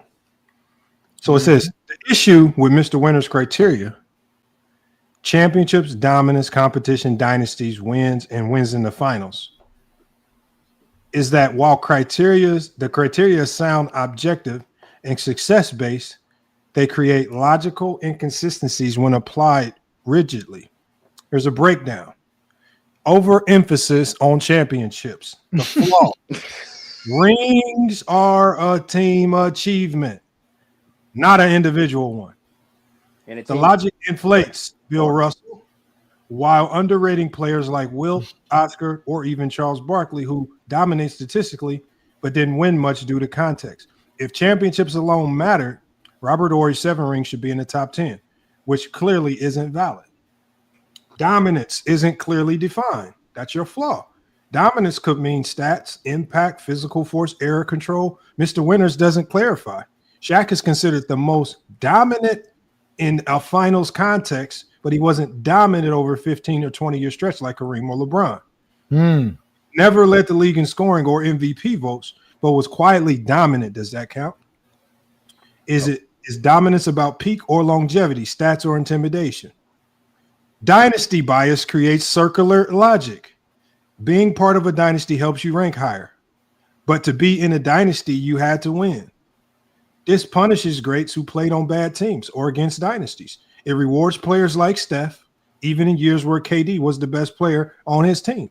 This makes the list more about who won with the best system than who was the best player. No weight is given to error or evolution. There's no adjustment for error difficulty. Remember, that's what I was saying before. Rule changes, number of teams, playoff format. Russell won in an 8-team league where getting to the finals was easier. You just had to win one round and you're in the finals in some cases. 2 later in his career. Jordan, LeBron, Kobe, Curry played in more expanded competitive leagues. Winning 11 rings in the 60s is not the same as winning 4 titles in the 2010s. Damn, LeBron. Damn, Mr. Winters, really? It says beating competition. It says beating competition is inconsistently applied. Sometimes it's about who you beat. Other times it's just that you won. Hakeem beat MVPs, Ewing, Robinson, MVP level players, Ewing, Robinson, Shaq, in his 2 title runs, yet isn't ranked top 5. Curry beat LeBron 3 times, but with KD's help in 2 of them. How is that weighted? For example, like Kobe as the number 2 option behind Shaq. This is not all titles are equal, and not all competition is equal. Hold on 1 second, Mr. Winters. I'll be done in 1 second. It says style of play and individual skills get ignored. No criteria for skill set, versatility, or transcendence. Jordan and LeBron dominated across rule changes and played elite 2-way basketball. Magic and Bird made their teams great, but were they better players than KD or Hakeem? Basketball greatness isn't just about winning. It's about how you did it, Mr. Winters. It says odd results expose the flaws. The biggest sign that the logic is flawed is that it produces an unintuitive, odd-looking list. No Wilt, no KD, no Hakeem, Shaq over Jordan or LeBron, Curry over Kobe, Hakeem, or even Magic.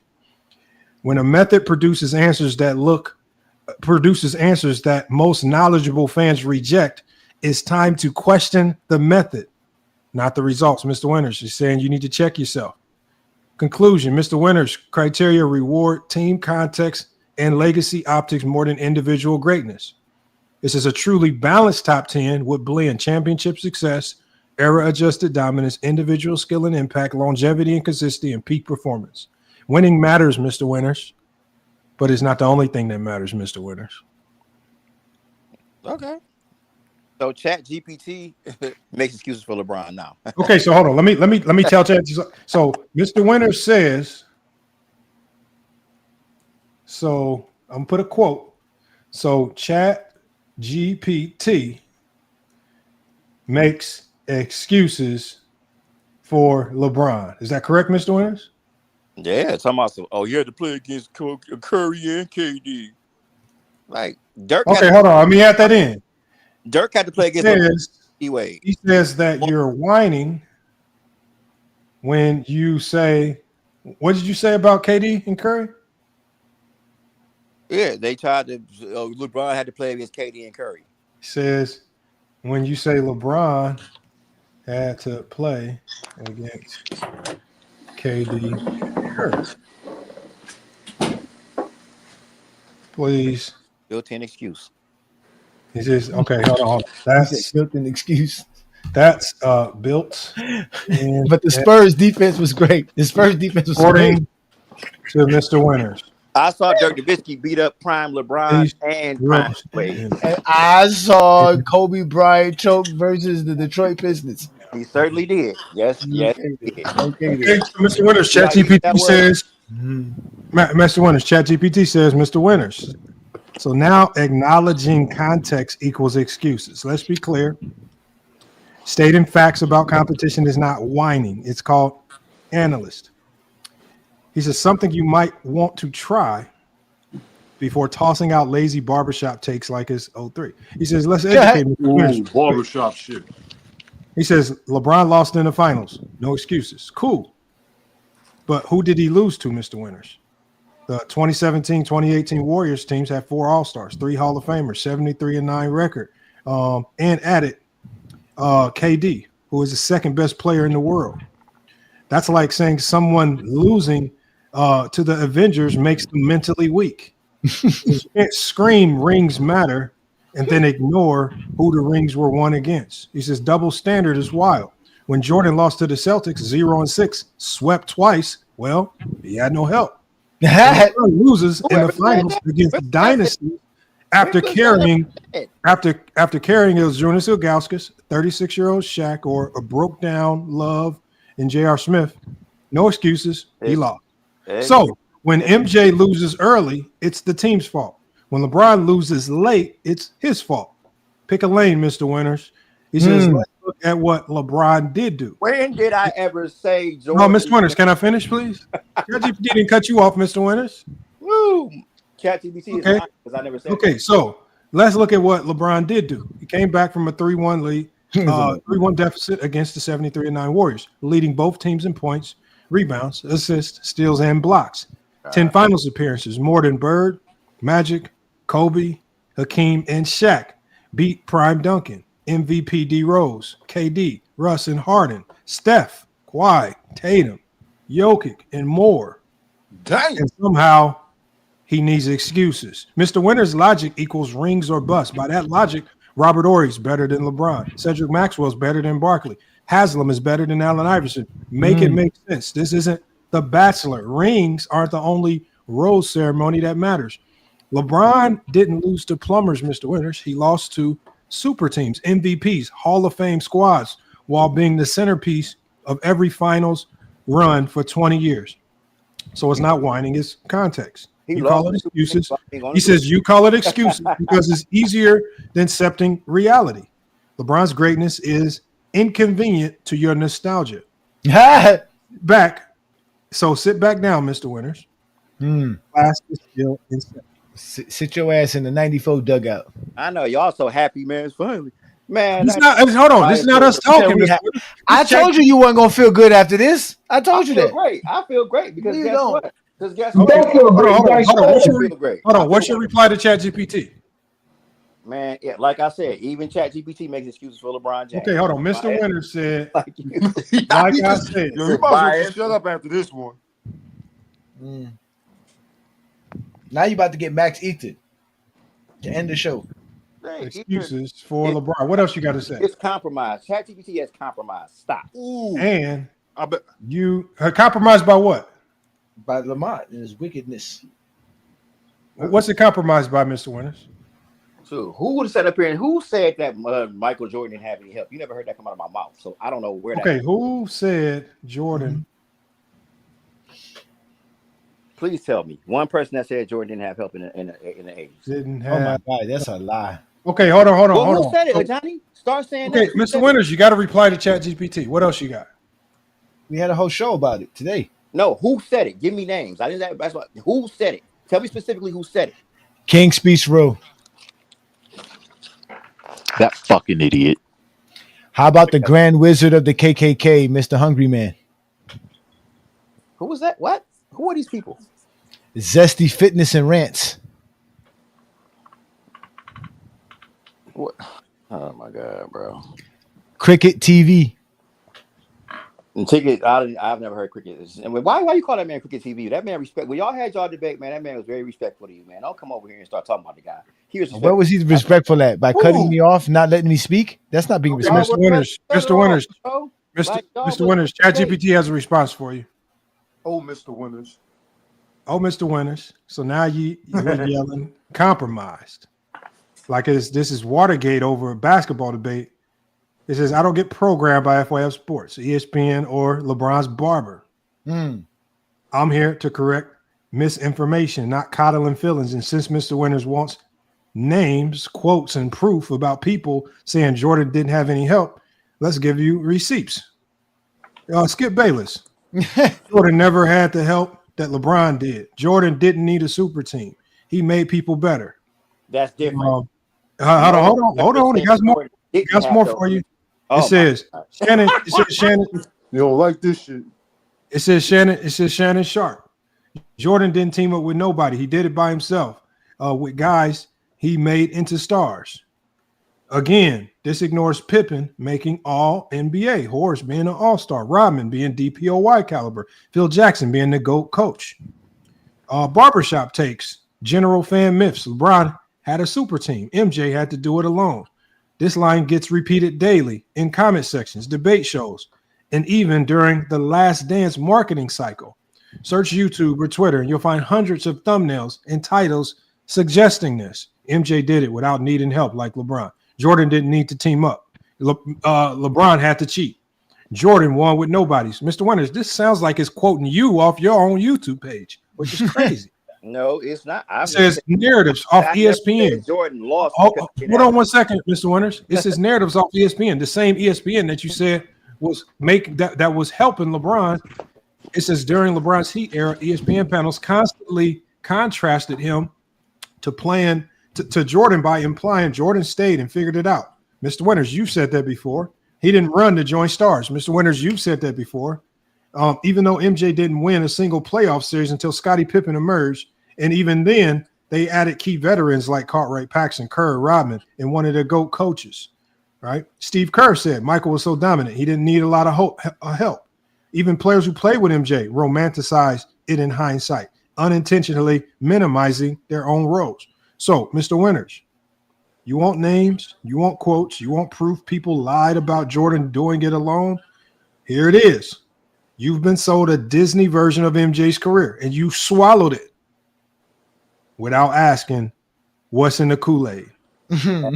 Nothing. Calling facts excuses doesn't make you smarter. Dismissing context doesn't make you right. Saying I'm compromised doesn't erase reality. If you truly respected basketball history, you know Jordan had help. LeBron had help. Every champion has help. The difference is who you allow to have help and who you attack for it. You're not debating FYF or me anymore, Mr. Winters. You're just debating receipts. Damn, Mr. Winters, this is over with, man. Y'all need to stop trying to debate ChatGPT. Bro, ChatGPT did not answer. I said, when has anyone said Jordan lost because he didn't have help? And that question was never answered. Yes, he just answered it. You wasn't listening. I was listening. They said no. They're talking about the wins. And when did someone say Jordan lost because he didn't have help? ChatGPT did not. Mr. Winters, have you said that before? Said was Skip Bayless. It gave that Michael Jordan won with less help. He didn't say Jordan lost because he didn't have help. That's two different things. Oh my God. Ooh, awkward silence. Ooh, you quiet. Ooh, let's go. Quiet. Yeah. It says Jordan never had the help that LeBron did. What is that implying? It's just Jordan didn't need a super team. Jordan had a super team. Jordan made people better, like LeBron don't make people better. Jordan didn't have a See, when you say these things, Mr. Winters, when you say these things, Mr. Winters, you then have to use your brain. What is he implying when he says it? He's trying to make it seem as if Jordan didn't need help. So all the way, let's find out why did Jordan lose in '87 then? Why all the way? So why did the Bulls lose? Okay, why did Jordan? Winston Winters, why did Jordan lose in '87? Jordan lost because he was not the guy yet. He was the guy. He was the MVP, DPOY, all this shit. When do you become the guy? Not the championship. He was not that championship guy. What made him a championship guy? When he figured it out and started to win in the 90s. So Jordan wasn't the best player in the NBA in '87, '88? What did he figure out? Best player doesn't always mean you're a championship player. What did he figure out? Oh, hold on. What'd you say that again, Mr. Winters? Best player didn't always make you a championship because you were the best player that season does not make you the champion. Oh, so being the best player, so being at the top of any list is not predicated on winning championships. I'm correct? talking about a season by season basis. Being the best player in that season does not necessarily make you a championship player. Okay, and so if you're the best, so for example, if you're the best player for 20 seasons, but you don't win the championship every year, can you still be the best player after those 20 seasons? Again, I'm talking about a season by season basis. I'm giving you a season by season question. Yo, Lamont, these dudes make up stuff as we talk. You're the best player for 20 years. If you're the best player for 20 years, but you don't win the championship all of those 20 years, at the end of that 20-year span, can you be the best player for that 20-year span? LeBron? Hold on, Ms. Winters, answer the question.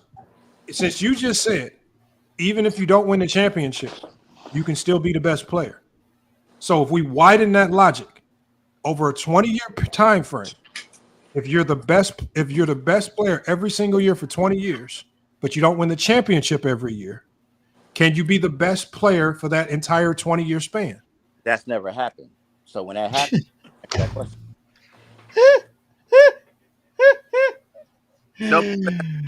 Yo, Lamont, this is classic, bro. I'm telling you, man, these dudes are special human beings, man. They're some special human beings, man. That's the one thing you gotta stop, bro. Okay, what did Jordan figure out? What did he figure out in the 90s that he couldn't figure out in the 80s? Figured out how to win. What was that? How do you figure out the win? How do you figure out? No, the players developed. Right, I want to know how. We're going to shut it. I'm going to tired of it. Mr. Winters is not going to. Again, he's gonna go as circular as possible. He's not gonna concede to nothing. As illogical as it is. No, they're the best, Lamont. They're the best, bro. He literally just said that you don't have to be the best player. You could be the best player in the league and not win the championship. He also said earlier, LeBron James has more good in his career than bad, but he does the complete opposite when he talks about LeBron. He judges him based on championships only. And he only focuses on the minimum portion of his career, which he could deem as bad, and ignores the majority of his career, which we can deem as comparing him to the GOATs. Then we take a good. Okay, yeah, I know. Like your GOATs are Steph Curry, Shaq. Yeah, that's what we compare. However you want to look at it, man. Whatever makes you feel better, man. I'm just doing it. That's what your criteria is. Hold on. Hey, Johnny. Haven't the LeBron James haters, the ones who have an affinity towards hating LeBron, their criteria has produced some of the most lopsided results because you hate LeBron so much, you try to warp up your criteria to keep him out, and you get some of the most lopsided results in the criteria that we've ever seen. You got Steph at 2 and Shaq at 1 based on your criteria. Dude, when all you got to do is just use normal criteria. Do y'all talk about these guys who hate on Kobe so yes, bad? We talk about them all. I talk about them. Man Down Sports, Sports Team, all of them. Arsenal for life. Yes, you're not the only one. They don't hate on Kobe. They don't hate on Kobe. They hate on Kobe to protect LeBron. No, I don't hate on Kobe. That's a Michael Jordan. No, I don't hate on Kobe. The platforms that do. All these guys that are disrespecting Kobe. Nobody hates on Kobe. I haven't read into any platform that's a Kobe hating platform. Hating on Kobe. No. Y'all hated on Kobe when he was alive. Y'all fake like y'all like him now that he's dead. No, we didn't. Yes, you did. And I already proved that. No. Y'all are fake Kobe fans. Because real Kobe fans tell the truth about his career. Real Kobe fans don't lie and pretend that he's number 2 all time when he was never close to that. He is number 2. No, it's your lying. He's top 10. I'm not lying about nothing. He's number Yes, 2 in you my are. eyes. Stop lying. No, I'm not lying. Yes, you He's are. a dynastic player. He's the closest thing to Michael Jordan, who's the GOAT. No, he's not. So wow, that's why criteria don't even have Jordan as the GOAT. Who was the player of the 2000s?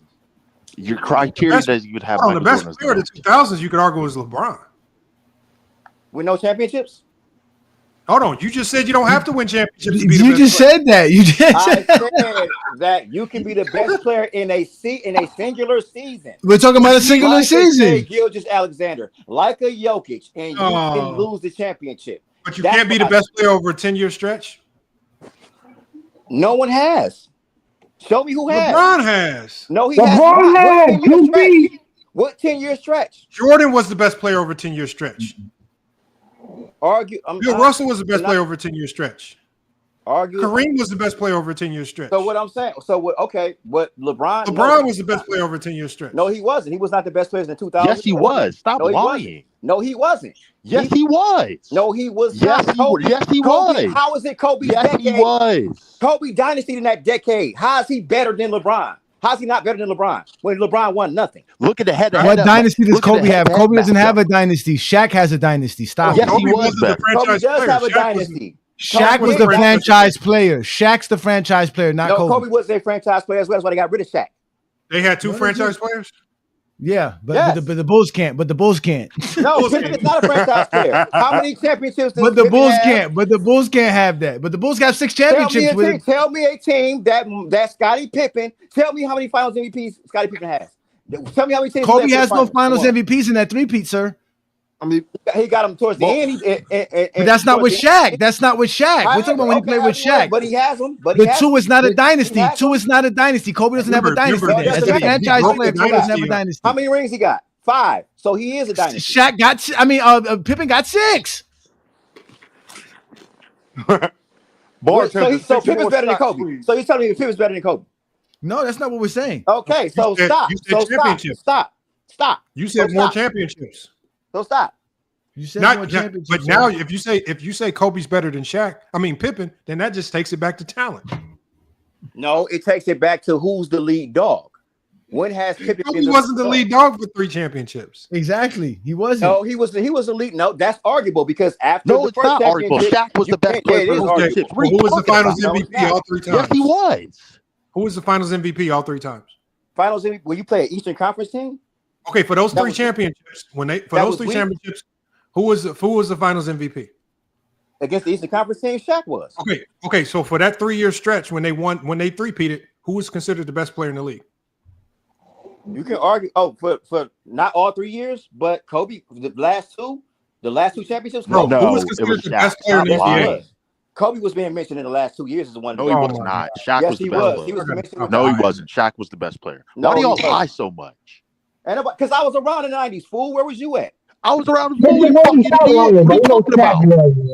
Thank you. They hate Eli. This man is. Thank you, Neezy Cobb. Like, it's just simple. Shaq was the lead dog, my guy. Look, now you got, bro. Everybody's telling you. That's your opinion because you got to protect your king by keeping Kobe. Oh, why is it about? We're talking about Shaq and Kobe. Why do you make everything about protecting LeBron? It ain't about LeBron. That's what y'all do. That's what y'all use Shaq to denigrate Kobe's career. How was that denigrating Kobe's career? How? We don't knock Kobe for winning championships with Shaq. You do. I didn't knock anything. Kobe it's all true, time. But you won't accept that he wasn't the lead dog. He wasn't the franchise guy, and he didn't win Finals MVP. So he doesn't have a dynasty. He won the final. Okay, listen. When you go in the finals, you play against the Eastern Conference team. But look at the Western Conference teams, the tougher teams, and tell me who performed better. Kobe. The team that was in the finals. That was the team No, I'm talking. So you're telling me that the team that represented the East in the finals was better than the team that the runner up in the West? You're telling me Yeah, that they won their conference, didn't they? So now it's about much who weaker guards you in conference. the finals. So now A much weaker conference. You're gonna sit here and tell me that the New Jersey Nets would have beat the San Antonio Spurs in a 7-game series? No, because they played. Why are you making So why they lose hypotheticals to now? Detroit? Now you I'm ready to making do hypothetical. hypotheticals? Now you ready to do the hypotheticals? We were trying to do it earlier. You I'm said you don't asking you a know. question. I'm asking you a hold on, question. let me No, answer. I don't know what that was. What I know That was that wasn't the actually, Nets it won wasn't their hypothetical. conference. It wasn't hypothetical because they actually played in the finals, and what happened? The Spurs won. So That was another year later. That wasn't the same team, same scenario, different team. Let me answer. Whatever excuse you want to make. Whatever. Mr. Winters, hold No, on you're one second. making excuses. Kobe didn't win the Finals MVP. Hold on. Hey, y'all, hold on one second. Hold on one second, y'all. Hold on one second. Let me answer Mr. Winters. He says Lamont is a hypocrite. He glazes Pippen's role as number 2, but shits on Kobe's role. No, Brandon Katz. This is why I say I don't know what's wrong with your ears. I said that Kobe and Pippen are on a string tied to each other. Because Kobe won as a number 2 option, if you choose to give him credit, if you use this number 1 option nonsense, if you give Kobe for those 3 credit for those 3 championships, you also have to in turn give Pippen credit for the 6, because he was just as important to his championship team as Kobe was to his championship team. The Bulls don't win without Pippen. The Lakers probably don't win without Kobe. So, because they are tied in that particular manner, if you are one of those people that devalue Sidekick rings, then of course you devalue Pippen. But if you elevate Kobe and you don't devalue him for being a number 2 option, by default, you have to also value Pippen 6-0. And that's what we're talking with Mr. Winters about, because he chooses not to value Pippen 6-0, but he values Kobe's three-peat dynasty, even though Kobe wasn't the franchise player. He wasn't the man or the lead dog of that team. He was the number 2 option. Kobe was a franchise. People like Brandon, you need to be speaking with Mr. Winters, No, because wasn't. it's their illogical inconsistencies that make me ask the question. I'm very consistent. Kobe went to Detroit I rank Kobe high. I rank Kobe player. high, but I also No, rank he Pippen wasn't. high. And I Shaq give was them the lead credit. dog. Sorry. In 2010, he was. No, I'm talking about the 3 rings they Okay, won well, together. eventually, Shaq okay, was the lead. cool. Shaq was the lead dog. Kobe Sorry. has no dynasty. Shaq was the lead dog. Kobe has no dynasty, Mr. Winters, by He does your have a dynasty. standards. You're not going to rewrite history to protect your king. You He has a rewrite dynasty. history. You just did it for Scottie Pippen. You just said that. Scottie Pippen is not a franchise player. Kobe And so is. was Kobe in 2000, in 2002 and 2001. He was not a No, he was franchise looked at player. as a franchise player. He was looked at as a franchise player. And so was Scotty. That's why they gave No, he Scotty a didn't. No, 7-year he was deal. never looked at as a franchise player. Not Yes, ever. he was. No, he Yes, he wasn't. was. I was Yes, he around was. in the 90s. Okay, so Mr. You're Winters, trying to rewrite history. You're a liar, You're Mr. Winters. no, I was I'm not a older liar. than you. Yeah, I you're was older than right. you. Look, now he's mad. Look, now he's mad. No, Look, I'm his not zesty mad. bean I know ass what you're coming trying out. to do. Bring out that zesty beans in you. Bring it out, you Look at zesty. you. That's Bring why it I out. look at you. Bring it Hold on, out, you Mr. Look at you. zesty Now you beans. name calling. You name calling because I always do that. I don't care about that. You's a zesty you beans. name calling because you mad, bro. Yeah, hold on one second. Hold on I'm one mad second. because you's a liar. You's a Hold on, liar. Johnny. Hold on, Johnny. So, Mr. Winters, the question I want to ask now is, damn, I didn't forgot my question. Y'all was arguing back and forth so much. I'm sorry. And it was a good ass question too. Hold on, somebody just came in. About Kobe. That's all I got to ask him. Then he gets real upset. Kobe ain't got no dynasty. No, Kobe definitely don't. Kobe definitely don't have a dynasty. He was a part of the dynasty, man. Just take that, man. Just take that on the chin and just like move on, man. I'm a Laker fan too. No, that's why I asked. Remember, I don't knock people who rank Kobe high, but I always ask, where do you rank Pippen? Because I would expect Pippen to at least be in your top 20. Because if you value what Kobe did as a number 2 option, there is absolutely no way you can ignore and devalue what Pippen did as a number 2 option. He's arguably the greatest number 2 option of all time, right? And he did it at an elite level. The winning started and ended with him. And because those 6 championships are directly tied to Pippen's presence, right? It's unlike Shaq, or like we saw Shaq drift off and go win championships. So we know Shaq's winning wasn't completely associated with just Kobe. Shaq winning won without. And we know Kobe winning wasn't completely tied to Shaq, because Kobe also himself went off and won. And Pippen never did it. So that's the hold on, Mr. Winters. Pippen was never afforded that ability to go off in his prime and do that. So What you guys like to do is you like to try to judge Pippen towards the end of his career. Towards the end of his career, when he finally got paid, but he was an injured product. He had already been battered from battling throughout the late 80s and 10 years in the 90s. And going into the 2000s, he was older, and he wasn't the same Scottie Pippen that we came to know throughout the 90s. But so you guys judge him, and you all I'm saying is Pippen got lucky. Not Pippen, but Kobe was lucky because, one, he was able to come into the league at 17 years old, win championships early with a superstar, Shaquille O'Neal. As Shaquille O'Neal left, he hits his prime. As Shaquille O'Neal leaves, Lakers build up another championship team around him, and he's able to lead that team to 2 more championships. That's a lot of luck going on. That's a lot of luck. Pippen wasn't afforded that. That's a lot of luck. That's hate. I know it's not hating, Mr. Winters. It's just the truth of what happened. Mm-hmm. Pippen's career, Pippen got a jump start on winning championships because you think when Kobe got drafted or traded to the Lakers, you think he was sitting back knowing that Jerry West was going to pull the strings to bring a Shaquille O'Neal along, and then a few years later fire Derek Ellis and bring in the greatest coach of all time and Phil Jackson? This shit just happened. And it happened while he was there. Shit. That motherfucker got 3 championships there. And I don't devalue Kobe for it. It's you guys who devalue number 2 options. You guys devalue number 2 options and then act like you're not talking to Kobe. Because then you have to start pretending that Kobe 1A, 1B. Not really saying when you say 1B. That's what you guys call Kobe when he was behind the best player in the league, Shaquille O'Neal, for 3 years. Yeah, early in his career, yes, of course. That's still number 2. B is second. That's fine. Okay, that's fine. But he don't have a dynasty. But everybody knew he was the franchise. Oh, he don't have a dynasty. He wasn't the franchise. No one ever looked at Pippen and said, "Oh, we're going to get rid of Jordan and keep Pippen." That would never happen. They got rid of Shaq. No, Mr. Winters. Hold on, Mr. Winters. You said that Pippen wasn't a franchise player.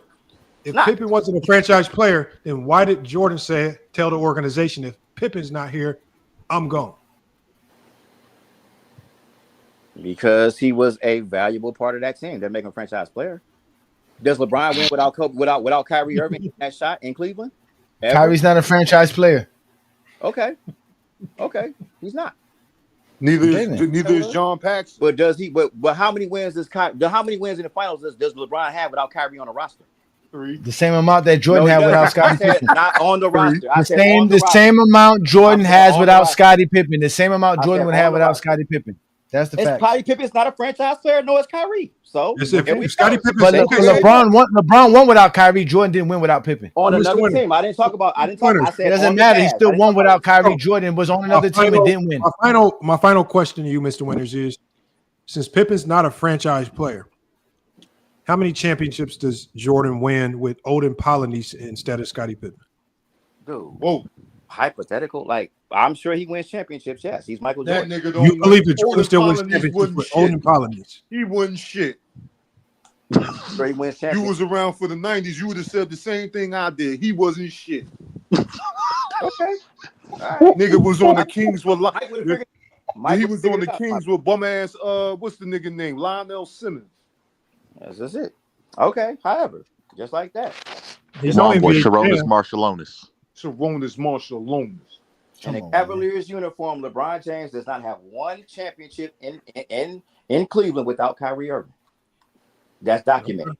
All right, nigga, Kyrie don't got none without Jordan. Jordan does not have a championship in the Chicago. Matter of fact, Jordan doesn't have a playoff series win in the Chicago Bulls uniform without Scottie Pippen. And that's that nigga don't got more than 40 wins on this record without Pippen Scott. And Kyrie are not franchise players. Okay. Nigga, Kyrie was on the lottery team for his first 3 seasons. Yeah, but hold on, Mr. Winters. LeBron was too on his first 2 seasons. Mr. Winters. No, he wasn't. Yes, he was. Look it up. Yes, he was. Look it up. Nigga, Luke Jackson was the only motherfucking lottery pick. Oh, excuses. It's the truth, nigga. Kyrie and Tristan Thompson, 2011. Deion Waiters, 2014. I don't want to get into too much about lottery. No, he wasn't. It's just silliness. I think. So what you're saying is Kyrie Irving got? We saying Kyrie Irving didn't have no help. That's what you're saying, huh? Okay, Mr. Winters. All right, Mr. Winters. I think we proved our point with you, Mr. Winters, man. We ain't gonna beat up on you no more. Whoo, the stuff y'all do to protect y'all's king, boy. Y'all will rewrite. Y'all will Paul snatch Pierce the is my stars out favorite of the player. sky. Mr. Winters, Why do y'all say Paul Pierce is my favorite player Mr. Winters, of why all do you time? make it? Why do you make it all about LeBron? Why isn't it about just respecting? That's what we were just talking about. Because really, Mr. Winters, I was just sitting here talking about how you are devaluing Scottie Pippen, not LeBron. Like when we were talking about Kobe, like when I did my video on Kobe, it was about why do y'all use the number 2 option label to devalue players like Kobe and LeBron? I mean, Kobe and Pippen. It wasn't about LeBron. And then y'all use Kobe to also, just like Johnny was saying, y'all were using it to devalue Shaq. We didn't value That's Shaq. not about LeBron. No, but facts are facts. Shaq is the most swept player. No, Mr. Shaq Winters. is the most swept player. No, in NBA. Mr. Winters. What I'm trying to get out of you is when we talk basketball and these topics aren't involving LeBron James, why do you feel just because we disagree, it's because we're trying to protect LeBron? Because LeBron was never a number 2 option. So obviously, when we're talking number 2 options, it doesn't apply. That's not applicable there. Okay, however you want to look at it. So I'm just trying to get inside the head of somebody that's so obsessed with LeBron James that he thinks every time we have a basketball conversation, it's to protect LeBron James. Because your first question to me was a LeBron question about 2011. No, I just said as this conversation progressed, it went farther past a LeBron James. Yeah, I just said your logic behind everything that you say, your logic behind every conversation is whenever you feel there's people that don't agree with you, they don't agree because they're trying to protect LeBron James. I don't know if there's been one live stream where you have been able to come up without talking about LeBron James. Ever.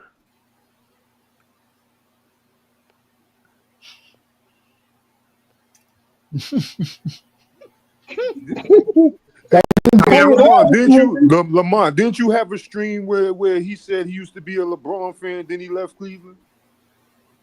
Well, I mean, all LeBron James haters at one point in time used to like LeBron. Like, look at Dreamers Pro. He's already exposed on video. He ranked LeBron higher than Kobe. Now, all of a sudden, since it's become profitable and popular to hate on LeBron, what has he done? Now, all of a sudden, LeBron is ranked number 10 all time for him. Kobe's ranked higher. When just some years ago, when he had some sense, he clearly was on video saying, "Yeah, LeBron passed Kobe." Hey, Lamont. That nigga gave a super detailed video. Hey, Lamont, guess super what? detailed. I don't anymore. I mean, it wasn't. He didn't just glaze over it. That man, like us. That man went into a 1 hour breakdown. This was a long video. This is not just some old. Nah, I'm just saying it. No, he went and did a whole 1 hour breakdown as to why LeBron was better than Kobe and why LeBron was one of the greatest players of all time. Exactly. I hope Mr. Winters listens to this again, man. I hope he really listens to it again. Oh, he just look at Lamont attacking other channels. I don't attack other channels. I always salute other channels because I appreciate content creators, Surge. But I do attack stupid talking points. That's why people talk on YouTube, because they want people to give their opinion on what they say. If what you say is stupid, I'm gonna tell you. So we're attacking Dreamers Pro, but we're not the ones being attacked for saying LeBron's great. That's funny. Literally, Johnny, when I was on your stream the first time, I had told you I don't have a GOAT. No, I don't attack. I was reading the comments and somebody said the only reason why I don't have a GOAT is because Michael Jordan's known as the GOAT. It's like, no, you fucking idiot. I don't believe there's a GOAT in basketball. What does Michael Jordan have to do with my take? Like, people are insane. I told you these guys became LeBron haters and Jordan lovers because it was cool. It was like the high schools, being on the high school lunch table with all the cool kids, and they go around each other. They sound cool, but they were the idiots. They were the kids getting Fs. They were the kids never on class on time. They were never doing nothing right, but they were considered cool because they were wearing Jordans, and they think that's it. That they can and they can laugh at you and make fun of you, but they're the ones with the Fs. They're the ones not graduating. They're the ones who are the guys who are 25, 26 years old, still trying to go back to the high school reunions and hang out with high school kids and stuff like that. They never moved forward in life. They never did. Johnny, they wasted 20 years of their lives. Johnny, I've been trying to give the basketball community some type of grace. I can't. They're fucking dumb. I can't. I told you again. King Rose. Hold on, Lee.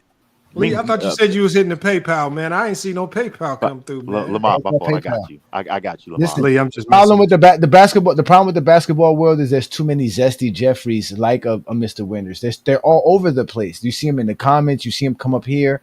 The Today Show is supposed to be about Jordan. They completely took that away. Now, mind you, if like I always tell people, if Jordan's supposed to be the greatest basketball player, Kobe's supposed to be the second greatest basketball player. Those are the only two players that when we talk them, we can't talk basketball. We have to talk everything else but basketball when we talk about those two guys.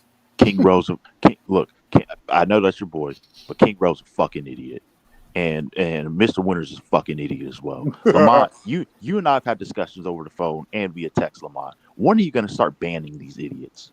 No, just block them. They're necessary. You ain't got to ban them. One day, Lamont or Johnny, please put these niggas fandom to the test. Like we got to find out what makes these niggas like Brandon Katz qualified to be basketball fans. They're not, and we don't validate them or devalidate them. They're just a bunch of dudes who want to step up here and vent, so we let them vent. Yeah, Johnny, that's content for me. Lamont, I don't care. I see why you two mute so many people, and Johnny, I see why you just kick people out all the time. You guys are better than me. I can't do it. I can't. Yeah, but people, there are some people like King Rowe, like nobody sits up here and just wants to mute people. Like as much as Mr. Winters was talking, I wasn't really muting him like that or nothing. Exactly. And I didn't kick Mr. Winters off. But sometimes you got people like King Rowe. King Rowe, like you'll be mid-sentence, and King Rowe would just start blurting stuff out and just be like King Rowe, like I said, yeah, his panel etiquette is on like zero for real. I told you. He has zero etiquette. They don't know how to conversate. They don't know how to hold a discussion. If you want to be able to say what you want to say, you have to be able to listen to what the other person is saying. Like you'll be mid-sentence. Like you haven't even gotten your point across, and King Rowe like, yeah, I got your point. I know that point. Like, no, you don't have my point. You don't. And got mad at me. Yeah, this is like, bro, how do you know my point? It's just like right. And got mad at me when I told him to stop interrupting. I got mad at me when I told him stop interrupting me. Then he talked about my mom. That's why I said, fuck you, bitch, nigga. But that's why I had to reference him back to his show when he had you on, Johnny. And I was like, bro, you really need to listen to that show. I was like, if you talk about being long-winded, bro. He kept going and kept speaking and kept speaking. Bro, you could have went off and went to the store, ran some errands. I did, Lamont. I legitimately went, did other stuff. I was cooking dinner, coming back. Yeah. Would they go get some rolling paper and shit? Yeah, bro. Bro, I'm telling you, like King Rowe will go and go and go, and then like as he goes, and I don't know if he realizes it, but he will change the topic. Like he'll be talking about Kareem, and then there'll be one game in there where Kareem played Jordan.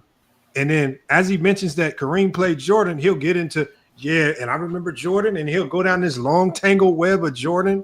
And then Jordan might have played John Stockton. I remember I was 6 or 7 years old, and I saw when John Stockton, man, did this with Karl Malone, and then he'll go into a long, like, I don't know if he understands how he just, I don't know. It's nasty what King Rowe does, man. King Rowe is crazy. And then he'll talk about up and under out of nowhere, too.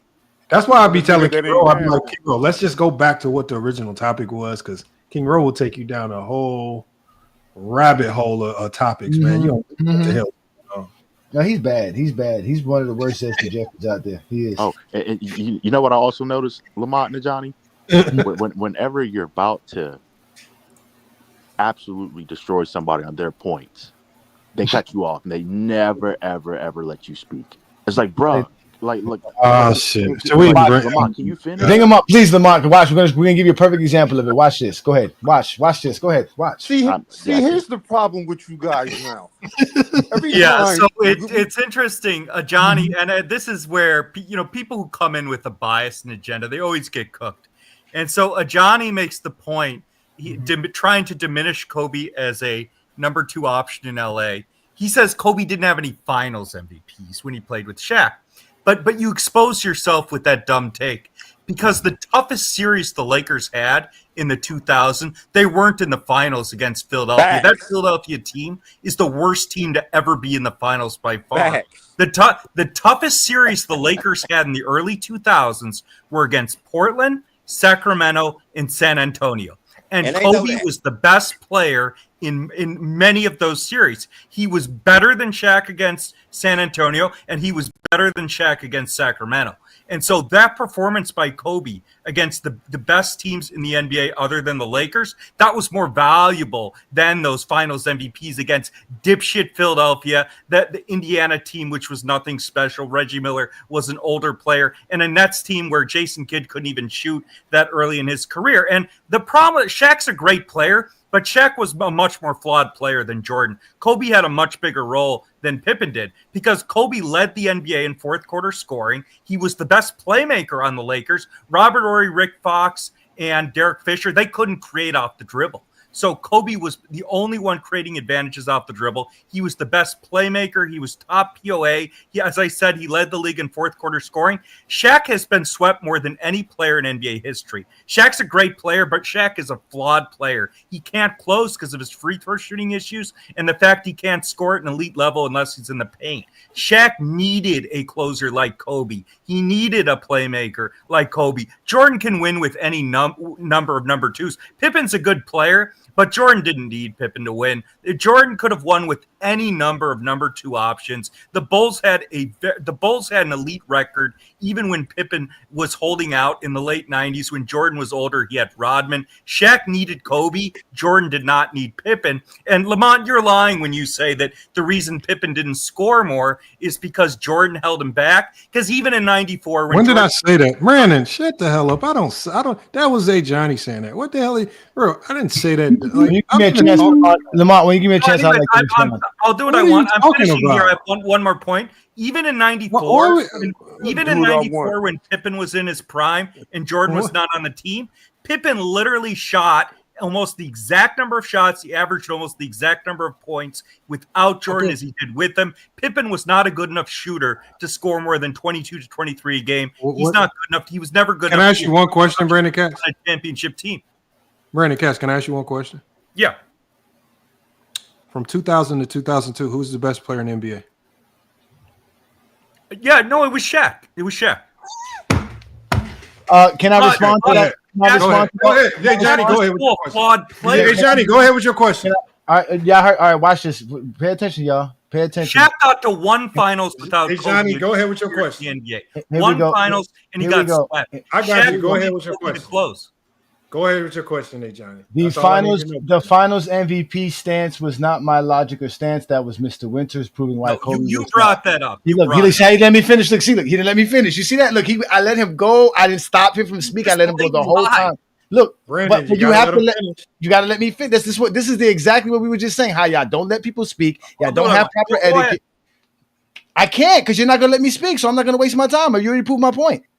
Okay, one more time. Let's see. Okay, JJ. so let me chime in. When I was gonna make that point, hold on, Mr. Winters. It's on Johnny to try to get this question out for Brandon. Again, the logic for the finals MVPs was Mr. Winters' logic, not my logic. I don't go by that. I do not diminish Kobe for winning championships with Shaquille O'Neal. That's only you guys who do that because that's how you feel about championships. And if your logic is that the Western Conference Finals was the real finals because somehow the team with a Defensive Player of the Year and the league MVP wasn't good enough to say they were the better team for the challenging of Shaquille O'Neal and Kobe, then when Scottie Pippen beat the Bulls, when Scottie Pippen took the Bulls outside of the Eastern Conference Finals and beat Detroit, that was Scottie who did that, not Michael Jordan. When they beat the 93 Bulls, that was Scottie who did that, not Michael Jordan. When they beat the 98 Indiana Pacers, all right, that's also Scottie who did that. So there's 3 championships that are Scottie's because that was the toughest finals. That was the toughest opponent. Are you saying Pippen was better than Jordan in those series? The same way you're saying Kobe was better than Shaq. Kobe was clearly better than Shaq against San Antonio. No, he wasn't.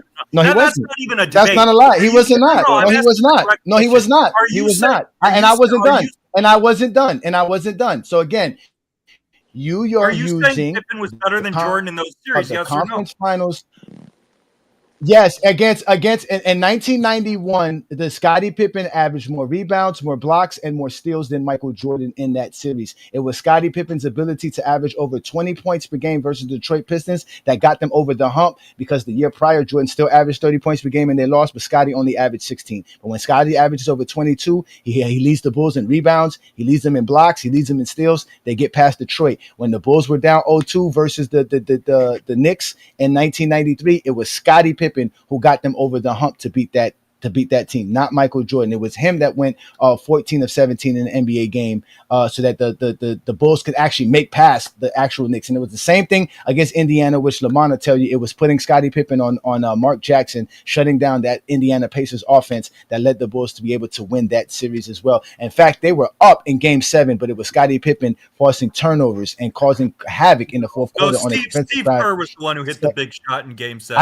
I said defense. Again, it's my turn to speak. You had a chance to speak again. So again, if we're going off of your logic, Brandon, the Eastern Conference Finals was the actual best team that the Bulls faced, and it was Scottie who was the better player. Just like you said, Kobe was the better player, even though Shaq was. No, so Indiana was not better than Utah. That's a lie. Right.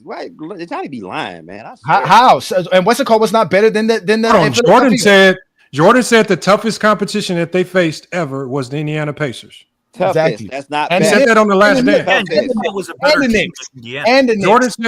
Jordan said on the Last Dance the toughest team he ever faced in the playoffs was the Indiana Pacers, not the Jazz, not anybody he faced in the finals. He said it was that Pacer team. So you have to give that one to Johnny. Better than Jordan. You have to give that to a Johnny, Brandon, because Jordan himself said that Pacer team was his. Wait, hold on. Okay, hold on. Mr. Winters, hold on a sec. Lamont, I have a simple question for you. Do you agree with the Johnny? Do you think Pippen was better than Jordan in these playoff series? I believe that in certain series, yes, Pippen outperformed name the Jordan. series. Brandon, hold on one second. 1993 Eastern hold on one Conference second, one boy, So please. Jordan, Hold on. Jordan led that series in points, rebounds. Please hold on, Brandon. You asked me a question. I'm trying to answer it. Yeah, you didn't answer. Okay, but you have to actually shut up so I can answer it.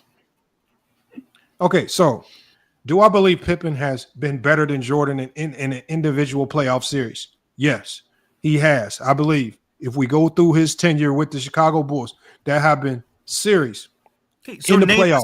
The Brandon, can you please hold on? There have been plenty of series where Pippen showed up and did things outside of what he.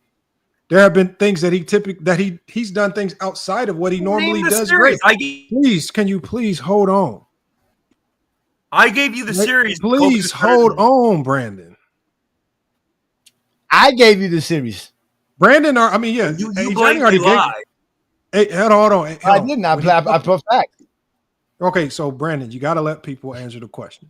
You asked me, do I believe that Pippen has outplayed Jordan in series? Right. Just name the series. But Brandon, please hold on. I can't answer the way you want it to be answered. I'm telling you, and again, I don't have it ingrained to my memory the exact game or series like a Johnny has, because he most recently looked it up. But I know that Pippen, just like there have been series where even other players have said that, like for example, Sean Kemp came out and said when they played Seattle in the finals, Sean Kemp came out and said the best player in that series was Dennis Rodman. Now, people like you, Brandon, will never agree with that because y'all have help.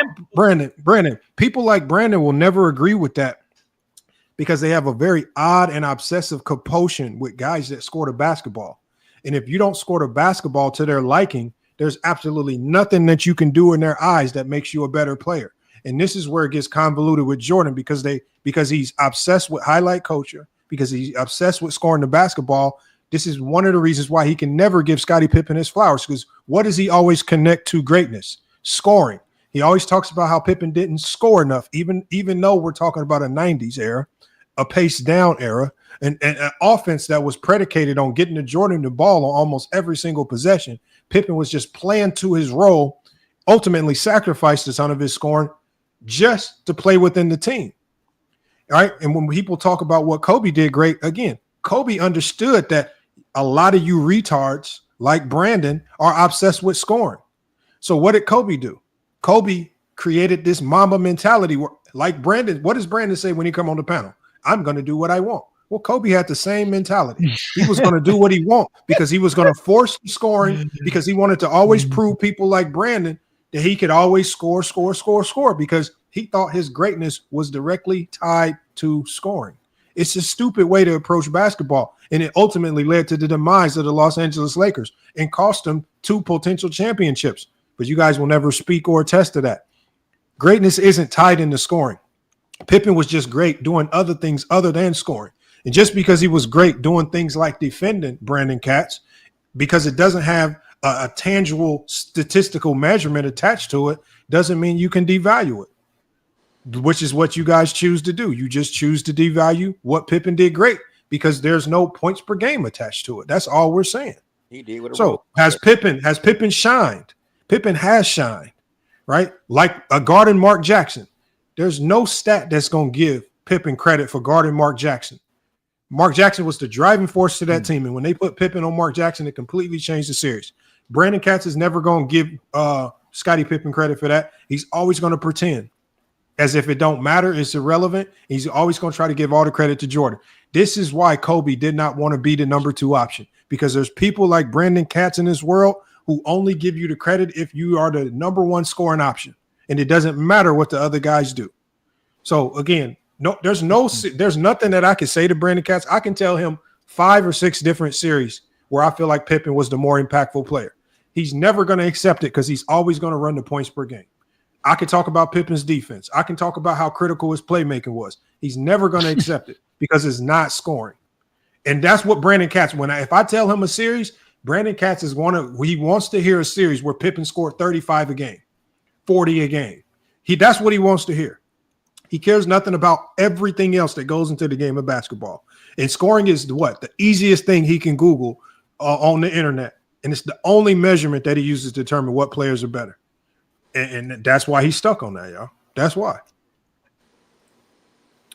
So I did not interrupt you. So I'm going to respond to you. No, you couldn't interrupt me because I had to put your retarded ass in the backstage. This is why I can't interrupt. You couldn't interrupt. Exactly. You proving our point. This is what we had to tell you. That's what we brought you up here for. We had to put you in the background for Lamont to get his little thing on. You guys can't talk basketball. You guys are disrespectful. You're degenerate gamblers. You don't take care of your children. I don't know what to tell you. Personally, okay. I don't really Eddie. I don't care what you niggas tell me. I know you. I know your character. I could smell it. Picking up the kids in a bag, brother. You be bad.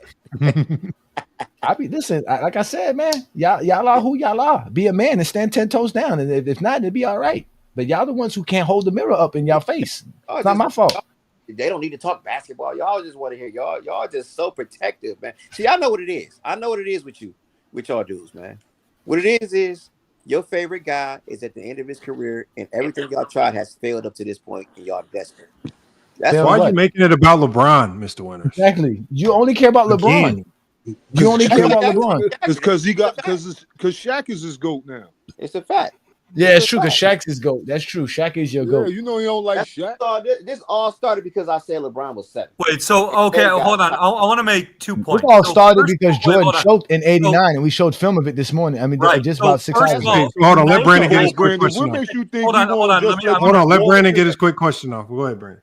Okay, so in 1998, in the conference finals, Pippen was having severe back issues. He had back issues most of those playoffs. In the finals, he had to be carried on and off the court, and he needed injections just to finish the finals against Utah. So in the conference finals against Indiana, that's the series that Johnny referenced, saying Pippen was better. Scottie Pippen shot 39%. It was more impactful. Why are you going to score? I know. I'm not. What did I tell y'all he was going to do? He was going to run this score. I want to finish. So Scottie Pippen shot 58% from the free throw line, 39% from the field. Now, Pippen did play. Jordan got cooked a little bit by Reggie in that series, especially at the end of game 4 when Brett Miller hit the buzzer beater. Jordan didn't like chasing players around screens. Jordan did have some struggles defensively, but to say that Pippen was better that series when Pippen had a bad back, he was shooting 58% from the foul line. He averaged 16 a game on 39% shooting. Jordan averaged 4 points. Hold on. Jordan averaged more points, assists, and he was far more efficient. He also played more minutes. There is nobody who would argue that Jordan didn't average more assists. Stop lying. Jordan only averaged more points. Hold on. I did not interrupt you. And in the series You're in 91, lying. Jordan did not average more assists. Stop lying. No, Jordan averaged more assists. You're lying. No, he didn't. Stop lying. No, he did not. The only thing Jordan averaged more than Scottie Pippen in that series was points. Not they averaged. So they averaged basically the same number of assists. No, Jordan averaged 4 assists per game. Scottie averaged over 5. Continue. Right. So they were one different. But again, Pippen's efficiency was garbage. Pippen shot 39% from the field and 58% from the foul line. Again, Pippen was having severe back issues. Talking about Pippen scoring. Hold on. To say exactly. Only scoring. He's not talking about Pippen being a rebounder, being the best passer on the team, leading him steals, leading him blocks. Their steal numbers are almost identical. Pippen had a bad. No, they're not. Jordan's under 2. Scottie Pippen's above 2. Stop lying. No, I'll go back. Jordan only had 12 steals. Hold on. Let's use Jordan's. Hold on. Let's just use Jordan's. Brandon, hold on. Let's just end it right now. We're going to use Michael Jordan's own statement from The Last Dance. Jordan was much better. Hold on, Brandon. We're going to end it right now. We're going to use Jordan's own statement from The Last Dance. Pippen wasn't even healthy in that. Jordan said verbatim. Jordan said in The Last Dance, you guys can go look this up. I'm going to give you a quote from Phil Jackson, and I'm going to give you a quote from Jordan. Jordan said in The Last Dance, Indiana pushed us. That was the toughest series we played. If Scottie isn't out there setting the tone defensively, helping us get stops, containing Mark Jackson, we're not winning that game 7. Jordan and then Phil Jackson even said, Scottie did not need to score in this series to dominate. He dominated with his defense, tempo, and intelligence. That's why we won this series. You got Michael Jordan and Phil Jackson both giving Scottie Pippen credit for his impact on winning that series, so much so that Jordan says we don't win it without him. But yet, Brandon Katz is up here telling you guys why Scottie Pippen was less than. When you got Jordan and Phil Jackson both saying we don't do this without him. You're talking about him playing on a bad back. Well, he played 45 minutes in that game 7. Well, I mean, damn. Don't you give him any kudos for playing on a bad back, pushing through those injuries, right? Taking on a tough defensive assignment, right? Knowing that his offense was going to wane because of his back, but he still played elite defense. But yet, none of y'all want to give him credit for his defense. You got dummies like Brandon Katz. Like I said, they're going to keep running to offense because it's the only thing that he can run and go Google. He can't run and go Google and measure defense. He can't run and go Google playmaking. He can't run and go Google those things. So he runs to, his efficiency. No, Jordan even said we don't win without Pitt. Phil said we don't win without Pitt. Why the hell are you trying to discredit Pippen and use scoring against him, as I said he would do, because it's the only thing he can run and go Google? Come on, Brandon. Take Jordan's word for it. Take Phil Jackson's word for it. Let's stop running with your own narratives. Just listen to the people that were in the game.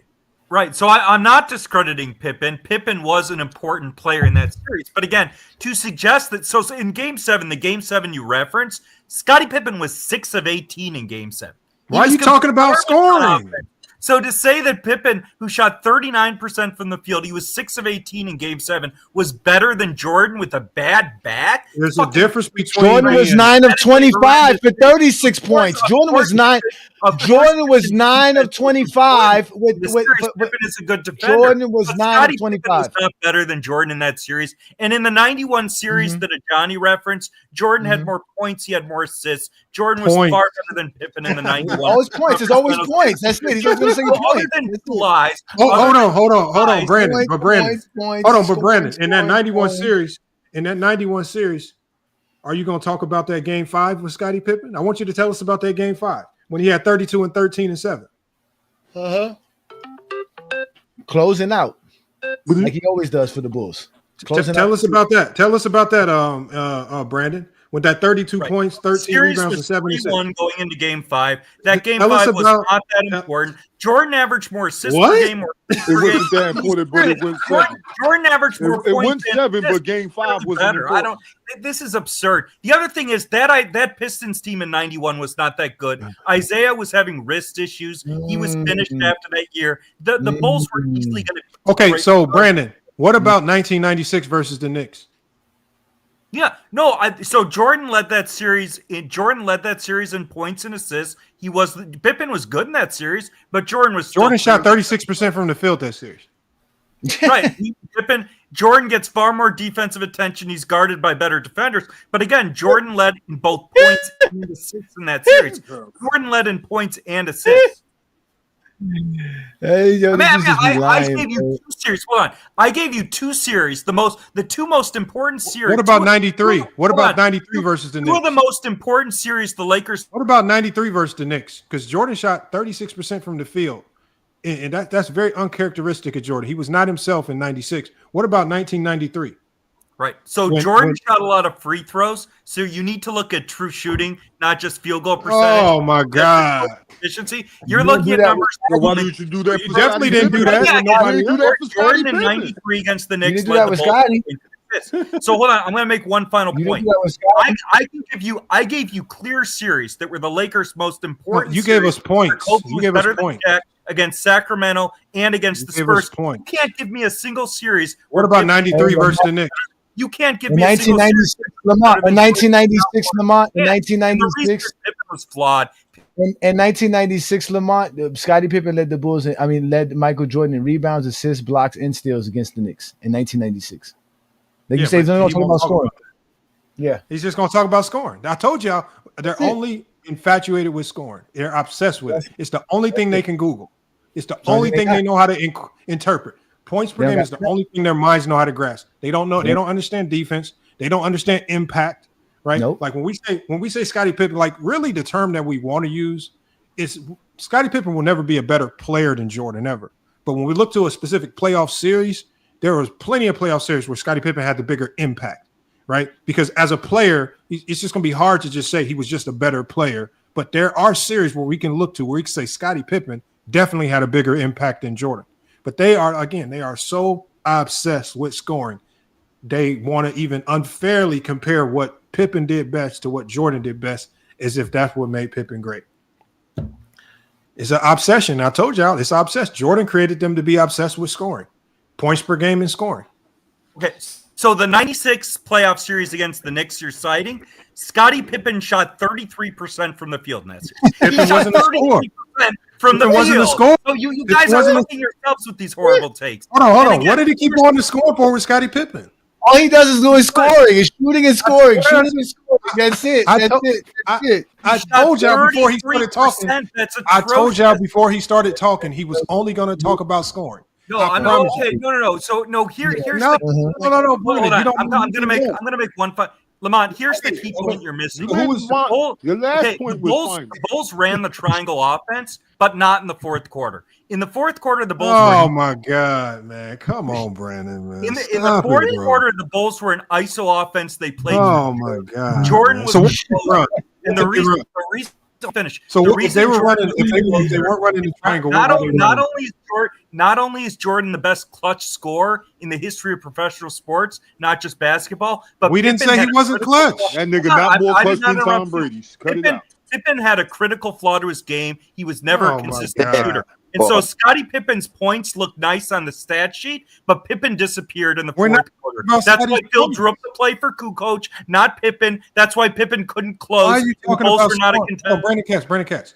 There's nobody up here that said Pippen was a better scorer than Jordan. Pippen can't close games. He's not a good enough shooter. We didn't say he was better in the series because of scoring. So when Jordan is closing. Hold on. So Brandon, are you agreeing with what we say that Pippen would need to outscore Jordan for you to think that he was better? No, because what I've said. So why are you only talking about scoring? No. So let me respond. Okay, I do not. Bro, you keep putting words in my mouth. That's not how I look at basketball. I value defense very highly. So I have Hakeem Olajuwon ranked ahead of Kareem, even though Kareem was the better scorer. So are there series? I know.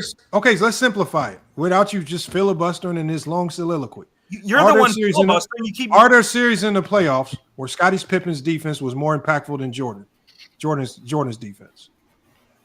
Yeah, more than Jordan's defense. Yes. Okay. Are there series in the playoffs where Scottie Pippen's playmaking was more important than Jordan's scoring?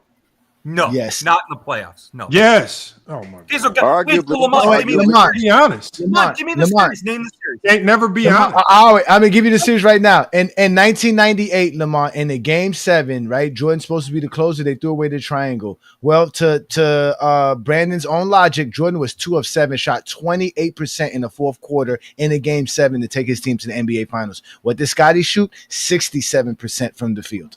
So obviously Jordan's around here not really doing the fourth quarter scoring, and Scottie Pippen was the best offensive player on the team. Or he's going to say because Jordan scored 9 points and Scottie scored 4 points that Jordan was still being the closer and the offense was still being run through him while Jordan didn't play the full 12-minute fourth quarter and Scottie did. Now, mind you, Scottie with a bad back played 12 minutes in the fourth quarter of a game 7. Or we can look to the 1992 finals. Who led the comeback in that final game? When the Bulls were down, Jordan. Okay, when we talk about that comeback, they had to get Jordan out. But did Scottie need to go score 30 to lead that comeback, or did Scottie just need to come back and run the offense, get the other guys going to lead that comeback and lead with his defense first? All he did was just play his game, move the ball, defend, help them get the game back. And when they got the game back in striking distance, they allowed Jordan to come back in and do what he does best, which is go score the ball. Ain't nothing wrong with giving Pippen his credit. You just got to stop lying, man. And you try to judge Pippen on scoring. We all know up here, okay, he is not Jordan-esque scoring the ball. That's not what made him great. Yet all Brandon has been doing is telling us about, oh, his efficiency was this. That's not what made him great. Facts. That's not what made him great. I told y'all before he started talking, they only run to scoring. Jordan fans are only going to bloviate about scoring. Scoring. He didn't outscore him. That's not what made him more impactful at times. Mm-hmm. Sorry, Brandon, man. Yeah. Got to learn to talk basketball, my guy. Yep. Y'all suck at basketball talk. Got mad. He left. Bye-bye. This was a great stream, Lamont. This is another great stream by you, brother. Another great. Man. We got to shut it down. It went longer. I was meaning to shut it down, and then Low came. Low kept it going. Yo, you think Low has been hearing the backlash of that stream. They be like, "Yo, why did you let Johnny expose you like that? Why you keep fucking with Lamont like that? Like, they don't like you." you guys are wasting your time. We're about to shut it down. Trust me, brother, this is all recorded. That you can always go back to these streams, bro. Trust me, those guys, they're like roaches. You're right. They keep coming back, but trust me, they are hurt. They be hurt. Trust me, they be hurt. They be really hurt. You guys, is no point. The basketball community is beyond cooked. Bro, they're just bad. They're just very bad representatives of Jordan. They don't know how to talk about Jordan's greatness. They don't know how to. They don't know how to talk about Jordan's career without tearing down everybody else. They have to tear down something and talk about Jordan. Whether it's tearing down Jordan's team, whether it's tearing down Scottie Pippen. They don't know how to talk basketball and just talk Jordan without tearing something down. They don't know how to talk about Jordan without tearing down LeBron. Right? That's all they do is they try to tear down and talk about your negatives while they try to talk about only MJ's positives. That's how they talk basketball. They talk about somebody else's negatives versus everything Jordan did positive and pretend that the player we talking about ain't got nothing good on their resume. That's what Lowe tried to do with Shaq today, which is like, come on, Lowe, you got to be better than that, Lowe. Like he really said, I got some. He said, I got some on Shaq and I got some on Phil because Kobe's the sidekick. This doesn't make no sense. And I'm like, bro, man, that's locker room stuff, man. That don't have nothing to do with this. I mean, it is what it is, man. Like if Shaq was an asshole. Okay, he's still the best player in the world. As if Jordan wasn't an asshole. As if Jordan wasn't an asshole. As if teammates didn't hate Jordan. Like this is what makes it so funny. Teammates hated Michael Jordan. He didn't hold nobody accountable for nothing. They like Scotty said, they won championships in spite of Jordan's assholeness, not because of his assholeness. And they won championships in spite of Kobe's decisions to treat Shaq like a whatever he treated Shaq like.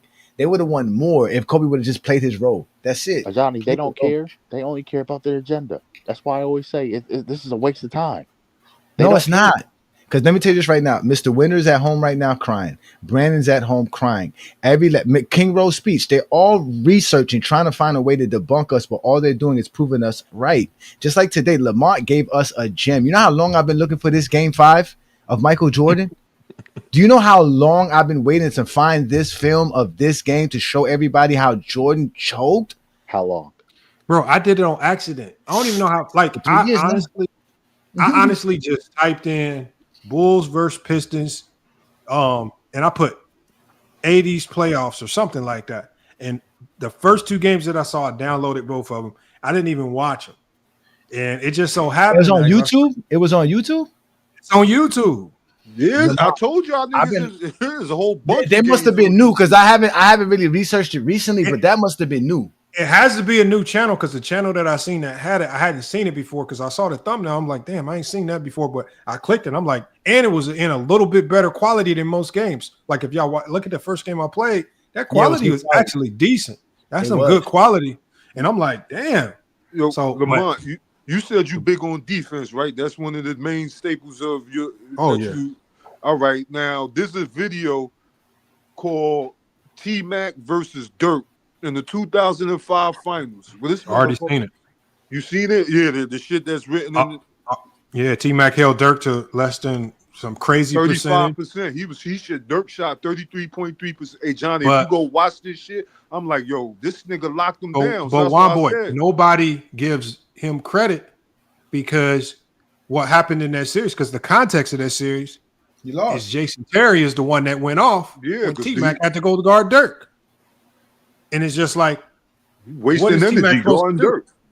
I'm guarding Dirk and I got to score. And he got to score. He did his job, but it's just like when we put context to them series, especially the first round losses, it's like, what the hell is T-Mac supposed to do when he does a hell of a job shutting down Dirk, but one of his teammates goes bananas and y'all can't contain him as a team? Yeah. That's context. Lamont, people don't care about context or defense when it comes to the game of basketball. They don't care.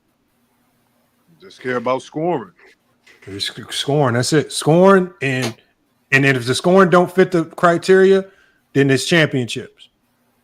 And if the championships don't fit the criteria, they'll come up with something else. Just like if y'all saw Mr. Winters, he kept moving the goalposts from one thing to the next thing. Every time something didn't fit his way, he just moved. Well, it's got to be a franchise player.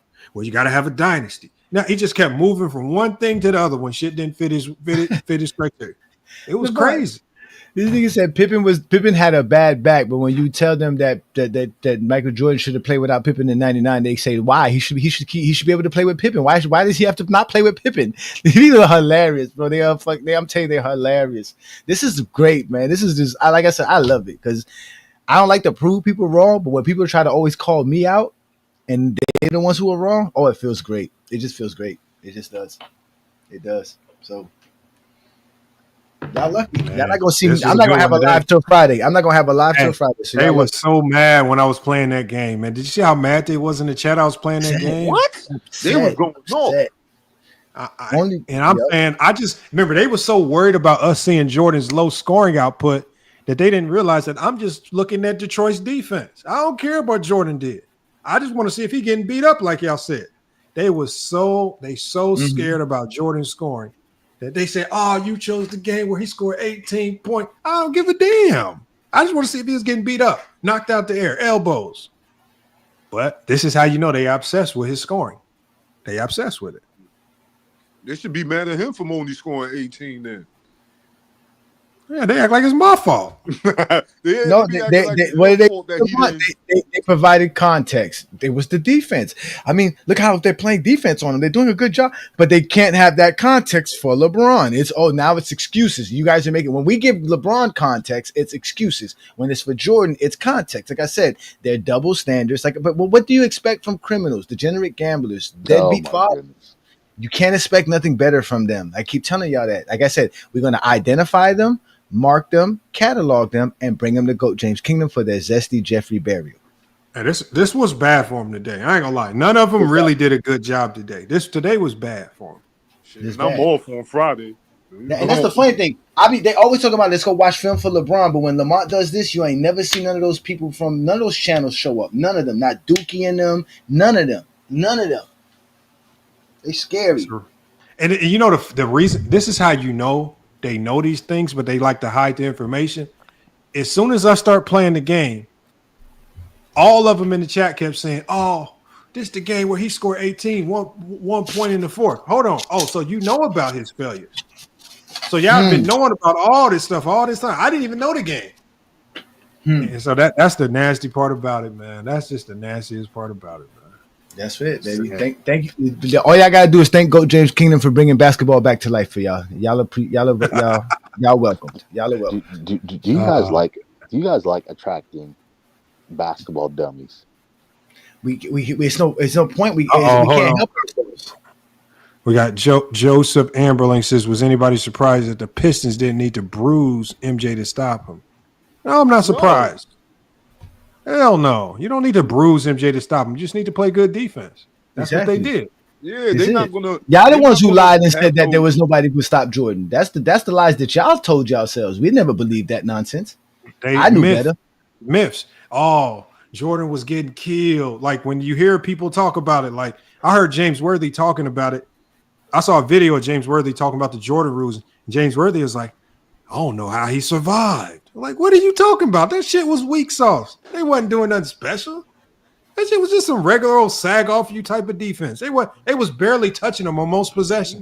You know that's that Jordan North Carolina, beat a simple that double North team. Carolina love. That And James Worthy is like, I don't know how he survived. And I'm like, what the hell are you watching?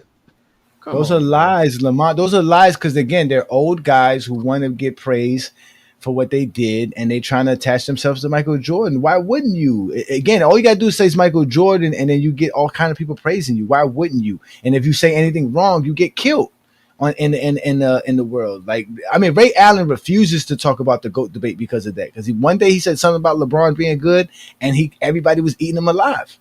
Gilbert Arenas has to remind y'all LeBron's his GOAT every day. I mean, that Jordan's his GOAT every day because y'all get mad at him for praising LeBron. It's y'all problem. Y'all have no life. Dang, they have no life. You said it best, man. They always they can't when read, it comes they to can't basketball, count, and now they have no life. Yep. My bad. And they're homosexuals. And they're homosexuals. Yeah, Bro, I showed y'all my comment section on this one post I did about LeBron. And I didn't even do the post. I had my channel manager do it. Bro, it's 9. I want y'all to think about this. It's 900 likes on the post, but it's over 900 comments of people just really mad that that there was a post about LeBron. And it was just, I've never had that many comments on a community post. I'm talking about 900 comments of people crying, saying homoerotic stuff. I would want y'all to read it. A lot of them talking about being on your knees. They all start with some sexuals. They all say something homoerotic, man. And I'm like, my God. And none of them talked about the actual post. They just all immediately went straight to something on homosexual. Bronzexuals. Mm-hmm. That's how they act. Yeah. I think I saw one of them, Lamont. Dick Riders. Bro, I would just look at the post. It's crazy, man. It's crazy how bad it's gotten, man. Let me see. They're horrible. Lamont, when I first joined your stream 6 years ago, it didn't used to be like this. You actually had smart people who would join and were civil and would talk about the game of basketball.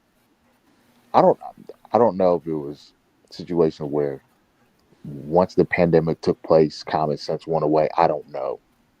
But it's gotten awful.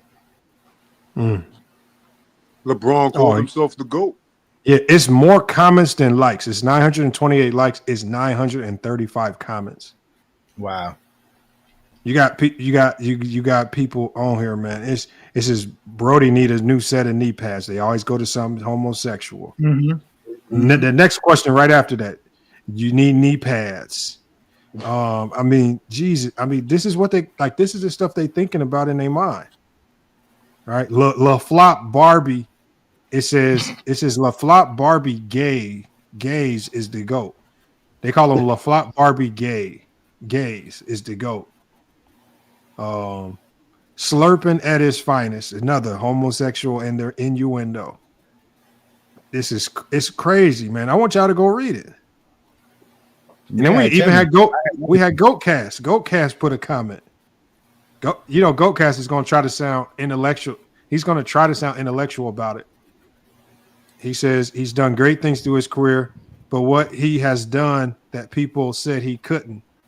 He says, but what has he done that people said he couldn't? Oh, everything. He's a number one pick, called the chosen one from day one of his career. He's done exactly what they advertise. Yeah, when they make you the chosen one and you're the number one pick, most players don't live up to those expectations. It's very hard. Jordan had no expectations coming in. Nobody knew he could be this good. So he could just come in and play his game. It's harder to play with expectations than without Goatcast. LeBron came in with expectations, lived up from day one, and is still going. He didn't quit multiple times because it was too hard or because he had smoking, drinking, and gambling issues, right? And body couldn't sustain. Yo, this is the yeah, I believe. Listen, look, where was Willie at when we were showing him the footage of Jordan choking in the playoffs when he said nobody was stopping Jordan like that? We just saw Jordan get stopped today. We watched it today. Yes, we just watched it. We just watched it. And it was worse than what happened to LeBron James with the Spurs. It was worse. See, you know what surprises me, Johnny, and this is just about content, right? Mm-hmm. Bro, there's 935 comments on here. But YouTube is so crazy, right, that it doesn't push my live to any of these people. Like, most of these people aren't subscribed. And it's just weird. I don't know. Like, I don't know if I need to go to each person and subscribe to their channel just so they can see that so they can see me or something or get in the algorithm. I don't know. Sometimes you have to do that. I can be honest with you, Lamont. I tell people all the time, I have this thing with the Go James Kingdom, the guys with the wrenches. I tell them all the time, comments help you and create engagement. So yeah, when you comment with other people and stuff like that, that's why Facebook is so big. Because once you start commenting on Facebook, they start sending you stuff around to people. We get people all the time telling you, why am I even in this group? And we tell them you can't be in the group unless you hit the join tab.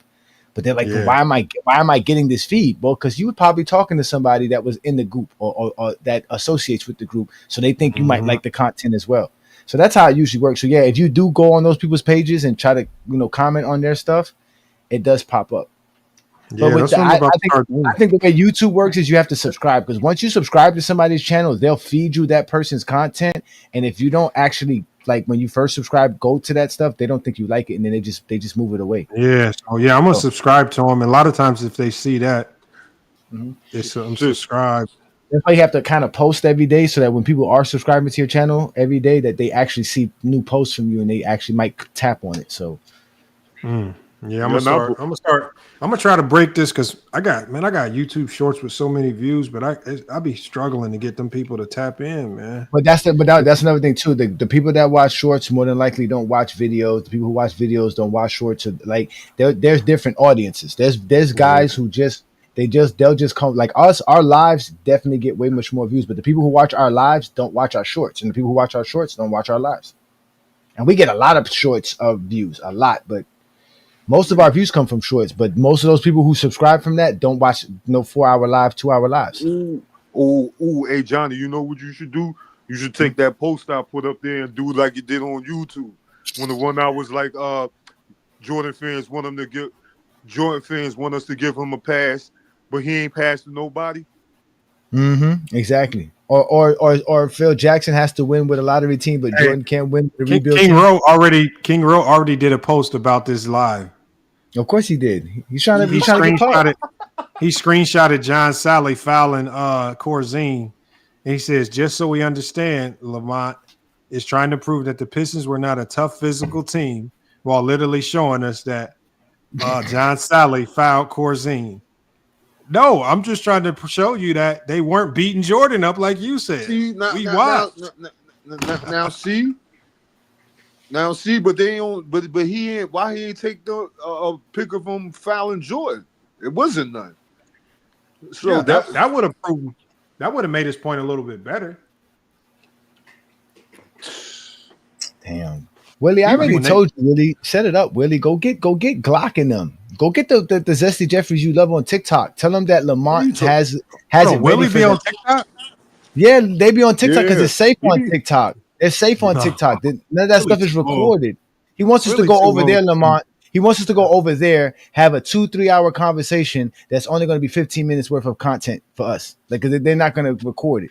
Instead of coming here and having the conversation. Or having their own platform. Like I told him, he could set it up wherever y'all want us to go. I'll show up.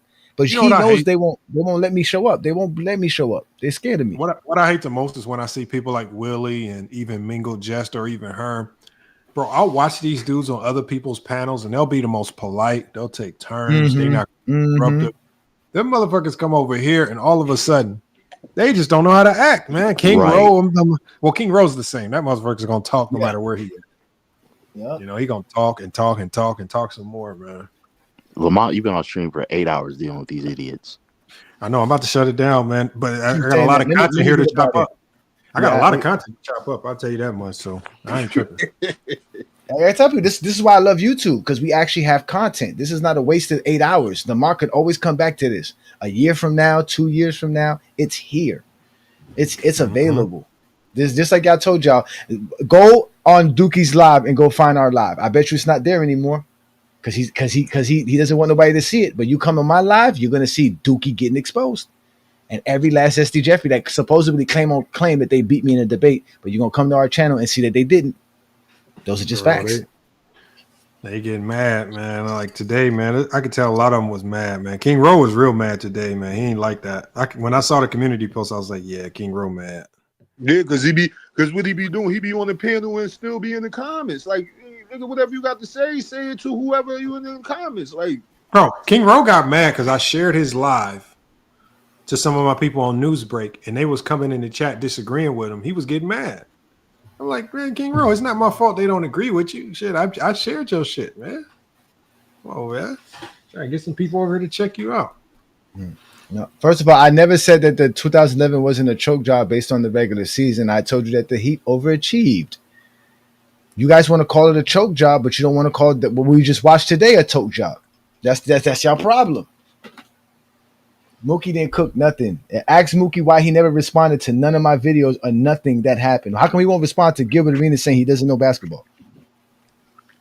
But he just reposted a video of the video of the reaction video of our original debate, our original Mookie? live. Dookie, yeah. He put it on his new channel. Remember, Rated R Sports was taken down. He got it back. So when the debate I had with him, that was on the Mookie Live channel. So he did a reaction video. It was like a 10-15 minute video. He reposted that video yesterday or the day before yesterday. He didn't make a new video. He didn't respond to my video or my live. He didn't do none of that. Oh, here go Willie's here. Willie's in the God. How did you even get the link? Yeah, I know you don't want me to have it. I know you don't want me to have it. Right here, all three of y'all. I'm right here. Try me. Okay, what you want to talk about? What you want to talk about, Willie? What you want to do? Yeah, keep talking that line about Jordan. Go ahead. What do we all lie y'all do? Y'all a bunch of cats that never watched Jordan. Do y'all little research. We just watched the full game. We just watched the full game. We watched the full game just today. The full game of Jordan just watched 2 games actually. Actually, Hold 3 on, and 2.5. Did anybody say Jordan was perfect? He just perfect in the final. You did. Oh, you guys said he was perfect. You said 6-0. That's perfect. What? 6-0 is perfect. Jordan got commercials saying, I missed 1,000 shots. I did this. I did that. But I never gave up. But y'all get on here and show one game. He gave up in that game. Hold on, Willie. What was the point we were trying to prove by watching? Talking about he gave up one game. His owner ain't never accused him of quitting. Willie, listen. We didn't watch the game. We didn't watch the game to see how many shots Jordan missed. Hold on one second, one boy. Willie, we didn't watch the game to see how many shots Jordan missed. We didn't watch Jordan game. Jordan had a bad game. Willie. Hold on. We were not watching the game to see if Jordan was having a bad game. We were watching the game for one thing and one thing only. We were only watching the game to see if the Detroit Pistons, in one of their best defensive performances versus Michael Jordan, were they fouling him knocking him out the air, elbowing him, beating him up, and throwing him to the ground. In one of their best defensive performances versus Jordan, they did absolutely none of that for the entire game.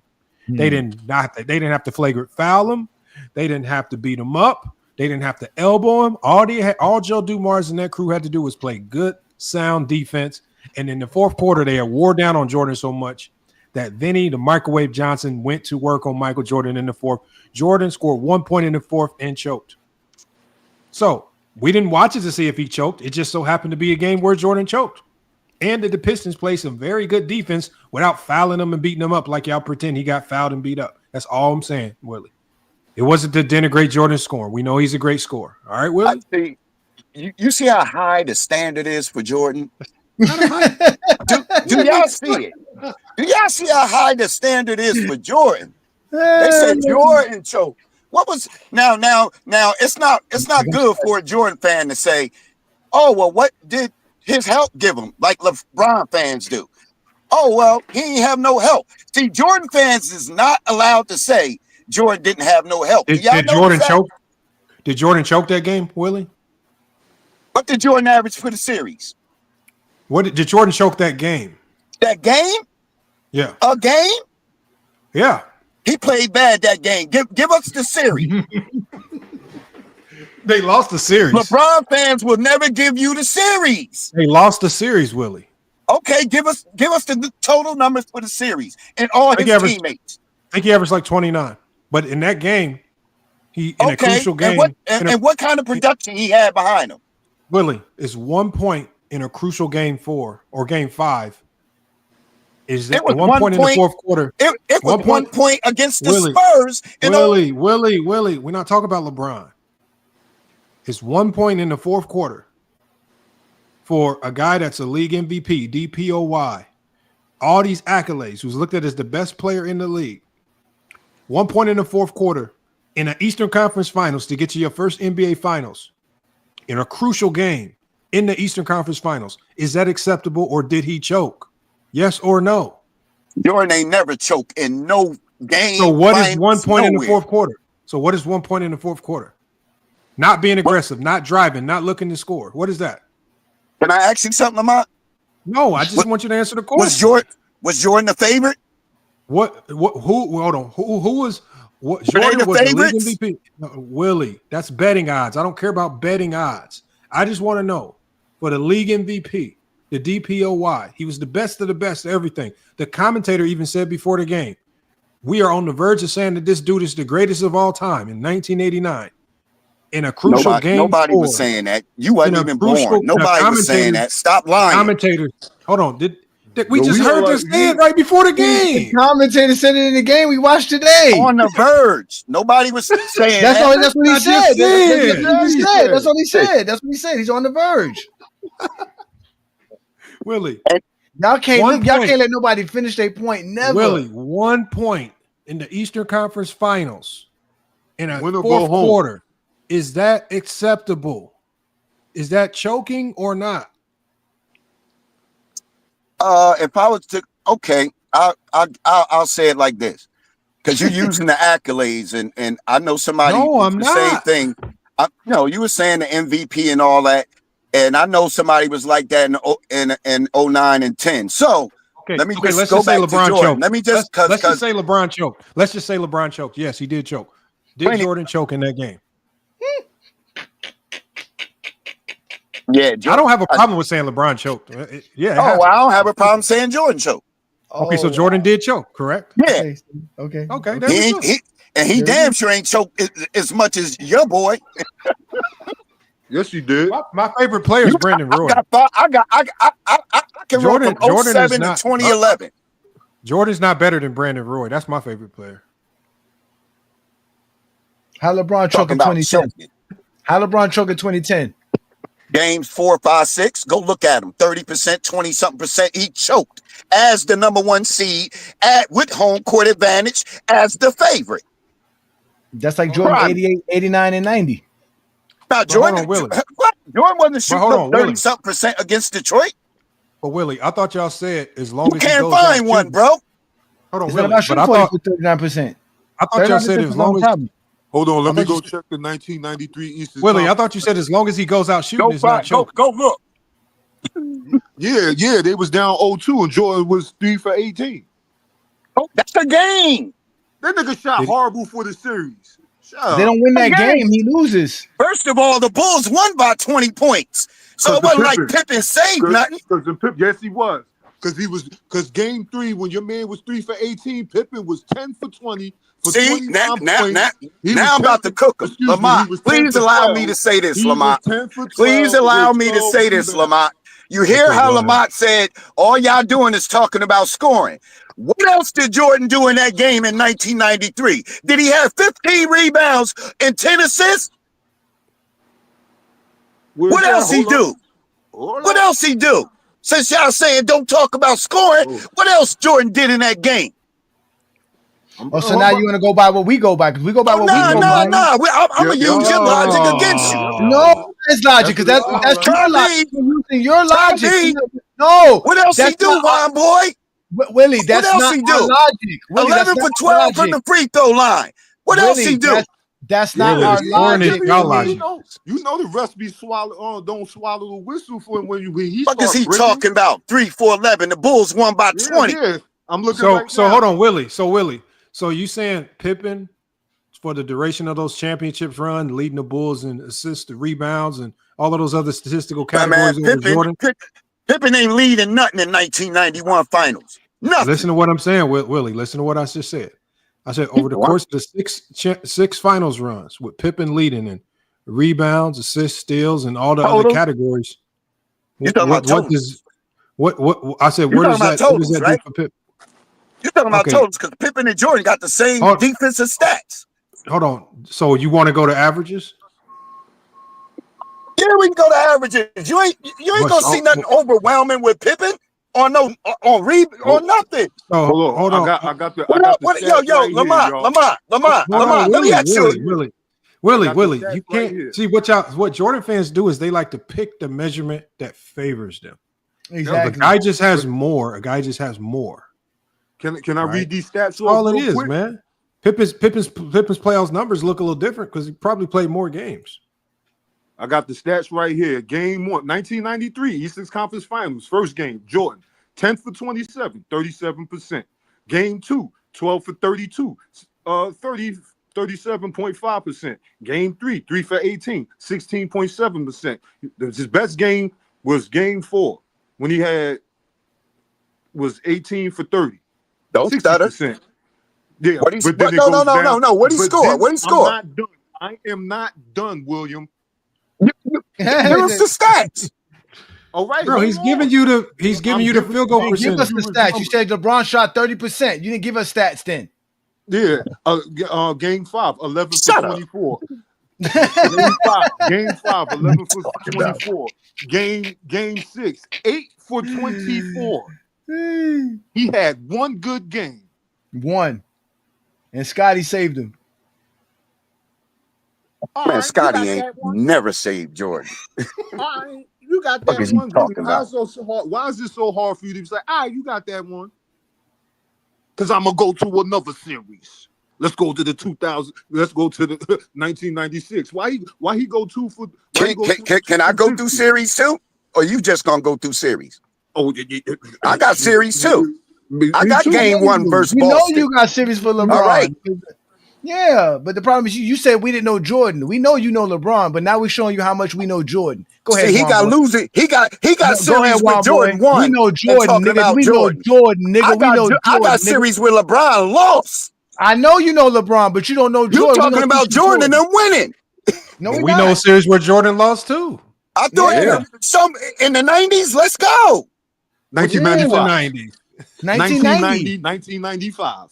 Okay, you got one. I got about 1,000. What, 22? I got 22 reasons. 1990. All right then. So stop talking stupid then. You said this shit.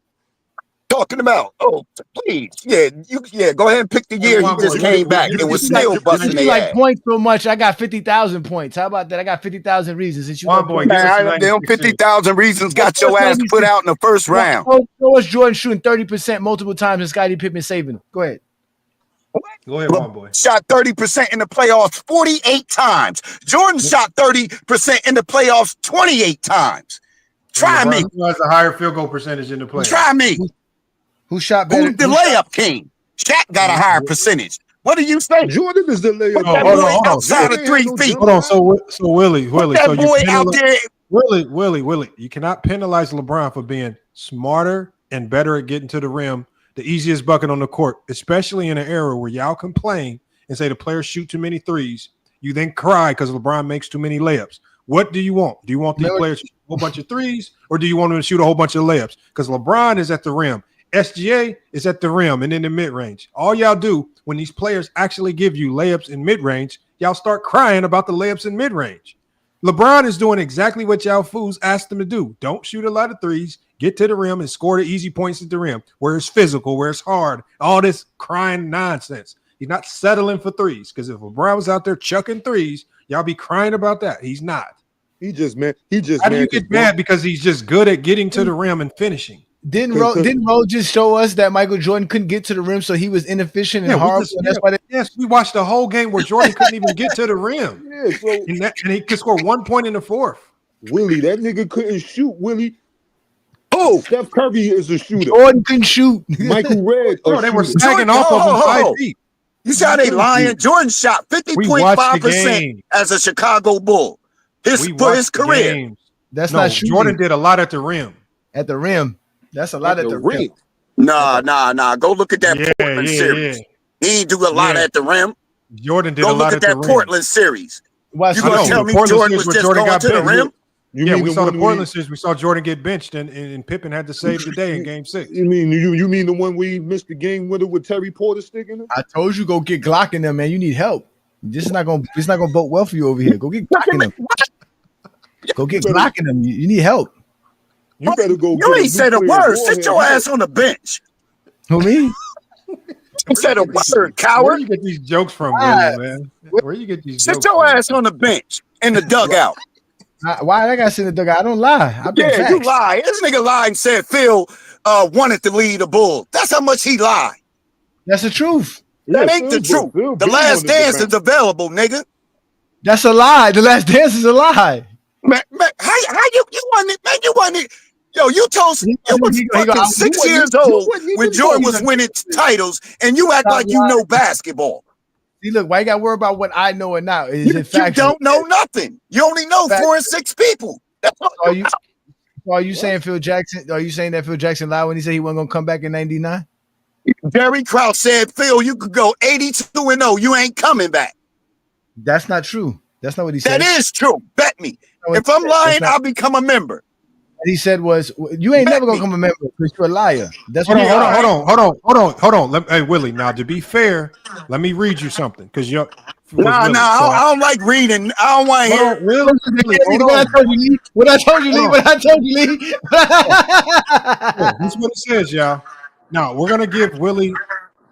Hold on, we got a little echo. One boy, you got a little echo. So Willie, let's give Willie credit because Willie is right to a certain degree about the. He says Jerry Krause actually said this will be Phil's last year as the coach of the Bulls, regardless of whether he wins 82 games. That is true. But later on, Phil Jackson met with Jerry Reinsdorf, the owner, not Jerry Krause. And then the owner says, after the 1998 title win, Jerry Reinsdorf, the owner, offered Phil Jackson a chance to return because he overrided what Jerry Krause had said. But Phil Jackson stated, I think it's time for me to leave. And that's what Phil Jackson said. After Jerry Reinsdorf, the owner, extended him an opportunity to come back and coach some more, he was going to override Jerry Krause. So it was. So Jerry you see Krause Johnny be lying, right? You hear him? No, he just be lying. Johnny's correct. He be lying. That's correct. It makes him correct. He was pushed out the door. I saw it with see, I don't need the Last Dance. I saw that stuff before that. Like I watched Jordan's entire career. I watched Jordan in '91. I watched the finals. I saw the game. I watched the game when Pippen got fouled out and Jordan hit that big shot to take him to overtime. was game Lamont, 2. Can I I express watched the game can I over express- Divock. can I express why Jerry Krause said that, Lamont, real quick? He don't know, yo. Don't listen to him. Listen, see, look.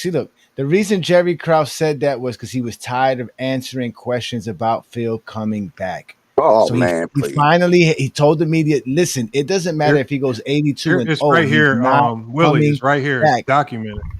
It's right here. Yo, y'all can't tell me nothing I saw, bro. You're not gonna. I you're not saw gonna it. take- Willie, it's We right looking here. at- saw. Well, you can't tell. Well, we looking at this right now. Right, like it says right here in this article, did 1998 have to be the last dance for the Chicago Bulls? In this article, in this article, it says right here. It says nearly 22 years. It says Jerry Reinsdorf. Hold on, what things? It took one last shot at keeping the team together, but remembers the meeting like it was yesterday.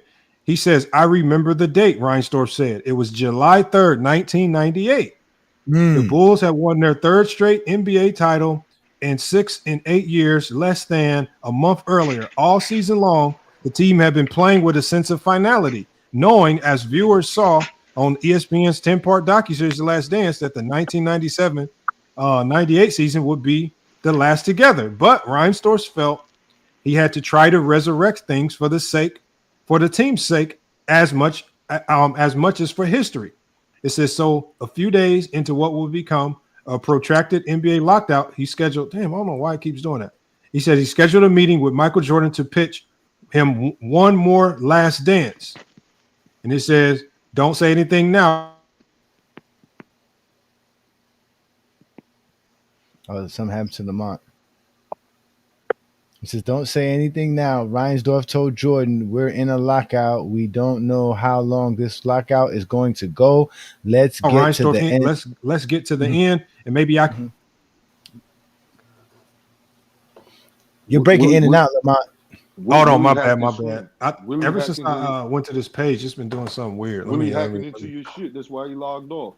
No, I got too many. No, Willie's still there. He's hurt though, because the facts are hitting him in the face. Yeah, so no, basically it says right here. It says, here, let me take this off. So I can 6-0 be. It says Reinsdorf said he needed to. He says he needed to change Phil Jackson's mind. So Willie, all I'm saying is, if Reinsdorf said he needed to change Phil Jackson's mind, why would he need to change Phil Jackson's mind if Phil Jackson wanted to stay with the Bulls? Because Phil Jackson went to Jordan and said, I'm going to try to get him to stay. Bro, you reading quotes, there's video. There's actual video. You reading a quote, show the video. Show them saying what they say. You can, it's so much video of the Bulls. It was written. I don't want you to read nothing to me like you reading the newspaper. Willie, that was in the last video. Willie, that was in the last dance. You wrong. That was in the last dance, Willie. Jordan said the lockout dragged on and the 1998-99 season was delayed. Jackson insisted he wouldn't return, and Jordan reiterated that he would only play for his championship coach. Management continued to leave the door open for everyone. I've said over and over again that I wanted to bring back the players and the coach who won the 1998 championship. Should Phil not return by the end of the lockout, Tim will succeed him as head coach of the Chicago Bulls. I think it would have been a bad thing for us to announce that Tim was the new head coach, and then the perception was Michael retired because he got forced out. We tried to leave it up to Michael. So that's back then, 1998. They said they were trying to keep the team. In fact, they didn't even do nothing until the lockout was over when it came to their coaching staff, because Phil Jackson was not coming back no matter what, and Jordan quit because he couldn't have his coach. And Pippen wasn't going to stay because of the contract. That's fine, though. You still got Jordan in the championship team. That's their core. They all loyal. They came in together. Willie, you want to retract the line? Pippen is not the core. Willie, he played the video. Who's the core? Who's the core? Michael Jordan to you. Who's the core? You said Michael Jordan because I know my GOAT raised rookies. It took rookies to a dynasty. Somebody else GOAT traded Wiggins. That's false. Couldn't do shit like that. So why Jordan couldn't take Scotty? I mean, why Jordan couldn't take Tracy McGrady as a rookie? Why he only needed Scotty to do it? They didn't make no trade. Yes, they were going to trade Scottie Pippen to draft a Tracy why they McGrady. ain't, what? He raised two rookies, Horace Grant and Pippen. Why didn't he raise other rookies then? Why didn't he raise other rookies? The ones that he would have had if Scottie Pippen was traded. That's a trade. That's something else. We don't do the LeBron thing. Brad Sellers. We don't do that. That's what you gotta realize. Stacey King's a champion. Scott Williams. A champion. Look at all them bench players. Champions. He raised them. All them white boys. Champions. So why didn't he raise the guys after Scotty left more in white 98? boys than anybody. So why won't he win with Scotty? I mean, without Scotty in 98, since he can make everybody so great and win championships. Jordan like playing with his teammates. He's loyal. That's how when he quit in 93. He quit on the team. They had to play without him. What if Pippen would have said, "I can't play without Jordan" when Jordan quit? What would you say then? I quit after I bust your ass 3 times too. So you would have. So you'd been okay with Pippen if he'd have quit when Jordan quit. I don't do hypotheticals. What you mean? I know Pippen. I know Pippen quit on Phil Jackson in the '94 playoff against the Knicks. Who was supposed to win the championship in 2011? Since you don't do hypotheticals, the Miami Heat. They were the favorites. Who won it? Who won it? Who choked? Again, you say you don't do hypotheticals. There ain't no hypothetical. That is saying the Miami Heat was going to win is a hypothetical.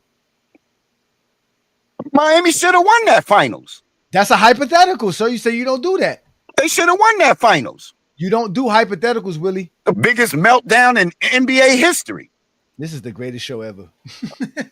Biggest meltdown. 17 points. He talking about Jordan dropping points. This nigga averaging 17. We've had got Willie enough up here. Out of Willie, man. We've had George up here. We had all of it. Willie, I told you go get clocking them. You can never deal with me, son. Go get clocking them, son. Man, you ain't say nothing Go over get here, clocking them, son. Go get clocking them, man. Hold on. Let's set something. Hold on. Let's set something up now. Hey, Willie. I cooked this nigga. Willie, let's set something up. That's why he quiet. He listening. Hold on, Willie. I'm trying to say set something up. Nigga. Say something. Willie. Something. Hold on. Go, James. I'm trying to set something up with Willie. Willie, what do we have to do? Whether we got to send them some PayPals or something to get your guys from TikTok over here on a. I want all your guys. Oh my God, them boys are raw. Hey, hold on, Willie. I don't care what they will do. I'm just trying to propose something. What is it going to take to get you and your guys over here in a 4v1 or 5v1 where we line all of you guys up? You guys get what 10 minutes or whatever minutes each in a debate versus A Johnny to see if y'all can all take him on in a debate. Do you want to set that up? Today, he could pop on anytime. No, you got to get your guys. No, I want y'all to come over here. I've seen him get roasted whenever he ain't on these channels. Willie, we're trying to get it over here on FYF Sports. Please. How can we set that up over here on FYF Sports? That's all I want to know. I need them to come over here where we can have it recorded. Johnny can reach out to them. He don't want that work. I already did. They scared. Every time he's on another channel, Johnny gets embarrassed. Okay, so can you get those? Hold up. Can you get those guys over here to FYF Sports? Hey, PayPal, yup, we could try. Yup, I'll reach out. Mark, okay, man, Willie, Vision. What he can. Okay, so Willie, if I give you my number, Willie, if I give you my number in the private chat, are you going to be able to communicate with me effectively so we can set this up? Yes, set that thing up. I'll set it up. So hold on. No, hold on. Well, let me go to the private chat right now. I need this. Hold on. You don't want to. You ain't even on my level. You talking? I guarantee you. You can't out talk me. I guarantee you. I guarantee hold on, Willie. It's in the private. Willie, it's in the private chat. You win an argument and you a loser. Willie, can you please make sure you take the number down? It's in the private chat. All right. Let me know when you got it. So there's no I got it. Okay, so Willie. Okay, yes. So what I need you to do is when you connect with your guys, let's try to get this done tomorrow. Let's get a date set. I'll work with the dates, and I don't care how many it is. You can get 10. The more, the better. Good. It's just them 4. I already know. So it's gonna be 5, right? 5 guys versus A Johnny, right? that's gonna be great. Exactly. Okay, what's the name of their? It ain't What's the even name of against him. He can't even beat one of us. What's the name of the TikTok? What's the name of the TikTok? Mez, Mark Tittle, 24 Vision, 24/7 Vision. Oh, so it's a lot of different channels. He got roasted. Okay, so every time he step out there. There's no footage of this roast, so you're lying. Then Mookie burnt them lying on Jason Terry. No, Jason Terry took more shots. They was like, yo, you lying. Get out of here. He got roasted. Okay. He said lying. He's lying. He said stupid. Definitely lying. Okay, so he got roasted. So Willie, saying, but when can I expect to hear from you? When can I expect to hear from you, Willie? By Wednesday. Oh, look, Wednesday. Okay, so hold on. Hey Johnny, while you're up here, way to work. Hold on, hey Johnny, while you're up here, tell Willie what days you are available to do this, so he knows the times to tell him. Any day but a Friday or Sunday. Any day but a Friday or Sunday. You cool with that? Saturday. Yeah, that's fine with me. Let's do that Saturday. What time Saturday? What time? I'm down anytime. 6 o'clock. 6 p.m. A nice Eastern. Eastern. East Coast. Okay. I'm East 6 Coast. p.m. Eastern. Okay. Everybody so gets 6 p.m. This shit about So to get bad. Willie, you got my They're not number. gonna show. Hold on. Can you guarantee that these guys will show, or are they scared to come on YouTube? I gotta reach out because they love debating, especially with that Jordan and LeBron. Look, they do that. They do that for a living. On TikTok. No, They do that for a living. Okay, so now also, so who do you want to be the judges? Because I'll let you guys pick 3 of the judges, so you don't say it's unfair. But what's that dude? Judges. Let the chat judge, because we do. The chat already has a vote. That's separate from the panel judges. But the chat, because it's biases. People like who they like. They ain't gonna want to hear the truth. Look, King Rowe back. King Roden got ethered, went to bed. Now he back. Y'all talking to kids, so y'all can't lie to me about Jordan. You saying King Rowe a kid? We just proved you wrong about Jordan. You ain't proved me wrong, bro. You ain't proved nothing wrong. You did. You can't prove me wrong. You already just got proved wrong. No, I did not. Barry Krause pushed him out. That's not a lie. Hold on. First you said you wanted to see the video. First you said you wanted to. First you said he was lying. I told you to quote.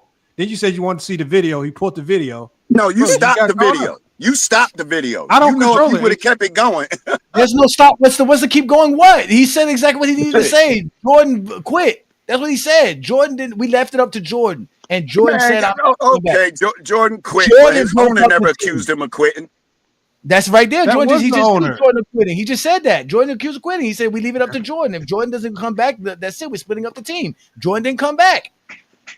He's not mad that Jordan didn't come back. Danny Gilbert was upset that LeBron didn't come back. Just like the rest of you, Zesty Jeffries, always mad at LeBron for no reason.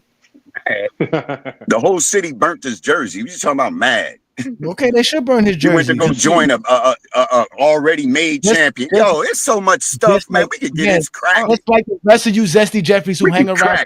Members, you love burning. We can be zesty all we want. We ain't no loser. We ain't carrying purses. We do cigars and we do man shit. You are losers. You're the guy cigars that you Cigars is man shit. Are you only saying that because Jordan smokes cigars? Yeah, bro, smoke cigars too. A six foot stick in your mouth. Yeah, that's manly. A 6-inch stick in your mouth. That's real manly. Yeah, go ahead and get on that banana boat and go back to hate. See, there you go, Bobby. At least we got freedom. When did you get your freedom? Yeah, you ain't got no freedom over there. When did you get your freedom? Ain't no freedom over there. You still ain't got your freedom to this day. You still ain't got your freedom. You can't even go there. You still ain't got your freedom. You over here complaining about immigrants. You still ain't got no freedom. Get your ass on a banana boat. You so upset about your status in America that you get mad at other black folks that's not American. That's your problem, not mine. I've never been racist. You just started being racist just now. I've never been racist. I'm racist. Mm-hmm. Get your ass on a banana boat. Exactly. Get your that ass ain't on racist. That's telling it like it is. Get your ass on a boat. Get your ass on Scottie Pippen's boat. How about that? Then You're a pirate trying to rob ships. That's right. That's why Mez, Glock, and all of them gonna get cooked when you bring them up here because they're gonna talk just like you. Get cooked. Well, he said he's gonna get them all, but we'll They're know gonna Wednesday. hang on him, Lamont. They're gonna hang up on him. They're gonna say, "Willie, get out of here with that." Well, you know damn well we're not messing with. Well, what they're gonna do is they're probably gonna come look at my platform, and then they'll probably typically get scared after. They scared because they safe in their TikTok lives. Like I always told them, they're safe in their TikTok lives. They won't come on my TikTok lives. They get exposed every time. Willie, you sure you can get these guys to pull up, man? Hey, I ain't say I was sure. I'm a fan of their work. They be cooking LeBron fans. I've seen them run a Johnny off there talking about Rudy Gobert better than Hakeem. That was a Johnny. Rudy Gobert better than Hakeem. He was. Where that from? He was. All right. Who has the more defensive players of the years? Who has the more defensive players? I gotta shut this down. Yeah, you might as well. That's how dumb he be sounding.